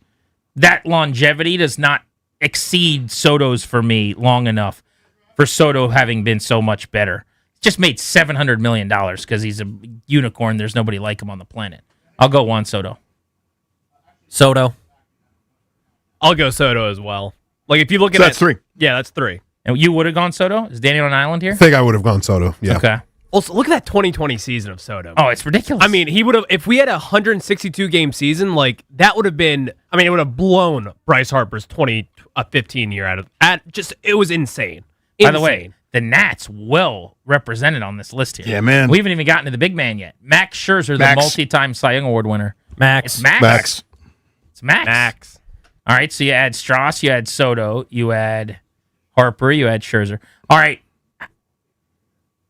I don't think I'll have any Washington football over him. Portis or Wall? I'm going Wall. Wall. Portis or Moss? I'll go... Portis or Moss is not the game. That's not what we're doing. You won't play Portis or Moss right now. That's hard because they both went to the U. Wall or Moss? This is actually closer. I'll say Wall, though. I mean, Tana, like, he wasn't, like, 5-time Pro Bowl, winning the equivalent of the dunk contest or whatever. I'll go Wall. Yeah, 1-time Pro Bowl for Santana Moss. Again, probably played at the wrong time. It was the golden age of receiver. Should have been in more, but it's Shedeur Wall. Sanders has made as many Pro Bowls as Santana Moss. Grant. Let's blow up the Pro Bowl. Oh, my goodness. Let's never have a Pro Bowl again. This was when the Pro Bowl was still the Pro Bowl, though. Wall or Tana? Wall. John Wall. Okay. Wall or Sean Taylor?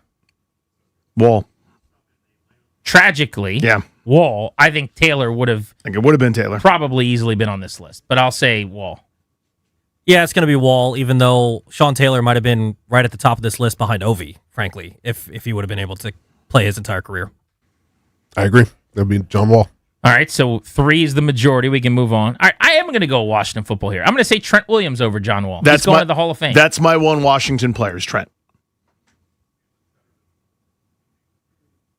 Trent. Yeah. Trent. Okay. And then the most interesting one maybe of all to me, because it's 2 Wizards, Wall or Arenas? Should be Wall. It is Wall because of longevity. But if you're telling me, like, at their peak, Gilbert to me was just so dynamic. And the scoring ability, the shooting, taking people off the bounce. Gilbert at his best, better player, in my opinion. That's tough. 3-layer scorer, for sure. Yes. I mean, as good an offensive player, those back-to-back years, 29 a game, 28.5 a game. It's like, what do you want? You want 20 and 10, or do you want 29 and 7 or whatever? You know? Yeah. I just think there was so much more of a national respect and attention for Gilbert Arenas too, where I think Gilbert Arenas might edge him out for me. Really? Yeah. So we both went Wall. You went Arenas. John Wall, baby. Come on. Okay. So then we've got Wall beating him. So then we've got how many that made it over him? 1, 2, 3, 4, 5, 6, 7. Ovechkin, Bryce Harper, Nick Backstrom, Steven Strasburg, Juan Soto, Max Scherzer, and Trent Williams. John Wall goes down as a show in our voting here as a top 8, like 8th best DC sports athlete of the 2000s. That feels fair. It feels about right. Intuitively, I would have just said top of my head, oh, he's like 5 or 6. So that's not crazy. Because there's going to be one that you have a little, you voted against or had a different opinion in there. But that feels about right. I mean, again, deserves his flowers, man. What an unbelievably electric ride it was when it was right. So good. Tonight's going to be a blast. I know our producers are going out there. They'll have a good evening. Grant and Danny with you on the Fan. If you want to pick apart anything we just did, agree or disagree with something, or throw somebody else in the conversation, you can. 800-636-1067. Next, a position group a day keeps the doctor away. Our position group to discuss, the offensive line on G&D here on the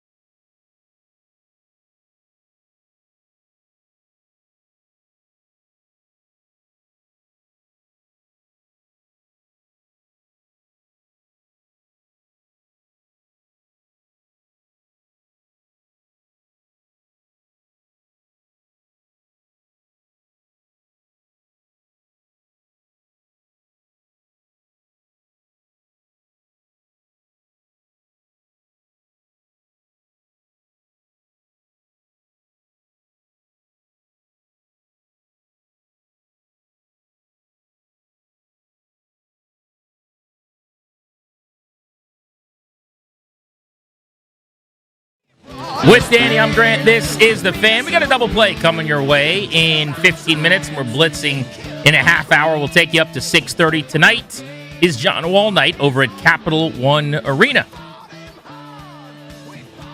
Let's get to a position group a day. It's going to keep the doctor away. We will break down a different position group for the Commanders out of this season and into the offseason each and every day on the show. Today, let's zero in on the offensive line. The offseason is here for the Washington Commanders.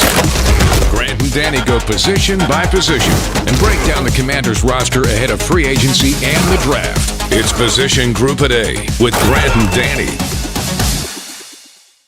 Interestingly, Danny, for a team with a lot of needs and a bunch of question marks, the offensive line gets pushed down the list a little ways. And this is not generally the case with a team that isn't very good, because if you're solid up front, you normally are going to have some success. I don't know if you'd agree with me, though. I have a lot of concerns. The O-line isn't really one of them. It's not on my list of concerns, but here's what I wonder. Is it good, or is it relatively good to the rest of the roster? You know what I mean? Because I'm not sitting there going, oh my God, you got to fix this. Like if I was a Chargers fan or a Raiders fan, or I'm the Patriots going to the Super Bowl, I'm going, is Drake May going to be protected at all? Can we put an extra offensive lineman next to Will Campbell and maybe jumbo package to that side just to drop back and pass? I don't feel like it's a disaster, but I don't know if it's a great group. I don't know if it's just the strength of this team, which isn't very good, or if it's a strength league-wide. I don't know the answer to that. It's not great, but depending on the publication, it's going to be ranked somewhere in the 7 to 13, 14 range in the NFL out of 32 offensive lines. PFF, with all of their grading and all the things that they do, ranked Washington's offensive line coming out of the year 13th overall, sandwiched between the Detroit Lions and the Atlanta Falcons. Falcons, who are viewed to have had a pretty good offensive line.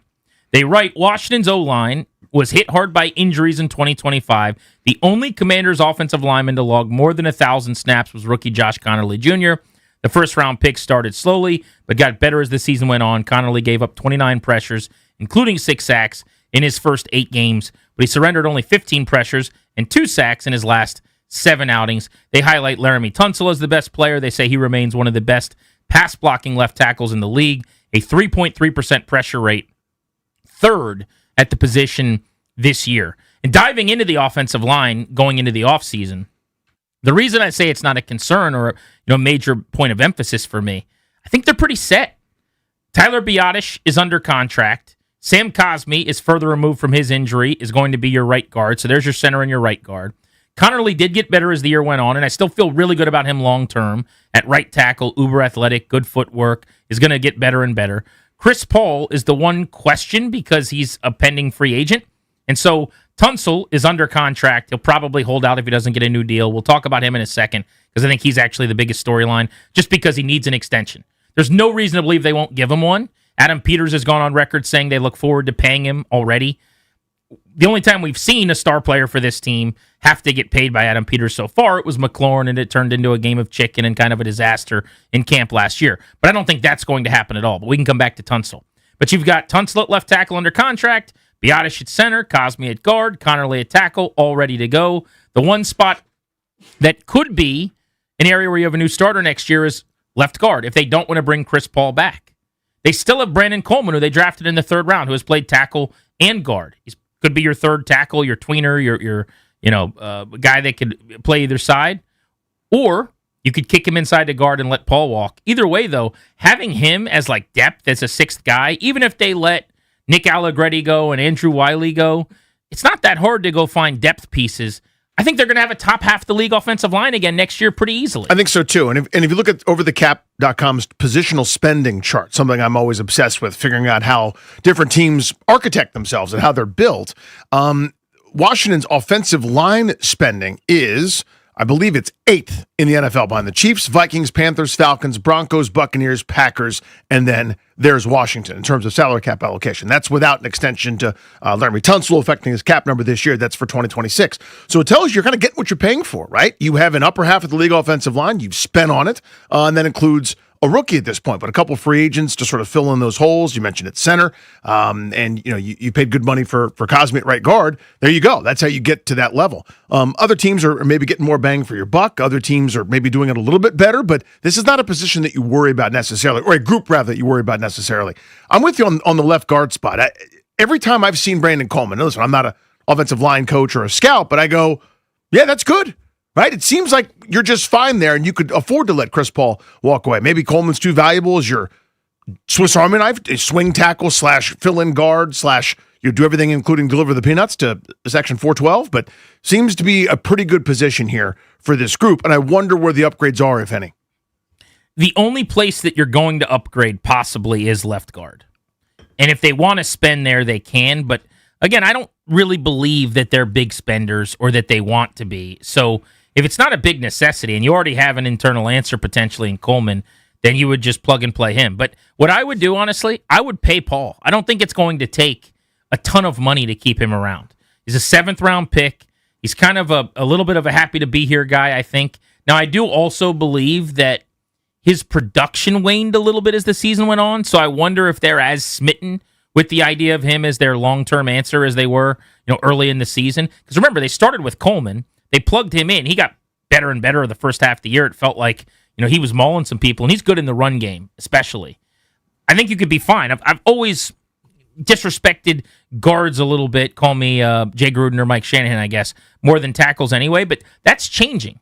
You look at the final 4 teams in the NFL remaining, they had some of the top 4 pressure percentages among D tackles in the NFL.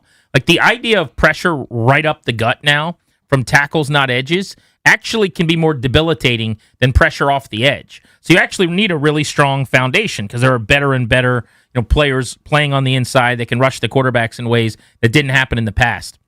But I would probably either pay Paul or just slide Coleman over and then go get a tweener tackle, a third tackle who can be my flex guy at that position.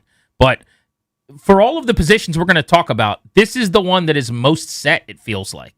And it's funny because it's not necessarily the narrative from fans, especially whenever we talk about Jaden Daniels, you hear a lot of like, oh, the line gets him killed. And it's just not accurate or true when you actually watch the games and dive into some of the numbers. Could they be better? Yes. And that's, I think, your point.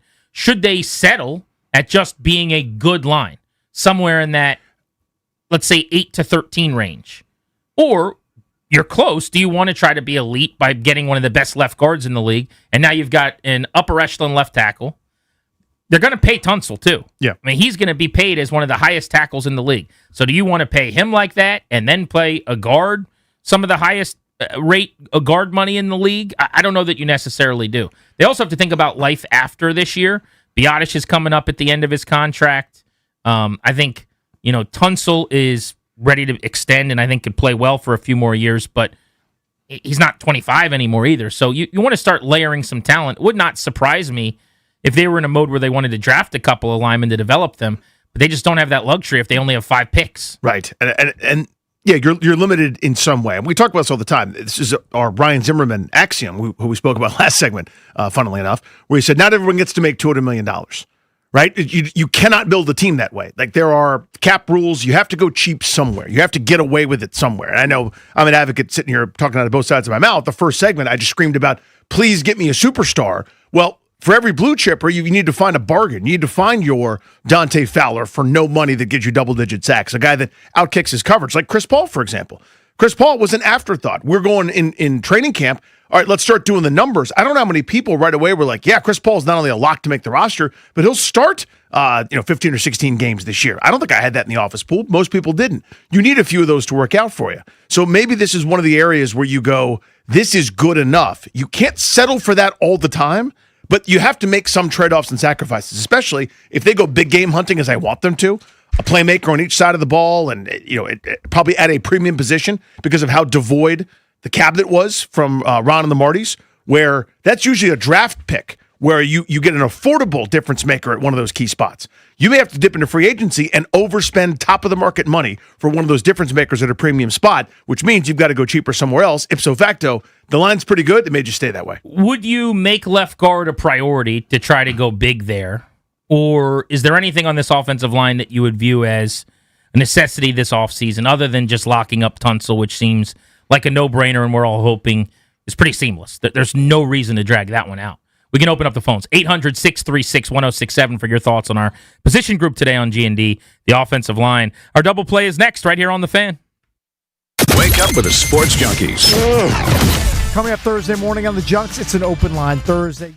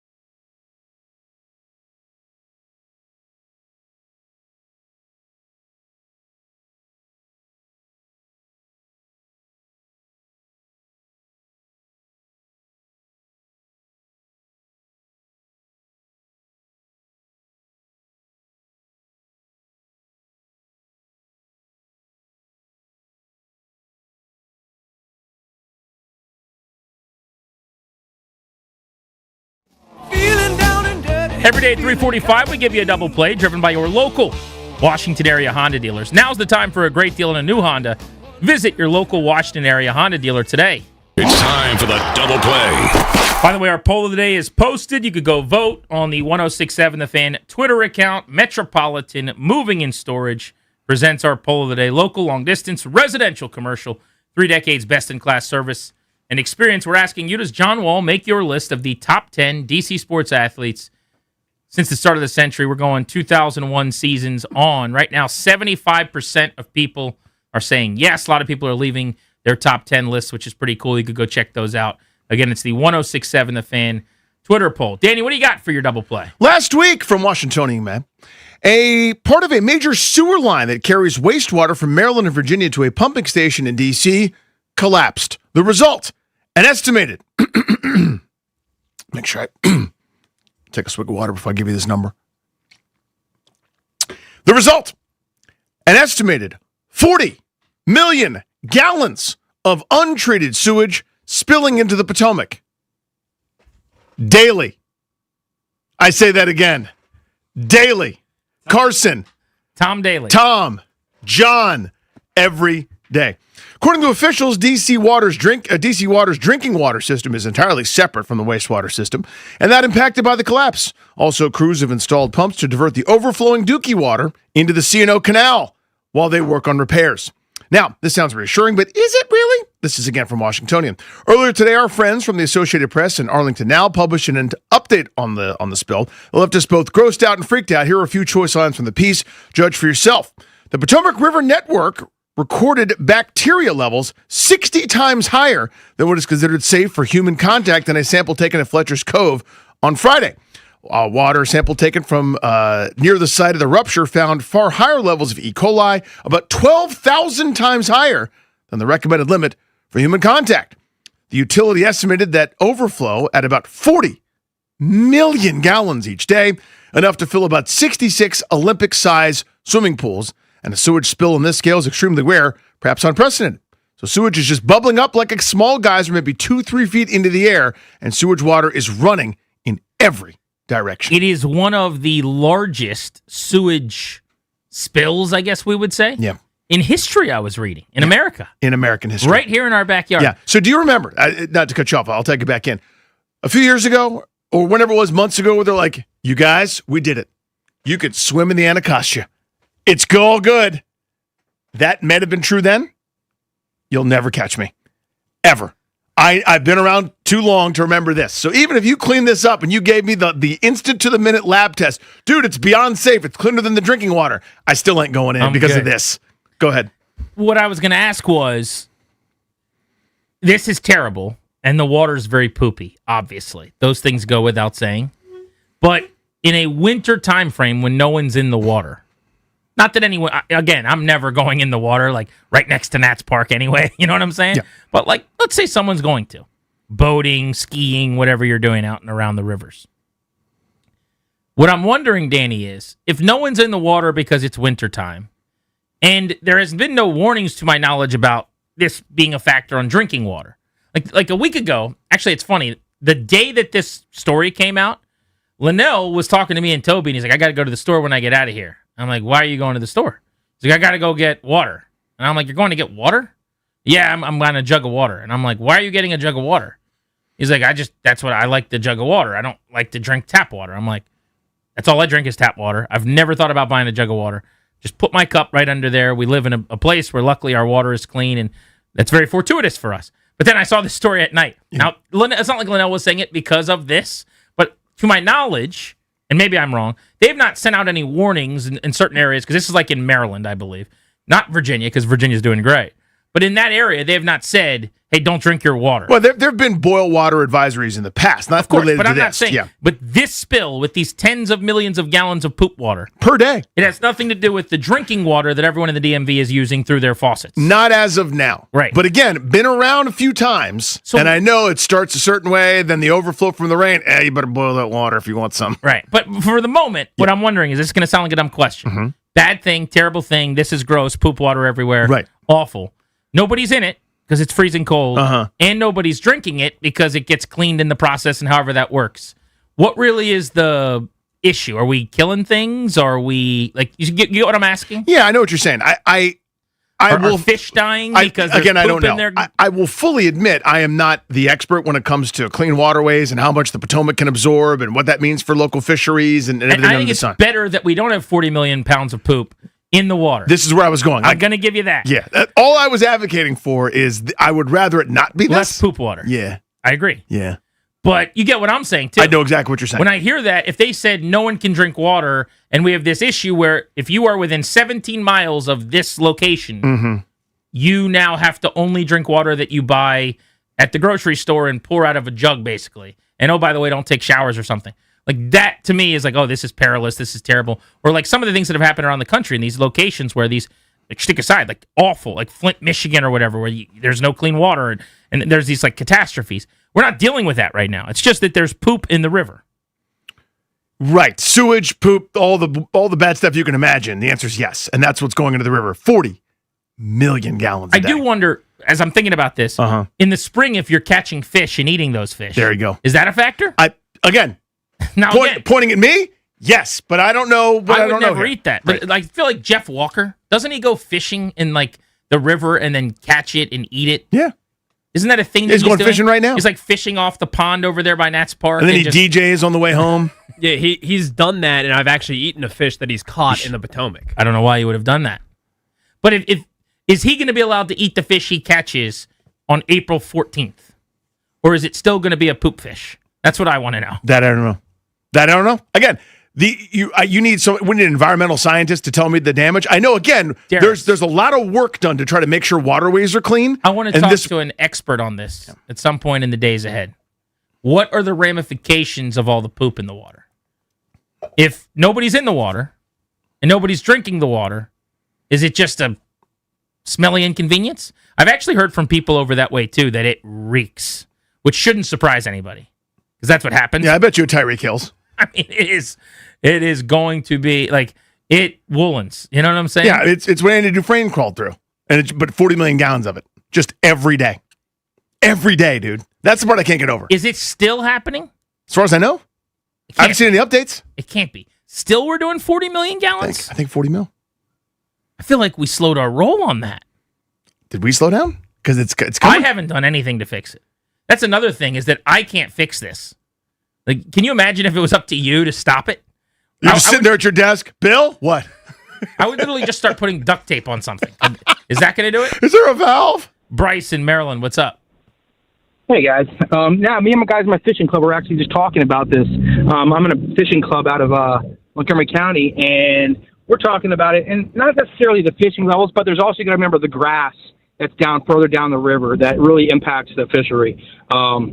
A lot. You got to remember 7 million gallons are being pumped out a day, whereas 40 million gallons are coming out of that. So you do the math. That's not a good ratio. You're down 33 mil there per dad. So what is the point about the grass though? That you're saying? Well, the grass and once the vegetation dies back, the bass and the fish, it keeps the fish structure for them to live in those. So, once the grass is gone, if you look over the years, and the poop is going to kill the grass, or they're going to get rid of the grass because it was there when the poop was there.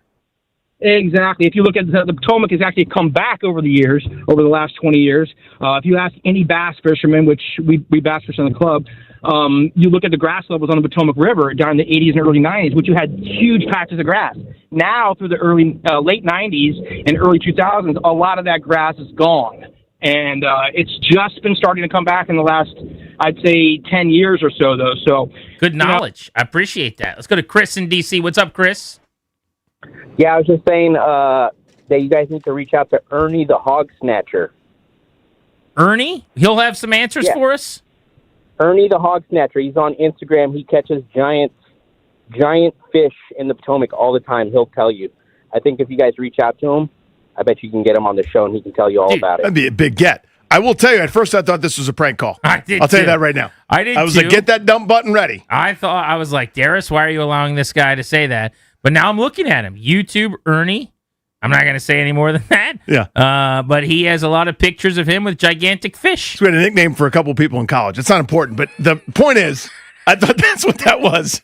And I was like, are we letting this go? I don't want that to be my nickname. But it's real. Grant and Danny on the Fan, the Bellway She was very Blitz nice.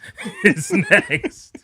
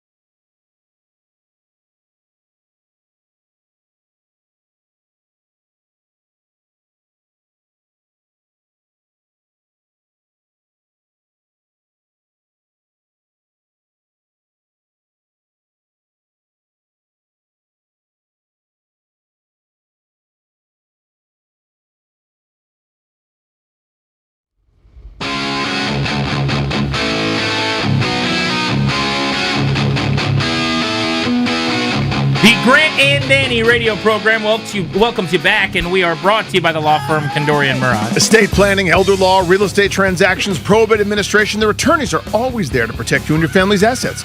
Schedule a free consultation with their team today by visiting kmlawyers.com, and be sure to let them know that we sent you. That's kmlawyers.com. Let's dive into the Super Bowl matchup and go around the NFL with Frank Schwab on the Blitz in a moment. We will also cover the Commanders, all the news out of Ashburn, with Nick Ackridge. All coming up on this Beltway Blitz, which starts right now. The Washington Wizards. John Wall night at Capital One Arena. Chase Hughes, Monumental Sports, to get things started on the Blitz. Chase, set the table for us. What's on the docket for John Wall night? Yeah, so John Wall is in town, set to broadcast the game with Amazon Prime, which is one of his new gigs. And the Wizards are taking it as an opportunity to celebrate him in a few different ways. There's going to be bobbleheads given out to I believe it's the first 15,000 fans. There'll be a ceremony to honor him. And, I saw an interview with David Aldridge of The Athletic, and, John said his sons are going to be there, and, he's hoping he doesn't cry. So that should be a cool moment. And then there's also a pop-up, I guess you could call it sort of like a museum, where it's on the concourse. It's got a bunch of his memorabilia, game-worn shoes, his slam dunk contest trophy is in there, and they have, actually, believe it or not, the scorer's table that he stood on after hitting the big shot against the Celtics in Game 6 of the 2017 playoff series. They've got that, so fans can go take a look at that tonight as well. Chase, kind of an overly simplistic question, but I want you to expound on it. At his best, how good was he? I think he was a top 5 to 10 player in the league at his very best. I would probably say that right before his injury set in, in the 2017-18 season, so right before that was probably his peak. The 2016-17 season, he made All-NBA. I mean, you could quibble with maybe a few years before that when he was an all-defensive guard, that was his peak, but he was definitely one of the best point guards in the league, and I think a matchup nightmare for opposing teams. One of the guys that would not only be at the top of the scouting report, but coaches would have a lot of trouble trying to scheme against because of his size and his speed. He was really difficult to stay in front of, and he's probably the best passer I've ever seen at a full sprint in transition. And obviously got a lot of guys paid a lot of money over the years. All you had to really do was get open, catch and shoot, and you would get unbelievably good shooting looks from John Wall. What's his legacy as a Wizard? Well, I think it's probably is the best player, certainly, that they've had in the last few decades, and I would say the most popular player as well, probably at least since Gilbert Arenas. But I think his legacy definitely extends beyond what he did on the court. I mean, 5-time All-Star, All-NBA, he was a great player. But I think he does have a special legacy in the community with his charity work. He won the Community Assist Award from the NBA, which is a very big deal to him. And he's remained connected to the community. And I'll just say, I've been to so many charity events with so many athletes over the years, a lot of them with John Wall. Just in terms of the time spent, he is definitely the most dedicated athlete I've ever seen. I mean, you would show up when the event started. He's already there interacting with kids. You leave when it ends. He's still there. I've definitely been to some charity events where the athletes show up for a few photos and that's it. That was definitely not John Wall's approach. To the current team now, Chase, I was catching up with a buddy I haven't seen in a while, just via text. He doesn't get to watch most Wizards games. He lives far away. And he was asking me about Alex Sarr. And I was trying to come up with a bunch of comps. And I was like, well, he's got a little bit of this Kevin Durant to him, and that he's wiry and he hangs around the rim, maybe not as good a passer as he was, but he's got a little bit of this, a little bit of that. And I started to come up with all these different things. And my buddy stopped me. He's like, dude, is he the single greatest player of all time? Like, is he a Monstar? He took abilities from like 10 different guys. I was like, maybe I'm getting carried away with myself, but how would you describe that? I mean, there are sprinkles of a few things. What are we watching here with Sarr, and where is he on his way to? Well, the bar is certainly getting raised. I mean, he was the number 2 overall pick, so obviously he has a ton of talent, but last year wasn't shooting a very high percentage. He was below 40%, so he was doing really well defensively, and he was showing some promise as a three-point shooter. So I thought the best comp for him at the time was Miles Turner of the Indiana Pacers, who actually is with the Bucks now, who the Wizards are going to play tonight. And I'd heard that comp from a few scouts. I thought maybe Kristaps Porzingis, but the way he's played this year, I mean, he's taken such a leap forward. I think we got to raise the bar higher than that. I think Evan Mobley or Jaren Jackson Jr. would probably be the best comps at the moment. And those guys, at their best, first of all, Defensive Player of the Year, multiple-time All-Stars, each of them, probably top 15 to 20 players in the league. So that's where I'd put the bar right now, but I've also noticed over the years you can't sell a young player with as much talent as Alex Starr short, so I wouldn't be surprised if a calendar year from now we're raising that bar. Chase, thank you. As always, buddy. Good having you on the show. Absolutely. Thanks for having me. You got it. There's Chase Hughes, Monumental Sports. Let's talk football. The NFL. Frank Schwab of Yahoo Sports joins us to go around the NFL. Frank, your takeaway on the last two teams standing here in this postseason battle royale, Seahawks Patriots, our Super Bowl matchup. Yeah, I think it's a good Super Bowl matchup. I've heard some complaints about it. I don't really get that. These are two 14-3 teams that, are they great? I don't know. Maybe Seattle is, but I think they're both very good, very well coached. Two quarterbacks playing at a high level. What more do you want? I think it's a fun matchup. I think both of these teams absolutely deserve to be here. All the stuff about New England's just lucky. That's nonsense. They're a 17-3 football team, including playoffs. Whatever. This isn't college football. You don't get to schedule some team from the big sky for homecoming. It just doesn't happen. You're playing NFL competition. You won 17 games. So I give respect to both of these teams. I think we're going to get a really good matchup. I think it's going to be a good game, competitive game. The people the Seattle's really, really good. Could they run away with this? Yeah, I guess that's on the table. But I don't think it's going to happen. I think we're going to get a really, really close game that goes down to the end. Yeah, to your point, Frank, a lot of teams have had the 31st ranked schedule in the NFL that are not in the Super Bowl, having gone 17-3, as you said, over the year. Write me the New England script here to beat this Seattle team that looks really complete and like a damn juggernaut. Yeah, and the first thing is their offensive line has to get it together. They have kind of overcome offensive issues in the playoffs. They can't. At some point, though, you just can't keep doing that week after week, getting your quarterback hit under pressure. If they and it's not easy against Seattle. Seattle is very, very well coached on defense, obviously. So the offensive line has to figure out what's been missing these last couple weeks. Protect Drake May a lot better than they have. And then, if they protect Drake May's going to play better.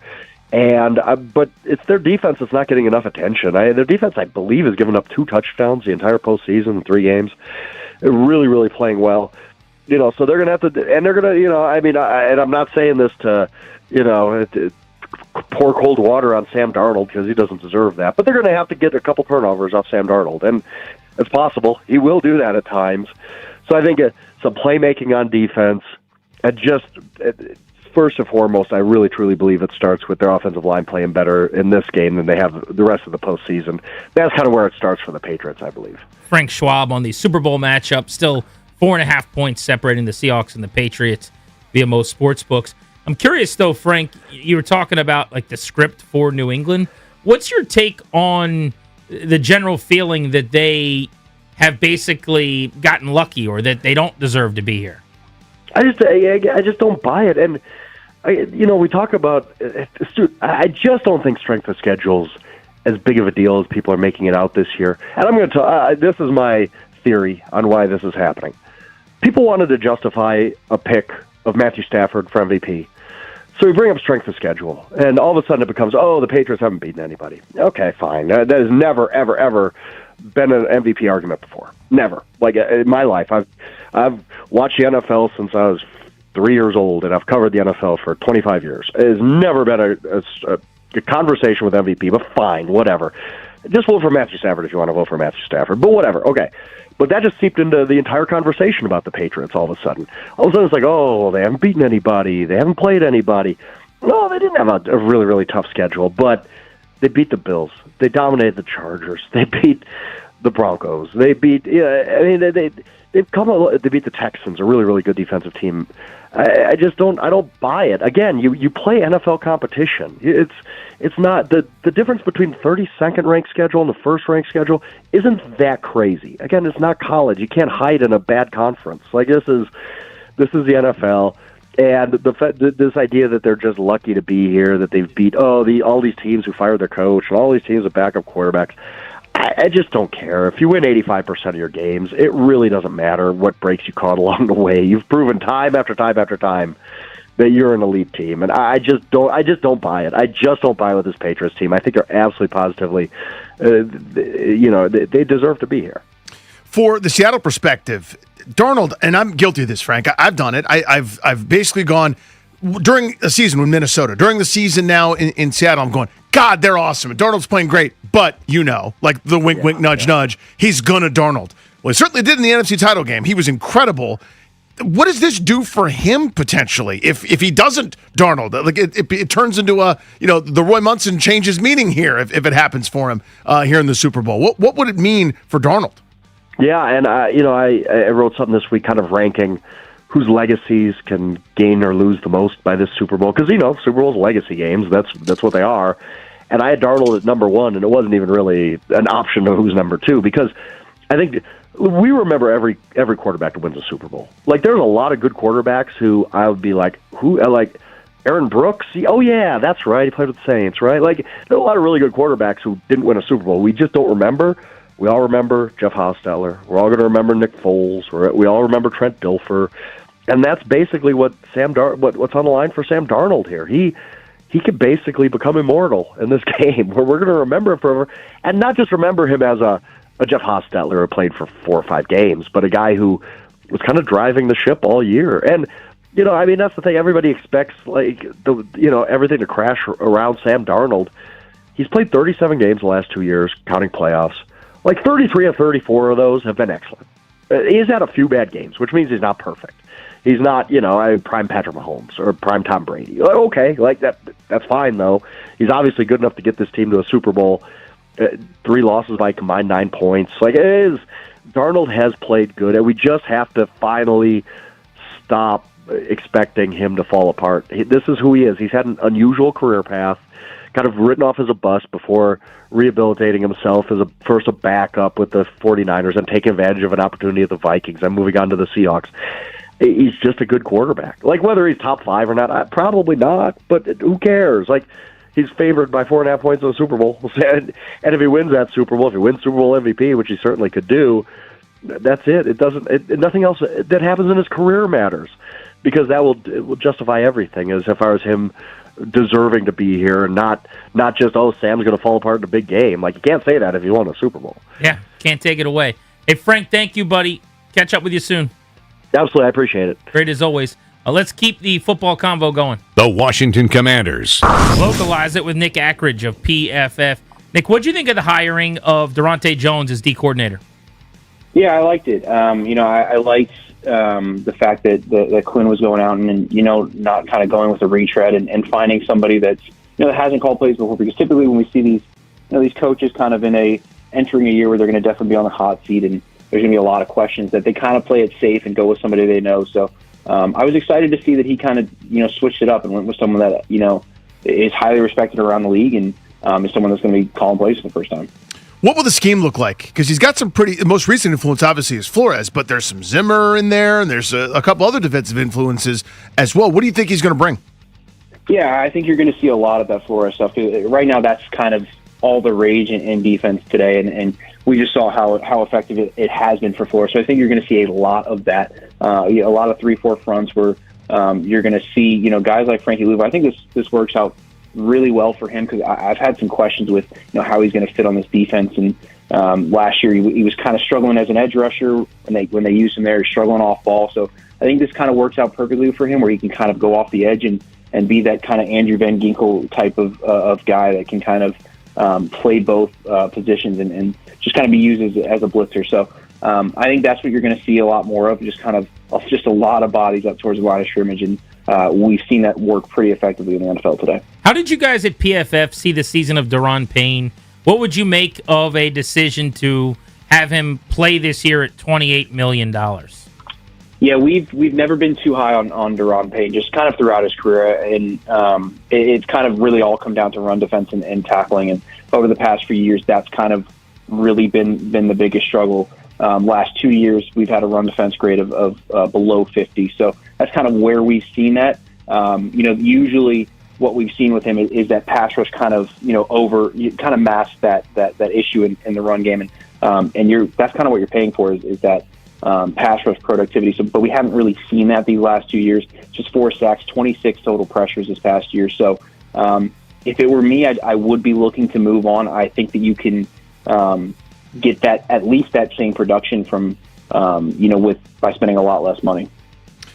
In terms of the offense, what's the next key ingredient they need in terms of upgrade? We were talking offensive line earlier, Nick, and we both feel like it's fine, maybe even a little bit above average to plus. So I don't know that you start, filling in holes there. But opposite Terry McLaurin or something else, what do you think they need going the next year? Yeah, they just need a playmaker, and whether that's at wide receiver, running back, or tight end, any of those positions, they just need someone opposite of Terry, someone to take some sort of pressure off him, because we saw when Terry comes back that he's still going to get his targets, he's still going to get his catches.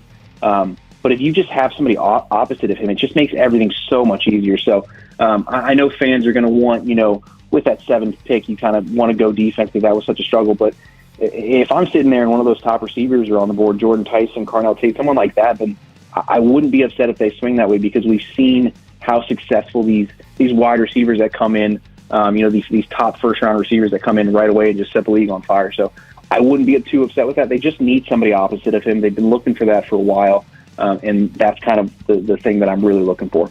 Offensive line. We did our position group a day today on the O-line, and we talked about how it's in pretty good shape. The one question being Paul, left guard. Do they try to upgrade? They've got Coleman looming. How do you feel about that group, and what are some of your interests to this offseason on the O-line? Yeah, I think that was easily the best group of the entire season. I thought they were really, really good. And I think I agree. I think left guard is the one spot that could use some upgrade, but I think everywhere else, they were fantastic. Laramie Tunsil was great there. I thought Biotish was just kind of his normal self. He's just kind of, that average to above average starting center. Cosme coming back was really good. And then the big thing was Connolly kind of, coming into his own throughout the year. We obviously saw how bad it started, but I thought he was played to kind of an above average level throughout the rest of the season. So I think that was a fantastic unit. I think you don't do much there. You kind of maybe try to find that left guard, see if you want to go with Chris Paul for the season, or like you said, Brandon Coleman. But I think that was by far the best unit of the season. Let me double click on Connerly. Where do you see him going? Because everyone saw the rough start, and a lot of people made up their minds, I think. But I mean, the trend error line was good. Where do you see that going? Yeah, I think that keeps going up. He's so young, he's so athletic that it's hard to not see it continue to go up. And especially when you see young players go through a struggle like that, those first 4 games or whatever was an absolute gauntlet. And for him to kind of come out on the other side of that and continue to improve, I thought that spoke a lot about him. And so I think that era continues to point up. I think, like I said, I just think he's so athletic that it's going to be kind of hard for him to not be really good in the run game, which is what we saw. And then it just comes down to kind of building strength in the pass game and the run game. And I think the more time you spend in this league, the better you get at that. Nick, stop complimenting Drake May, okay? You live in Washington, D.C. Yeah, that was rough. I've learned my lesson. Well, what are you thinking? How dare you? What you have some nerve complimenting a quarterback that doesn't play for the Commanders. What kind of nonsense is that? Yeah, that's on me. Trust me, I get the exact same thing from my friend. So it was dumb of me to put that on Twitter Clearly, as what well. you were secretly saying is you hate Jaden Daniels. Yep, despite me buying a jersey, a Jaden Daniels jersey. Your son has a jersey. Your daughter has a jersey. Oh, look at me. Your wife's a season ticket holder. She has a jersey. But you hate his guts because you like Drake May. Admit it. Admit it now on this show. You've got me. You got me. There's nothing else I can say. There's nothing else I can try to prove you wrong. You've got me. The jury has spoken. You Yeah, see? the truth stings We the got nostrils. Nick to admit it. Thank you, buddy. Be good. Appreciate you. Yeah. See you guys. All right. Be careful on the interwebs. There's Nick Ackridge of PFF. Yeah, he learned the hard way. What did he say? What, I think was it he like, said Drake May had a good season. nice throw by Drake May is what he said? I think he said this Drake May guy's pretty good. Oh boy, you don't want to do that. Oh man. Not around these parts. Not up in here. Not up in here. In the face. Bill Barnwell has ranked every head coaching hiring of the last 5 years. Where does Dan Quinn come in? Next on Grant and Danny.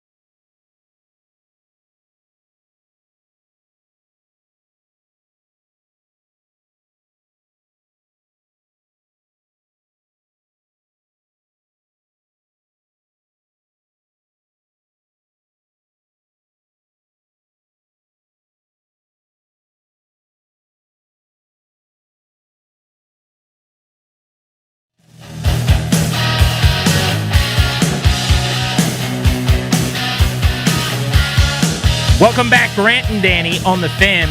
Bill Barnwell, writer at ESPN, came out with a piece today where he ranked every head coaching hire since 2021. So the last 5 years, there have been 37 hirings, 1 to 37. He ranked them. You'll hate that he put Dan Campbell number 1, but you got to respect the results. That was a hire that drew some ire. Yeah. His press conference, he's talking about eating kneecaps. There were major questions. And he has subsequently, in 5 seasons, turned in some pretty good work. They've won 57% of their games, 48-36-1. They've become a power in the NFC. This is after they went 14-33-1 under Matt Patricia and the interim coach, Darrell Bevell, before he got there. Listen, I think he's been exposed since his coordinators have gone, and you kind of get what this is. But still, the results have been outstanding for a guy that turned that program around. He was absolutely part of it.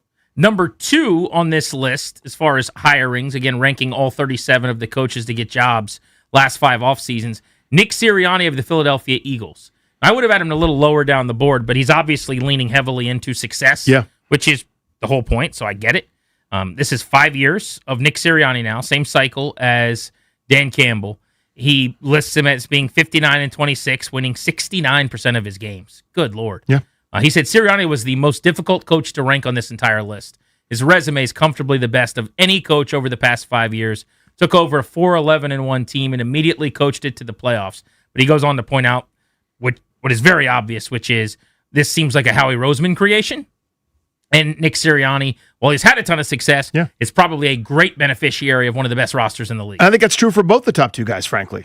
But Sirianni especially he's driving the Ferrari, but you still have to drive it. I mean, ask Phil Jackson about how tough it is, right? I mean, before he gets to the Lakers with Kobe and Shaq, it's infighting. The next year it's a championship. It ain't that easy. And Sirianni's, the record speaks for itself. So if you're wondering, then what about the guys that are in the Super Bowl this year? Mike McDonald, 2 years in, 24-10 in 34 games. He comes in at number 3 on this list after 2 seasons. He's won 71% of the games that he has coached in. He took over a team that was middling and felt somewhat rudderless. Like, it was very Steelers-ish in a sense. Northwest Steelers. They were not on the verge or on the precipice of anything important or good, but they were never bad. He got them over the hump. He made them a legit contender. And it's not just him. John Schneider's done an amazing job, their general manager. I saw a stat, by the way, which is incredible. We should talk about this more next week when we lean into the Super Bowl coverage. But you guys know that John Schneider is the only GM ever to take 2 teams as a general manager to the Super Bowl that have 0 players on the roster that were the same as the other team. 0. So, 2 different Super Bowl teams in an organization for him where the Seahawks don't have any crossover at all. No one other GM has ever done that. Oh, so in other words, there's nobody left from 2013 or 2014 when they're in the Super Bowl. Correct. No one's ever done that before? Not another GM. That's insane Which to me. actually makes sense if you think about it. Because you got your window, you got your era, et cetera. Yes.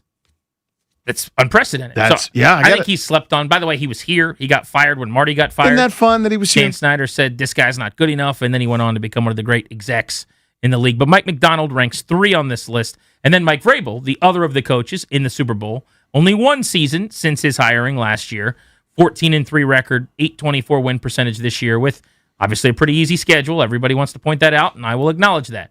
But Vrabel, who's my coach of the year, number 4 overall. I think you could even have him 3rd. You could, but it's only a 2nd. season. Yeah, I think you do it for a couple of years, and then you slide up. Rounding out the top 5, this is the best coaching hires. There have been 37 of them over 5 years. Bill Barnwell of ESPN ranked all 37. DeMeco Ryans of the Texans. DeMeco Ryans, 3 years in, is 32-19, a 628 win percentage with Houston. What I love about having him in the top 5, people sleep on the revolving door of a coaching job that was. They were worse off than anybody else. There's answers to trivia questions. Who was that guy again? What was his name? David Culley. And but it was 1 year stopgap, Lovie Smith, unserious searches. And then they land on DeMeco Ryans. And after 3 years and a 628 win percentage, they've got one of the most respected coaches in the league. Interestingly, I'm a huge proponent of, offensive-minded guys. Campbell doesn't call plays, is an offensive former player. Sirianni's an offensive coach, but doesn't call plays either. McDonald's defense, Vrabel's defense, Ryan's defense. So there's not a single McVay, Shanahan-esque OC type in the top 5 for Bill Barnwell. Which is really interesting because it's basically, again, what is this league at the end of the day? Besides, it's a bunch of billionaires getting together and having some contests. But when you actually get to the football field, it's a league of countering the trend. So the trend was what? Were you 33, handsome with a flat top from the Shanahan coaching tree, and you ran offense? We need somebody to stop that, and that kind of became the new paradigm to a degree. It's the McDonald's is the new fad. There'll be another fad in a few years that we'll be adjusting to. But I think it's happening in real time where we need excellent defense to stop these 52-48 games. So here's why I think this is so compelling, though. Dan Quinn came in really high on this list. In a world where there have been 37 hirings of head coaches over 5 years, and they all got ranked, Dan Quinn came in 10th for Bill Barnwell. It's been 2 seasons. One was as good as it possibly could be imagined or dreamed up. And the second was the antithesis of that, an absolute inverse, just a disaster. And not surprisingly, by the way, the record is 17-17, a 500 record. With a win in there, against backups, could easily be 16-18 sub 500, but it doesn't matter. 500 record. But he points out what a difference a year makes. 12 months ago, Quinn was fresh off a trip to the NFC Championship game, having won as many playoff games in his first season with the Commanders as the franchise had claimed over the prior 30 years. He references how fantastic Daniel was and the insulation of the quarterback and what they did to develop him.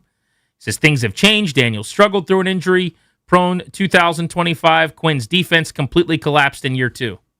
But when you've got him at 10, Danny, it makes you think, are we too hard on where we are with Dan Quinn through 2 years? Last year was a debacle, and we live in a world that is about recency. But this is a guy diving into the numbers who is one of the sharpest football writers in America, who is saying 37 coaches have been hired over this period. Only 9 of those hirings have been better than this one based on the results so far. Now, I picked some nits here because right behind him is Liam Cohen. I know it's only been 1 year, 13-4, but he basically is Dan Quinn without this year of falling off yet. I don't know how you could put him behind Dan Quinn. You say, well, it's only 1 season. Well, it's only 2 for Quinn, and the second one was a disaster. So, I would have Liam Cohen above him.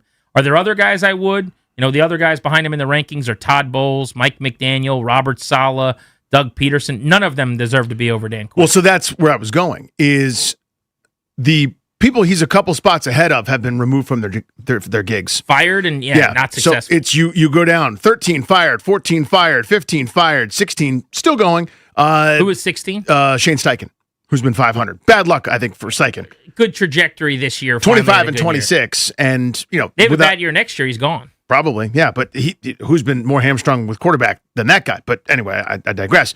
But, then it's Dable fired and Kellen Moore 1 year of 6-11. So it's, at first you go, is this just top coaches hired in the last 5 years in the NFC East for cities named Washington? Because there's no way. But then when you start to look at it, you go, okay, I guess I kind of get it. I probably have them a couple spots lower, just given how bad this year was. But it's not that crazy. Ahead of him. Yeah. That's going to be the one gripe that I'm going to have with this, is that Liam Cohen at 13-4 had a better record in his first year than did Dan Quinn. Now, Liam Cohen did not get to the Super Bowl or the AFC Championship game, which Quinn got to an NFC Championship game, but he also didn't get to play a, fairly limited NFC South champion and a super banged-up Detroit team.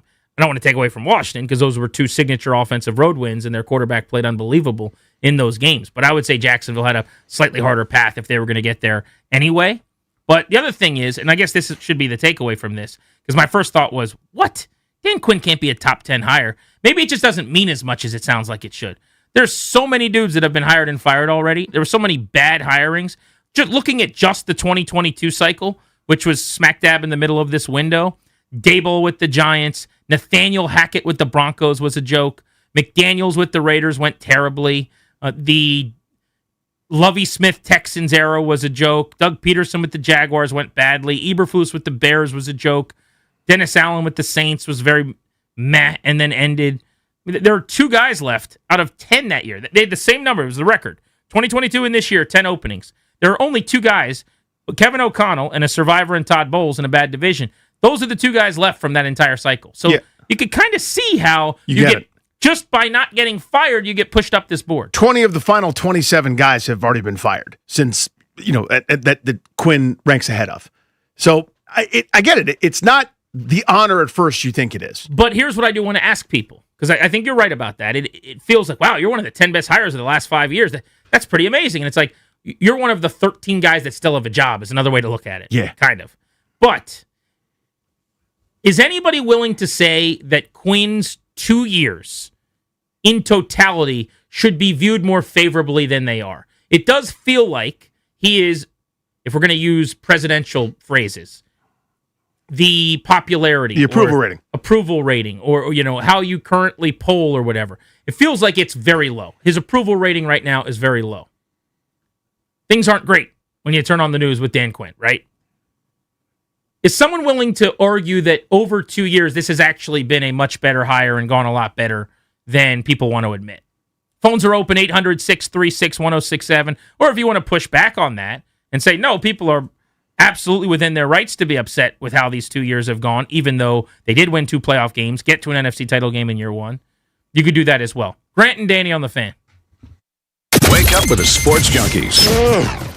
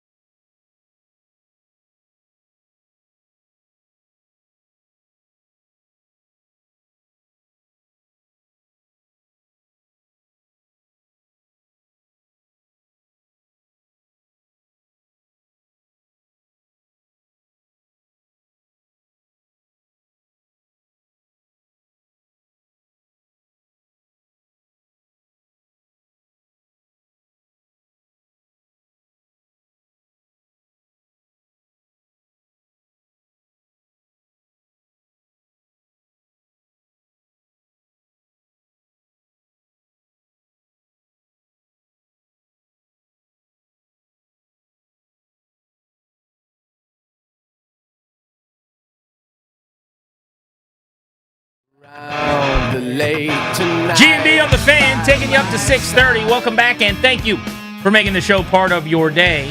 You can watch us on the 106.7 The Fan YouTube channel in high definition. I'm rocking a Capitals pullover jacket and a Caps hat. Don't leave the house without this here jacket. It is the go-to for me. It's a staple for you. I got my it looks like a rough sweatshirt. You know what I mean? It looks like it's meant for outdoor work, and like the outside is what's the phrase I'm looking for here on this? Cotton? No, but it's not the soft cotton on the outside of this IT Cadre sweatshirt. Inside, it's the most comfortable sweatshirt ever. I love IT Cadre gave us those when they were sponsors with us last year. I love that hoodie. I wear it around the house all the time. Yeah, the outside looks like I should probably have some work boots on. I got a truck. Yes. But inside, it's so soft. That it's funny you say that. It's so soft. I think about this all the time. Yeah. That hoodie looks like it belongs with like dirty jeans and work boots. Right. Like I was on the construction site for 12 hours today. Exactly. No, I wasn't, mind you. I'm a soft-handed zilch. More comfortable than a $9,000 couch. Yep. Let's go to Drew, who's in Florida listening on the Odyssey app. 2 years in for Dan Quinn. Is this going better than he gets credit for? Bill Barnwell ranked 37 hirings over the last 5 years of head coaches. Dan Quinn came in at 10 for him on ESPN.com. What's up, Drew? Hey, guys. So, I was thinking about this while you were talking. 53 weeks ago, Dan Quinn would have been Coach of the Year candidate, right? We were all on cloud nine. It was just, life couldn't get any better. This year, guy's a bum, right? But injuries had a lot to do with it, but the defense is terrible no matter how you slice it.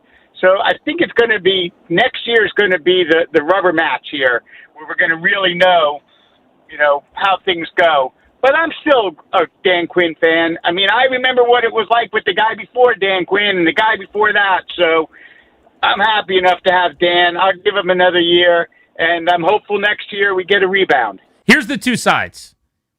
He did something in his first year in 24 that nobody's done here for 30 years.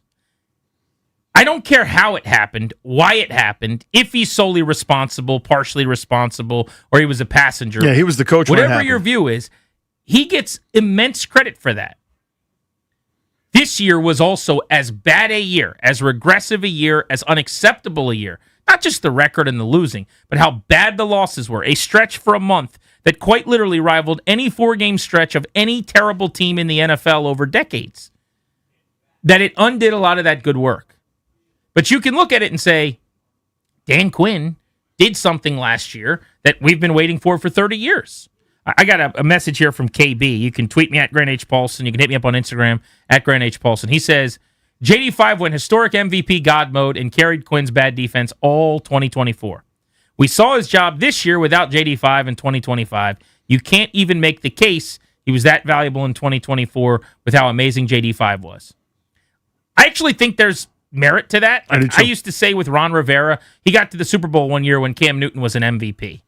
Dan Quinn has been to a Super Bowl. That year, Matt Ryan was an MVP and Kyle Shanahan's offense hummed. But you still get credit for that. You implement things that allow people to succeed. You go get Kyle Shanahan. You empower Matt Ryan. You set a culture. Especially in year one of an operation, Danny, there were a lot of things that Dan Quinn did that allowed for the brotherhood, the locker room, to be what it was. So it's not like he just had the same amount of influence as you and I did last year. He deserves some credit, but I think the truth is probably in the middle, where there's a lot of coaches in the NFL that would have been coaching in playoff games with Jaden Daniels having the season he had last season and Cliff coaching it up the way he did. Yeah, and that's my primary feeling. Again, you could do everything right and still not go 90% on fourth downs. You could do everything right and still not, lose the remarkably few amount of fumbles they did, or, passes that interceptions should have been that were dropped, or whatever, the luck index that we went over a million times.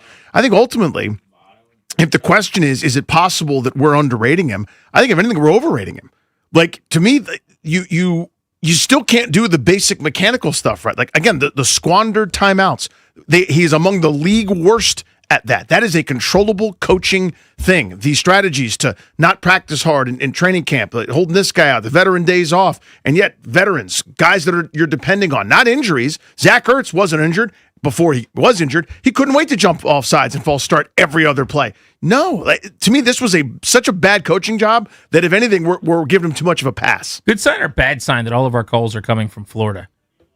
I'm not sure how to view that. Phones are working there. Let's go to Andre in Florida listening on the Odyssey app. What's up, Dre? What's up, guys? Thank you for taking my call. I guess that's where people are in their cars. They can actually drive and go to work in Florida. I'm actually trying to get my steps in and do the right thing. But there you go. Good for you. Here we go. I run a plumbing company. If my plumbers suck at their job, they got to get replaced, okay?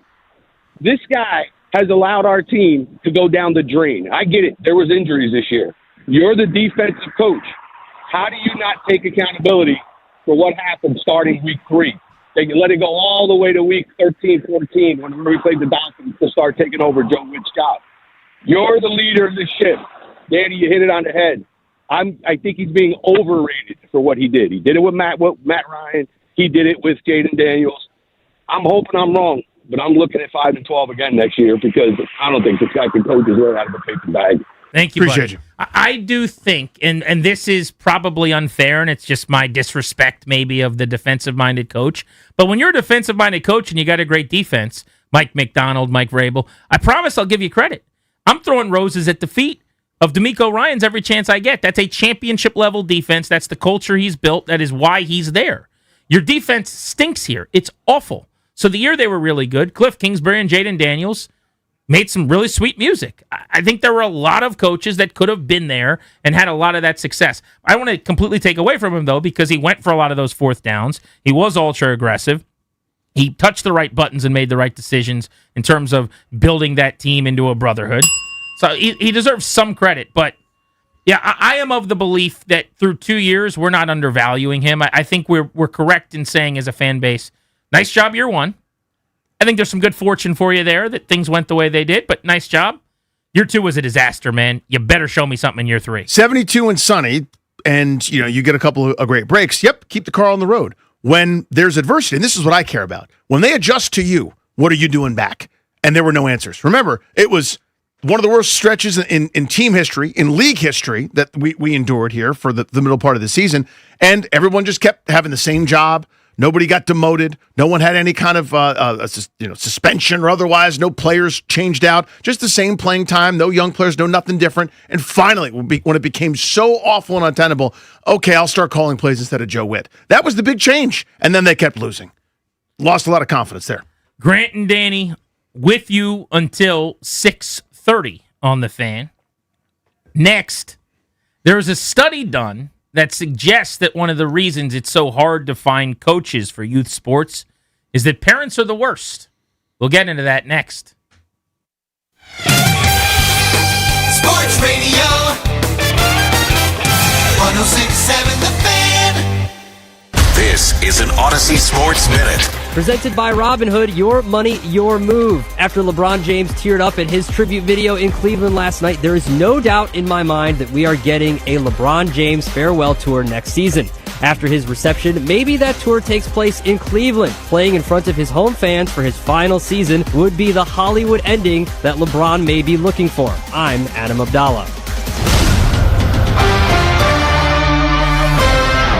Hey, what's up? Danny Rouillet here from my pals at Ted Britt Ford. Plug into savings in a new sled just like mine. How about a 2025 Mustang Mach-E up to $9,500 off the MSRP and 0% APR for 72 months? And get this, no payments for 90 days. Silent, smooth, sleek, and stuffed with savings. Or a new 2026 Explorer from Ted Britt Ford, $4,250 off, plus no payments for 90 days. More space and more savings. Go see my pals at Ted Britt Ford and tell them Danny sent you. Shop snack favorites at Whole Foods Market. Get 30% off select snacks like Kettle, Late July, and more with Prime through February 3rd. Perfect for movie nights and game day watch parties. While supplies last, shop in-store or online. Terms apply. Michael Mason. No country, no badge. You're gone. Not gone. Unshackled. Jason Statham is Michael Mason. He was an elite operative, but he broke the rules. He took down a full assault team. Are they going to arrest you? It's not the police I'm worried about. You think you can outrun what you are? You know it. Shelter. Rated R. Starts Friday. Only in theaters. Get tickets now. Danny Krebs, GM at Lindsay Volvo Cars of Alexandria, where we're paying over the cap for trades. No doubt about it. Hold up, Danny. Dowd is about it. Why are you leaving me out of this? No, Nick Dowd. Not you. Your trade-in value. We need all cars and are paying top dollar. No way, Danny. Dowd loves it at Lindsay. And even though my XC90 seats 7, I never feel like I'm in the box. I'm not taking any offers. I see, Nick. But how's about...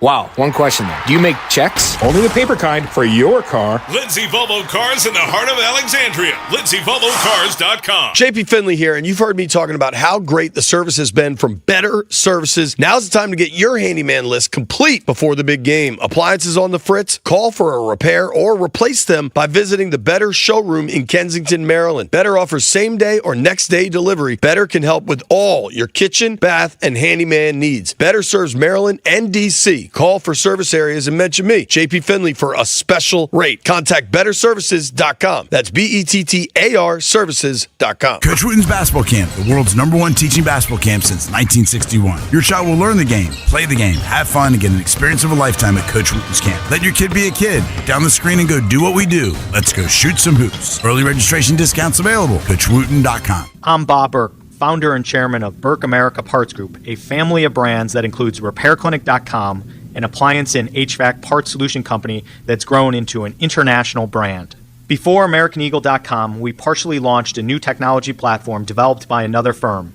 American Eagle helped take our technology to a whole new level with digital marketing, software development, and business insights into our key markets, appliances, HVAC, and outdoor power equipment, and did so both on time and on budget. AmericanEagle.com has the resources, experience, and talent needed to produce solutions. Our new technology platform, developed by AmericanEagle.com, has produced tremendous results with higher traffic, conversion, engagement, and online revenue. If you have any home repairs you need to take care of, check us out at RepairClinic.com. If you need a world-class website or technology project, then I would highly recommend AmericanEagle.com. Call AmericanEagle.com at 773-NETWORK. That's AmericanEagle.com, 773-NETWORK. What if your instincts could pay off? With Robinhood Prediction Markets, you can put your sports IQ to work on the games you know best. It's not you against the house. It's you participating in a live market. Buy or sell your predictions all game long. Trade every play with Robinhood. Visit Robinhood.com/predict. That's Robinhood.com/predict. Futures and cleared swaps trading involves significant risk and is not appropriate for everyone. Event contracts are offered by Robinhood Derivatives LLC, a registered futures commission merchant and swap firm. Get in the zone, AutoZone. Brian's headed to the basketball court, but he's sick of this check engine light. So he goes to AutoZone for the free Fix Finder service, Welcome to AutoZone. What are you working on today? where a friendly AutoZoner reads the light in just a few minutes and gives him a detailed report. No big, just a loose gas cap. And gets him to the court with a tight gas cap and tighter defense. The free Fix Finder service at AutoZone. No hassles, just help. Get in the zone, AutoZone. Restrictions apply. Live from the LindsayCars.com studios in the nation's capital. WJFK-FM and WJFK-HD1 Manassas and WPGC-HD3 Morningside. This is your flagship home of the Washington Wizards. Carrington drives, left double, flips up the shot, scores at the buzzer! Oh, baby! The Wizards' biggest lead of the night. Sports Radio 106.7, The Fan. An Odyssey sports station. 106.7 The Fan. Sports Flash. This update is driven by Oarsman Chantilly Kia, where they like to say, let's ride together. Coaching news in the NFL. The Steelers are hiring Patrick Graham as their defensive coordinator. He's planning to bring alongside him Commanders passing game coordinator Jason Simmons in a prominent defensive role. The Raiders plan to interview Seahawks offensive coordinator Clint Kubiak this weekend for their head coaching job, and the Raiders will likely make a decision after the interview on who's going to be their next head coach. Eagles are interviewing former Buccaneers offensive coordinator Josh Grizzard for their offensive coordinator job. Second time he's interviewed for the job. And the Giants requested an interview with Colts passing game coordinator Alex Tanney for their offensive coordinator job. Hockey tonight, Caps take on the Red Wings in Detroit. 7:30 puck drop near the game right here on The Fan. Logan Thompson is day to day. Basketball, the Wizards honoring John Wall tonight as they'll take on the Bucks at Capital One Arena. 7 o'clock tip-off near that game on Bloomberg 99.1. Oarsman Chantilly Kia keeps their customers happy by offering great deals in the area's best selection of new Kias, each backed by the Oarsman Lifetime Edge, featuring up to $1,500 in extras. As they say at Oarsman Chantilly Kia, let's ride together. From the Crop Metcalf 5-Star Sports Desk, I'm Toby Altizer on The Fan. It's Grant and Danny on 106.7 The Fan. And always live on the free Odyssey app.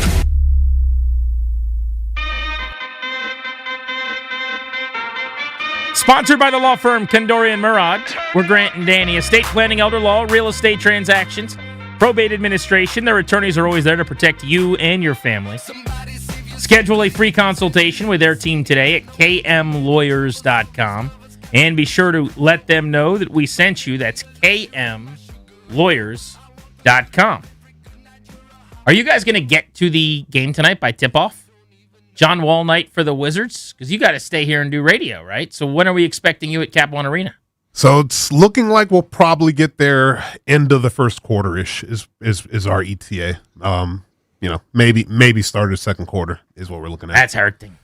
Sucks a little bit. You'll be there for the halftime. Yeah, I think that's the most important part. We'll be there for the halftime. We'll be there for when I want to make sure my guy Tobes gets to watch the Wall ceremony. We'll be there for when they dominate in the fourth quarter and win, because all we do is beat the Bucks this year. Yeah, I think we'll be there for the most important parts. You'll be there right in time to see Giannis giving hugs, walking off the floor as he gets traded. For the final time, yeah. I didn't think about it. It's Milwaukee Bucks Tobes. Yeah, it's a big night for Tobes. Toby is, no basketball team means more to him than the Bucks. Right. Brought a championship into his life. It's like the Yankees declare. It's like such a huge... You get to watch Giannis's last game in Milwaukee, Tobes. Well, he's not playing. This is true. Fitting. So it may be his last game, but he's not playing, so it doesn't really matter. Are you still team he'll never be traded? I'll believe it when I see it.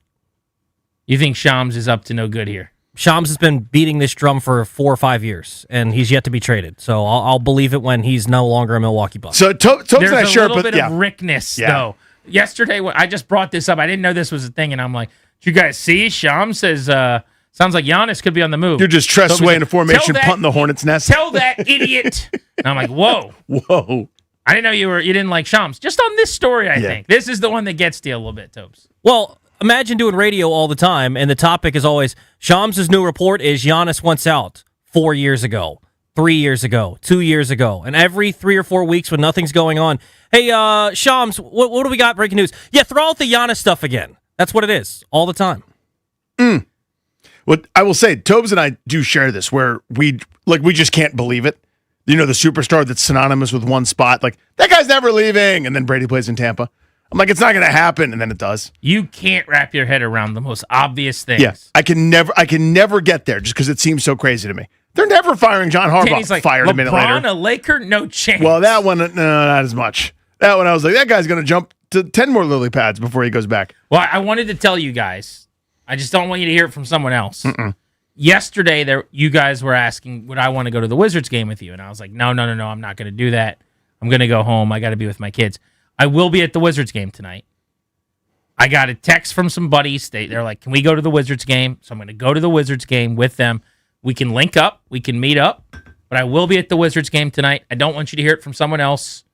I didn't big time. I just didn't plan on going. Okay. Then other people asked me. Like, how me, awful would it be if they spotted you and you didn't want to go with them? That's what I'm saying. Yeah. If they're like, you want to come? And I'm like, nah, I'm not going to do that. Not with you. And then I just bump into them in the concourse. That's a really bad look. So just chicken tenders and fries. I'm going to be at the game. And I'm just trying to tell you guys, it had nothing to do with not wanting to go with you guys. It just was an awkward circumstance. Oh, but that's good. So what kind of seats do you have for tonight? I think there's a chance they're silly. Are they good ones? There's a chance. Like, what would be, like, if your feet are on the ground, what's under your shoes?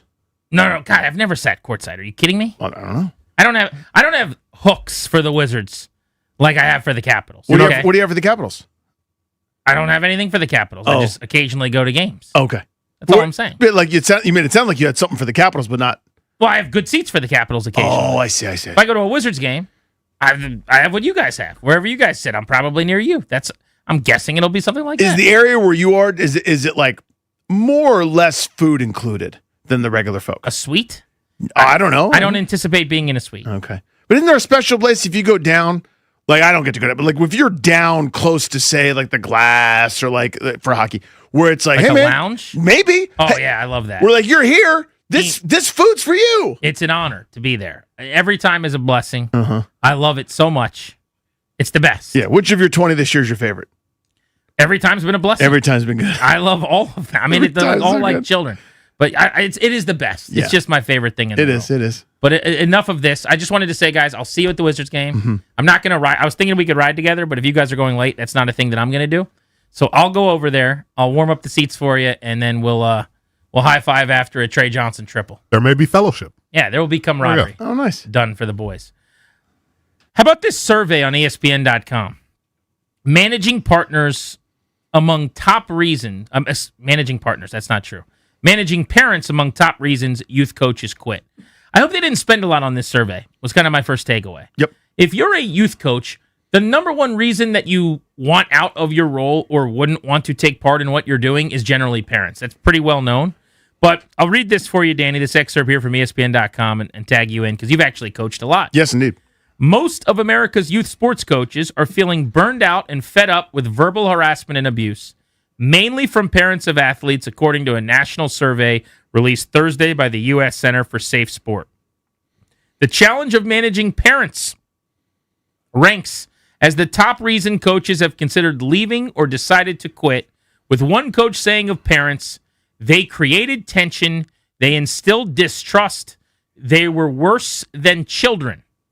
Other reasons for coaching dissatisfaction include retirement and challenges within their sporting organizations, but more than 35% of respondents said that they also experienced discrimination based on sex, age, physical appearance from other coaches as well as parents or athletes. But Danny, the number one reason that youth, I guess this doesn't even say youth, but coaches are dissatisfied generally, parents. Yeah, that's intuitive. To your point, I hope they didn't spend much on that survey. That's the answer. So I've been on all the sides of this, as both a parent, as a coach, a youth coach, et cetera. I've had great experiences, bad experiences, everything in between. But there are a couple of instructive things that I would say. First, when it was just dad managing the Little League team and another dad as assistant coach going, keep your elbow up, son. You know, occasionally you'd have run-ins or occasionally there'd be stuff. That's normal human drama, but 99% of the time it goes off without a hitch. That's different than this. Because what we've entered now, is beyond basically T-ball or beyond, little kids running around like a beehive in soccer. You've entered pay to play. You have entered the world of travel and multi-billion-dollar youth sports. And when that happens, when money changes hands more than it's $49 for a T-shirt that says a local sponsor on it in a color, and we're getting together once a week, when it goes beyond that, when there's hundreds and thousands of dollars changing hands, that's the price you pay. Is a parent signing up their kid to play, I'm making up a sport, or making up a thing. This travel soccer for this club, it's a $4,000 this or $3,000 that, plus these costs for tournaments, et cetera. And then your kid's sitting on the bench, picking his nose, and you're like, what am I getting? What am I paying for? And there are questions that follow that. Those are legitimate, by the way. If the club or the organization can't explain the benefits or what they're selling, then yeah, you have some rights here. Once you've forked over that kind of money, that's what has changed more so than anything else, is the amount of money in youth sports. The trickle-down was obvious.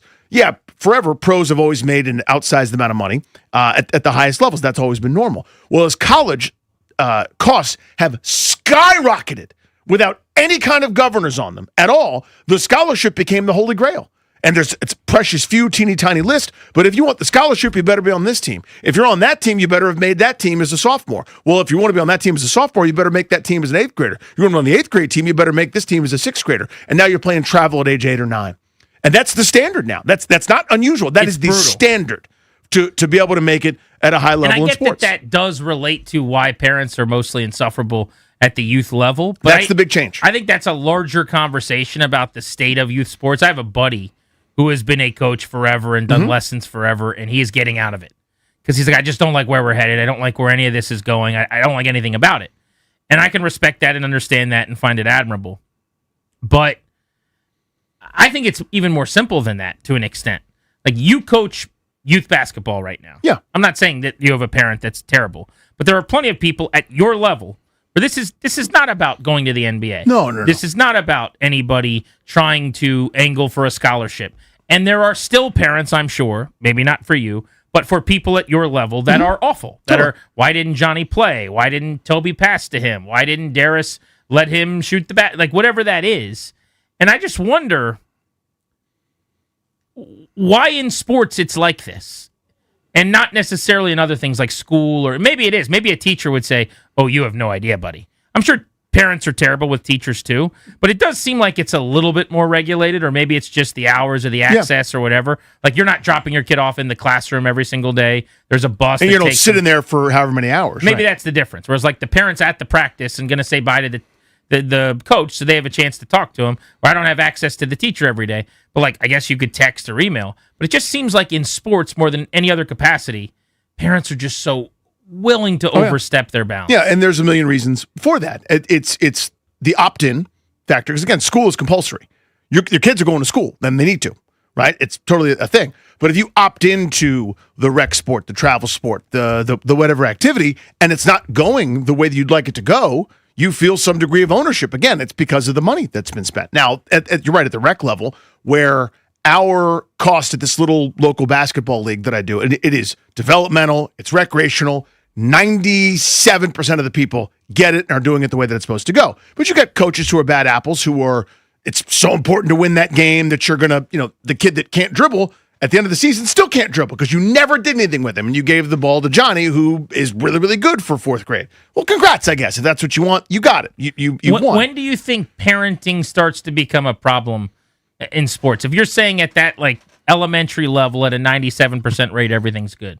Do you think it's older than that, or do you think you're lucky? No, again, it is like I've been around a little league team before where parents were a gigantic pain in the ass, like little league baseball. Yeah, it's like if you're going to do this bit, just go do the travel thing where all the parents are crazy. Right. It is because you're there, because again you feel a little bit of control for whatever reason, some entitlement that comes along with it, where you'd like it to go differently. And I don't know if it's the extra. Every case is different, I'm sure, but it all kind of comes from the same spot where you feel like this experience should be X and it's not being met for whatever reason. Right. Whether your kid's miserable doing it and that's annoying to you, so why is that happening? That feels broken. I can't yell. Who can I yell at here? Who can I give access to or have access to? I've seen a million different ways. We did T-ball this year with Nooms. It was, he was 4. He's now 5. Mm-hmm. But I mean, it was the most grassroots, earliest T-ball level that's ever happened. That's the way it should be. And you put a ball on a tee, you whack it a couple times, and a bunch of the kids would hit the tee like 6 times before they made contact. He occasionally he would hit it a couple times before he made contact. He did well. But you have kids like laying down, the same teammates are wrestling over who's going to get the ball. Like, it is the most... Yeah, there's a pile up every time. Exactly. Like, introductory level to baseball ever. I don't remember a single peep from a parent at any point about anything negative. Right. I would assume that's the norm at that level, but that's what I'm wondering. When do we introduce what we're talking about? Right. So there's no hard and fast rule, but I can tell you this. For T-ball, for me, my dad was the coach. Now, again, you and I are just talking here, and I know people are listening, but I was pretty good, you might imagine, at T-ball. I played with a guy, it was his daughter was on the team, and you might remember the name because he was a pretty famous national prosecutor, Mr. Kent Starr. He didn't like that Danny, the coach's kid, was quote-unquote playing shortstop or getting every ball, right? Like wherever you put me, I would just run and get it and run to first base and get out. Of course, we'd go. I can see that. I'm 5 years old. I'm doing my best out here. I'm not joking. I'm just saying. A lot. Like you're the best player on the team. Yeah. You're 5 years old. You're not letting someone else field the baseball. And so eventually, would someone say to you like, "Stop doing that"? Well, I mean, you'd say, "Let's play the position, buddy," and it's like, dude, it's 3 up, 3 down. Let's go hit nukes again. We're batting around. We're winning 30-0, right? Because old Fannie Mouyer's making every play. I'm out there picking it like Cal, So anyway, after stuff happens, so he starts coming up and tugging on my. Can you move him? My dad's like, "Where do you want me to put him? Everybody plays. You want me to, where do you want me to stick the kid? No matter where he goes, he's Kelly leaking the ball. He's going to go. Am I benching him? What are we doing? Settle down. Everyone bats. It's fun. Yeah. But at that age, you had someone that was fine That's arguing hysterical. and chirped. So, but you can go down the list. There's no hard and fast rules to when it happens, but it 100% does happen that parents feel this level of entitlement and ownership of the process that's not supposed to be about them. Here's what I think happens now too, especially that everything's travel ball. You kind of got into this, but this is the way I view it. I think when you start spending big money, and big money's relative, right? I think anything more than like the $40 at the rec department is big money. Because there's no middle ground. There's no $200 for a team. It's $2,000. Different. Like my parents were never going to have us play travel anything. I was a really good little soccer player. Mm-hmm. I did a really good job, Little League Baseball, whatever it was. Like you make all-star teams, you do this or you do that. But like in soccer specifically, like It was great. If I would have said, I want to play travel soccer, they'd have been like, no, we're not going to do that. And that's fine. And by the way, looking back, I don't fault them for that. I wasn't going to the MLS. I didn't need to do that. My point is, anything beyond like going to the King George Parks and Rec department and saying, here's the $35 for soccer. To me is like, okay, now you're taking it a little more seriously. But what I think happens is, if I'm a dad and I'm paying for lessons, which all these parents now are, and then I'm paying, I feel like, too, I'm getting smarter. I'm watching, I know, so I can help or whatever. But the big thing to me is, I think when you're spending good money and you're investing legit time, so I'm traveling, literally driving at 2 hours to this game, or we're doing this tournament or whatever. To your point, I forget the word you use, but like investment or like you feel more in charge of the situation. Where really, it's the scene from Knocked Up, where like, this is my room, the room with the vending machine over there and the chairs, that's your room. I'll deliver this baby, my room, your room over there, the waiting room. Yeah. But people feel like no, I'm wearing the scrubs because I paid to wear the scrubs. Yeah, I mean, so they can chirp at the coach and be like, hey man, we drove here, we're paying, I don't know what. Would you even know? Like, what do these things cost? Oh, it's thousands. I bet you it's $700. Yeah, it all depends on what you're doing. But yeah, it's a lot of money for anybody. So if I'm paying that much and my kid doesn't play at all, I'm more likely to be what a waste of my time and money. And there are questions, certainly, and there's ways to approach it. So I always try to diffuse and disarm as best I possibly can, and let coaches that are working with my son know, like, I am not an antagonist. Like, I have coached, I've been on the other side where I had to leave coaching for a year because a group of Murray parents made me so miserable that I lost the love for it. I was coaching a developmental high school team, and they ruined my year to such a degree that I went, I can't do this. I cannot work with kids. No, kids were awesome. Yeah. The kids were like, stop, like, mom, like, they're embarrassed. These people would not leave me alone, and bleep them to this day, by the way. So I always try to approach it. I'm like, I'm from hopefully we have the same goal. What can we do? How can we help? Right? Like, what can I do to reinforce the lessons you're teaching at home, if anything? But are you doing that to some extent to do like he's not playing, or are you? No. It is the goal is the same. I mean, for me, for my guy, especially for my oldest, it is we're going to do something.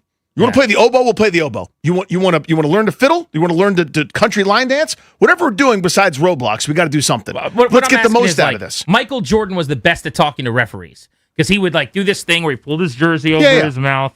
And I've seen so many of these mic'd up now where it's amazing where these guys are like, I agree with you, Michael. I saw the same thing, but I just couldn't make the call, or whatever. Right. And he's like, I just think are you like just doing it in a better way and still being annoying to the coach? No, and maybe, but it's like when something. I'll give you an example. When something that wasn't great happened, and it was my son's doing. He's a kid. He's going to mess up. Child, yeah. It'll happen.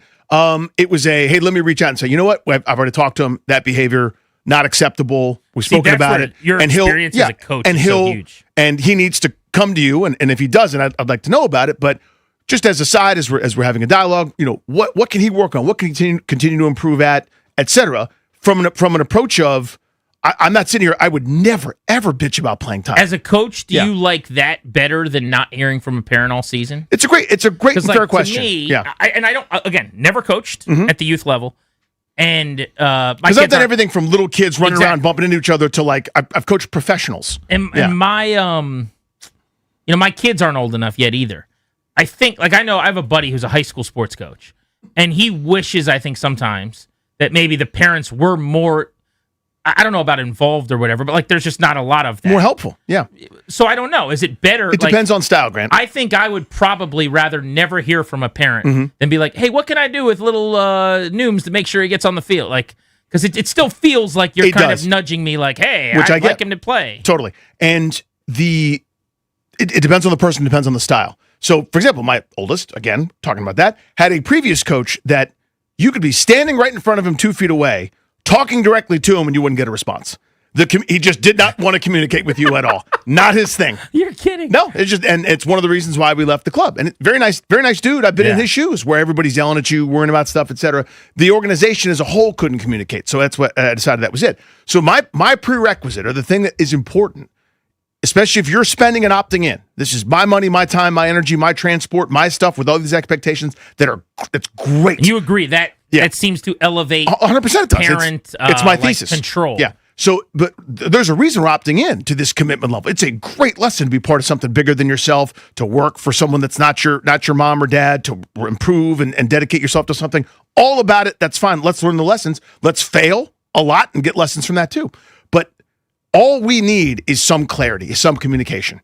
And most reasonable parents are going to be satisfied. There's going to be the guy that's like, my son is a star, whether he is or isn't, right? And that should be the bare minimum, That's like a unreasonable. teacher in a classroom. And that's my same point. kind of deal. As long as you go, if the answer is I don't know, we need to hear that too. You can't do silence. You can't just go, okay, it's money time. Okay, who's the coach this fall? When are practices? What level is my kid going to be at? Who are his teammates? Like, if you can't communicate, you can't have my money, and that's the basic. I think there's a good conversation we can have here. Again, it's an ESPN piece today. There was a study done. Parents are the number one reason why coaches quit, which isn't a stunner. So I've got a couple of questions, but I'd love to hear from parents on this. 800-636-1067. Obviously, coaches' input would be nice. 800-636-1067. I'm sure referees can hop in and attest to this as well. But where is the line in terms of parents, youth sports, involvement, that all of a sudden you jump over it and start to be a pain to the coach? And what should be an expectation? What is reasonable to expect from parents? What is kind of like, okay, now you're doing too much? Because it probably is a pretty fine line. Grant and Danny on the Fan.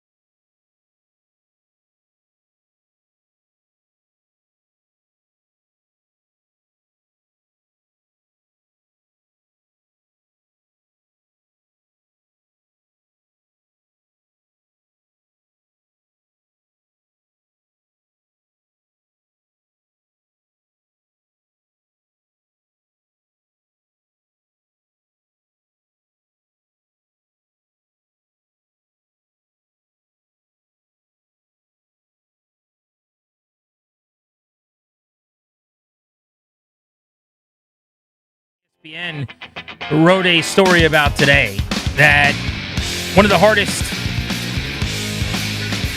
elements of coaching, one of the reasons why it's hard to find coaching, is that parents force coaches to leave. They don't want to deal with parents at this point, at the youth level and as you're coming up. And that is the topic at hand.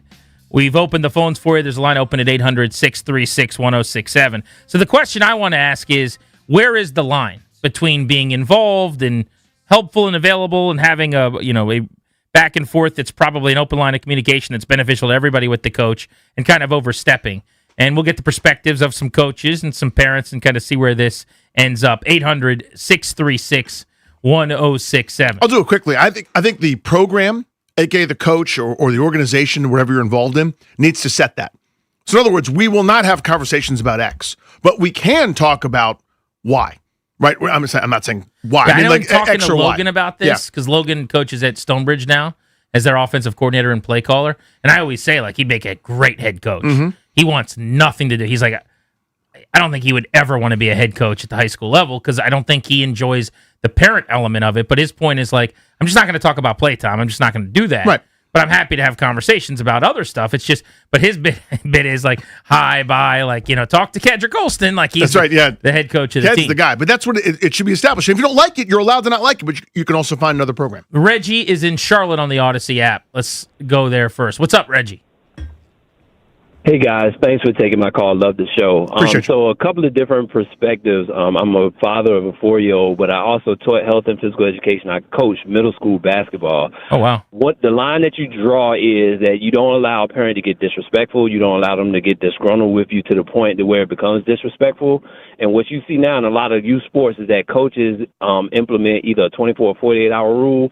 Parents can't approach me about playing time, about anything about their son or daughter for 24 or 48 hours. Now that gives everybody a chance to have cooler heads to prevail. We can discuss openly and transparently why your son or daughter is not playing or why they're playing the way they're playing or not playing or what have you, but you don't get to get disrespectful with me. I don't care how much money you pay in AAU or what have you. There's a level of respect that needs to be maintained by both parties. And I love that. So basically, you're removing some emotion. I think about it like there's a 12-minute cooling off period after a game in the NFL before you can go into the locker room. And they open the locker room. Generally, it's a little more, but like 15, 20 minutes after a game, so that players don't basically still have the emotion of the game. You're saying you'll even have the conversation, which is interesting. I think a lot of coaches probably don't want to, but you're not going to do it in the moment right after a game. No, you're not going to have that because parents want to come at you disrespectfully to talk about playing time right after the game. And let's say, their kid is knowing that they're supposed to play and they have recruits there and they want their child to be an All-American. Your child is not an All-American. I'm going to play the guys who practice best and play the best well together. And if that's not inclusive of your child, then your child needs to get better. They need to practice. That's what practice is for. Thank you, Reggie. That's a good phone call. I appreciate you. The hard part is enforcement, though. So in other words, it's great to have the rule, and everyone will sit there at the first team meeting. You can just ignore them. Everyone go, yeah, oh, great. Yeah, that sounds awesome. Talk to you in 2 days. Yeah, but then, but if someone oversteps, the consequences, that's where it gets really, really hard. I think he's introducing, too, he was talking about middle school basketball. It makes me think about, he was just talking about, like, look, someone's here to watch me. High school level, I can only imagine. If it's a super competitive program or where there's, like, some legitimate prospects, what if I do have a scout that came to see me or I've got somebody here that is, scout's the wrong word, that's more of a baseball thing, but, like, somebody from a D3 school wants to watch me tonight and I only got 8 minutes and got one shot up or whatever. I'm curious about that part. Let's go to Luke in D.C. on the Fan. What's up, Luke? How are you? Hey, boys. How are you? Good, buddy. I appreciate you taking my call. Hey, just a couple things. So, once you start paying the amount of money, and I don't know if we're supposed to say, like, I got 4 kids, 2 kids travel baseball through college, 2 girls, competitive cheer. I was coach baseball, did our league, and then high school as well. So the best time that I ever had was on the other side when I was just a dad. Because it's so hard because parents want to win. And so when they have a really good player that doesn't show up for practices, and then you also have their kid that's paying A, all the money, and then B, hitting all the time frames and showing up for everything, and then they don't get play time on the weekends after you spent, I don't know, $500 on a hotel room and the food and all that other stuff, and then they don't see the field. Well, yeah, am I part of a really good program, or am I just another, am I just feeding into this for the pride of saying that my kid plays in this league? So let me ask you this, too. What is the expectation? Because I totally get, I'm not saying it gives you carte blanche to be a pain in the ass, but I do totally get, like, if I'm paying $35 like my parents did for me to play youth sports, that's very different than you're driving to Pittsburgh for youth hockey or something and spending thousands of dollars for your kid, and then you get to Pittsburgh and he doesn't get any shifts or something. So I guess what I'm wondering is... Go ahead. Sorry, go ahead. Well, what I'm wondering is just... I got goosebumps when you talked about that, Grant, because that's exactly right. If you play by the rules, you're there at practice, you pay the money, and you're paying all the money to go there, there's no excuse for your kid not to see the field at some point. As a coach, you have a certain responsibility, in my opinion, to make sure that those people that are doing all the things right and supporting your program hit the field. So here's my question, though, to you, Danny. Yep. And I don't know the expectations of the level or the league, so he'd have to tell me more about that. But, like, he's viewing this as, I'm paying all this money. My kid has now... It's not like a privilege, it's a right. They should be on the field. But if this is actually a meritocracy where it's like not youth sports, if it's an 8-year-old, 9-year-old, 10-year-old, obviously, 12-year-old maybe. Yeah, when does the conversion happen? But like, is there a point where actually your kid's not one of the better players and so they don't play? Now, I'm not suggesting that should happen at the very youth level. But at the youth level now, we're doing all the paying of this money and stuff now. So I agree. If I got to, let's say my son's playing hockey and we're traveling to, this is a real thing, by the way, like, Pittsburgh and Minnesota and these crazy places to play in these tournaments, and he's 6, then yes, everyone should be on the ice. There's no doubt. But is that the case? Does he feel that way about high school too? Like when you're in the travel JMU, I'm sure, AAU basketball program, that your kid should just definitely play? Because I don't think it's the same way at that point. It's not. And I don't know when the line happens. Maybe it depends on the sport, the area, the community, et cetera. But you stumbled into a really good part of that conversation where there's a reason some of these travel baseball clubs now, for example, will have 12 kids on the team and that's it. And you cannot miss tournaments because they don't want anybody to have paid all the money and then not get the ABs or not get the playing time in the field, et cetera. Now, it runs arms into the ground and kids are getting Tommy John. I was going to say, that's a really smart way to do it so everyone gets an ROI. But here comes your injuries. Exactly. Here comes your pitching problems. Here comes your blown out elbow. Yeah, here's your overuse. So it's push and pull with everything. But again, that's the nightmare is when you have parents that feel like, and this is what happened again with my oldest son's former club team, basically the whole team was like, we are just check writers to you guys. You don't care about what's going on with us at all. We're afterthoughts, and we don't appreciate that. And so the team ultimately disbanded. That was really, really frustrating. So I understand that perspective really well. Mike's in D.C. What's up, Mike? You're on the Fan. How are you? Hey, love the show, man. I talked to you guys yesterday about Deron Payne. Really good conversation. I love this. I've been on all sides of it. I played. I coached at Jackson Reed, and I'm also a ref. I've been a ref for like 10 years. Oh, wow. It definitely starts at the top. It has to be set by the organization.